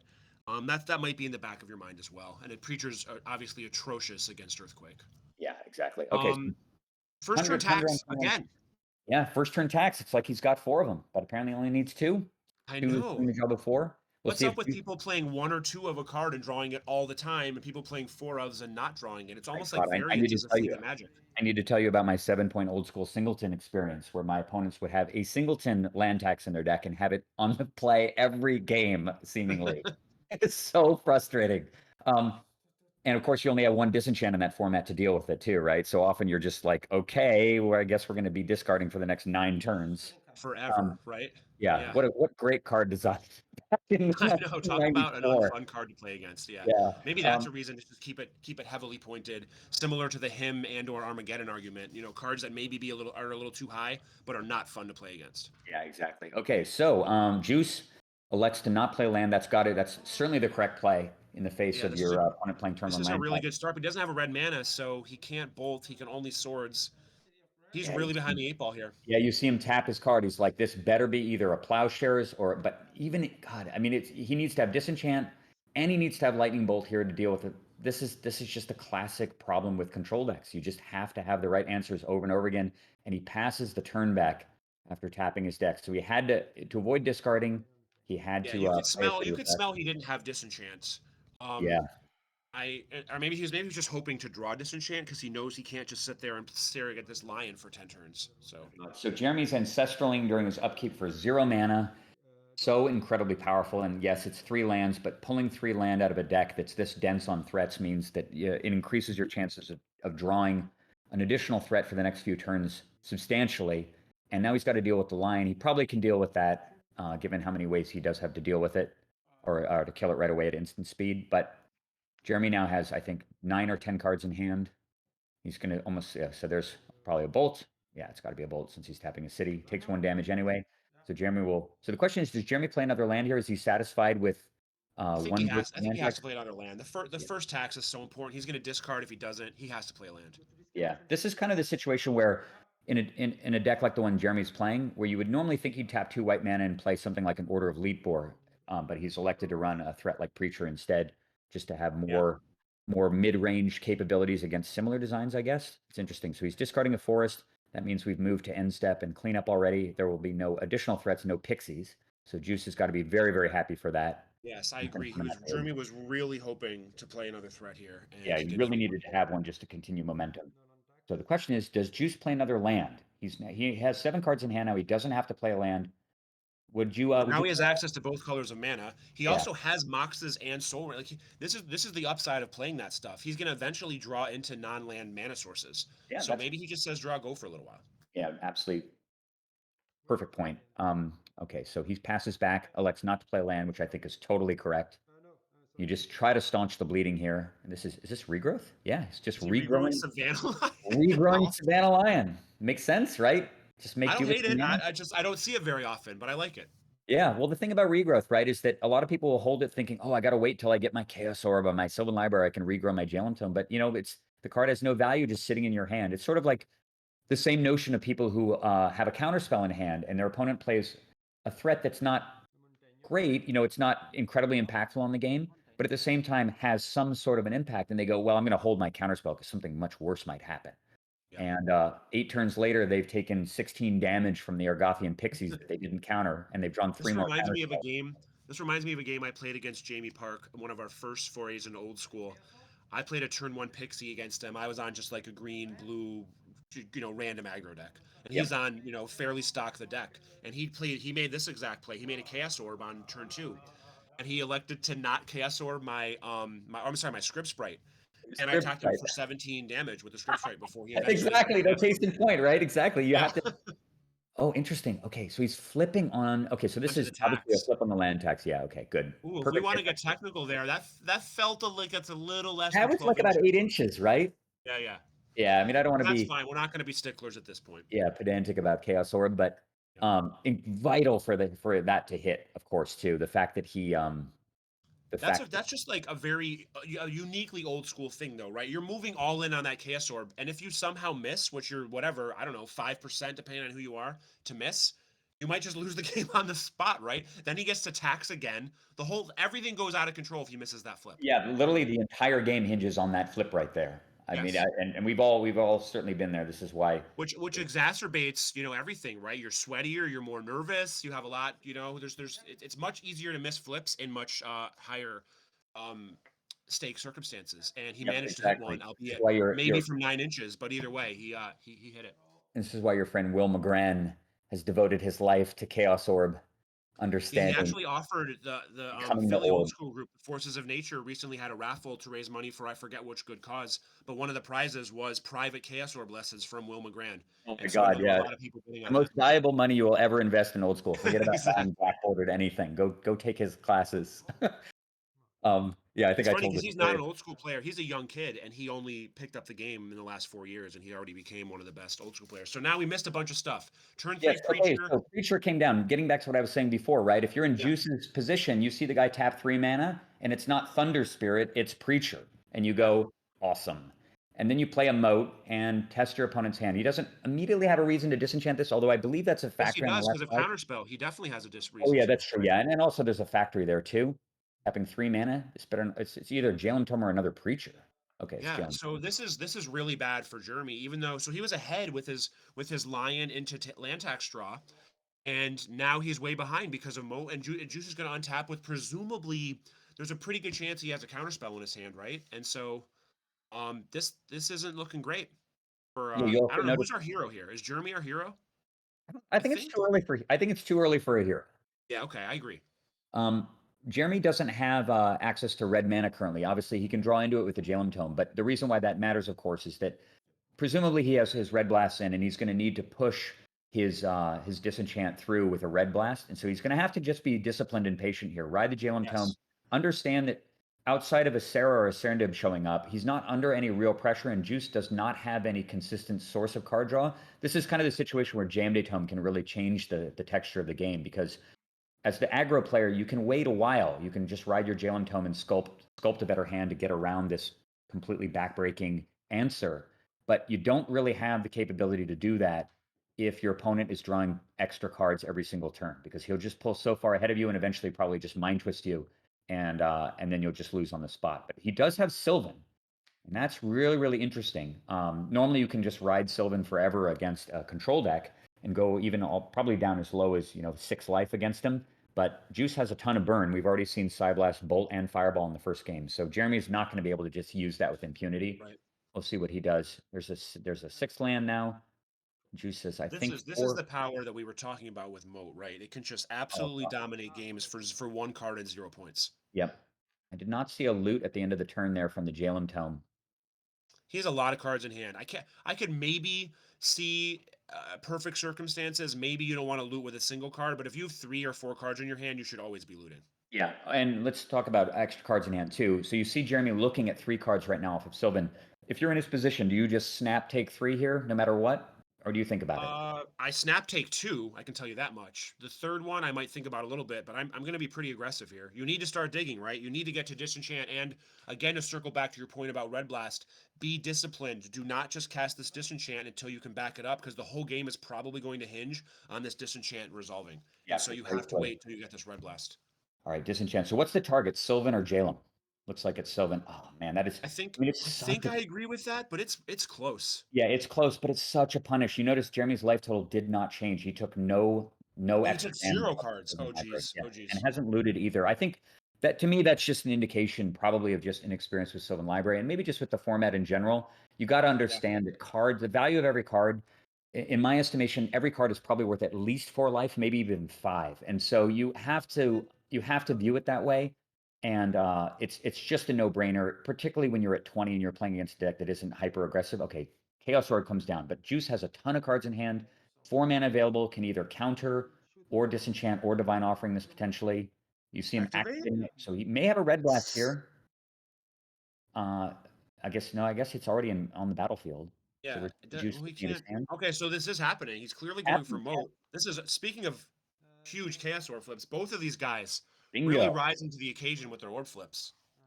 And look at this. We potentially 5 points of damage coming in. Do you think he'll elect to attack at the factory, or is he going to just draw a Jalen? No, they're all I coming. guess he's just no fucks. He's just coming in with it all. Yeah, Psy Blast. So he kept those in. That's target is the Preacher. Holy shit! It's a much maligned Preacher that I was saying that he was. Again, we were way off. Preacher has apparently been holding down the fort this entire time. It and we has, have just no quietly. idea. Juice's hand is currently. We are so bad at Magic the Gathering. His hand is 3 Sarah Angels right now. Yeah, unreal. Yep, who could have guessed? But still, I guess who would have thunk that experience matters in these formats? You can't just theorycraft this by looking at a deck list for fucking 30 seconds. Like, yeah, you definitely cannot. All right, 6 damage though, still taken. It's not like it's a major victory, but he is almost 100% slamming Sarah or Serendipity here. I would suspect it's Sarah Angel. It And feels like he's dying to cast a Sarah Angel. Yeah, here it is. The ability 3, 4, 5. Yeah, it's Sarah. And he's got the ability to counter too. Yeah. Will it be enough? He's still in a good spot, even with his moat going away. Yeah, I mean, this is, and obviously we may see the incredible impact that Sarah has on the battlefield. That vigilance ability, so outdated. This is just modes 4 through 7, right? Yeah, exactly. He can't attack. It's a mode that actually does 4. It's insane. Yeah. Yeah, I mean, vigilance, right? So outmoded by card design for the last 25 years now, and now they have to put about 9 abilities on a 5 mana angel to make it playable. But back then, just vigilance alone and flying was more than enough to make this thing just a platinum all-star. Okay, so he's just playing another creature here. Question is, okay, no, it's an activation of the factory. Interesting to do this. This is obviously a high-risk play, and he does not have 2 red mana, I don't believe, which means that he doesn't. He has a City of Brass. Yeah, he has only 1 red though, which means that if Juice has a counterspell or a blue blast, this could terribly backfire for Jeremy by being hyper aggressive. The question is it correct? Is it correct to just I send think here? that Juice almost certainly has another flyer in his hand, right? So I think you just obviously move in for this block. You don't even care what happens, even if you don't have a counterspell, anything you have to block, and then just see what happens. Yeah, because I mean, with this scenario, right? You save yourself Yeah, you save yourself 5 points of damage. It can't even be a question. Oh, I forgot. Yeah. He's 11. That's a no-brainer. I don't even know why I mentioned not blocking, because that's not a reasonable play to make. Yeah. See him tapping white mana though. If he plowshares here, so I think he's going to sign a block. The question is on what? Do you block Lion and then plowshare the factory when he tries to pump it? I mean, this is 100% telegraphing swords. He must have that. And he could have bolt too. Right. If he has bolt and swords, well, whatever, then Jeremy was in a tough spot to begin with. And he's screwed anyway. Okay, so he's bolting away the factory pre-pump. That'll drop him down to 10. Block Lion. Yep, and he'll certainly block Lion. Okay, so he's got 1, and he's got a blue blast potentially. So if Jeremy is going, and I gotta assume Jeremy has Chain Lightning or Lightning Bolt in his hand. Yeah. And if he gets blue blasted here, he will be effectively blown out of the game probably, given how few cards he has left in hand. Yeah, he could still get there with this Jalem Tome, but the problem is now he's on a 5 turn clock at 19. Ouch. What? Okay, Is this after blocks? I mean, I assume it's pre-block. It has to be pre-blocks, right? We'll know I based mean, on the life totals because he'll go to 12 if it's pre-block. yeah, so 14. Oh, another preacher too. Wow, that is a big deal. Wait, what? Oh, why? I don't understand. Oh, maybe he wanted to make sure, because I guess he could have counterspelled the swords, right? So maybe that's a reason to do that. Okay, that makes some sense. Right? If you just swords pre-attack and he counterspells it, I guess then you don't attack, right? So whatever. Right, it gives you the ability to not attack and not get blown out. I think you get the most information first. I think you just swords right away. If he counters, then you still have the ability, presumably, to attack with 3 creatures and bolt. But maybe you just wanted to get the preacher down anyway. Because Well, also, you have a preacher backup, which we know Juice is scared of because you just spent a chaos orb on one, right? Yeah, So exactly. like you're not even that sad. Okay, counter the swords, I play believe preacher. I believe it was a side blast. Or no, maybe that I'm was sorry. earlier. Well, yeah, it was a side blast, I think. Yeah, it was you're a side blast. But either way, it was a resource, right? Yeah, It was an major important threat. card. So Juice facing down 5 points of damage here, sitting currently at 14, given the fact that he was able to successfully block the Savannah Lion and then gain 4. But he's looking at a hand of spot removal and 3 attackers. So he's probably, my suspicion is he's without moat, he's kind of at like -1 or -2 answers currently. Yeah. 3 cards in hand, it looks like. So I think he's probably has Swords to Plowshares here and is needing to think about, what do I stop? Do I stop the 1/1 again? Right, because it turns off so many of my draws. Like any angel here is insane, but not with a preacher out. Yeah, That I looks got like an so alternate wrecked by Preacher with the blue-white control deck that I built in Old School Singleton and testing, because I was relying on my big fat blue and white guys to kind of hold down the fort. All right, so 2 more answers here.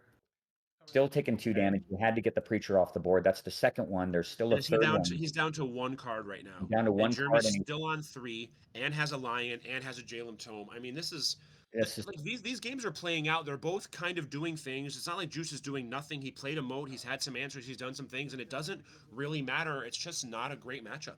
Yep, threat overload versus situational answers. It's sort of the classic battle. All right, so we're seeing There's leading no from wrong. Jeremy What's the to old the Dave turn. Price saying, right? There's no wrong No wrong questions. threats, right? Exactly. I kind of I took some issue with that because this was back in the moat era when not every deck ran 4 disenchants, and you could often protect it because you were running 4 mana drain and some number of counter spells. And so often I would say, well, that's not entirely true, right? If I've got a moat in play and 1 in my hand, every creature in your deck is dead. So all your threats are essentially bricked in advance. A lot of your threats are wrong. Yeah. Yeah, but truthfully, in these formats where you're constrained in terms of card pool and card selection, I would say that adage is absolutely true. And you can just win with kind of any dorky threat. It doesn't even really matter what it is. As long as it's doing consistent damage and applying pressure, you're just going to win the game. And your opponent, with no card advantage at all, he has a Brain Geyser in his deck, is forced to just, okay, he's ripped another answer. But how long until this Savannah Lion is replaced with any number of 2-power attackers with a Jalem Tome running? The difference is he has a pile of flyers that he could draw that are pretty darn good. Although Serendib, honestly, not great here. Yeah, he's already too low. I mean, I would say that Serendib would almost be too hazardous. Throwing away a disenchant in order to play another lion. Yeah, makes sense. Throwing away a disenchant? How good is his hand? Doesn't he have 4 cards in it? Yeah, I mean, I can't really tell, unfortunately. I guess he does No, there's have a die. 4. I can see. There's a die that says 4 now. Like, Yeah. what could his hand possibly be? What could his if hand he's throwing possibly away be if but for multiple other disenchants? I cannot imagine why he would throw away disenchant unless it's just bolts. It could just be a Right, whole but if it's bunch of just bolts. bolts, why isn't he trying them? Trying some of them on for size. Yeah. All right, playing another land. Savannah Lion getting in for 2 more. It's going to drop Juice down to just 2 bolts. He must be going bolt right now. I think bolt could be the end right now. Yeah. No, it looks like 2 mana. Looting. Let's see what awesome card he loots away now. What is that? That's Krid, and he threw away. I can't even tell. It looks like I'm going to call it Nomad's Encore. Yeah, that sounds fair. Yep, Yeah. 0 mana redirect. Yep. The powerhouse in these old school formats. Oh yeah. All right, so that, I mean, whatever. He's at 6, 2 creatures, active Jalem Tome. Is that balance? That's balance, actually. Oh, so he it's kept balance balance? in. He looted away balance, which makes sense here. Yeah. So this is over, obviously. I mean, I wouldn't say if I'm happy obviously. or sad. Juice could still draw sequentially So that's a blue blast on the Krid Ape. But he could sequentially he could play Moat and then draw into Brain Geyser and okay, so he's Right. red blast and the blue blast to protect the ape. We may see a little stack interaction here. Juice has only 2 cards in hand. Untap. Oh boy. All right. 4 more damage. If he goes to 2, I'll put a stamp on this game. Emphatic stamp, yeah. And it looks like he's taking it. There's a bolt to the face. I see. We see. We appreciate that, though, given your camera. So what I was going to say is I'm not sure how I feel about Jeremy winning. I think hero is a strong word. I did have a mild root for him, given the way the deck stacked up. Yep. But given his camera situation, I don't know if I want to see him in the finals. And sadly, he's going to be Hey, there. I know we need to have a talk with him. At least get him some better internet in the interim. But that is it. Jeremy FRAILE wins 2-0 with his Naya Zoo deck against Jeskai Control. Not too unexpected, to be honest. I really think that Juice's game plan was pretty tenuous to begin with, and he had to draw, I think, very, very high range to deal with even a kind of mid-range draw from the Naya deck, and it kind of unfolded as we expected. So we're going to jump over into another game here. Yeah, I just got just a thing about Tolaria. I got a small bug right now, so I'm only getting one of the player's screen. So well, we don't need to see what David's doing. We can just guess. we know, right? He probably played Nomad's Encore into what's the combo with that? Cephalid Illusionist, and he binned his whole exactly. So deck, yeah. This looks pretty good for Martin. I don't know what's going on, but I'm pretty excited about what Martin's doing right here. Yeah, I'm seeing a bolt to the face. Looks like it's to the face. I agree. And we're looking at life totals here. Well, 21-9, assuming that the 9 points is David's side. Hopefully we can fix this. We can fix this out. Yeah, I wasn't saying mental magic. We can just make it up. Fine. So Bolt, let's see where Bolt goes here. We'll see where the life totals change. Let's see. To revisit here. So Martin, of course, we saw him before. Okay, double Martin's double bolting. This has got to be game, right? Yeah, I doubt there's a Mahamodi dying or something, or a regenerating troll. We don't even know what color David's on. He could be getting dominated by this I know. red. David is playing like land tags, and what is that? That what's card called? Dark Heart of the Wood. Dark Heart of the Woods. Yeah, and he won. David won his quarterfinal. Holy crap! Did you see that deck, Brian? I mean, yeah, Jesus. It's amazing. I'm gonna bring it up right here.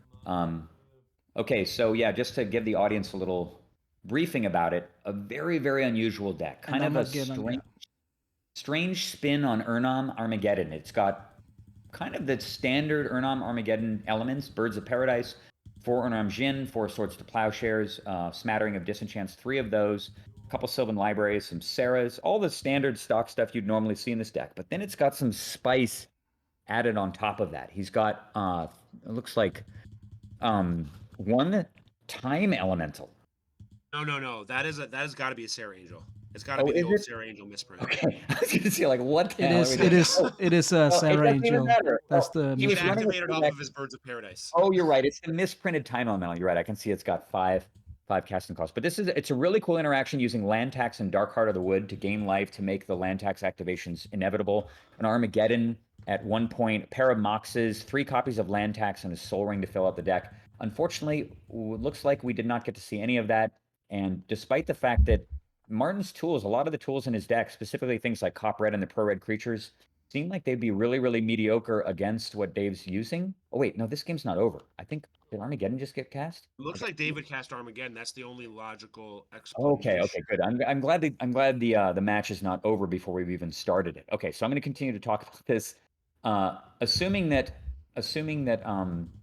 Dave had Dark Heart of the Wood in play, and I got to imagine that he did, given how many copies he has. The life totals are probably something like 20 to 30 plus right there. Yeah. Given how powerful Dark Heart of the Wood is and how much life you can gain off of it, I just need to bring up the deck list again here. I wonder if maybe what happened was a big balance. Did he like balance with Dark Heart to set to pseudo get in, and that was Martin throwing off some bolts in response to a balance, maybe? Yeah, well, we've got a comment up here in the chat. Someone is mentioning that David usually plays a Sarah and then casts Armageddon. But he only must has be nice, David. Yeah, but he only has 1 copy of Armageddon in the deck, so balance gives him a. Although, is he actually playing? He's not playing balance, Brian. Is he not? No, he's not playing it. It seems like it would be a really, really good natural fit for the deck, given that you've got the sort of balanced Zoran Orb interaction that was just ran amok in Type 1 back in the late 90s after the printing of Ice Age, to the point where Zoran Orb was actually a restricted card in Vintage, if you can believe that. Different Was it era. really? I don't remember Yeah, it that. really Wow. was actually. But Mox, I think it was more because it just made games interminable. It wasn't so much that it was like super high power level. It was just made the games take forever because you had both people with multiple Zoran Orbs in play just kind of staring at each other at 60 life each. Some other cards though that possible inclusions in this Urnam Armageddon deck that might have been interesting. Maybe because of Dark Heart of the Wood, using a card like Greed only costs 1 black mana to cast and gives you the ability to convert all those lands into extra cards. We're still sort of apologies to the audience that we don't actually. What are we? Oh no, never mind. It's Dark Heart. That's his only black splash. I see. Okay. Yeah, just a tiny splash of black. He's running the black splash off of 4 Birds of Paradise, I guess a Felwar Stone, and 3 Bayous. He didn't even elect to run 4 Bayous in his deck, despite running a whole Could pile be card availability issues because it looks like a lot of his cards are like 4th edition and revised, so he might just not have had a 4th Bayou lying around. He also does have the 2 Elves of Deep Shadow that get him black in a pinch. I'm Great looking at point. this Yeah, deck more. It Elves does of Deep Shadow, really. yeah, he's got 3 white bordered Urnam gens too. Oh, the horror. Yeah, pretty gross. He does have unlimited angels, gentleman's angels at least, so he has that going for him. And an alpha icy manipulator too. Yeah, it's all over the place. He has actual revised forest side by side with alpha icy. This is this is really a quintessential old school list, right? Just a smattering of cards of a million versions. So when you look at this list, the dark cards jump out at you as to like what the hell is going on here, especially because they're on the splash. Apart from those dark cards, this does look like I mean, there's no such thing as stock Urnam-Geddon, especially in this format, but it does look like generally a stocky sort of green-white, big creature Geddon list. Yep. So I don't know. When I first saw this list, I was just like, I don't understand. How could this ever win a game of Magic besides just casting a Sarah Angel or whatever? But the more I look at it, the more I kind of like it. Yeah, one card that we've actually overlooked too is the presence of 3 copies of Winter Orb. I think he's the only person in the format running that. And actually, Winter Orb is a pointed card in 7-point Old School Singleton, recognized as being so backbreaking against so many strategies, particularly in a format where people are priced out of running artifact mana outside of Felwar Stone, that Winter Orb starts getting stronger and stronger. And it synergizes really, really well with his 4 birds, the 2 Elves of Deep Shadow, and of course the 4 sources of artifact mana. He's running both Moxes and Soul Ring and has devoted 6 of his 10 points to the artifact. We talked about how we don't love Moxes a lot. I think I really do like them here though in this Winter Orb Armageddon deck, right? They're a lot better. I really think that the one big question mark, at least for me, over this list, and I'm going to throw the question to you, is how many Armageddons is correct? They do cost 1 point each, but they seem to be so fundamental to the strategy of what the deck is trying to do, and so universally powerful against other decks in the format, that running only a single copy with no Demonic Tutor seems strange to me. What do you think about that? I think that I agree, first of all, but I also agree that the rest of the cards that he's playing are also like they pair so well with the artifact mana and the land taxes that I think what he did was he's playing Winter Orbs in place of other Armageddons because they kind of do the same thing, which is kind of quirky, kind of fun, kind of sketchy. I don't know how to describe it, but I feel like that's what's actually going on here. And maybe that's the reason the 2 Ices found their way into his deck in like the last couple of spots, just because they're generally good cards that also combo with Winter Orb. But I think he's just like, well, I'm hamstrung for points. I really need these Moxes and taxes to do my thing. And so I'm just going to play Winter Orbs over the rest of my Geddons and just see how it works out. I think that's what he did. Yeah, hearing you say that, I think that is absolutely 100% correct. It makes perfect sense too, right? I mean, essentially this deck is Prison. He's got 3 Winter Orbs and 2 Icy Manipulators. That's another card that we kind of discounted. And Icy Manipulator was all over the place. This deck actually bears striking resemblance to kind of the Necro Summer 1997, 1996, 98 era of standard Magic, or what was called Type 2 at the time. Kind of a mixture of green accelerators. They were often Llanowar Elves or Birds of Paradise, some Felwar Stones, Armageddon, Urnams, Ices, and Winter Orbs were all kind of run in tandem. A really good friend of mine, Matt Place, who was he finished top 4 at Worlds, I think, with Urnam Armageddon, and also won Pro Tour Minds way back in the day. But his deck of choice in Necro Summer was a green-white Urnam Armageddon deck because he felt that it was favored in the Necro matchup, and it bared a striking resemblance to this in terms of cards and threats. Obviously, a few cards are different, but fundamentally the strategy is the same. And I think you're right. I think a way of running double Icy, triple Winter Orb is kind of a way of navigating around the points restriction while getting most of the same effectiveness. Do you think Icy in general is probably underplayed in these formats? Icy in Singleton I don't know if it's pointed. It's not pointed, yeah. Because it's such a house. It's almost the only card other than I guess like Chaos Orb that finds its way into every single singleton format I've ever played. It's just like a catch. It's just such a powerful card that costs you nothing. Yeah, And so I feel like it's maybe underplayed here, and even outside of its synergy that he has obviously with Winter Orb and whatnot. But I do feel like there should probably be more Icy Manipulators in all of these deck lists. Completely agree with you. I think the card is. When I played the old school singleton format, it gave me a newfound appreciation for the card. I think that everybody that first, certainly people who started to play Magic way back in the day, back in the early to mid 90s. And Okay, guys, 2 seconds. I'm trying to get them into my whereby. So we can actually see David's side of the board. Indeed. But yeah, Icy Manipulator, one of those cards, I remember actually going to a card store, the very first card store where I bought my first Magic cards back in January of 1994 in Palo Alto, California, and saw Icy Manipulator for the first time and said, oh my God, how can this card even exist? It is so powerful. And everybody else immediately recognized it as good as well. But at the time I was playing an enormous 300 card mono black deck with 1 million Mox Jets in it. And every demonic tutor that I could get. And what I actually did was I would trade for or purchase every Icy Manipulator I could find and trade them 1-for-1 for demonic tutors. Because I just needed more demonic tutors for my 300 plus card deck. I didn't figure out that I could just play with fewer cards. But anyway, the Icy was kind of one of the most iconic, to say nothing for the artwork, which is great, but just as in terms of a card that everybody immediately recognizes as being fantastic. And it is completely shines in the singleton formats. It is so powerful, so universally good, combos with so many things. It's never really a dead draw. It's always going to have an impact on the board, provided that you can cast it. It's kind of a must remove card. Oh, go ahead. We got them into the whereby now. So wonderful. So yeah, now you're able to see what's going on. Yeah, and the card is so powerful that you'll often see people. I've had people disenchant and destroy my Icy Manipulators over Jam Day tomes before. Just recognizing and thinking the card is that good. So I agree with you, Ryan, completely. I think old school, totally underrated. And even in old school, the format where people are like running 8+ shatters and stuff, still good enough there.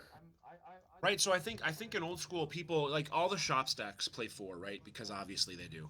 Right. Or it's not even that obvious. It only became obvious in the last few years. But whatever, they all play 4. I think you just very rarely see it outside of shop stacks, and I think that that's just wrong too. It's just like a generally good card that you don't see people playing unless you have Mishra's Workshop, and I just don't understand it for all the reasons you just said. Like it does everything, and it's just so uniquely powerful that costs you so little. You can play it. You can play it with, if you get Blood Moon, you can play it off of Artifact mana. You can always do it. The only real downside are things like Flux and Shatterstorm, and so so those are good against shop stacks, of course, but where they're not great is where you keep people honest with like a couple of Icy Manipulators in your otherwise just random deck, and maybe they don't know whether to Flux you or to Shatterstorm you because you're playing Icy, and it's just like, it does so many things. It throws people off guard. They have no idea what you're doing, and it does everything you want, and I just don't get why people don't play more Icy Manipulators in general, especially in a format like this. You hear that, guys? We need to bring it back. Make Icy great again. It should be in every... Remember when Icy came out, and it was a huge deal when Icy got reprinted in Ice Age, right? It was humongous. Yeah, totally. Everyone lost their minds. Honestly, they're like, "How can you reprint this card again?" Type 2, right? Because now it's in Type 2. Yep, and it was incredibly impactful in Type 2 for the very same reason that it's impactful in this game. And speaking of this game, we're just going to continue to talk about. Do we know the game score? Theorycraft here. I don't actually know, but this game, no, I would say over. 100% over in favor of David. Obviously, with the Armageddon resolving, he doesn't have any immediate threats in play, but he's got land tax, Winter Orb, Sylvan Library, tons of mana, double Icy, Soul Ring. His opponent's board is entirely paralyzed, and Martin's deck is not designed to flourish in a 2-mana environment. Definitely not. He has his dead Cop Red in play. He has literally all of his good one-ofs on the board alongside 2 Icies. I mean, this is over. I just don't know which game it is. And yeah, unfortunately, we don't have life totals either, although it probably doesn't matter. Looks like 9-9. I think those dice. Oh no, it looks like 9-14. I even think that might be a Dark Heart of the Wood in play underneath the land tax. It is a Dark Heart, so that's synthetically at least 6 more life. If that's a Savannah, that's not a Savannah, so it's just 6 more life. But Yeah. Okay. So with that in mind, given the fact that we're probably going to have to watch, we'll probably watch another 7-8 turns of this until David deploys. Well, we don't know how many Swords to Plowshares Martin has cast, but eventually one of these Urnams or Sarahs is probably just going to show up and wrap the game up. So let's talk about the sideboards. I'll just cover the my choices for Martin's deck if you'd like to do David. So looking at Martin's sideboard, I'll recap 4 copies of Red Elemental Blast, and there comes one of the Sarah Angels we're talking about. This is the Swords to Plow. Do you have a Swords to Plowshares test or not? 4 Red Blasts, obviously useless against him. 2 copies of Order of Leap Boar. There are 2 copies of, I think we established that's 2 copies of Chain Lightning, a Divine Offering, a Dust to Dust, a Sarah Angel, a Rook Egg, a Maze of Ith, and 2 copies of Karma. You want me, guys? Do you want me to jump into their match and ask what game they're on? If you wouldn't mind, yeah, that would be great. I for can us to do know. that, no problem. 2 seconds. Because then there's no reason to talk about sideboard. If this is they game just said 2 it's and they just said it's the first game. We just saw it in the chat. and that's true. Of course, it's game 1 because there's no cop red in play, right? It would make no sense for him to. Okay, first We should have been able to deduce that, given our expertise on the plains of Dominia. Yeah, we couldn't. We've made no wrong decisions or wrong statements so far. Yes, we're on fire today. Okay, so looking at the list, it's very interesting actually, right? We know based on deck lists, we know that David in fact only has 3 Bayous in his entire deck, but there are 2 of them in play, and Martin's going to have a lot of time to kind of sit around and look at the battlefield and contemplate his choices in life, and I really wonder if he's going to be looking at those Bayous and thinking, aha, I got him. I'm going to play these Karmas. He's going to just have a couple of Bayous in play. He thinks it's going to work out, and he's just going to wither away over many, many turns. But unfortunately, we know that there are only 3 Bayous in the entire deck, and he has Dark Heart of the Wood, so he could just sacrifice them if he needed to anyway. This does seem like the kind of thing a person playing in their first Magic the Gathering tournament might do, if he even realizes that Bayou is in fact a swamp. Yeah, but if he does make that leap, then I could see the Karmas coming in, and it would be a really kind of obviously terrible choice on his part. But it's not, he doesn't know all of this stuff, right? Could you imagine some future where the only forests that David draws are his 3 Bayous, and Martin draws 4 Karmas and just destroys him in the second game with them? I doubt that will happen. Hope.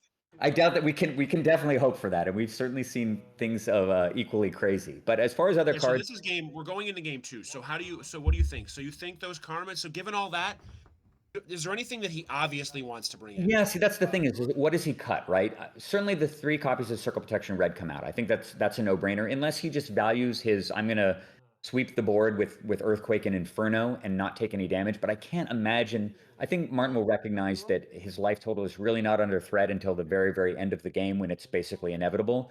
And will recognize that he can afford to deal symmetric damage to both players, and therefore COP Red doesn't do anything.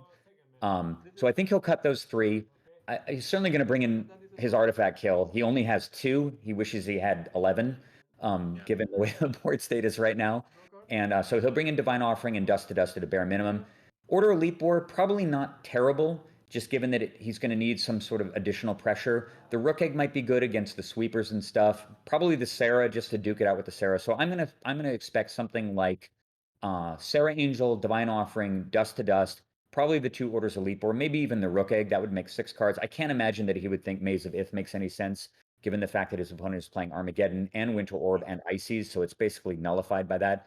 And he can remove the 3 copies of Circle Protection Red, probably the Inferno, and possibly the Chain Lightnings, given, well, actually, no, his opponent has some... doesn't he have to remove some of these douchey creatures, right? Like Blacksmith just doesn't. Yeah, the Blacksmith just can't do anything, right? And possibly things, maybe even Stone Rain, right? Given the fact that his opponent is running Dark Heart of the Wood and millions of mana creatures and accelerators. To me, this just looks like one of those matchups where if you're in Martin's seat, you're just like, okay, guy, you got me. Like, there's just... So let's think about this. What are the ways that he could possibly get luckiest? We're assuming he's way behind the 8 ball. He has to get lucky. I think Order of Leaper is a way to get lucky. Karma, I mean, it might just be a way to get lucky, right? Karma and the guy has nothing but Bayous. Right, maybe that universe that you just envisioned is his only route to victory. So it's not actually wrong. Who knows? Yeah, who knows? I mean, he does have balance, right? We saw balance just completely blow the game away against Rob in the first round. In the first match, and so balance always has the potential to win a game that you have no business winning, by nature of the fact that it's often Armageddon, Mind Twist all combined in one.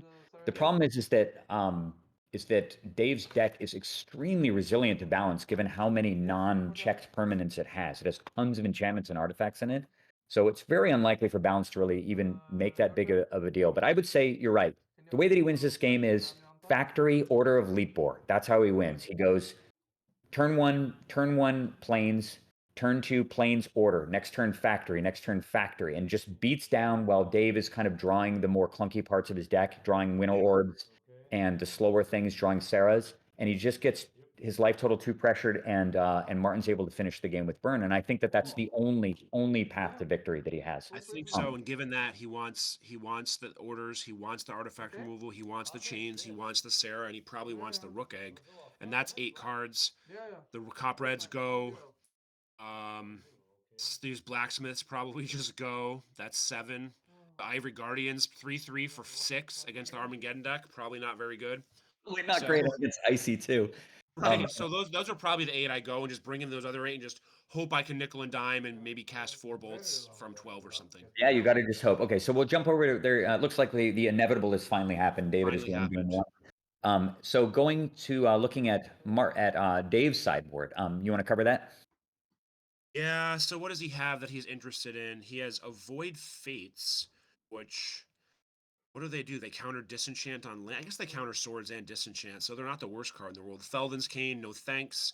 Disenchant, probably not. He doesn't care about Cop Red. That's his main choice. He has some random creatures, a Suchi and 2 Spitting Slugs, that I don't think are doing a lot of work here.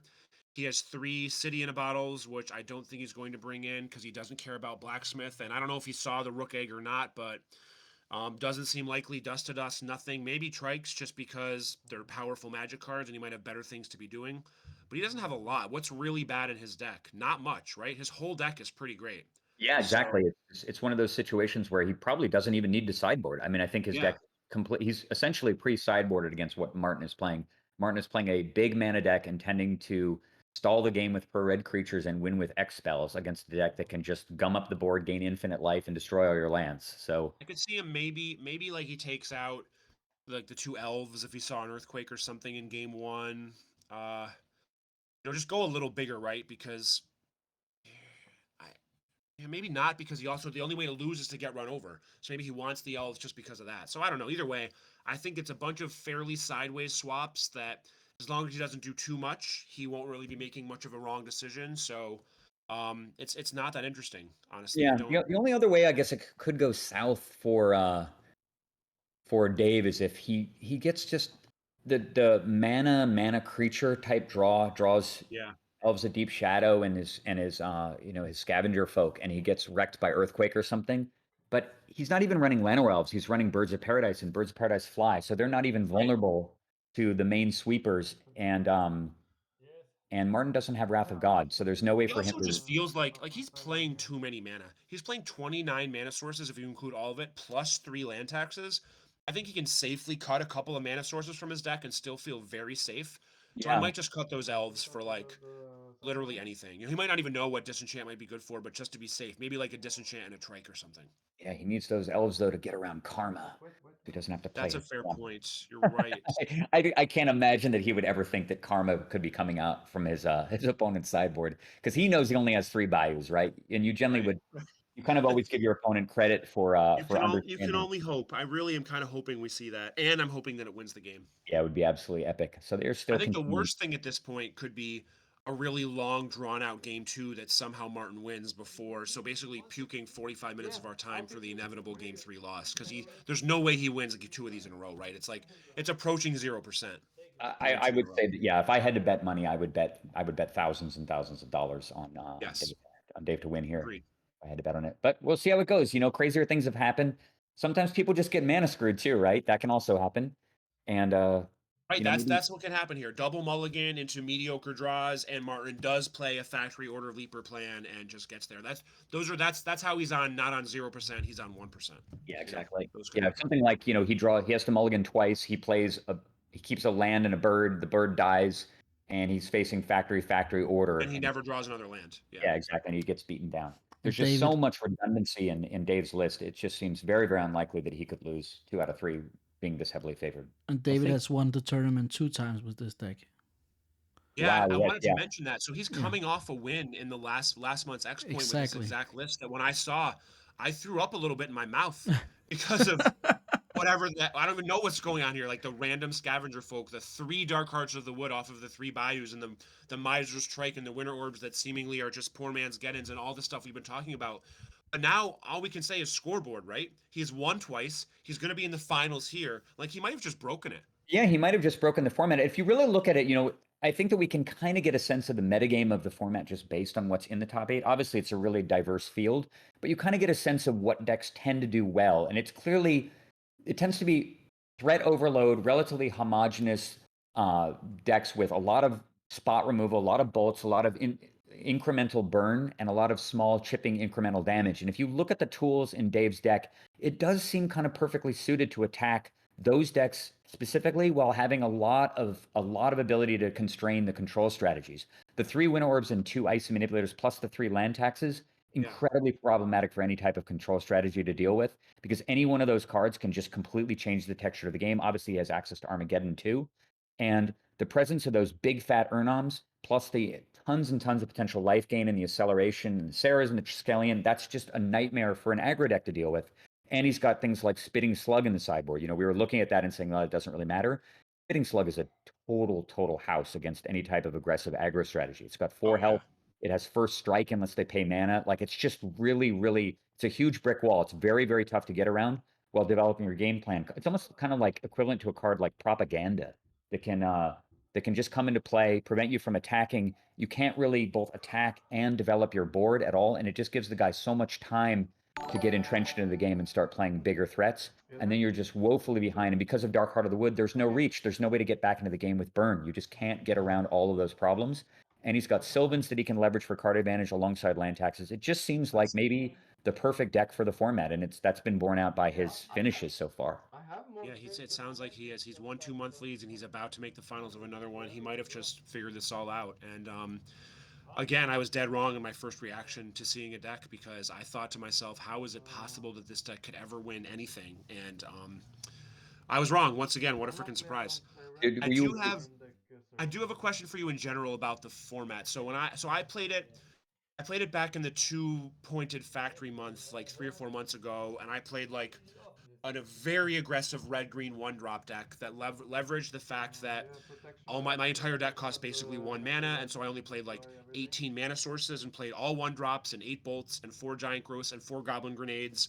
And I actually made top 8 before losing. I just had bad draws against like a mid-rangey deck and lost. But I really like the deck in a format where probably no one's on Mishra's Factory because it has 2 points. Right.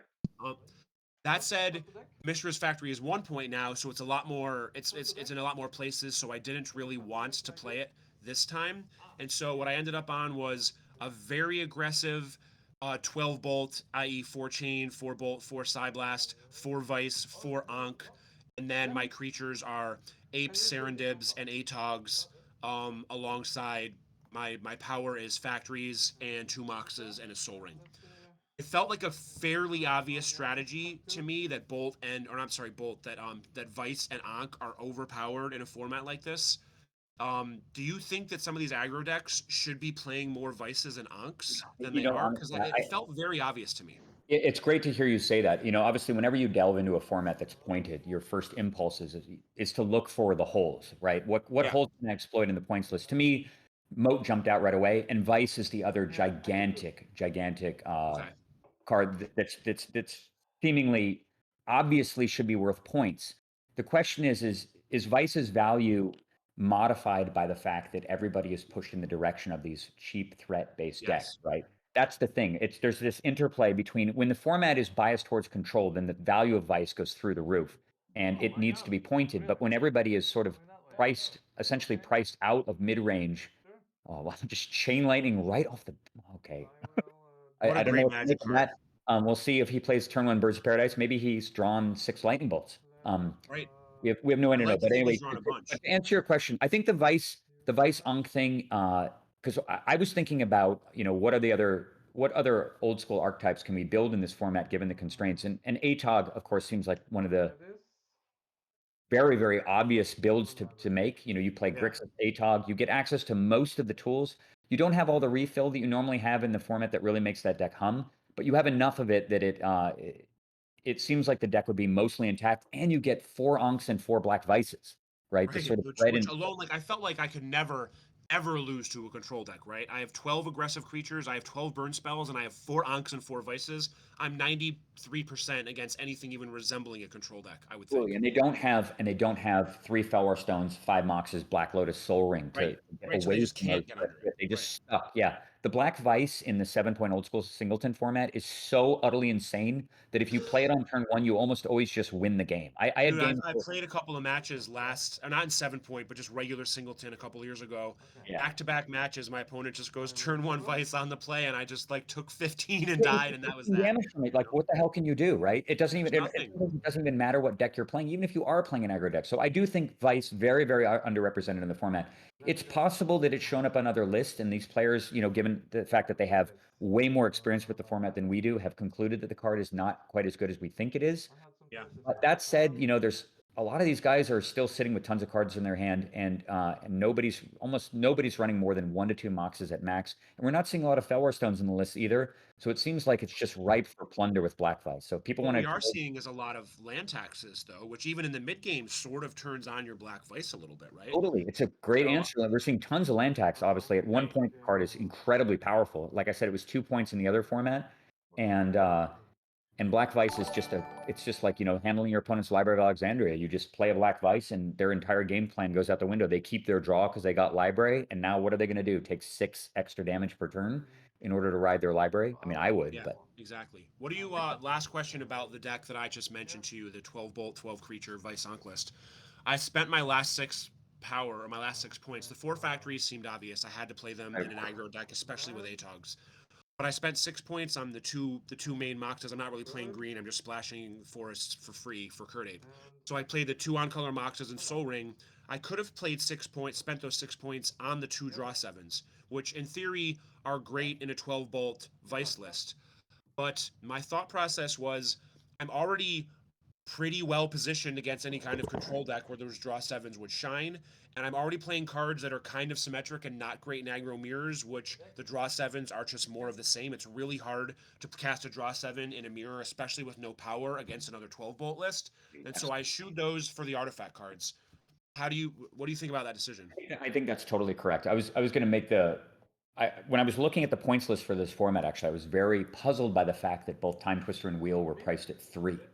Yeah, and, they used to be 2. I think even their last update, they were only 2. They've upped them in the last month. Yeah, that's true. I mean, I understand that they are, they're iconic, they're incredibly powerful cards, but they are incredibly contextual. This came up actually I remember a long time ago, and I apologize to the viewers that we're not commenting on this match. I just wish that I could be more enthusiastic about Repentant Blacksmith versus Sylvan Lantax.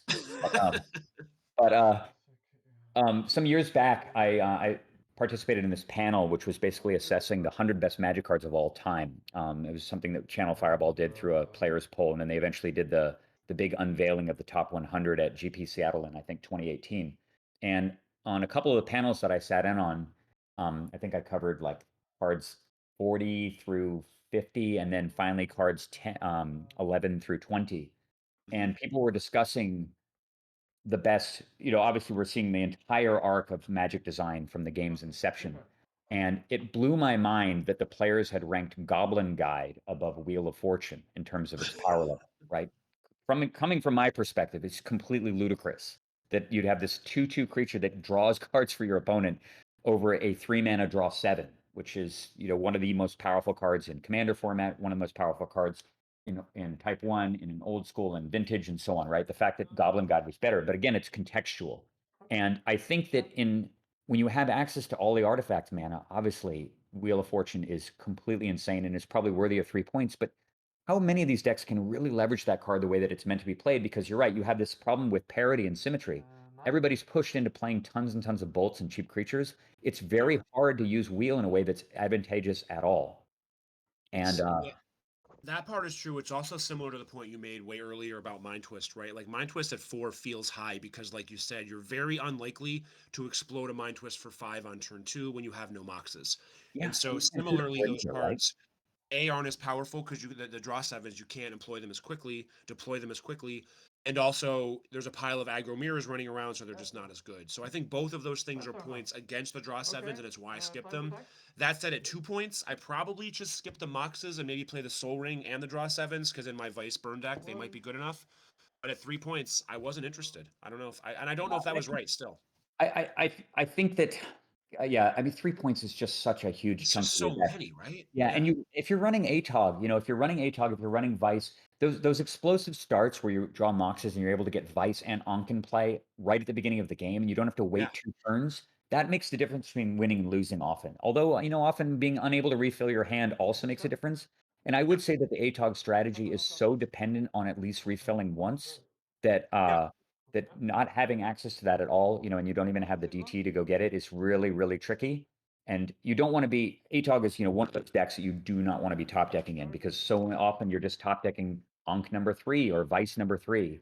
And without an outlet or the ability to refill, you're kind of screwed. Plus, Which is the keep in reason mind, I right? actually played 4 ATOGs on the list, just to give me some outs for those late game garbage Vice draws. Yep, and Even though Black I don't Vice, really of like course, 4 ATOGs. way more powerful when you run Wheel and Twister, because you've got those 2 Vices just sitting in the game doing nothing for 5 turns, and then suddenly you go Wheel, take 6, you're dead. Yeah. Urnam Jin. Yeah, I mean, this is just like, It's just not really a fair fight. Yeah, we're not Like, really sure, playing he the maybe same sorts format it, here, unfortunately. whatever. Unfortunately for Martin, he was a true scrapper in the last match. You notice he untaps without even having Swords to Plowshares at the end of the turn, draws a card dejectedly. I mean, I just can't even Hold on, imagine. is he his opponent at 9? He's not drawing totally dead, right? He could rip some bolts and earthquakes here, I feel like. I think he's at 9. Yeah, that's true. I guess we don't know exactly the life totals. Unfortunately, they're not on display. But it as we looks like find- those dice say 9, so I'm going to Yeah, assume 9. that's the Okay, case, well, it's just not. to keep hope alive. Yeah, I mean, remember, this game began with turn 1 Chain Lightning. So Right. As forget any your good game of Magic the Gathering does. The blind turn 1 Forget chain your- lightning. Yes, forget your birds, forget your elves of deep shadow. I'm just going to chain lightning you for 3 for a little while here and attack you with a repentant Yeah, blacksmith. but we talked about this, right? Maybe because we pretty much, I'd like to say, correctly surmised his only way to win was to get lucky, and he probably did the same thing. And he's like, screw this, I don't care if you bird out on me, I have to just burn you. So we're just doing this. Yeah, it's okay. So we got life totals at 9 for Martin. I'm sorry, yeah. So David at 9, and actually, repentant blacksmith is going to get Forest Walk. Not totally inconsequential. It reminds me a little bit of a. That's 3 damage over the next 3 turns, which puts him within 2 bolts and/or a bolt and a quake, which could do the number. Again, earthquakes, or not earthquake, Urnam Jin's potential or drawback showing its potential. Yeah, it could matter. It could allow the repentant blacksmith to get in for 2 or 3 unblocked points. What you were just sort of describing, though, is something that the players down. They were the players on the team called Pacific Coast Legends way back in. I've heard of them. Yeah, you remember them back in '90? They were a Pro Tour team at the inception of the Pro Tour, but the people. Oh yes, there was a bunch of good players. People listening to this broadcast are probably going to know a lot of these names. Yeah, these are guys that were sort of defining players in the first era. So the guys on that team, if I remember correctly, John Yu, Truck Bui, Brian Hacker, Mark Chalice. I think maybe Mark Justice was on that team for a little while. Mario Robina, maybe even Preston Poulter. These are guys who are sort of, iconic names in the very, very early days of the game. And they all money drafted like crazy. They played in every single qualifier, regardless of whether or not they were qualified. They kind of just dominated the scene in Los Angeles for several years back in the day. And not to mention having a basically long inventing conversation, drafting. yeah, I think with Mark Chalice about the idea of bad deck theory. And bad deck theory applied to sealed events mainly. It sometimes would apply to draft, but mainly to sealed events. And the idea with bad deck theory is that you have no control over your card pool. And Hold on, he's showing us his disenchant. He has no idea which card to disenchant. Yeah, I know. Like pick your poison, right? There's Tax, Sylvan, and Winter Orb in play. Winter Orb preventing and Land Tax, Sylvan preventing you from playing more than 3 mana. He's screwed no matter what here. His only chances, like we said, the 3 repentant blacksmith hits and then 2 bolts. Okay, getting back to what you said about bad deck theory. So bad deck theory. Basically, the idea was that you'd sit there, you'd look at your pile of cards, and this is back when the design of the limited sets, the sets were not built for limited nearly the same way that they are now. Oh wow, look at this! He's got a Felwar Stone that gives him access to 4 mana. He needs 1 more mana before he can Fireball or Earthquake and Urnam Jin. So that may actually happen, but he's going to be forcing. And you can see how disciplined Dave is here. Dave is keeping his lands at 3, just basically saying, I got a way bigger creature in play than you do, and you're going to have to blink first to deal with it unless you draw Swords to Plowshares. But anyway, the sets back then were printed.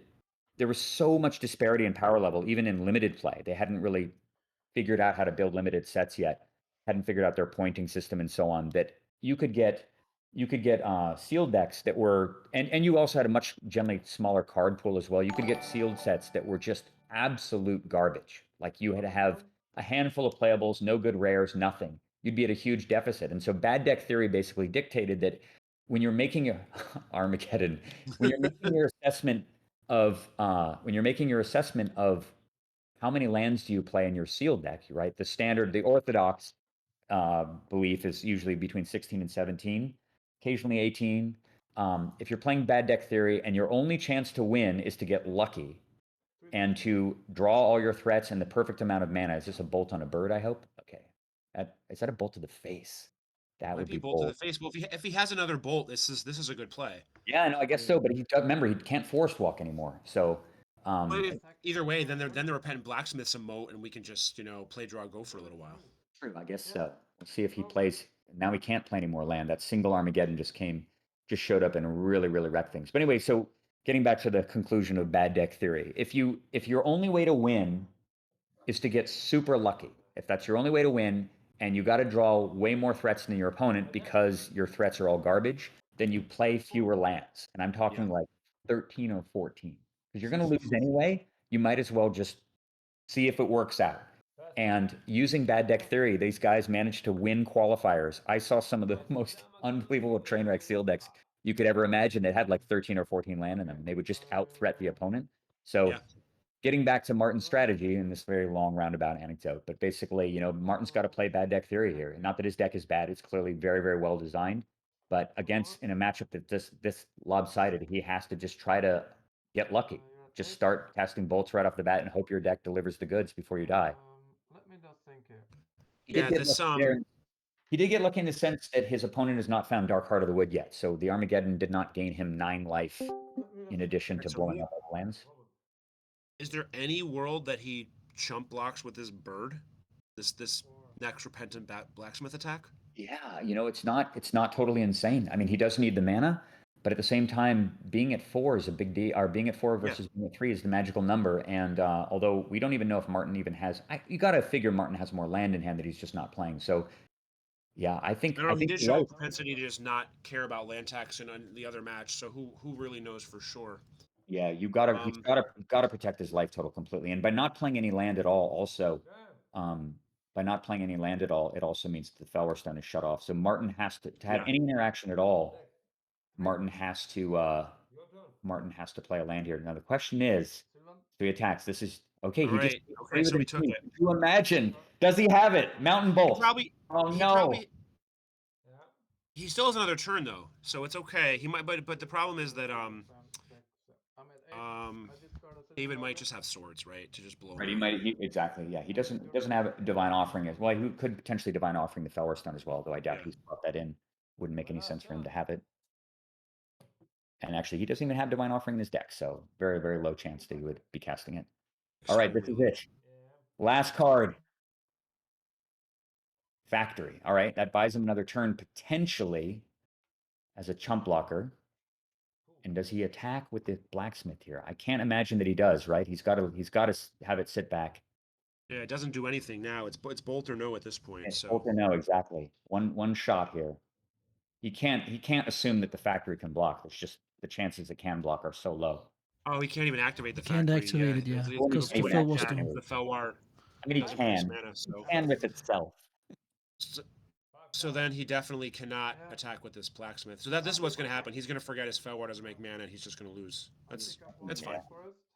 That's fine. I mean, it's obviously the writing's been on the wall since before. And it's better that it happened this way than him spending half an hour on a game 3.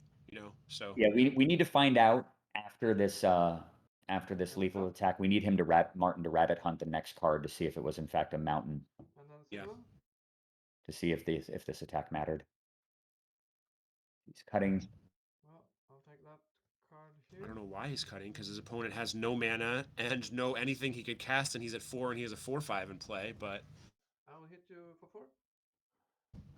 Yeah, this is going to be a little awkward when he goes to animate. Yeah, his David, machine just card. don't play a land before you attack. Okay, good. Renom coming in. And Martin is dead. GG's. Nope, that does not work. Yeah. Real quick, getting back to what you said about the bad deck theory mana ratios, that's kind of the strategy I employed in that red-green one-drop deck I said. I only played 18 total mana sources in that deck, whereas most decks play like 26. And so I would draw like 1.5 extra cards every turn, and when all my cards are 1/1s, that all does add up, right? Yeah, So it was like totally. Yeah, exactly. similar theory. Particularly nasty against decks that are running a bigger mana base, like the deck, like Juice's deck in the last round, which ran 20 land and no real card draw outside of Brain Geyser. So he's basically just going to be mana flooded in a sizable portion of those games. That's the thing that's so important about cards like Jam Day Tome is they allow you to play a huge mana base and you can just draw through the lands. But every game you play where you don't have an active tome, you really feel the weight of all those extra lands in your deck. And what was his hand? I didn't see the rest of his hand. Earthquake and can he fan out his hand for us? Oh, I think if he had a bolt, he probably would have shown it there. I don't think that he would have shown it. Okay. All right, fine. so the inevitable has occurred. Dave has triumphed 2-0 over Martin's deck. His improbable run with his very unorthodox deck has come to an end, and I believe we have established the finals. Yeah, it's going to be this same green. We do. Green-white deck against the Zoo deck that we just saw. Take down the blue-white, the boogeyman of the format as much as there could be in the last semifinal. So I think, what do you think off the top of your head? Who's going to win this match? So we've got Naya Zoo versus basically Prison. I would honestly say that barring a really high range draw from David, where he gets Dark Heart of the Wood, some early Firth to Plowshares, and draws his big creatures relatively quickly, I would say the Naya deck is heavily favored in game one, just by nature of its pure aggression. But I think after sideboard, it gets a lot more difficult for him to win. I think that the Spitting Slugs are a big problem. The Triskelions could be a problem. I think that there's enough tools there. Hold on, what are they showing us?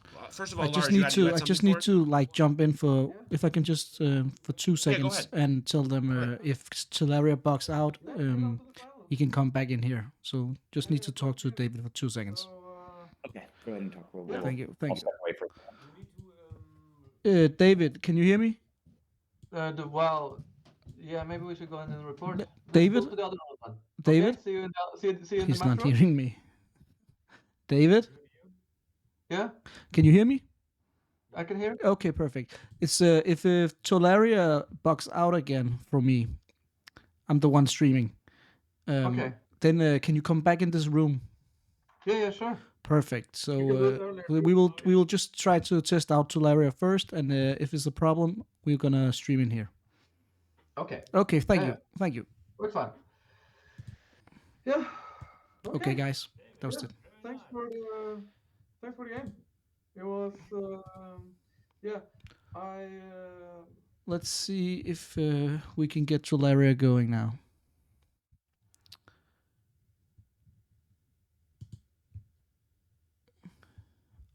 Brian? Okay. Okay. It doesn't matter. It's just you guys were just very silent. Like, and I'm not used to that. All right, I'm back. Okay, you just left. Fine. Perfect. All right, so the final matchup. Final match. The finals.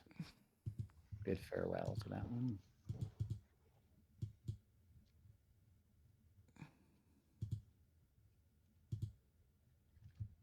I can't believe this deck that when I first saw it, I couldn't stand it, and it's gonna win like 3 tournaments. It's insane. And he's in the semifinals now also. Yeah. Is that going to be his 4th tournament? So he won twice. He's in the semis of this month, and he's going to in the finals now. Yeah, this deck is may be the solution. And the problem with this deck, I think probably if we were going to modify the points list to try to rein it in a little bit, Brian, what do you think is the solution? Is it land tax? Do you think that's the big glaring problem? I don't know if it's glaring. I think it's probably. I mean, at 2 points, nobody plays it, So I think it might be in that Hymn to Torak range where it needs to be a 2-point card on a 15-point list or something, Yeah. So I don't know if raising it to 2 would kill land tax for sure, but I don't know if you want to do that.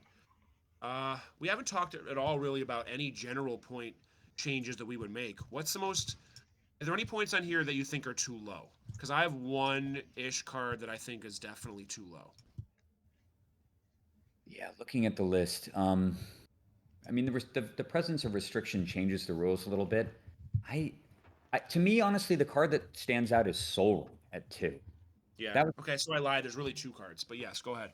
yeah, Soul Ring is the one that really stood out to me. That card is, again, my entire paradigm is just informed by the 7-point old school singleton format, because that's the only one that I really admittedly devoted a great deal of time to. And in that format, Soul Ring is pinnacle. It's 4 points. So, and I do understand that you have more flexibility and options given the fact that there isn't a de facto restricted list on everything. But seeing Soul Ring at 2, when the card is almost always universally more powerful than Black Lotus, strikes me as being too low. Maybe could make a justification, possibly even switching those two. Would everybody be playing Black Lotus if it costs 2 points? Hard to say. But I'm curious to hear your perspective. Yeah, so Soul Ring was one of the cards. It wasn't the one I was thinking of the most, though. To me, that card, I think, is Brain Geyser. We haven't really seen it show its true colors today, but and I guess maybe what's keeping all this in check is the fact that aggro is powerful and there's so many aggro decks are doing well that nobody has time to Brain Geyser. But I've always found, and you obviously know how this plays out, that any kind of board parity where you're just playing draw go for a while or sitting there with 6 or 8 lands in play, whoever draws Brain Geyser wins the game. Like literally wins the game. That's that. And at 2 points, especially at a card that you can, cycle-ish early if you need to, so there's some flexibility to it. It's not just a 7-mana card. It's felt too low to me. But it might just be the aggro tying the whole room together. The fact that aggro makes these sort of slower cards less powerful than they should be. But yeah, Soul Ring and Brain Geyser are the 2 for sure that I would bump a point, I think. Yeah, we were talking about context again, right? It's the same way that you evaluate the two draw 7 effects also. And seeing both Twister and Wheel above Brain Geyser seems very strange to me. Doesn't it? Yeah. Okay. I agree. The more homogenous the format becomes, and the more it becomes about one-to-one interaction, as these decks really, certainly with regards to any type of control strategy or any type of deck that would run Brain Geyser, when you're answering everything one-to-one, you need a refill type card, and Brain Geyser is the way that you accomplish that. Juice didn't draw Brain Geyser in either of his games that we watched. I think it would have absolutely been decisive in the first game at least. Second game, it seems like he was basically just behind way too much the entire time, particularly because the Jalen Tome came up. But Brain Geyser draws you into Divine Offering and Disenchant also, and can often just get your feet out of the fire right away. As far as things that are too pointed, I think that I mean, it seems so weird to say it, but maybe Library shouldn't be 4. And Library is just one of those cards that I constantly complain and gripe about it in regular Old School. But that's because in Old School, one of the things that's so problematic about Library isn't just the fact that it's so devastating early in the game, but it's the obviously the lack of interaction in formats like Swedish where you only have one strip mine. But one of the things that really compounds the effectiveness of Library is the fact that it churns and synergizes so well with fast mana, because it gives you the ability to not only draw an extra card a turn, but also add extra mana to the board too, because you have a deck that's only effectively 30 cards now. So you have double the density of Moxes and Felwar Stones and everything. So while drawing with the Library and answering all your opponent's threats, you're also building your mana up too through artifact mana.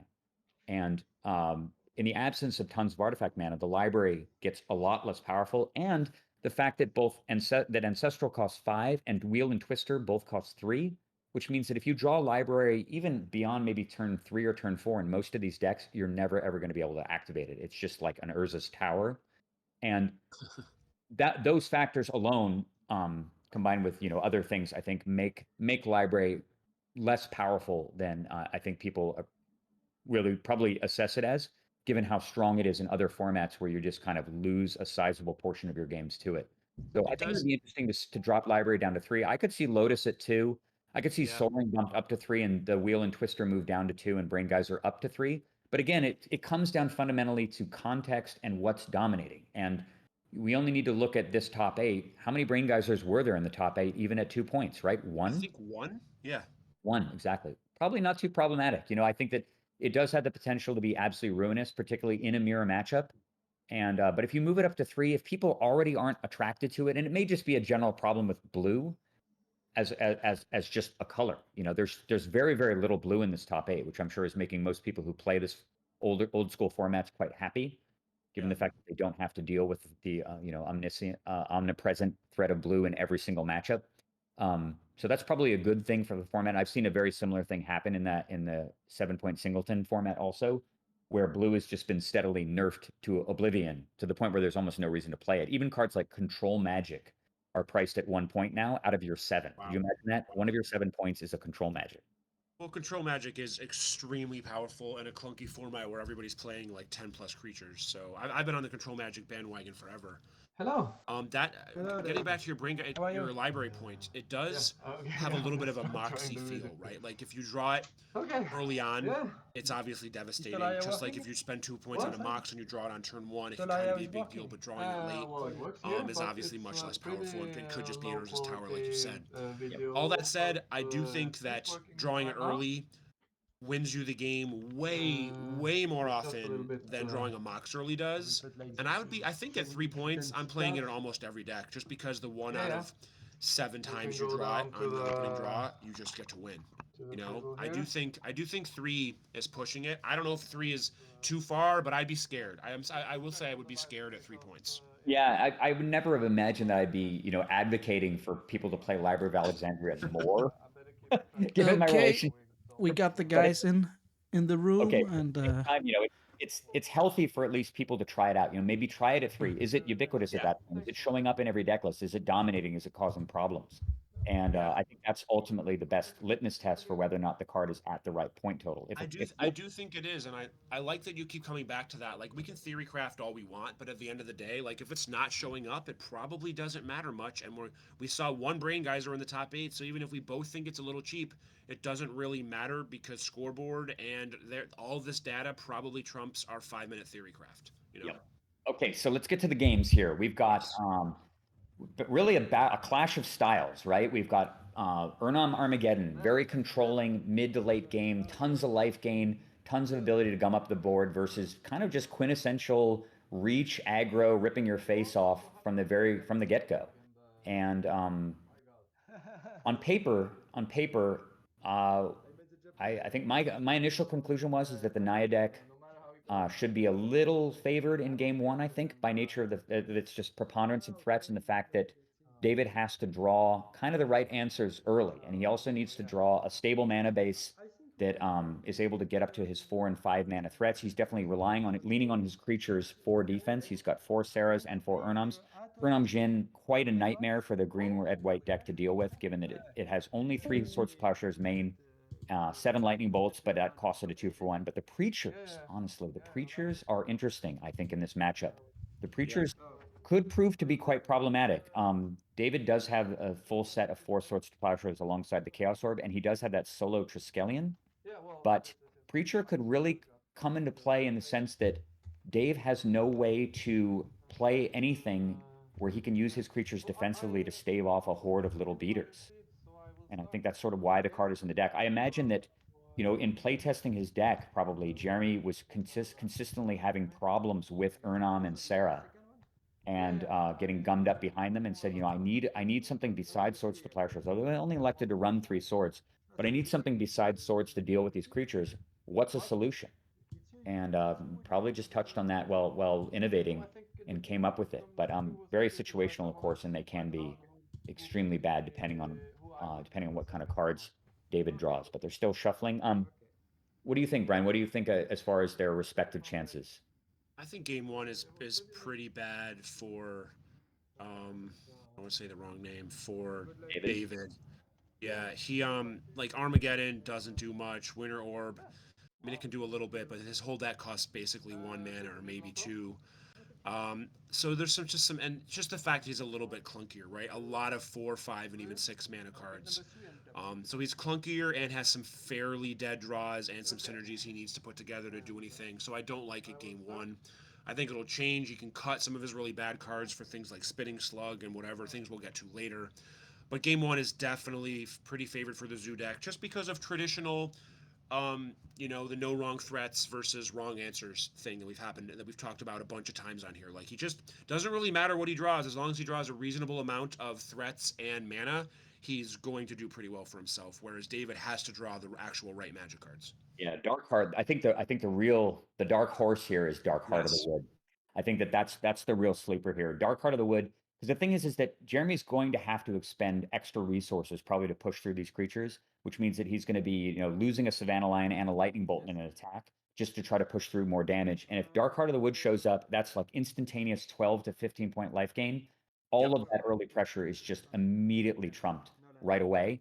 And his opponent will effectively be back at 20 life. And trying to kill an opponent with Dark Heart of the Wood in play when you're playing a deck that's trying to, you know, do bolt damage, it's just not going to work. Okay, it looks like Jeremy I is. completely agree, and I think that that's part of the reason. Obviously, the Dark Heart has land tax synergies, but in general, that is why he's not only playing it, but playing 3 in his deck, because he knows that aggro rules the roost in this format, and this card just shuts down all these decks that play 4 Chain Lightnings and 4 Lightning Bolts. Yeah, Just so perfect there. Yeah, when every one of your lands is essentially a counter spell on a bolt or a chain lightning, Yeah. it's so impactful. And he's playing a ton of land too. I wonder also about his decision to run. This is one of those matchups though where the decision to run Birds of Paradise and Elves of Deep Shadow over something like Llanowar Elves might actually come back to hurt him as well. The fact that Llanowar Elves both provide mana and allow you to trade with Savannah Lions and Argothian Pixies can be a really, really big deal. And he doesn't have access to those. I would imagine that probably from Jeremy's perspective, the card that he would most likely want to swap those creatures for would be something like either if he wanted a 3-drop, it would be something like Thunder Spirit, or it would be Acacian Javelineers. And the fact that he doesn't have Javelineers also means that he's quite a bit more vulnerable to those early mana creatures. That's often what the Javelineers are so good for. Like, you know, how bad do you feel playing? Oh boy, another mulligan. This is 2 mulligans from Jeremy. Not going to be helping his chances, although they are playing, I believe, London mulligan rules, so that you get to redraw 7 and then put cards away. So at least it keeps you in the game and gives him the ability to dig for one of his 2 land taxes. But much less powerful in a format where you can't just Lotus, Ancestral, Time Twister. Yeah, I do think that the lack of Javelineers in Jeremy's deck it's kind of glaring, right? Like I'm a little surprised to see it and him go with Preacher over it, because Javelineer, what's he scared of with Preacher, right? He's scared of Sarah Angel and maybe Serendib, and probably just for the most part Sarah Angel, right? That's got to be the one more than anything. And Javelineer does kind of answer that problem alongside one of his 7 bolts, right? And it's also much better in any kind of aggro mirror. So I wonder if he just glossed over it, or he just thought it wasn't worth it and Preacher was more powerful in these matchups. But I'm a little surprised by it, and in retrospect, I'm surprised we haven't touched on it before, because it seems glaring that he's missing those. Yeah, I totally agree. And I think that Preacher is like one of those cards that it's a silver bullet style card, kind of like something like King Suleiman, right? It's just incredibly powerful in the matchups where you really want it, and nearly a dead card in the matchups where you don't. And I'd say a majority of the time, the Preacher is going to either be removed by the decks that have a high creature density, and the control decks just ignore it and laugh at it and don't care about it at all. And as a result of that, I think it's much better suited as a sideboard style card rather than something you could main deck, you know. And he's got things like, if we look at his sideboard, he's got 3 Stone Rains in the sideboard. What is Stone Rain intended to accomplish? Pretty weak. Those could just be Preachers. Then he could have the much more versatile and powerful Javelineers in his main deck that really go along with his game plan a much better. His game plan of just creature turn 1, creature turn 2, creature turn 3. Yeah. Meanwhile, David gets off to the actual nut start of Landmox Felwar. Yep. And even his opponent nicely plays a white mana for him to turn on all of his mana. So Dave, we could honestly see Urnam Jin here on turn 2 against Jeremy. Seeing 3 Preacher. Oh no, not Preacher. That's the wrong deck. Okay, oh my God, Sylvan Library. So remember we were saying about Black Vice, right? Yeah. Like, imagine you're Jeremy's deck and you've gone long on Black Vices and you've got 4. Triumphantly slam your Black Vice. Your opponent takes 0 damage forever. And every single Black Vice after that is dead. But he is getting through for 2 here. Sylvan is going to be pretty impactful. Yeah, I see the person in the comments said that Stone Rain is from Maze of Ith. But Maze of Ith is, I believe, both restricted and pointed. Pointed. It's not restricted, but it is pointed. Maybe that's the reason. And maybe he's just really, really concerned about a Maze of Ith deck. But he has Maybe a bunch of 1 and 2 mana little guys that sure, and he also is also playing land tax, so there's like Maze isn't the scariest thing for him. And sure, like you'd like to be able to Stone Rain or Maze, but I think you'd much more likely want to have Preacher in play against a deck full of Stair Angels, right?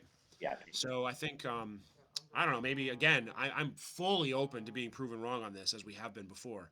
But to me, Preacher, the 3 main deck Preacher seems like a lot, especially when there's a fairly obvious card he could be playing over it that seems much better suited. Yeah, I'm in complete agreement about that.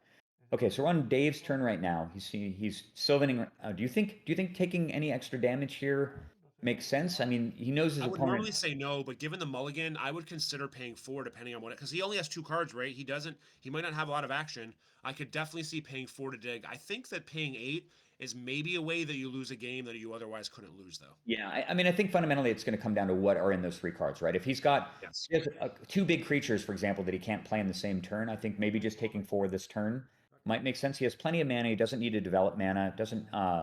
And he has to also view that Jeremy's only real efficient answer to his creatures is in the form of Swords to Plowshare. So both Urnam and Stair Angel both effectively cycle when they're plowshared, because he just immediately gets the life back to replace them.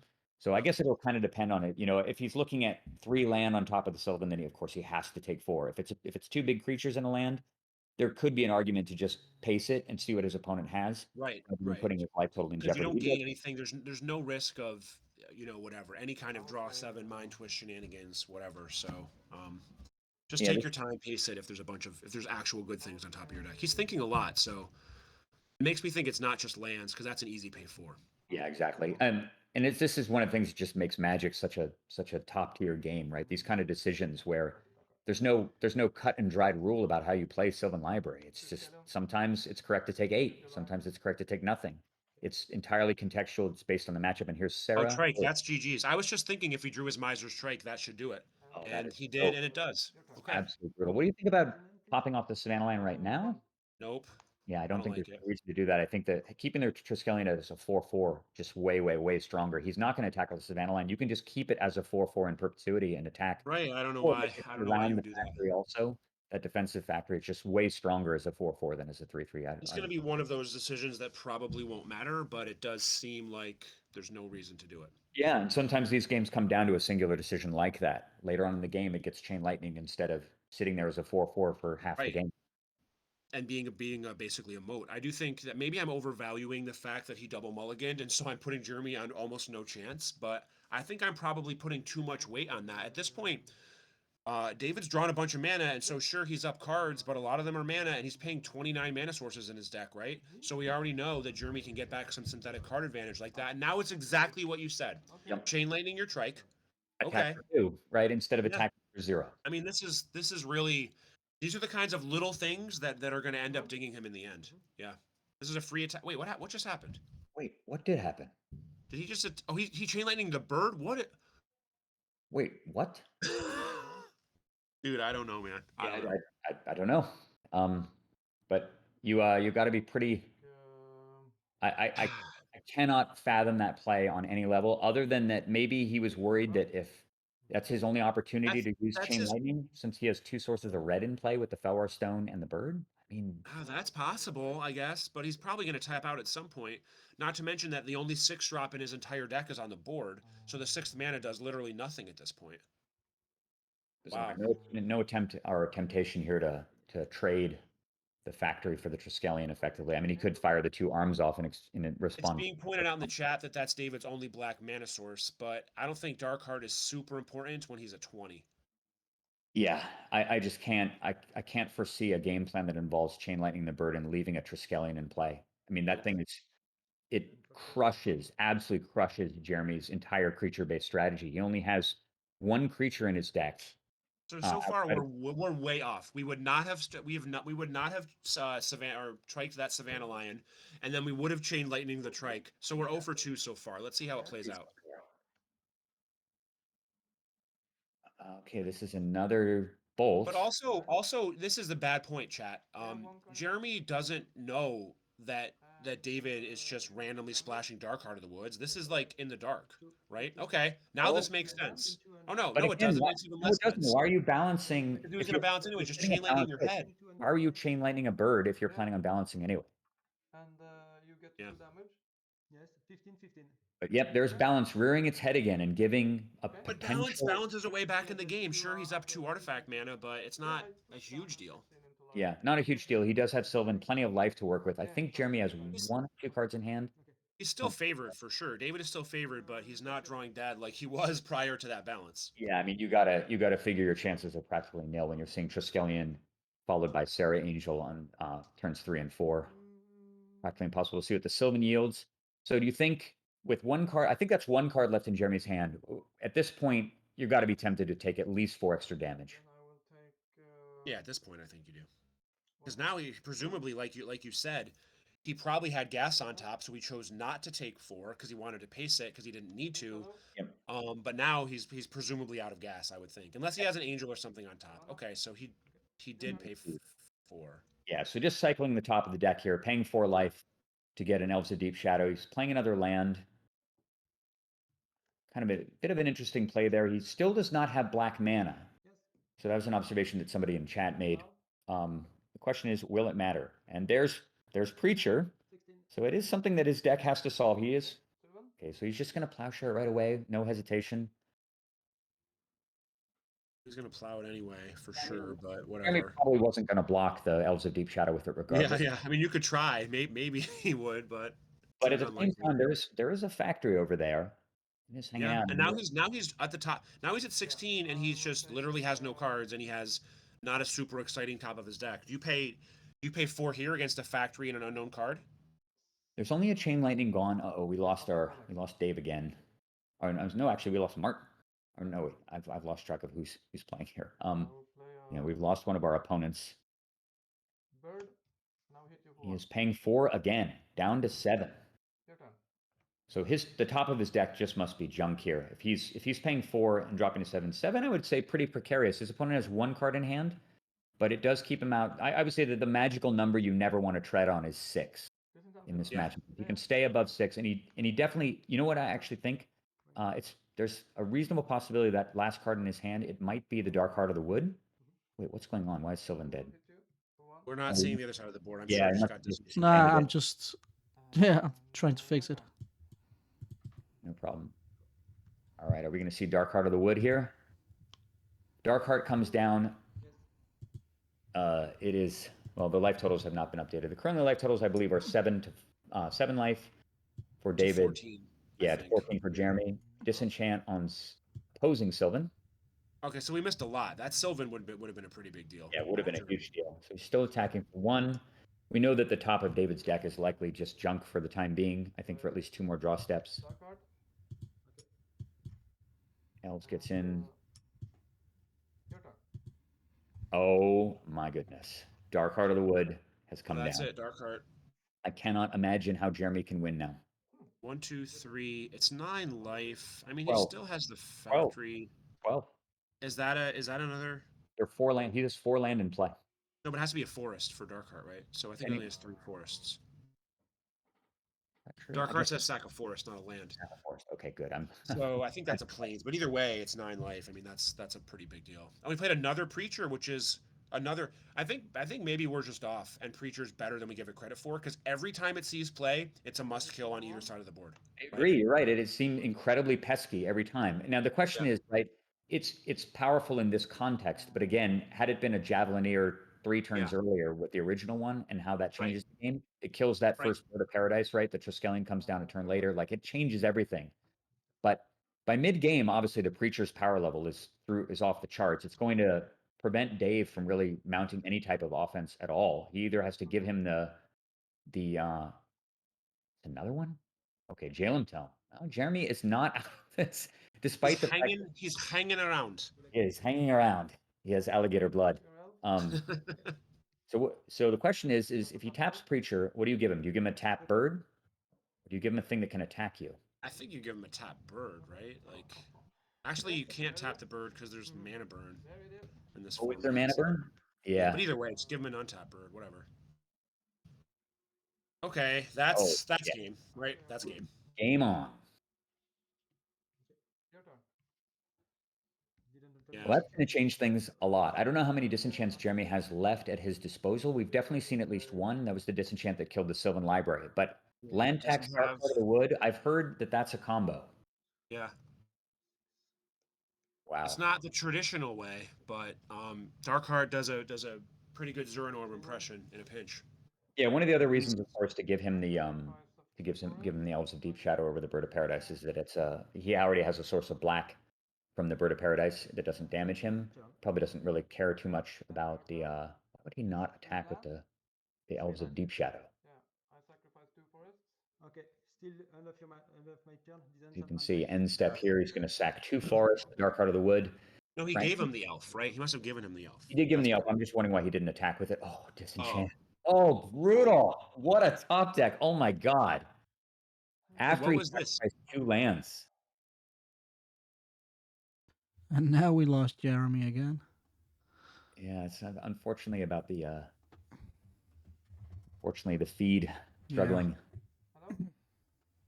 All right, well, we can talk a little bit more That about was that disenchant. So he's playing 4 main. So he drew 2. That's, I wouldn't say lucky, but he's running a little bit good. Yeah, I would say he's got at least probably 42, 43 cards left in his deck. Right. 2 out of 1 in 23 chance of hitting it right there. Pretty damn good. And obviously Pretty time important. a second ago I mean, so sure the land tax would have sealed it, but just gaining 9, you know, he doesn't even need the mana for anything. His whole deck costs 5 or less, so it's not a huge deal at this point. Yeah, just put him in the driver's seat. And I think that I mean, I would still, even though he's facing down Preacher and Jalem Tome, the fact that the Preacher has a target and the target doesn't fly, oh, that's actually, you know, when I think about it, that's the reason why you give the guy, why you give him the Elves of Deep Shadow over the bird. If you give him the bird, then wow, look at that Soul Ring as well. If you give him the bird, he has a blocker against the Sarah Angel, so he can actually use your own bird to block Sarah, mitigate 4 damage, and then steal something else. So by giving him the Elves of Deep Shadow, you prevent him from having that as an out. Obviously, you can still block Ørjan potentially. Yeah, but can't you just you can change that later if you draw a Sarah Angel, right? Oh no, he might not. Or he can untap his Preacher whenever he wants. Right, exactly. He can just untap the Preacher and take something else. So if you give him the Elves of Deep Shadow, he loses the ability to. You can just keep giving him the Elves of Deep Shadow. You never give him the bird. Right, but you can change that, right? Because if you draw a Sarah Angel, he might untap Preacher, and you could change it then, right? Give him the bird now. Yeah, give him the bird then, and then you can just switch it over to the Elves of Deep Shadow. It's not. It's a very small point. That's probably basically irrelevant. But you're right. That's a good point. We're looking at it. Looks like 14 life for 14 to 12. I think those are the right life totals. Yeah, so that was the Elves of Deep Shadow attacking finally. Yeah. And so if you're sitting in either of these respective seats, Brian, who's feeling more comfortable? Who would you rather be at this stage in the game? The guy with the Jalen. This is closer than I would have thought. Okay. Honestly, I don't hate Jeremy's position. I think I might pick Jeremy, honestly. Yeah, I mean, you look at it right now, right? It seems like David's got he's got a disenchant for the Jalen Tome. That is incredibly important that he had that. Well, now that changes everything. Now Yeah, I probably just like that. Because I was going to say, it looks like kind of parity that that David has plenty of life. He's got plenty of room to work with, and then 3 turns later, Jeremy has 4 attackers, right? All coming in, backed up by a Preacher, and David is still struggling off the top of his deck to draw anything of impact. And wow, speaking of impact, land tax comes down, but the land totals are. It's not long for this world. He's never going to create it. Yeah. Not going to do a lot. And of course, Soul Ring, Felwar, Mox, Bird, 2 lands, one of which is a forest he could sack. That is the world's worst land tax. Yeah, it is never going to. I'm pretty sure that it's never going to draw any lands for Jeremy. It's just going to be decoration. But there is definitely some pressure here. Dave has no way to draw cards, and he draws his own land tax. All right, just like that. Jesus, haymakers. Yeah, just tax after tax. So that's essentially 3 life a turn for the longest time, for as long as he wants it, until he can draw another. But he has to draw an actual way to kill that Preacher before he plays one of his fatties too. Yeah, so and what am I talking about? He can just give him the idiot for as long as he wants. Yeah. Yeah, that's true. I mean, he does have. I believe he has at least 3 Swords of Plowshares, the Chaos Orb, and then the Triskelion is gone. He has no way to recur the Triskelion that I can see. Yeah. And I guess there's Icy Manipulators to potentially tap the thing. It doesn't matter a lot, right? Because Preacher gets a lot worse against a deck with a lot of creatures, right? Because you can just give him a dork Right, you get the Dork, but the problem is the Dork can block, right? It blunts offensive weenies extremely well, and one Preacher Yes. can hold off, 6 things. But Icy Manipulator changes that because then you have the ability to tap the one thing that they're holding with the Preacher and hit with your big guy. And they can't just chump block with your guy and then steal another thing. Yeah. Takes time. Let's see here. Savannah Lions. All right, so So he plays another Lion. He's down to 8. David's down to 8. Like yeah, Jeremy is there's a ton of just pressure here, and he doesn't have any card draw. He is going to be able to land tax, and he's going to be able to blunt a fair amount of this damage. But there's a factory, 2 Lions, and the Llanowar, and the Elves of Deep Shadow. That is a shitload of pressure. That's 7 damage a turn. You how cannot. much is that? How much damage has this Elf of Deep Shadow done? I think it's 3 so far. Right? Like- I mean, isn't that just wrong? You got to give him the bird, and then later on, if he draws a Sarah Angel, you untap your Preacher. Yeah, You know, unfortunately, that's- right? There's no opportunity to do that right now. Oh yeah, not right now. Yeah, But yeah. I mean, we questioned that initially when he did it. So he's fetching up for us. He's got all the mana in the world, but without card draw, it's not going to really avail you anything. That's one that if there's one mantra in Magic, you need mana and you need card draw, and generally one without the other isn't that helpful. his deck seems like a pretty good spot for a Miser's Jalem Tome, at the very least. If he has Winter Orb and his Armageddons and all that stuff, but he is playing 29 mana sources, and he only has 9 relatively expensive things to do with them, right? 4 Urnums, 4 Sarahs, and a Trike.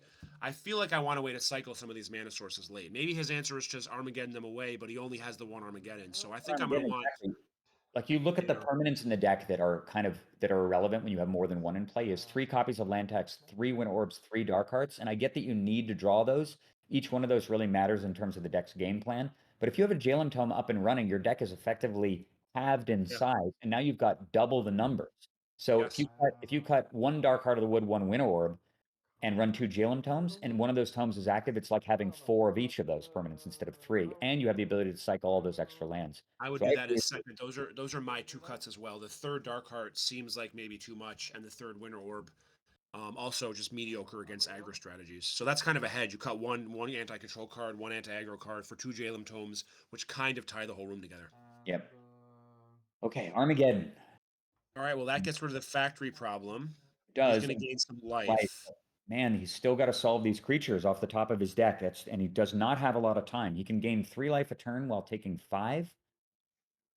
It's not. Yeah, his only real way to solve them is to cast a Sarah Angel, which he's not very far away from now. Yeah. So here's 5 coming in again. I don't know what the life totals are. It looks like he gained maybe 6 life over the last 2 turns. No, I think he only gained 3. He's at 11, I think. Yeah, well, we're seeing the dice over here. Okay, so he's taking 5. You're right. He's at 11 now. He drops down to 6. Yeah.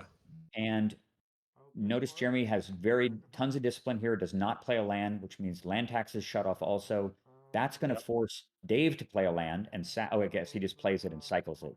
His Felwar doesn't make mana, but he does have 4, and he'll be able to. What he needs to do is he needs to hold his. Oh, he's got a Mox Pearl, all right. So Holy he needs crap! land. Yeah. Yeah, where we're going, we don't need lands, but we also need life. We need answers. The forest in your graveyard, please. Yeah, even life. So that's another 5. Like 5 versus 3. Math's not in his favor. He has to draw a Sarah Angel or Sword. I mean, God, how good would Triskelion be right now? I mean, Jesus Christ. Absolutely insane. Do we He has more of those in his board, right? Like those are definitely coming in. He needs more cards that do things. I think Triskelion is really the closest thing that he has to a silver bullet against this deck. Obviously, the Spitting Slugs are tremendously powerful. Those 4 seem like the most no-brainery cards. Yeah, for sure. And he can cut the Winter Orbs, cut all that shit. Speaking of sideboarding, I wanted to inquire: is this a best of 5 or is it a best of 3? Do we know that? I do not know. My guess would be best of 3. Best of 3, yeah. I haven't Best of 3. heard. Okay. It'll be only 3 games max. Provided we somehow have a draw, which I don't foresee. All right, so Dave on the top of his deck does not have the ability to land tax. He's really, really running out of life here. Down to, I mean, this is basically it. He's almost at the stage of chump blocking with the bird. 1, 2, 3. He gained his 3. Yeah, 4. All right, what do you kill? I guess I kill Preacher and get my elf back and trade and hope I can. I mean, I'll be able to survive for. I'll take 4 next turn, but that's fine. It's got to be Preacher. Yeah, it's got to be Preacher, right? Killing one of the threats doesn't make any sense. Preacher at least gives him an Elves of Deep Shadow back that he can use to block against the Savannah line. The question is, does he even live? Why is he using the bird also? Why is he Wait, say tapping the again? bird? Doesn't he need to chump block with the bird? No, I don't think he needs to. He gained 3. He's up to 7 now, right? So we can take it. I thought he was at 1. Oh, no, I'm sorry. I'm looking at the wrong dice. Yeah, okay. Yeah, So he's he's at 7. yeah, my mistake. Okay, so yeah, so he doesn't need to chump with the bird this turn. I thought he was at 1 life. Yeah, so wait, I forgot. Oh, did he activated? So this flip didn't happen yet. Sorry, my kid came over to me for a second. He didn't activate this orb yet? Yeah, I do. We're activating now. Yeah, he's casting it now. He's activating it. And Activate Preacher, kill really it's Preacher. Yeah, and I guess he has the opportunity to target Preacher during upkeep after the Elves of Deep Shadow is untapped, and that would force Jeremy to tap the Elves of Deep Shadow so that it couldn't block. And that way he gets an untapped Elves of Deep Shadow, or Jeremy takes 2 points of damage, one from 2 mana burn. points of damage, which Yeah. could matter. That's no, but that's a very good play that doesn't matter here, but is very heads up, and I probably would not have seen. So good eye, good eye. Yeah, I think you just got to okay. Bolt. He had the bolt. And bolt. All that work. Incredible. What honestly, what a comeback. Double mulligan into Armageddon, land tax, Dark Heart of the Wood. The game's seemingly totally out of Jeremy's How many hands. mana sources is Jeremy playing? Because it seems like he always draws exactly the right number, and he draws like 3.5 mana sources every game, and all the rest of his cards are threats. Let's count this up. 4, 5, 6, 7, 8, 9, 10, 14, 15, 16, 17, 18, 19, 20, 21, 22 mana sources. All right, so he's getting some of this synthetic card advantage that we talked about earlier with the bad deck theory and my green-red deck. He's getting a little bit of that. 22 versus 29. That's an extra free card every match. Yeah, absolutely. At least one extra card, possibly even 2 in a format where you're starving for card draw and card economy. But his deck is so low to the ground. You know, outside of the 2 Jalen Tomes and the 3 Preachers and some sideboard cards, everything does cost 1 and 2 mana. And I think with 22 mana sources and the fact that your opponents can't just strip mine you to death at the beginning and you're not running a ton of artifact mana that they just disenchant, I think it's actually reasonably safe. It's certainly served him well. And he has drawn well, although, I mean, obviously he double mulligan that game, right? So we have to assume he had either no land or, 1 basic forest and a bunch of white cards in his or like 6 lands or something. But yeah, the mana disparity that you pointed out is huge. And I really think that a lack of some kind of card draw or card cycling in David's deck is my only point of criticism. I mean, I would defer to his expertise in the format, given how many hours he's devoted to this, and clearly, and also scoreboard. Yeah, impossible to argue with. But I think if the deck could be improved, it would be something like Jalen Tome. I think Jalen Tome would be a. So he can make the most of it now. He can cut. I mean, he can bring in threats, right? He's got to bring in those trikes. Let's talk about his sideboard plans. So we know he wants 2 trikes. We know he wants 2 slugs. Does he want anything else? He probably wants that disenchant because he's already seen Factory and Jalen Tome and Sylvan and Lantax. So that's 5 cards. Yeah, 5 cards. He doesn't want Winter Orb. He might not want Armageddon, honestly, right? It seems like very, very. I mean, obviously, Jeremy's deck doesn't have any mana creatures, so Armageddon does have the potential. It also is a really, really good sweeper against factories, and the fact that that's the ring. I'm not hating keeping 1 Armageddon in. Yeah, I would be surprised if he cut it, just because Armageddon, Urnam, Armageddon Sarah is just so incredibly backbreaking against nearly every strategy, and particularly. You cut Sylvan Library here because it's really hard for him to pay life. I think I might cut Sylvan here. Yeah, at least 1. I think I definitely cut 1. Land tax is pretty unreliable too, to be honest. Given the fact that Jeremy has tons and tons of 1 mana threats. Yeah, but he does have the Dark Heart thing, and I don't think that he can cut a Dark Heart in this matchup when normally I would like shaving 1. This is the matchup it's here for. So given he's keeping 3 Dark Hearts, I don't hate keeping 3 taxes. I do hate keeping Sylvans. I think maybe it's minus 3 Winter Orbs, minus 2 Sylvans, plus 2 Trikes, plus 2 Spitting Slugs, plus 1 Disenchant. Yeah, I really like that, actually. I think you're right. I think Winter Orb is the card that's most likely. I mean, you got to think about what cards do you not want to see in your opening hand if you're David against this deck, right? You fan open your opening hand and it's got 2 Winter Orbs in it. You're basically, I mean, you have to 100% mulligan and you're dead meat if you don't.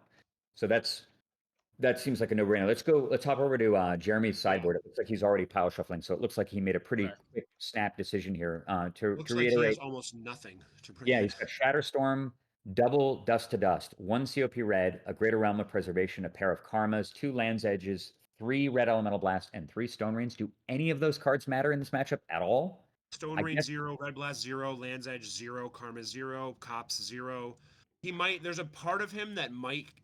I mean, you can't because you only saw 2 Moxes, Felwar Stone, and Soul Ring, which is not enough to bring in any of those anti-artifact cards. You I don't could think. not justify dust to dust at all, right? You haven't seen. You saw a Triskelion. You haven't seen the Winter Orbs. You haven't seen the Ices, and you're not even really that concerned about the Winter Orbs probably anyway. So they're not going to really matter. Which means, does he even have any? I mean, it's not that his deck is poorly set up. It seems like What would he take out? Yeah, I'm trying to think. He has no like Sylvan's pretty great for him. Jalem Tome great. All of his threats are good. Even Preacher's good because he has a lot of creatures. His bolts are great. I honestly don't think he would cut a single thing. I think I might do nothing in his shoes. Yeah, I think you're right. It's just, and that may be why you can already see him shuffling up and Yeah, presenting. he knows. Also, he probably knows because given David's his results, his deck, everyone probably knows what he's on, right? People who are plugged into this format, who are in the finals of this tournament, probably play it a lot and probably know about his results and his deck list and know exactly what they're going to do in this matchup. Yeah, Jeremy probably has his list up on the screen right next to him when he's looking at his exact list, is my guess. Yeah, I mean, if anything, if he's done his proper homework, he's probably actually tested against it too, right? But that's, I mean, nobody tests, right? Hey, I do. Maybe for a big tournament like NoobCon, but Yeah, no, I've devoted inordinate amounts of time to testing the winning decks against various designs and stuff because I mean it's just a fun exercise to do. I'm more on the theory craft, and let's test during the tournament and see if I was right or not. Theory. It doesn't always work out so well, but it's a little more fun and it saves me a lot of time.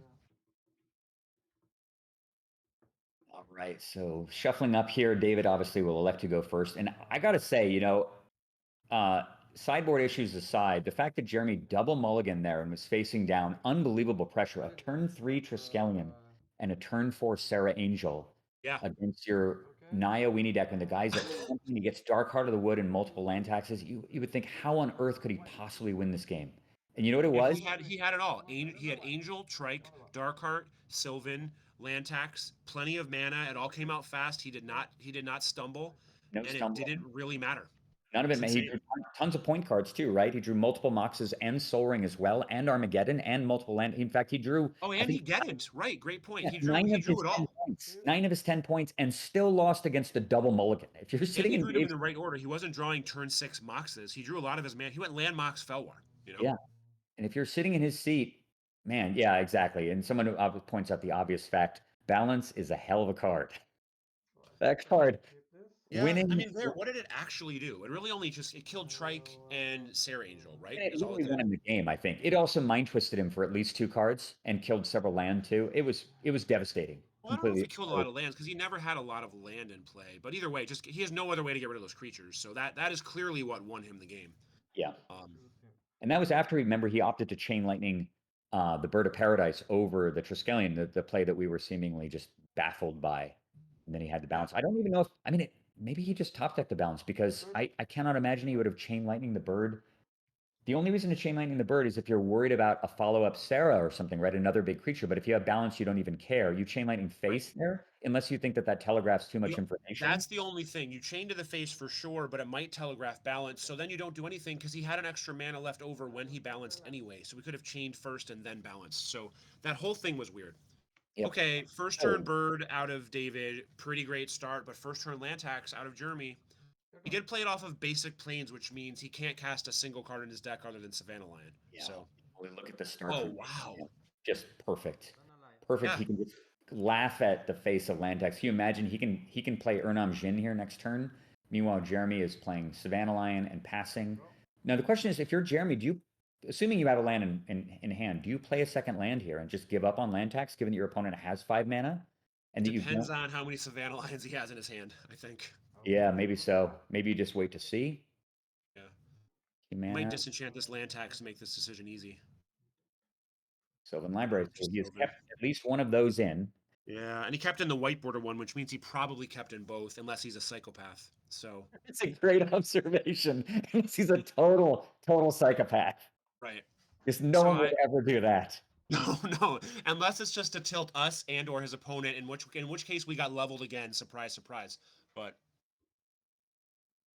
Jeremy contemplating and probably thinking about, do I play land number 2? He opted not to play land last turn, but the Sylvan changes everything, right? He's just going to start. He can even chump block. He can just block with his elf, which he's not blocking. I would block that in a heartbeat, right?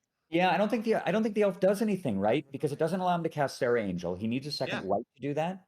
It also was going to ding him for damage if he keeps it around and uses it a few times. So Second now Sarah- he's really wishing that he blocked that. Jeremy really leaning on the land tax play, just hoping, astutely recognizing the fact that unless David plays a Felwar Stone, and he does have one in his deck, he's not going to have any access to double white, and therefore he keeps the 4 Sarahs at bay unless David either disenchants the land tax or wants to deploy a second land and let Jeremy land tax. But the thing is, if you're too far behind at a point, even if you land tax, it's not like it automatically wins you the game, right? You need a game plan too. And it just seems so unlikely in the face of all this mana and a 1/1 blocker already that that those 2 lions are going to go the distance. But crazier things have happened. Especially when he actually has a blocker for him. There is no way Jeremy's going to swords that elf, right? So either that elf is going to either trade with a lion, or that's really it, right? Like, I mean, there's no way around it. So blocking is a no-brainer this turn. And I think you're right. I think he has to give up on this land tax plan. Down comes another bird to make that even more impossible. 2 more mana. Dark Heart of the Wood. Well, there's definitely no way getting around. There's no way for the land tax to work, at least. At least that sort of makes it simple for him. I think I just don't play the bird and I play the Dark Heart and keep the elf round. He's taking 6 damage here that he doesn't need to take, isn't he? It is weird to me. It does strike me a little bit weird. I think that just playing the other bird and using the elf to trade, instead he takes. Yeah, or just you don't have to play the bird, or play the bird or the Dark Heart. The Dark Heart's doing nothing for you right now. Yeah. You might want to save it because he might randomly disenchant it at some point before you're really in a position where you can sacrifice forests. That could be a turn 8 play when you already have 4 forests in play and you can still sack in response to disenchant. Yep. So what's the target here? Sylvan or Dark Heart? I think it's Soul Ring, actually. Yeah, I like that play. I think Sylvan doesn't do anything here. I think Darkheart is okay, but 3 life isn't, as we saw last match. He has a factory now too. It's not the end of the world. Yeah, given that he's given up on land tax here, but I do agree with you. I think that Elves of Deep Shadow should have chump blocked 2 turns, or not. That would have saved 4, not 4, because he would have gotten a second attack in with the 1 lion, but it would have saved 4 damage. That's 4 damage. Now there's a factory has joined the party as well. So barring a big creature and Jeremy not having a Swords to Plowshares, and like you said, very unlikely that he would have wasted one of his swords on an Elves of Deep Shadow, given the other threats in the deck. That very likely doesn't have one, so he's tapping. So here comes Sarah, number 1. He's going to take 1 point of damage for that, down to 12 to 20. So here's the question of the day: does Jeremy have Swords to Plowshares? The way he's untapping, I think he does. That's everything here. Yeah, and I think Plowshare. So far, every time Jeremy has needed something, he's had it. I would assume he probably has it. He to answer chat, he missed the opportunity to land tax right there. There's only 2 land in play despite 5 mana total. So Jeremy contemplating. So you think if he's got swords here, this is just no brainer, right? He can't have swords because he wouldn't be thinking about it this long. So he obviously does not have swords. Sarah gets in the way of Lion. So this is a play that he just can't. So he might just have balance again. Either has balance again, or balance is insane here, right? Yeah, it is insane, but he does keep the Sarah. He gets the Sarah, right? I might have waited a turn for that balance and just let him block the Savannah Lion next turn. Yeah, he's still got to contend with the Sarah. Maybe he also has Swords to Plowshares. Well, I wonder what the hand totals are currently. Looks like Jeremy has to discard since he was. How much better is this game? Or I guess actually it's worse now because he would have traded with the Lion, and this Lion would have gotten blocked, and then he would have lost a Sarah to the balance. But if he had blocked early on with that elf. Yeah, well, I mean, he has at least 4 more life to work with. You see a lot of cards discarded, so the balance is powerful. But I got to say, if I'm in Dave's position, I'm not too unhappy about that, given the fact that I've got Dark Heart of the Wood still. I've got Sylvan going. Sarah's now attacking unfettered, can still block and trade for at least 2 cards. And Jeremy just had to mind twist himself for I think 4. One of which we saw. There's a disenchant. Like I don't know what else is in there, but it's obviously pretty good cards. Very, very premature on the balance. I think that was sort of a panic cast to me. I think that disenchant is so critical for the matchup, and in so many different ways that to just throw it away. Especially given, so what happens from this balance, right? He gets all the mana creatures, sure, great. But what's the most powerful thing he could do with those mana creatures? It's just cast another creature, which balance will take care of anyway. So I definitely wait 1 more turn. He's obviously going to block your Lion with the Angel, and then you're going to get the whole board, and maybe you can play another land and bolt him or whatever, get a little more value, but at the very least kill the Angel too. Yeah, and you can send in the factory as well, get in for more damage. If he kills the factory with the angel, then he just loses more damage to balance, more land. And then he could land tax, right? Yeah. Like, yeah. 6 is not much. So the question I don't is, know, it's just a lot. yeah, with 2 cards in hand, I think it was definitely impulsively pulling the trigger there without really too much consideration. I mean, he didn't really spend a lot of time setting it up either. It's just it's scary to see Sarah Angel, and it's possible, you know, sometimes people just forget about the fact Yeah. that balance equalizes creatures, right? And that if you have a guy in play, they get to keep one also. It's not just a Wrath of God for 2 mana. It does seem like he realized that. Or maybe you're right. Maybe he just attacked with his lions, assuming it was playing like Wrath. And all right, I'll get my free 2 points in, and then I'll balance, and the Right, win will be exactly. free. I mean, sometimes Yeah. there's and so there's a Scavenger Folk, 4 points of attack. That's going to be the first damage we've seen Jeremy take in quite some time. Yeah. So But then there's- again, this is all about, does he have Swords to Plowshares as one of his last couple cards? It's the only thing that matters at this point. Other than I guess Plains Preacher could do some work, but Yeah, Preacher again could matter, but of course you can just give him the Scavenger Folk, and there's no right, because he can't. He well, in a yeah. very roundabout way, right? He could kill his own factory with the Scavenger Folk, and then take the Sarah. Yeah. That would All be these plays are live. kind of amazing. Activate. And that's a Pixies, I think. That Chaos Orb. That's Chaos Orb. Orb. That's Orb. Ooh. Time to activate it right now. Yes. Wow. I mean, I don't know if he had that in hand. If not, what a savage top deck that was. Think about this play though. He must have top decked it because he could have played Chaos Orb, which is an artifact which gets under balance 2, right? He could have played that first. Got it. And batting 1,000 on Chaos Orb flips today on camera. Credit to these guys. No sweat, no nerves. Our players though that we've been spectating haven't been drawing the orb very often though. That's one thing. So we've only I think seen what 3 flips now so far. Yeah, and what? We've watched a lot of games at this point. We've probably watched 10-ish games. Yeah. Yeah, tax for 2 here. So notice though that the land totals are changed. It's now Jeremy has no ability to land tax. Not that Dave would have let him do it with impunity anyway. But we've got Sylvan Darkheart. He is low. He's at 6. Yeah, he could be at 10. I mean, like Jeremy's going to win this game, and a game he has almost no business winning again. Yeah, Crazy. Don't speak too soon. I think it's early to say. I've seen it happen too many times. Jeremy falls way behind, and then it just doesn't matter. He has some more guys, and the opponent just bricks for 3 turns in a row and dies because they're playing an answers deck versus the homogenous threats deck. Yeah, and he even has that factory kicking around. You know. Yeah, the factory is definitely a factor. There's only 3 cards left in Dave's hand. It does. Very unfortunate that Jeremy had to discard his disenchant when he cast balance. There's no way, right? There's no way that he had the orb in his hand. He never cast balance there. That's not possible, right? But yeah, so he had to have top decked it.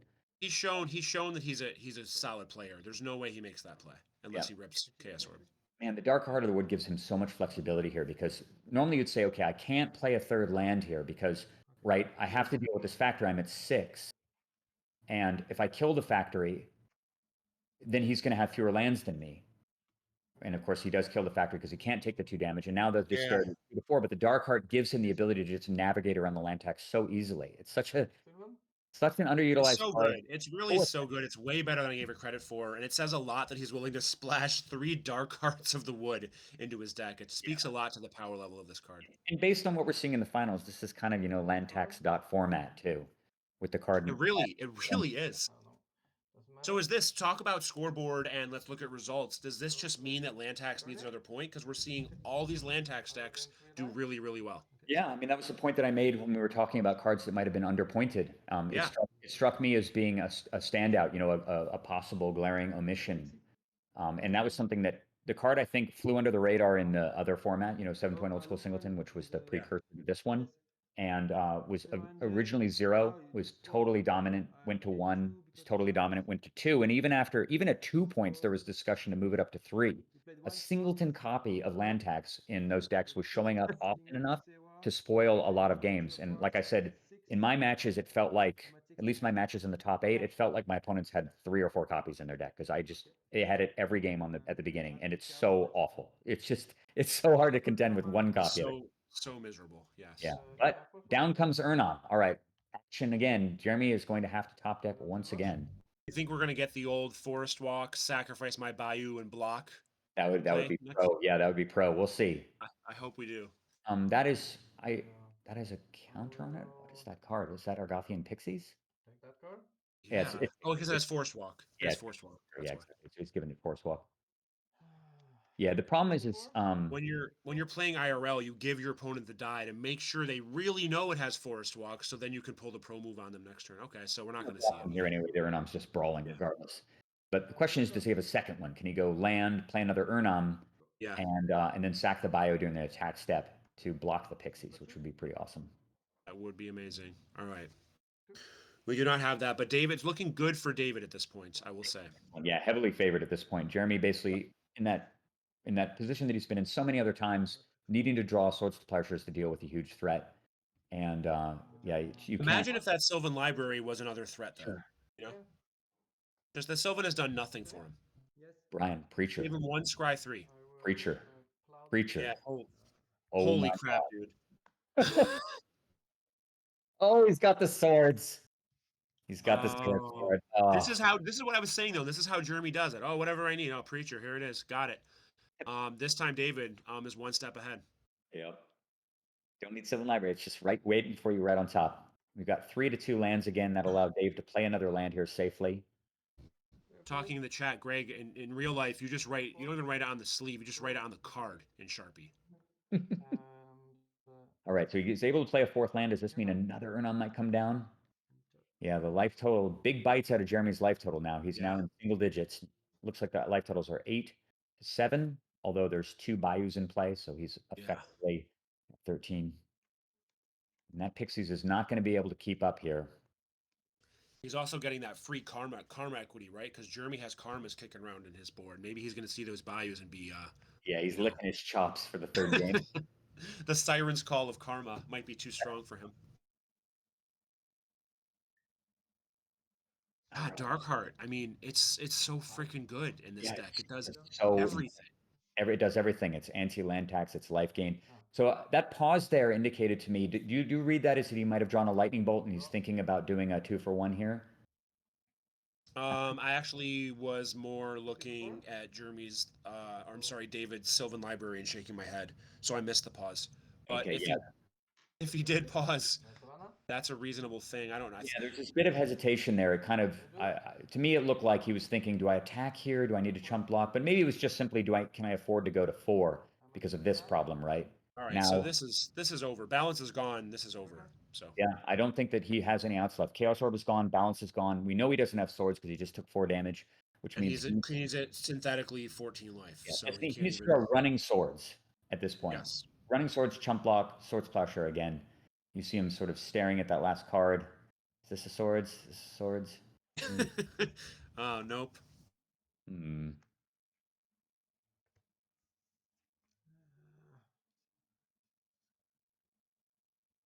And you get 2 for checking. Yeah, those are the mannerisms of a man who knows he's lost. Yeah, he's check his cards again. Okay. I like how you put it. Is this one a swords? Nope. Is this a swords? Nope. Let's go back to the first one. Could this be a swords again? Maybe we're in some alternate universe where this is a swords now. It's within the bounds of possibility. Unfortunately, yeah, it is. I mean, not for this game, and we go to a game 3. Fantastic. With Jeremy on the play as the aggro deck. Yeah, as the aggro deck. Wow. So recapping that game, I mean, Jeremy seemingly had kind of the nuts for what his deck is meant to do, right? Turn 1 land tax into Lion.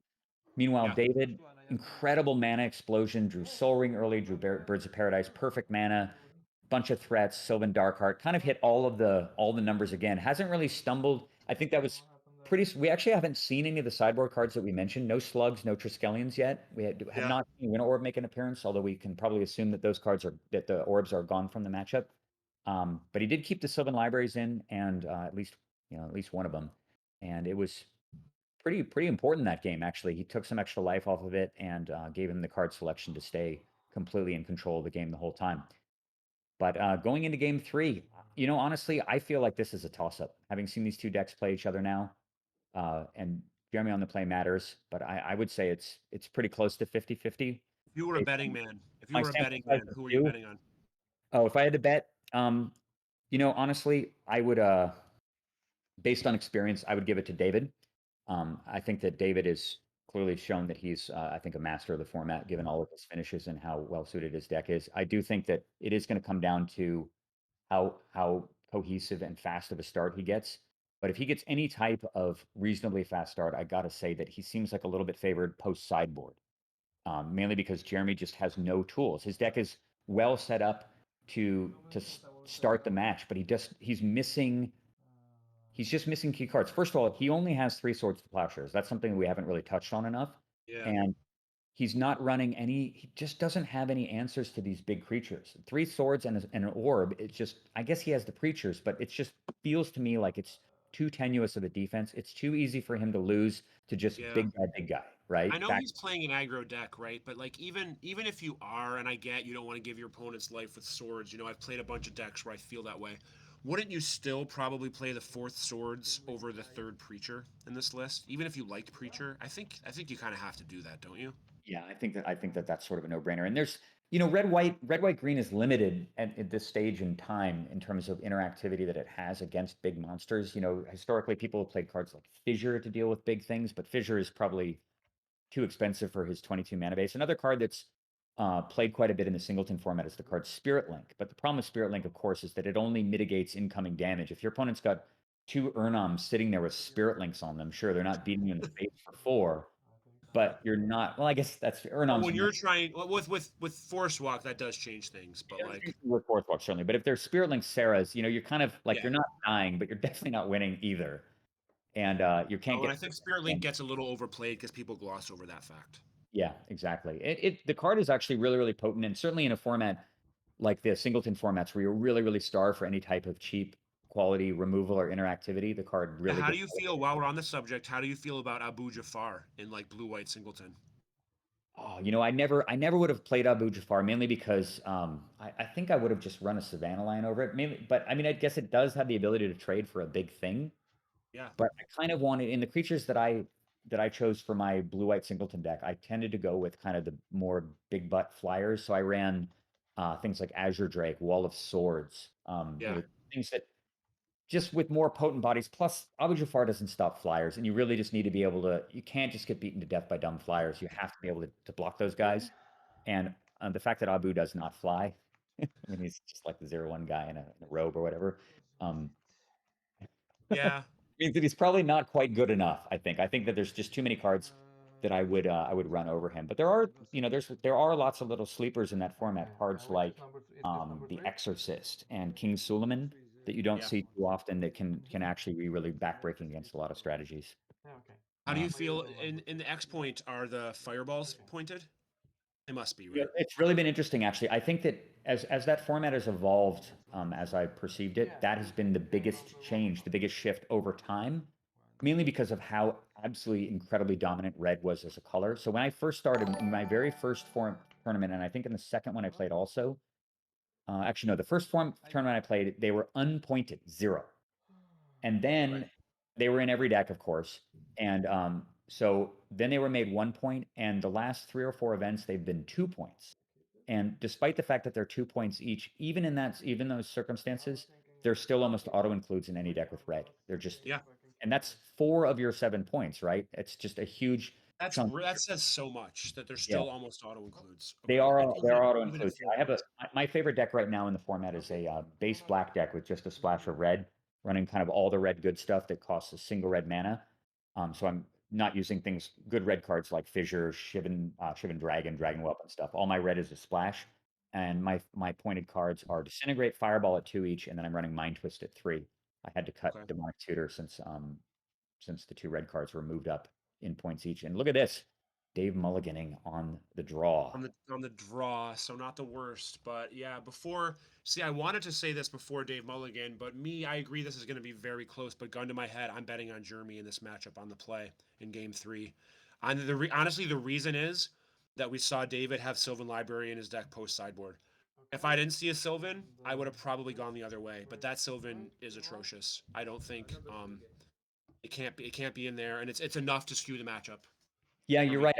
And he does have, one of the biggest problems, obviously, anybody who's played Sylvan Library in a format where you don't have access to tons of reshuffling. If you think about Sylvan Library in a format like Commander, for the maybe 2 people in the audience who've actually played the format, definitely my favorite format. And in Commander format, Sylvan Library, absolutely insane stratospheric power level, easily the best green card that isn't multicolored. by nature of the fact you have both 40 life to spend on cards, and of course the fact that you kind of reshuffle every turn for the first 8 or 9 turns of the game. You're using a fetch land or a tutor or something. So the fact that you get card selection really, really matters. And obviously, people just put Sylvan in their deck, but the truth of the matter is, unless you're paying 4 life, it actually is negative card advantage, right? It's costing you a card to even deploy it. So you have to assume that you're paying 4 life. There's many situations where you can't pay 4 life because your opponent is just ripping your face off. Especially against a deck like Jeremy's that has 12 aggressive creatures and 7 bolts, you know? And you kind of rely on being able to use land tax to reshuffle to get around the fact that you brick the top of your deck relatively quickly with Sylvan, but he can't just land tax with impunity against this deck, as we've already seen. In fact, land tax. Jeremy should just take out his taxes because he's just never going to get to you. I guess he has nothing to bring in is the problem. Literal nothing. Right, exactly. That's the problem. I mean, I would agree with you. If he had some other defense against these big creatures, maybe Spirit Link or something, then that would make a great deal more sense. But he just doesn't have that. I mean, literally anything. Okay, so Sylvan. This does seem really aggressive for Jeremy to not have the 4th swords in the sideboard. That's just it's too greedy. Yeah, I do think that's crazy. Okay, Chain Lightning on Scavenger Folk, line getting into 2. The question is, a much slower start for David this game. Jeremy's doing what he wants to do. A dual land into Savannah Lion, turning on 2 of his colors. He and a Mistress Factory for a second land. Oh boy, oh boy, oh boy. All right, Dave's going to be... Yeah, and Dave did not have the Bird, Mox, Soul Ring, Urnam on turn 3 draw. Yeah. Not so far. We'll see. I mean, I think he obviously throws down the Scavenger Folk. Okay, he's got something on 2. Land tax. Interesting. Okay. Let's see if he blocks the Savannah Lion this time. Yeah, I mean, he's got to, unless he's just totally starved for mana, right? Right. He might need, this game's different. He might need it for mana. The last couple games, he did not at all. So we'll see. Yeah. Does he send for 2 here, or is he just going to disenchant the land tax and play another land? The fact that he's not sending in factory is strong evidence that he probably is just going to disenchant land tax and play a 3rd land. Even if you did, I might still send in the factory and just do it next turn. No block. Right? Great. Okay. So he's certainly not going to play a 2nd land here. And I'm getting I'm certainly reading that Dave, the fact that he didn't block there is, to me, seems like he's got Urnam in his hand and he just needs to get it down at all costs, even if that means that he has to break his own land tax for a turn.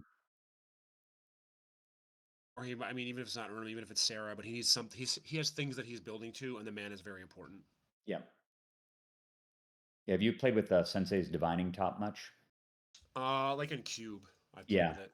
Sort of the same thing. Sensei's Divining Top, also in the same category as Sylvan, right? Without a preponderance of, there's the slug, brick walls. Without a preponderance of reshuffle effects, though, you know, Sensei's Divining Top, another card that people just automatically slot into their commander decks without a thought, and then they don't have very many shuffle outlets, and it's just doing nothing most of the game. And Sylvan very much in that same sort of situation, but wow, Spitting Slug is an obstacle. Holy cow! It's enormous. It's swords or no. Again, what a surprise! All these games come down to swords or no. Yeah, and Jeremy's like not having that 4th swords in his sideboard. I can't get over it. It's almost as bad as David having Sylvan Library in his deck in games 2 and 3. So I don't know whose mistake is gonna cost them more. We're about to find out. Yeah, I do want to touch on something very important here, though. You'll notice that David played a 3rd land in order to cast the Spitting Slug rather than tapping his Elves of Deep Shadow to do it, which would have seemed to me a reason to keep the Elves of Deep Shadow around. This allows Jeremy to play a 3rd land. Well, so that is a good point, or it would be a good point, but I don't think he had access to 2 green. I think he played Forest. He played Forest, Plains, Elf, so he needed a 2nd green to play a Slug. So yeah. Now keep in mind, there's a huge problem too, right? The fact that the Slug has built-in first strike unless the opponent pays mana is sort of taxing the opponent, which means that he can't just send in his guys, and also he can't activate the factory and bolt too, because he needs to pay mana to make the Slug not first strike down the attackers. All right, so this is a clear safe attack. Well, it's a 2/3, right? It's a freebie, right? But he could double block here. He could. I probably would. I probably would. Yeah, Slug is first striking, since he doesn't have. I believe it costs 2 mana. I think it's 2. Yeah, 2 mana to remove first strike. Yeah, what a crazy kind of above the curve creature that thing is. Spitting Slug, 2/4 stats. Oh no, he has it. We have it wrong. Oh, it's the other way around. He gains first strike rather than losing it. I see. Yeah.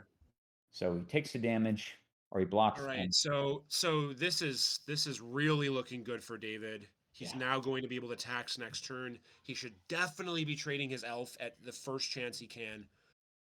How instantly is this game different if Jeremy draws Plowshares or Orb, right?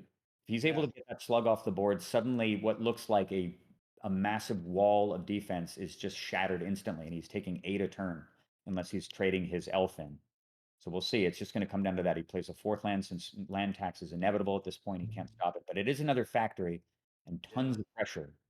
That is actually very important, having another factory. He can now attack into the slug and follow up with a bolt without dying, without his guy dying.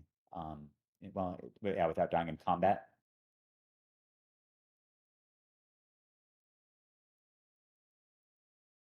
Yeah, we were wrong about the spitting slug. It doesn't just have natural first I mean, strike. all those things are kind of. So at this point, you just discard, you disenchant the dark card, right? Because you're never going to get the second You can't tax. stop the land tax. And plus, it's an endless font of life for him anyway. This is a sort of situation that so many people were in back in the 90s, to revoke that, to harken back to that time when your opponent kills your singular Zeron orb. And there's always this long pause of like, how much land do I think life am I going to need for the rest of the game? What seems about right in my Necro deck? And the answer is usually about 6. We'll see if he makes that same decision here. Yeah, he's going to keep his black mana around. He gains just 3. Yeah. Pretty powerful. I mean, this seems really like Jeremy has about 1 turn to draw Swords to Plowshares. Yeah, I mean, it's just going to come down to that. I mean, he can get through the slug. He can 2-for-1 himself, break through. I don't know how many cards Dave has. He did mulligan. There's 2 land taxes in play, which aren't doing much. He's going to get a big refill next turn. Here comes Factory. Looks like we're getting a full send here. So he's he's getting in damage while he can before. Yeah, but this is, I mean, he's at 19. He's going to get to trade Lion. He's going to get to kill that Factory. Maybe not the Factory. Maybe even kill the Pixie now to keep land tax on for another turn. Probably do. Yeah, I don't know. But the Factory synergy is really powerful. Having the difference between 1 and 2 factories is huge, but it looks like, he did. He did kill the Factory. Line effect. I think think also is better in case he balances at yeah, some plus point. keep in mind, right? The Factory did survive. Okay, so that gives Jeremy an opportunity to get another factory. And if he gets a 3rd factory, then you've got this 4-4 problem to deal How did with. it survive? Did he have an untapped factory? So is that what happened? He blocked Factory with Spitting Slug and he pumped it to save it? He killed Pixies and Lion. So okay. So he just didn't interact with Factory at all. Yeah, Okay. exactly the other block that you suggested. Okay. I think that's what he's thinking. He's like, now I can play a land next turn and land tax again for free. I'm sure that's what he was thinking. Double land tax right here. So sick. Draw 6 out of your deck. But he doesn't have Dark Heart of the Wood anymore, and he's at 15. Jeremy low on cards, and once again needing Preacher plus the mana to cast it. Yeah, Jeremy's, you can see his head, he's probably resting his head. See his elbow rested. He's resting his head in his hand, just thinking to himself, why didn't I play that 4th Swords in my sideboard? What was I thinking? I know. He's just. Those are the mannerisms of a man who's thinking that. Yeah, I've seen it before. He needed that 3rd Stone Ring. Yeah.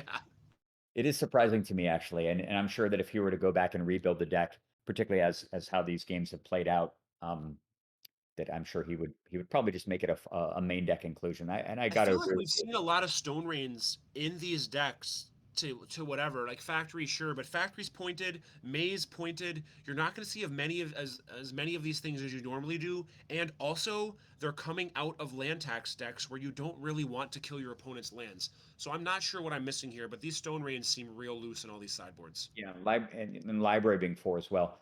I was going to point out, so he plays Soling here. Now keep in mind actually that Jeremy actually does have the ability to pressure damage here, given the fact that the Ape has that critical 3 toughness. It is going to cost him most of his mana, but he can send in Factory and Ape and hit for 2 per turn. That doesn't seem like much, but it adds up quickly. And, it does add up. And if the Dark Heart is gone. Yeah, David's just got a handful of land here, I think, probably. So, incremental pressure. If he gets 2, 4, 6, 8, before we know it, he can be down into those critical life totals again, and Jeremy can still steal the game. He did just draw a 2nd white mana, clearly giving up on the opportunity to hold off land tax since the damage is effectively already done.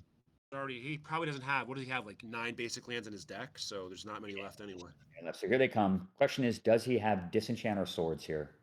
That's going to block Ape, and I think we might see a Disenchant here on the Unblock Factory. Yep. Or he's just bluffing it. So the Ape gets first strike, right? I think is that how it works? The Ape gets first strike. Yeah, the the thing blocked, that the slug is blocking. So that does allow him to bolt 8-bolt, right? So, Yeah. but he should be using the Soul Ring, right, for that. Because it's a triggered ability, like Dave said in the chat. As soon as it blocks, immediately it triggers. Pay Wow. for it with the Soul Ring. Do you see that play though right there? He let his No, so I factory missed it. die the first strike. He got in Wait, for what? 2. He let the factory die to first strike in order to play Preacher. But it does, yeah, I mean, he still can't stop the land tax. What on earth? That seems really Yeah, crazy to me. why on earth would you attack? You could Would have you just let your factory die? Just play the Preacher, right? Yeah, and then do this all next turn, right? Right, You could have a steal- free factory steal the- play at the cost of 2 damage. Yeah, steal the slug and then activate both factories and the ape and hit for 6 while stealing the slug. Instead, you lose a factory, you deal 2 points of damage, 1 turn, and now you well, you're just further behind. I mean, I guess you do have the Preacher now. Right, you got to play but you would have played the Preacher anyway. So the only thing that you did that turn was you traded a factory for 2 damage. Yeah, 2 damage. Which Just seems like a don't- bad outcome. Yeah. David pulling the rest of his lands out of his deck, and surely we're going to see Sarah Angel or Triskelion. Right? Yeah. Yeah, Oh, I mean, there's GG's. no way that the Preacher can seem reliable, and he's lost the ability to have a really potent balance go off as well here, due to the fact that one of his factories is dead. The Preacher's just instantly toast, and just sit back here. 1 card left in Jeremy's hand. We're kind of in that situation where balance is really the only way back in the game again. It is, and this is how I've seen more game. Like, we haven't seen this happen to Jeremy yet, where he pretty much drew some reasonable stuff, and his opponent just played more powerful mid-range cards, which I feel like does happen way more often than we've been giving it credit for in these matches, because it hasn't happened yet. But this, I don't know, I see it play out like this all the time. Yeah, I mean, it is sort of, it's within the lines of expectation. It's kind of what you would expect were these decks to play out 20 times, but we're dealing with pretty short-term variants. There's a DOA Pixies. Oh, I guess no, it's true. It can actually block the Triskelion, right? Pro artifacts, so it is sort of a minor solution. It's something, yes. Still on the back foot though, and only 1 card in hand. And he's still at 15. David's still at 15. Yeah, so 15. Two Dark Hearts of the Wood, presumably left in his deck as well. Handful of his land. deck all thinned. He's thinned out all of his mana, so the whole problem of his deck having 29 mana sources, now he synthetically only has 18. So yeah, he's in a really great spot. Really great spot. Not enough mana to play Sarah Angel. Now he has it, and if Sarah comes down here, I think this game will be wrapped in short order. Yeah, because balance doesn't even do anything because he has 2 creatures in play. He's got 2 creatures in play, exactly. Speak of the devil. Yep. Okay. Sarah Angel comes down, and certainly will be no attack on this turn. So David with 4 wins, or whatever, 3.5 wins. He's in the semifinals of another tournament with this deck. Jesus Christ, he broke it, man. Darkheart. He broke the format. And what if he adds Jalem Tomes to the deck and it becomes even more deadly? Right. We might be wrong about that. There's plenty of matches where 3 Winter Orbs isn't even enough. Yeah. Same for Dark Hearts of the Wood. Right. If you look at the top 8, it's a pile of aggro decks for the most part, or at least sort of aggro-y mid-range decks. Even the control deck, as you said, the Jeskai deck, is still fairly aggro-y, right? And it has Moxes, so it's not the best deck to have Winter Orb against either. No, definitely not. Plays another forest, just impunity now. He does not obviously care about land tax. He's going to get more land in play. Sarah bashes for 4, taking a huge bite out of Jeremy's life total. That drops him down to what looks like 13, according to the dice there. Life totals of 13 to 15. And an Icy. Wow, the card we were talking about before that didn't show up at all in any of the games we've watched him play until now. And it's the Alpha Icy. Yeah, we know it's Alpha. We get it. You have to pick it up. Does he tap a land during upkeep, or does he wait? I think he can tap some guys and really like tapping. You can tap Pixies. You can't deal damage, but you can tap Pixies, so that would let him attack with more stuff next turn if you wanted to. You can't actually target it. No, you can. It's just all damage dealt to it from artifact sources. So you can tap a Pixie. You just can't deal any damage to it. So it blocks Trike. You can't ping it with Trike. You can't Aliopile it, but you can tap it. It's a weird one. Yeah, so weird. It's like they didn't want to put pro artifacts on something, so they put all the other properties. It looks like right, literally everything else. Right. Everything else that protection would do, except for the targeting component. Okay, Jeremy Just paused. wanted to make sure Icy was as powerful as it could possibly be. Yeah, it's weird. The board state flipped. It just mirror flipped to the other side. You notice that the land taxes are on the other side now. Yeah, that is weird. Arrow's on Just the left happened. side of the board. It's so bizarre. All right, Jeremy contemplating what he can do at this stage in the game. What are his outs? I mean, obviously, he has to solve Sarah first. I think he needs to just rip a Wrath of God off of like his side stack, right? That's the only real play here. That's the only. Where's this chain lightning? Okay, so he's killing Triskelion. At least he's still fighting. Gotta give him credit for fighting, right? Or is he going face with that? I mean, I can't imagine. Because I'd be conceding at this point. Yeah, it seems like it's inevitable. Okay, so he is targeting the Triskelion. He gets shot in the face for 2 for his trouble, dropping his life total down to 12. That's exactly lethal by Sarah in 3 turns. Yeah. And there isn't really any I guess reason. if he draws, he's not dead. Like he could always draw an actual Swords to Plowshares, right? Like that basically stops the bleeding. So Ape attacking. Huh. Is this telegraphing balance? Wait, what's going on? And factory? I don't think Ape. Oh, and it's icy. It's just icy. He was just tapping something at the end of the turn. Oh, he declared his attack. Okay. Yeah, and he just tapped on the factory, cutting off some mana. Sarah beats for 4 again, down to 8. And Yeah, the thing so is, again, also, we're in the Dave- swords or no Yeah, position. Dave could even just throw in, because there's 2 creatures in play, Dave can just cast another Sarah if he Yeah. has one. He's got Sylvan Library. Yeah, I know you're grossed out by that. Oh, Dave, White- I want to root for you. You're the hero, even though White you have great border results. too, And white Jeremy's border. playing stock zoo. It's hard to root for you with that Sylvan in play, though. 1, 2, 3, 4. He drew a 3rd factory. Yeah, it's just so little matters now. He's at 15 life. Yeah, it has to be swords. Dave just has way too much mana. It's just swords or orb, and even orb may not even be reliable given the fact that Dave hasn't cast any disenchants for a while and may just be holding 1 or 2 in his hand anyway. And he's got icy. Yeah, David plays 3 bottles in his sideboard, Blazer. 3 cards here. I'm sure he will probably just play it super safe. Yeah, and you won't can't play pay any life additional now. damage. There's just no reason to pay any extra life. Just hit for 4. No reason to take any risks. We're down to potentially 1 draw step left.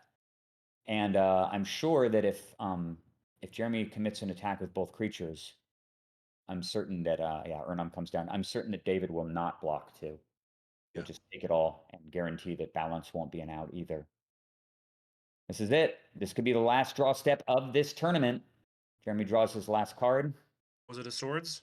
Reveals his hand, and it is over. Dave, I don't know how to pronounce his name. David Lilleøren, who seemingly has a complete dominating hammerlock on this format, wins the World Championship. 2 games to 1. And coming back from seemingly he was in he basically won game 1 or lost game 1 in a game that he was very far ahead in. And game 2, he almost lost a game that he was very far ahead in. And so he really kind of came back from the brink to just take it in really impressive fashion in game 3. I could not be more impressed. Yeah, Mulligan and Mulligan also in the 3rd game. So an incredible testament to his mastery of the format and obviously the effectiveness of this very unorthodox deck, which I'll admit to also, when I was looking at the deck lists of former winners, I was kind of going down the list and I saw this one and it struck me as being a bit of an anomaly, and I had no intention to construct it for testing purposes. I just kind of glossed over and went, yeah, whatever. Some sort of gimmicky, like weird Armageddon stuff. Let's move on to the things that seem more traditional and formulaic. But clearly he has broken and solved this format. Emphatic win, and his 3rd or 4th victory overall in the World Championship. So well deserved.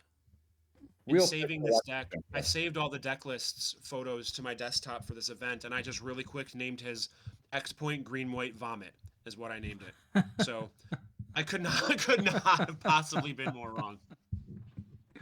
Well, I want to thank my co-commentator Bryan Manolakis for the incredible job. It was a real pleasure doing this with you. I'd love to do it again as well. I think we pulled it off pretty well. Real pleasure. Yeah, real pleasure to the players, guys. Tremendous job, incredible creativity, great play, kind of everything you'd ask for, and some of the best games I've seen in really any old school style format in a long time. Really, they speak to the awesomeness of the format. The games were great, so much back and forth. You never really know who was going to win. If there was an advantage bar, it would have been swinging all over the place. And the deck that won is just not like anything we'd expect to win. So just so many testaments to saying how great this format is. And Lars, thanks so much to you for streaming this whole thing and having us on. I really appreciate it. I told you I mentioned this a bunch of months ago that I wanted to do this when the time came, and it happened, and it was awesome. Thank you so much. I really appreciate it. It's me that want to say thank you. It's been a pleasure. It's been a pleasure having you, both of you guys. I could just sit back in my chair and relax and just manage the technical stuff. So, and you guys did an amazing job. Thank you. Like really, really amazing commentating. I'm blown away. Thank you so I'm much. serious. I'm serious. It's well, you know where when to find you me. get I'm people available. that don't really ever want to shut up, it usually works pretty well. The commentary flows pretty yeah, well. like I tried to get in, but like after 5 minutes, I was like, okay, fuck it. Okay. Yeah, it's hard. We're both talkers. I felt like it was hard to get in points sometimes, so which says a lot because normally it's hard for people to get in points when they're talking to me. So it was really impressive, Brian's ability to talk even more than me. Very impressive. I'll take that as a compliment. Thank you. You should. All right, real pleasure, guys. Let's do this again soon. And I'm available for whenever. Yes, same. Cool. Same. But yeah, I think I will. Go to bed now. It's been 11 hours, so thank you. Thank you for tonight. Take your well-deserved break. And yeah, thanks, guys. Have a nice congrats one. again to the players, and I'll see you all later. Yeah. All right. Take care. It was a pleasure. Bye. Thank you. Good night.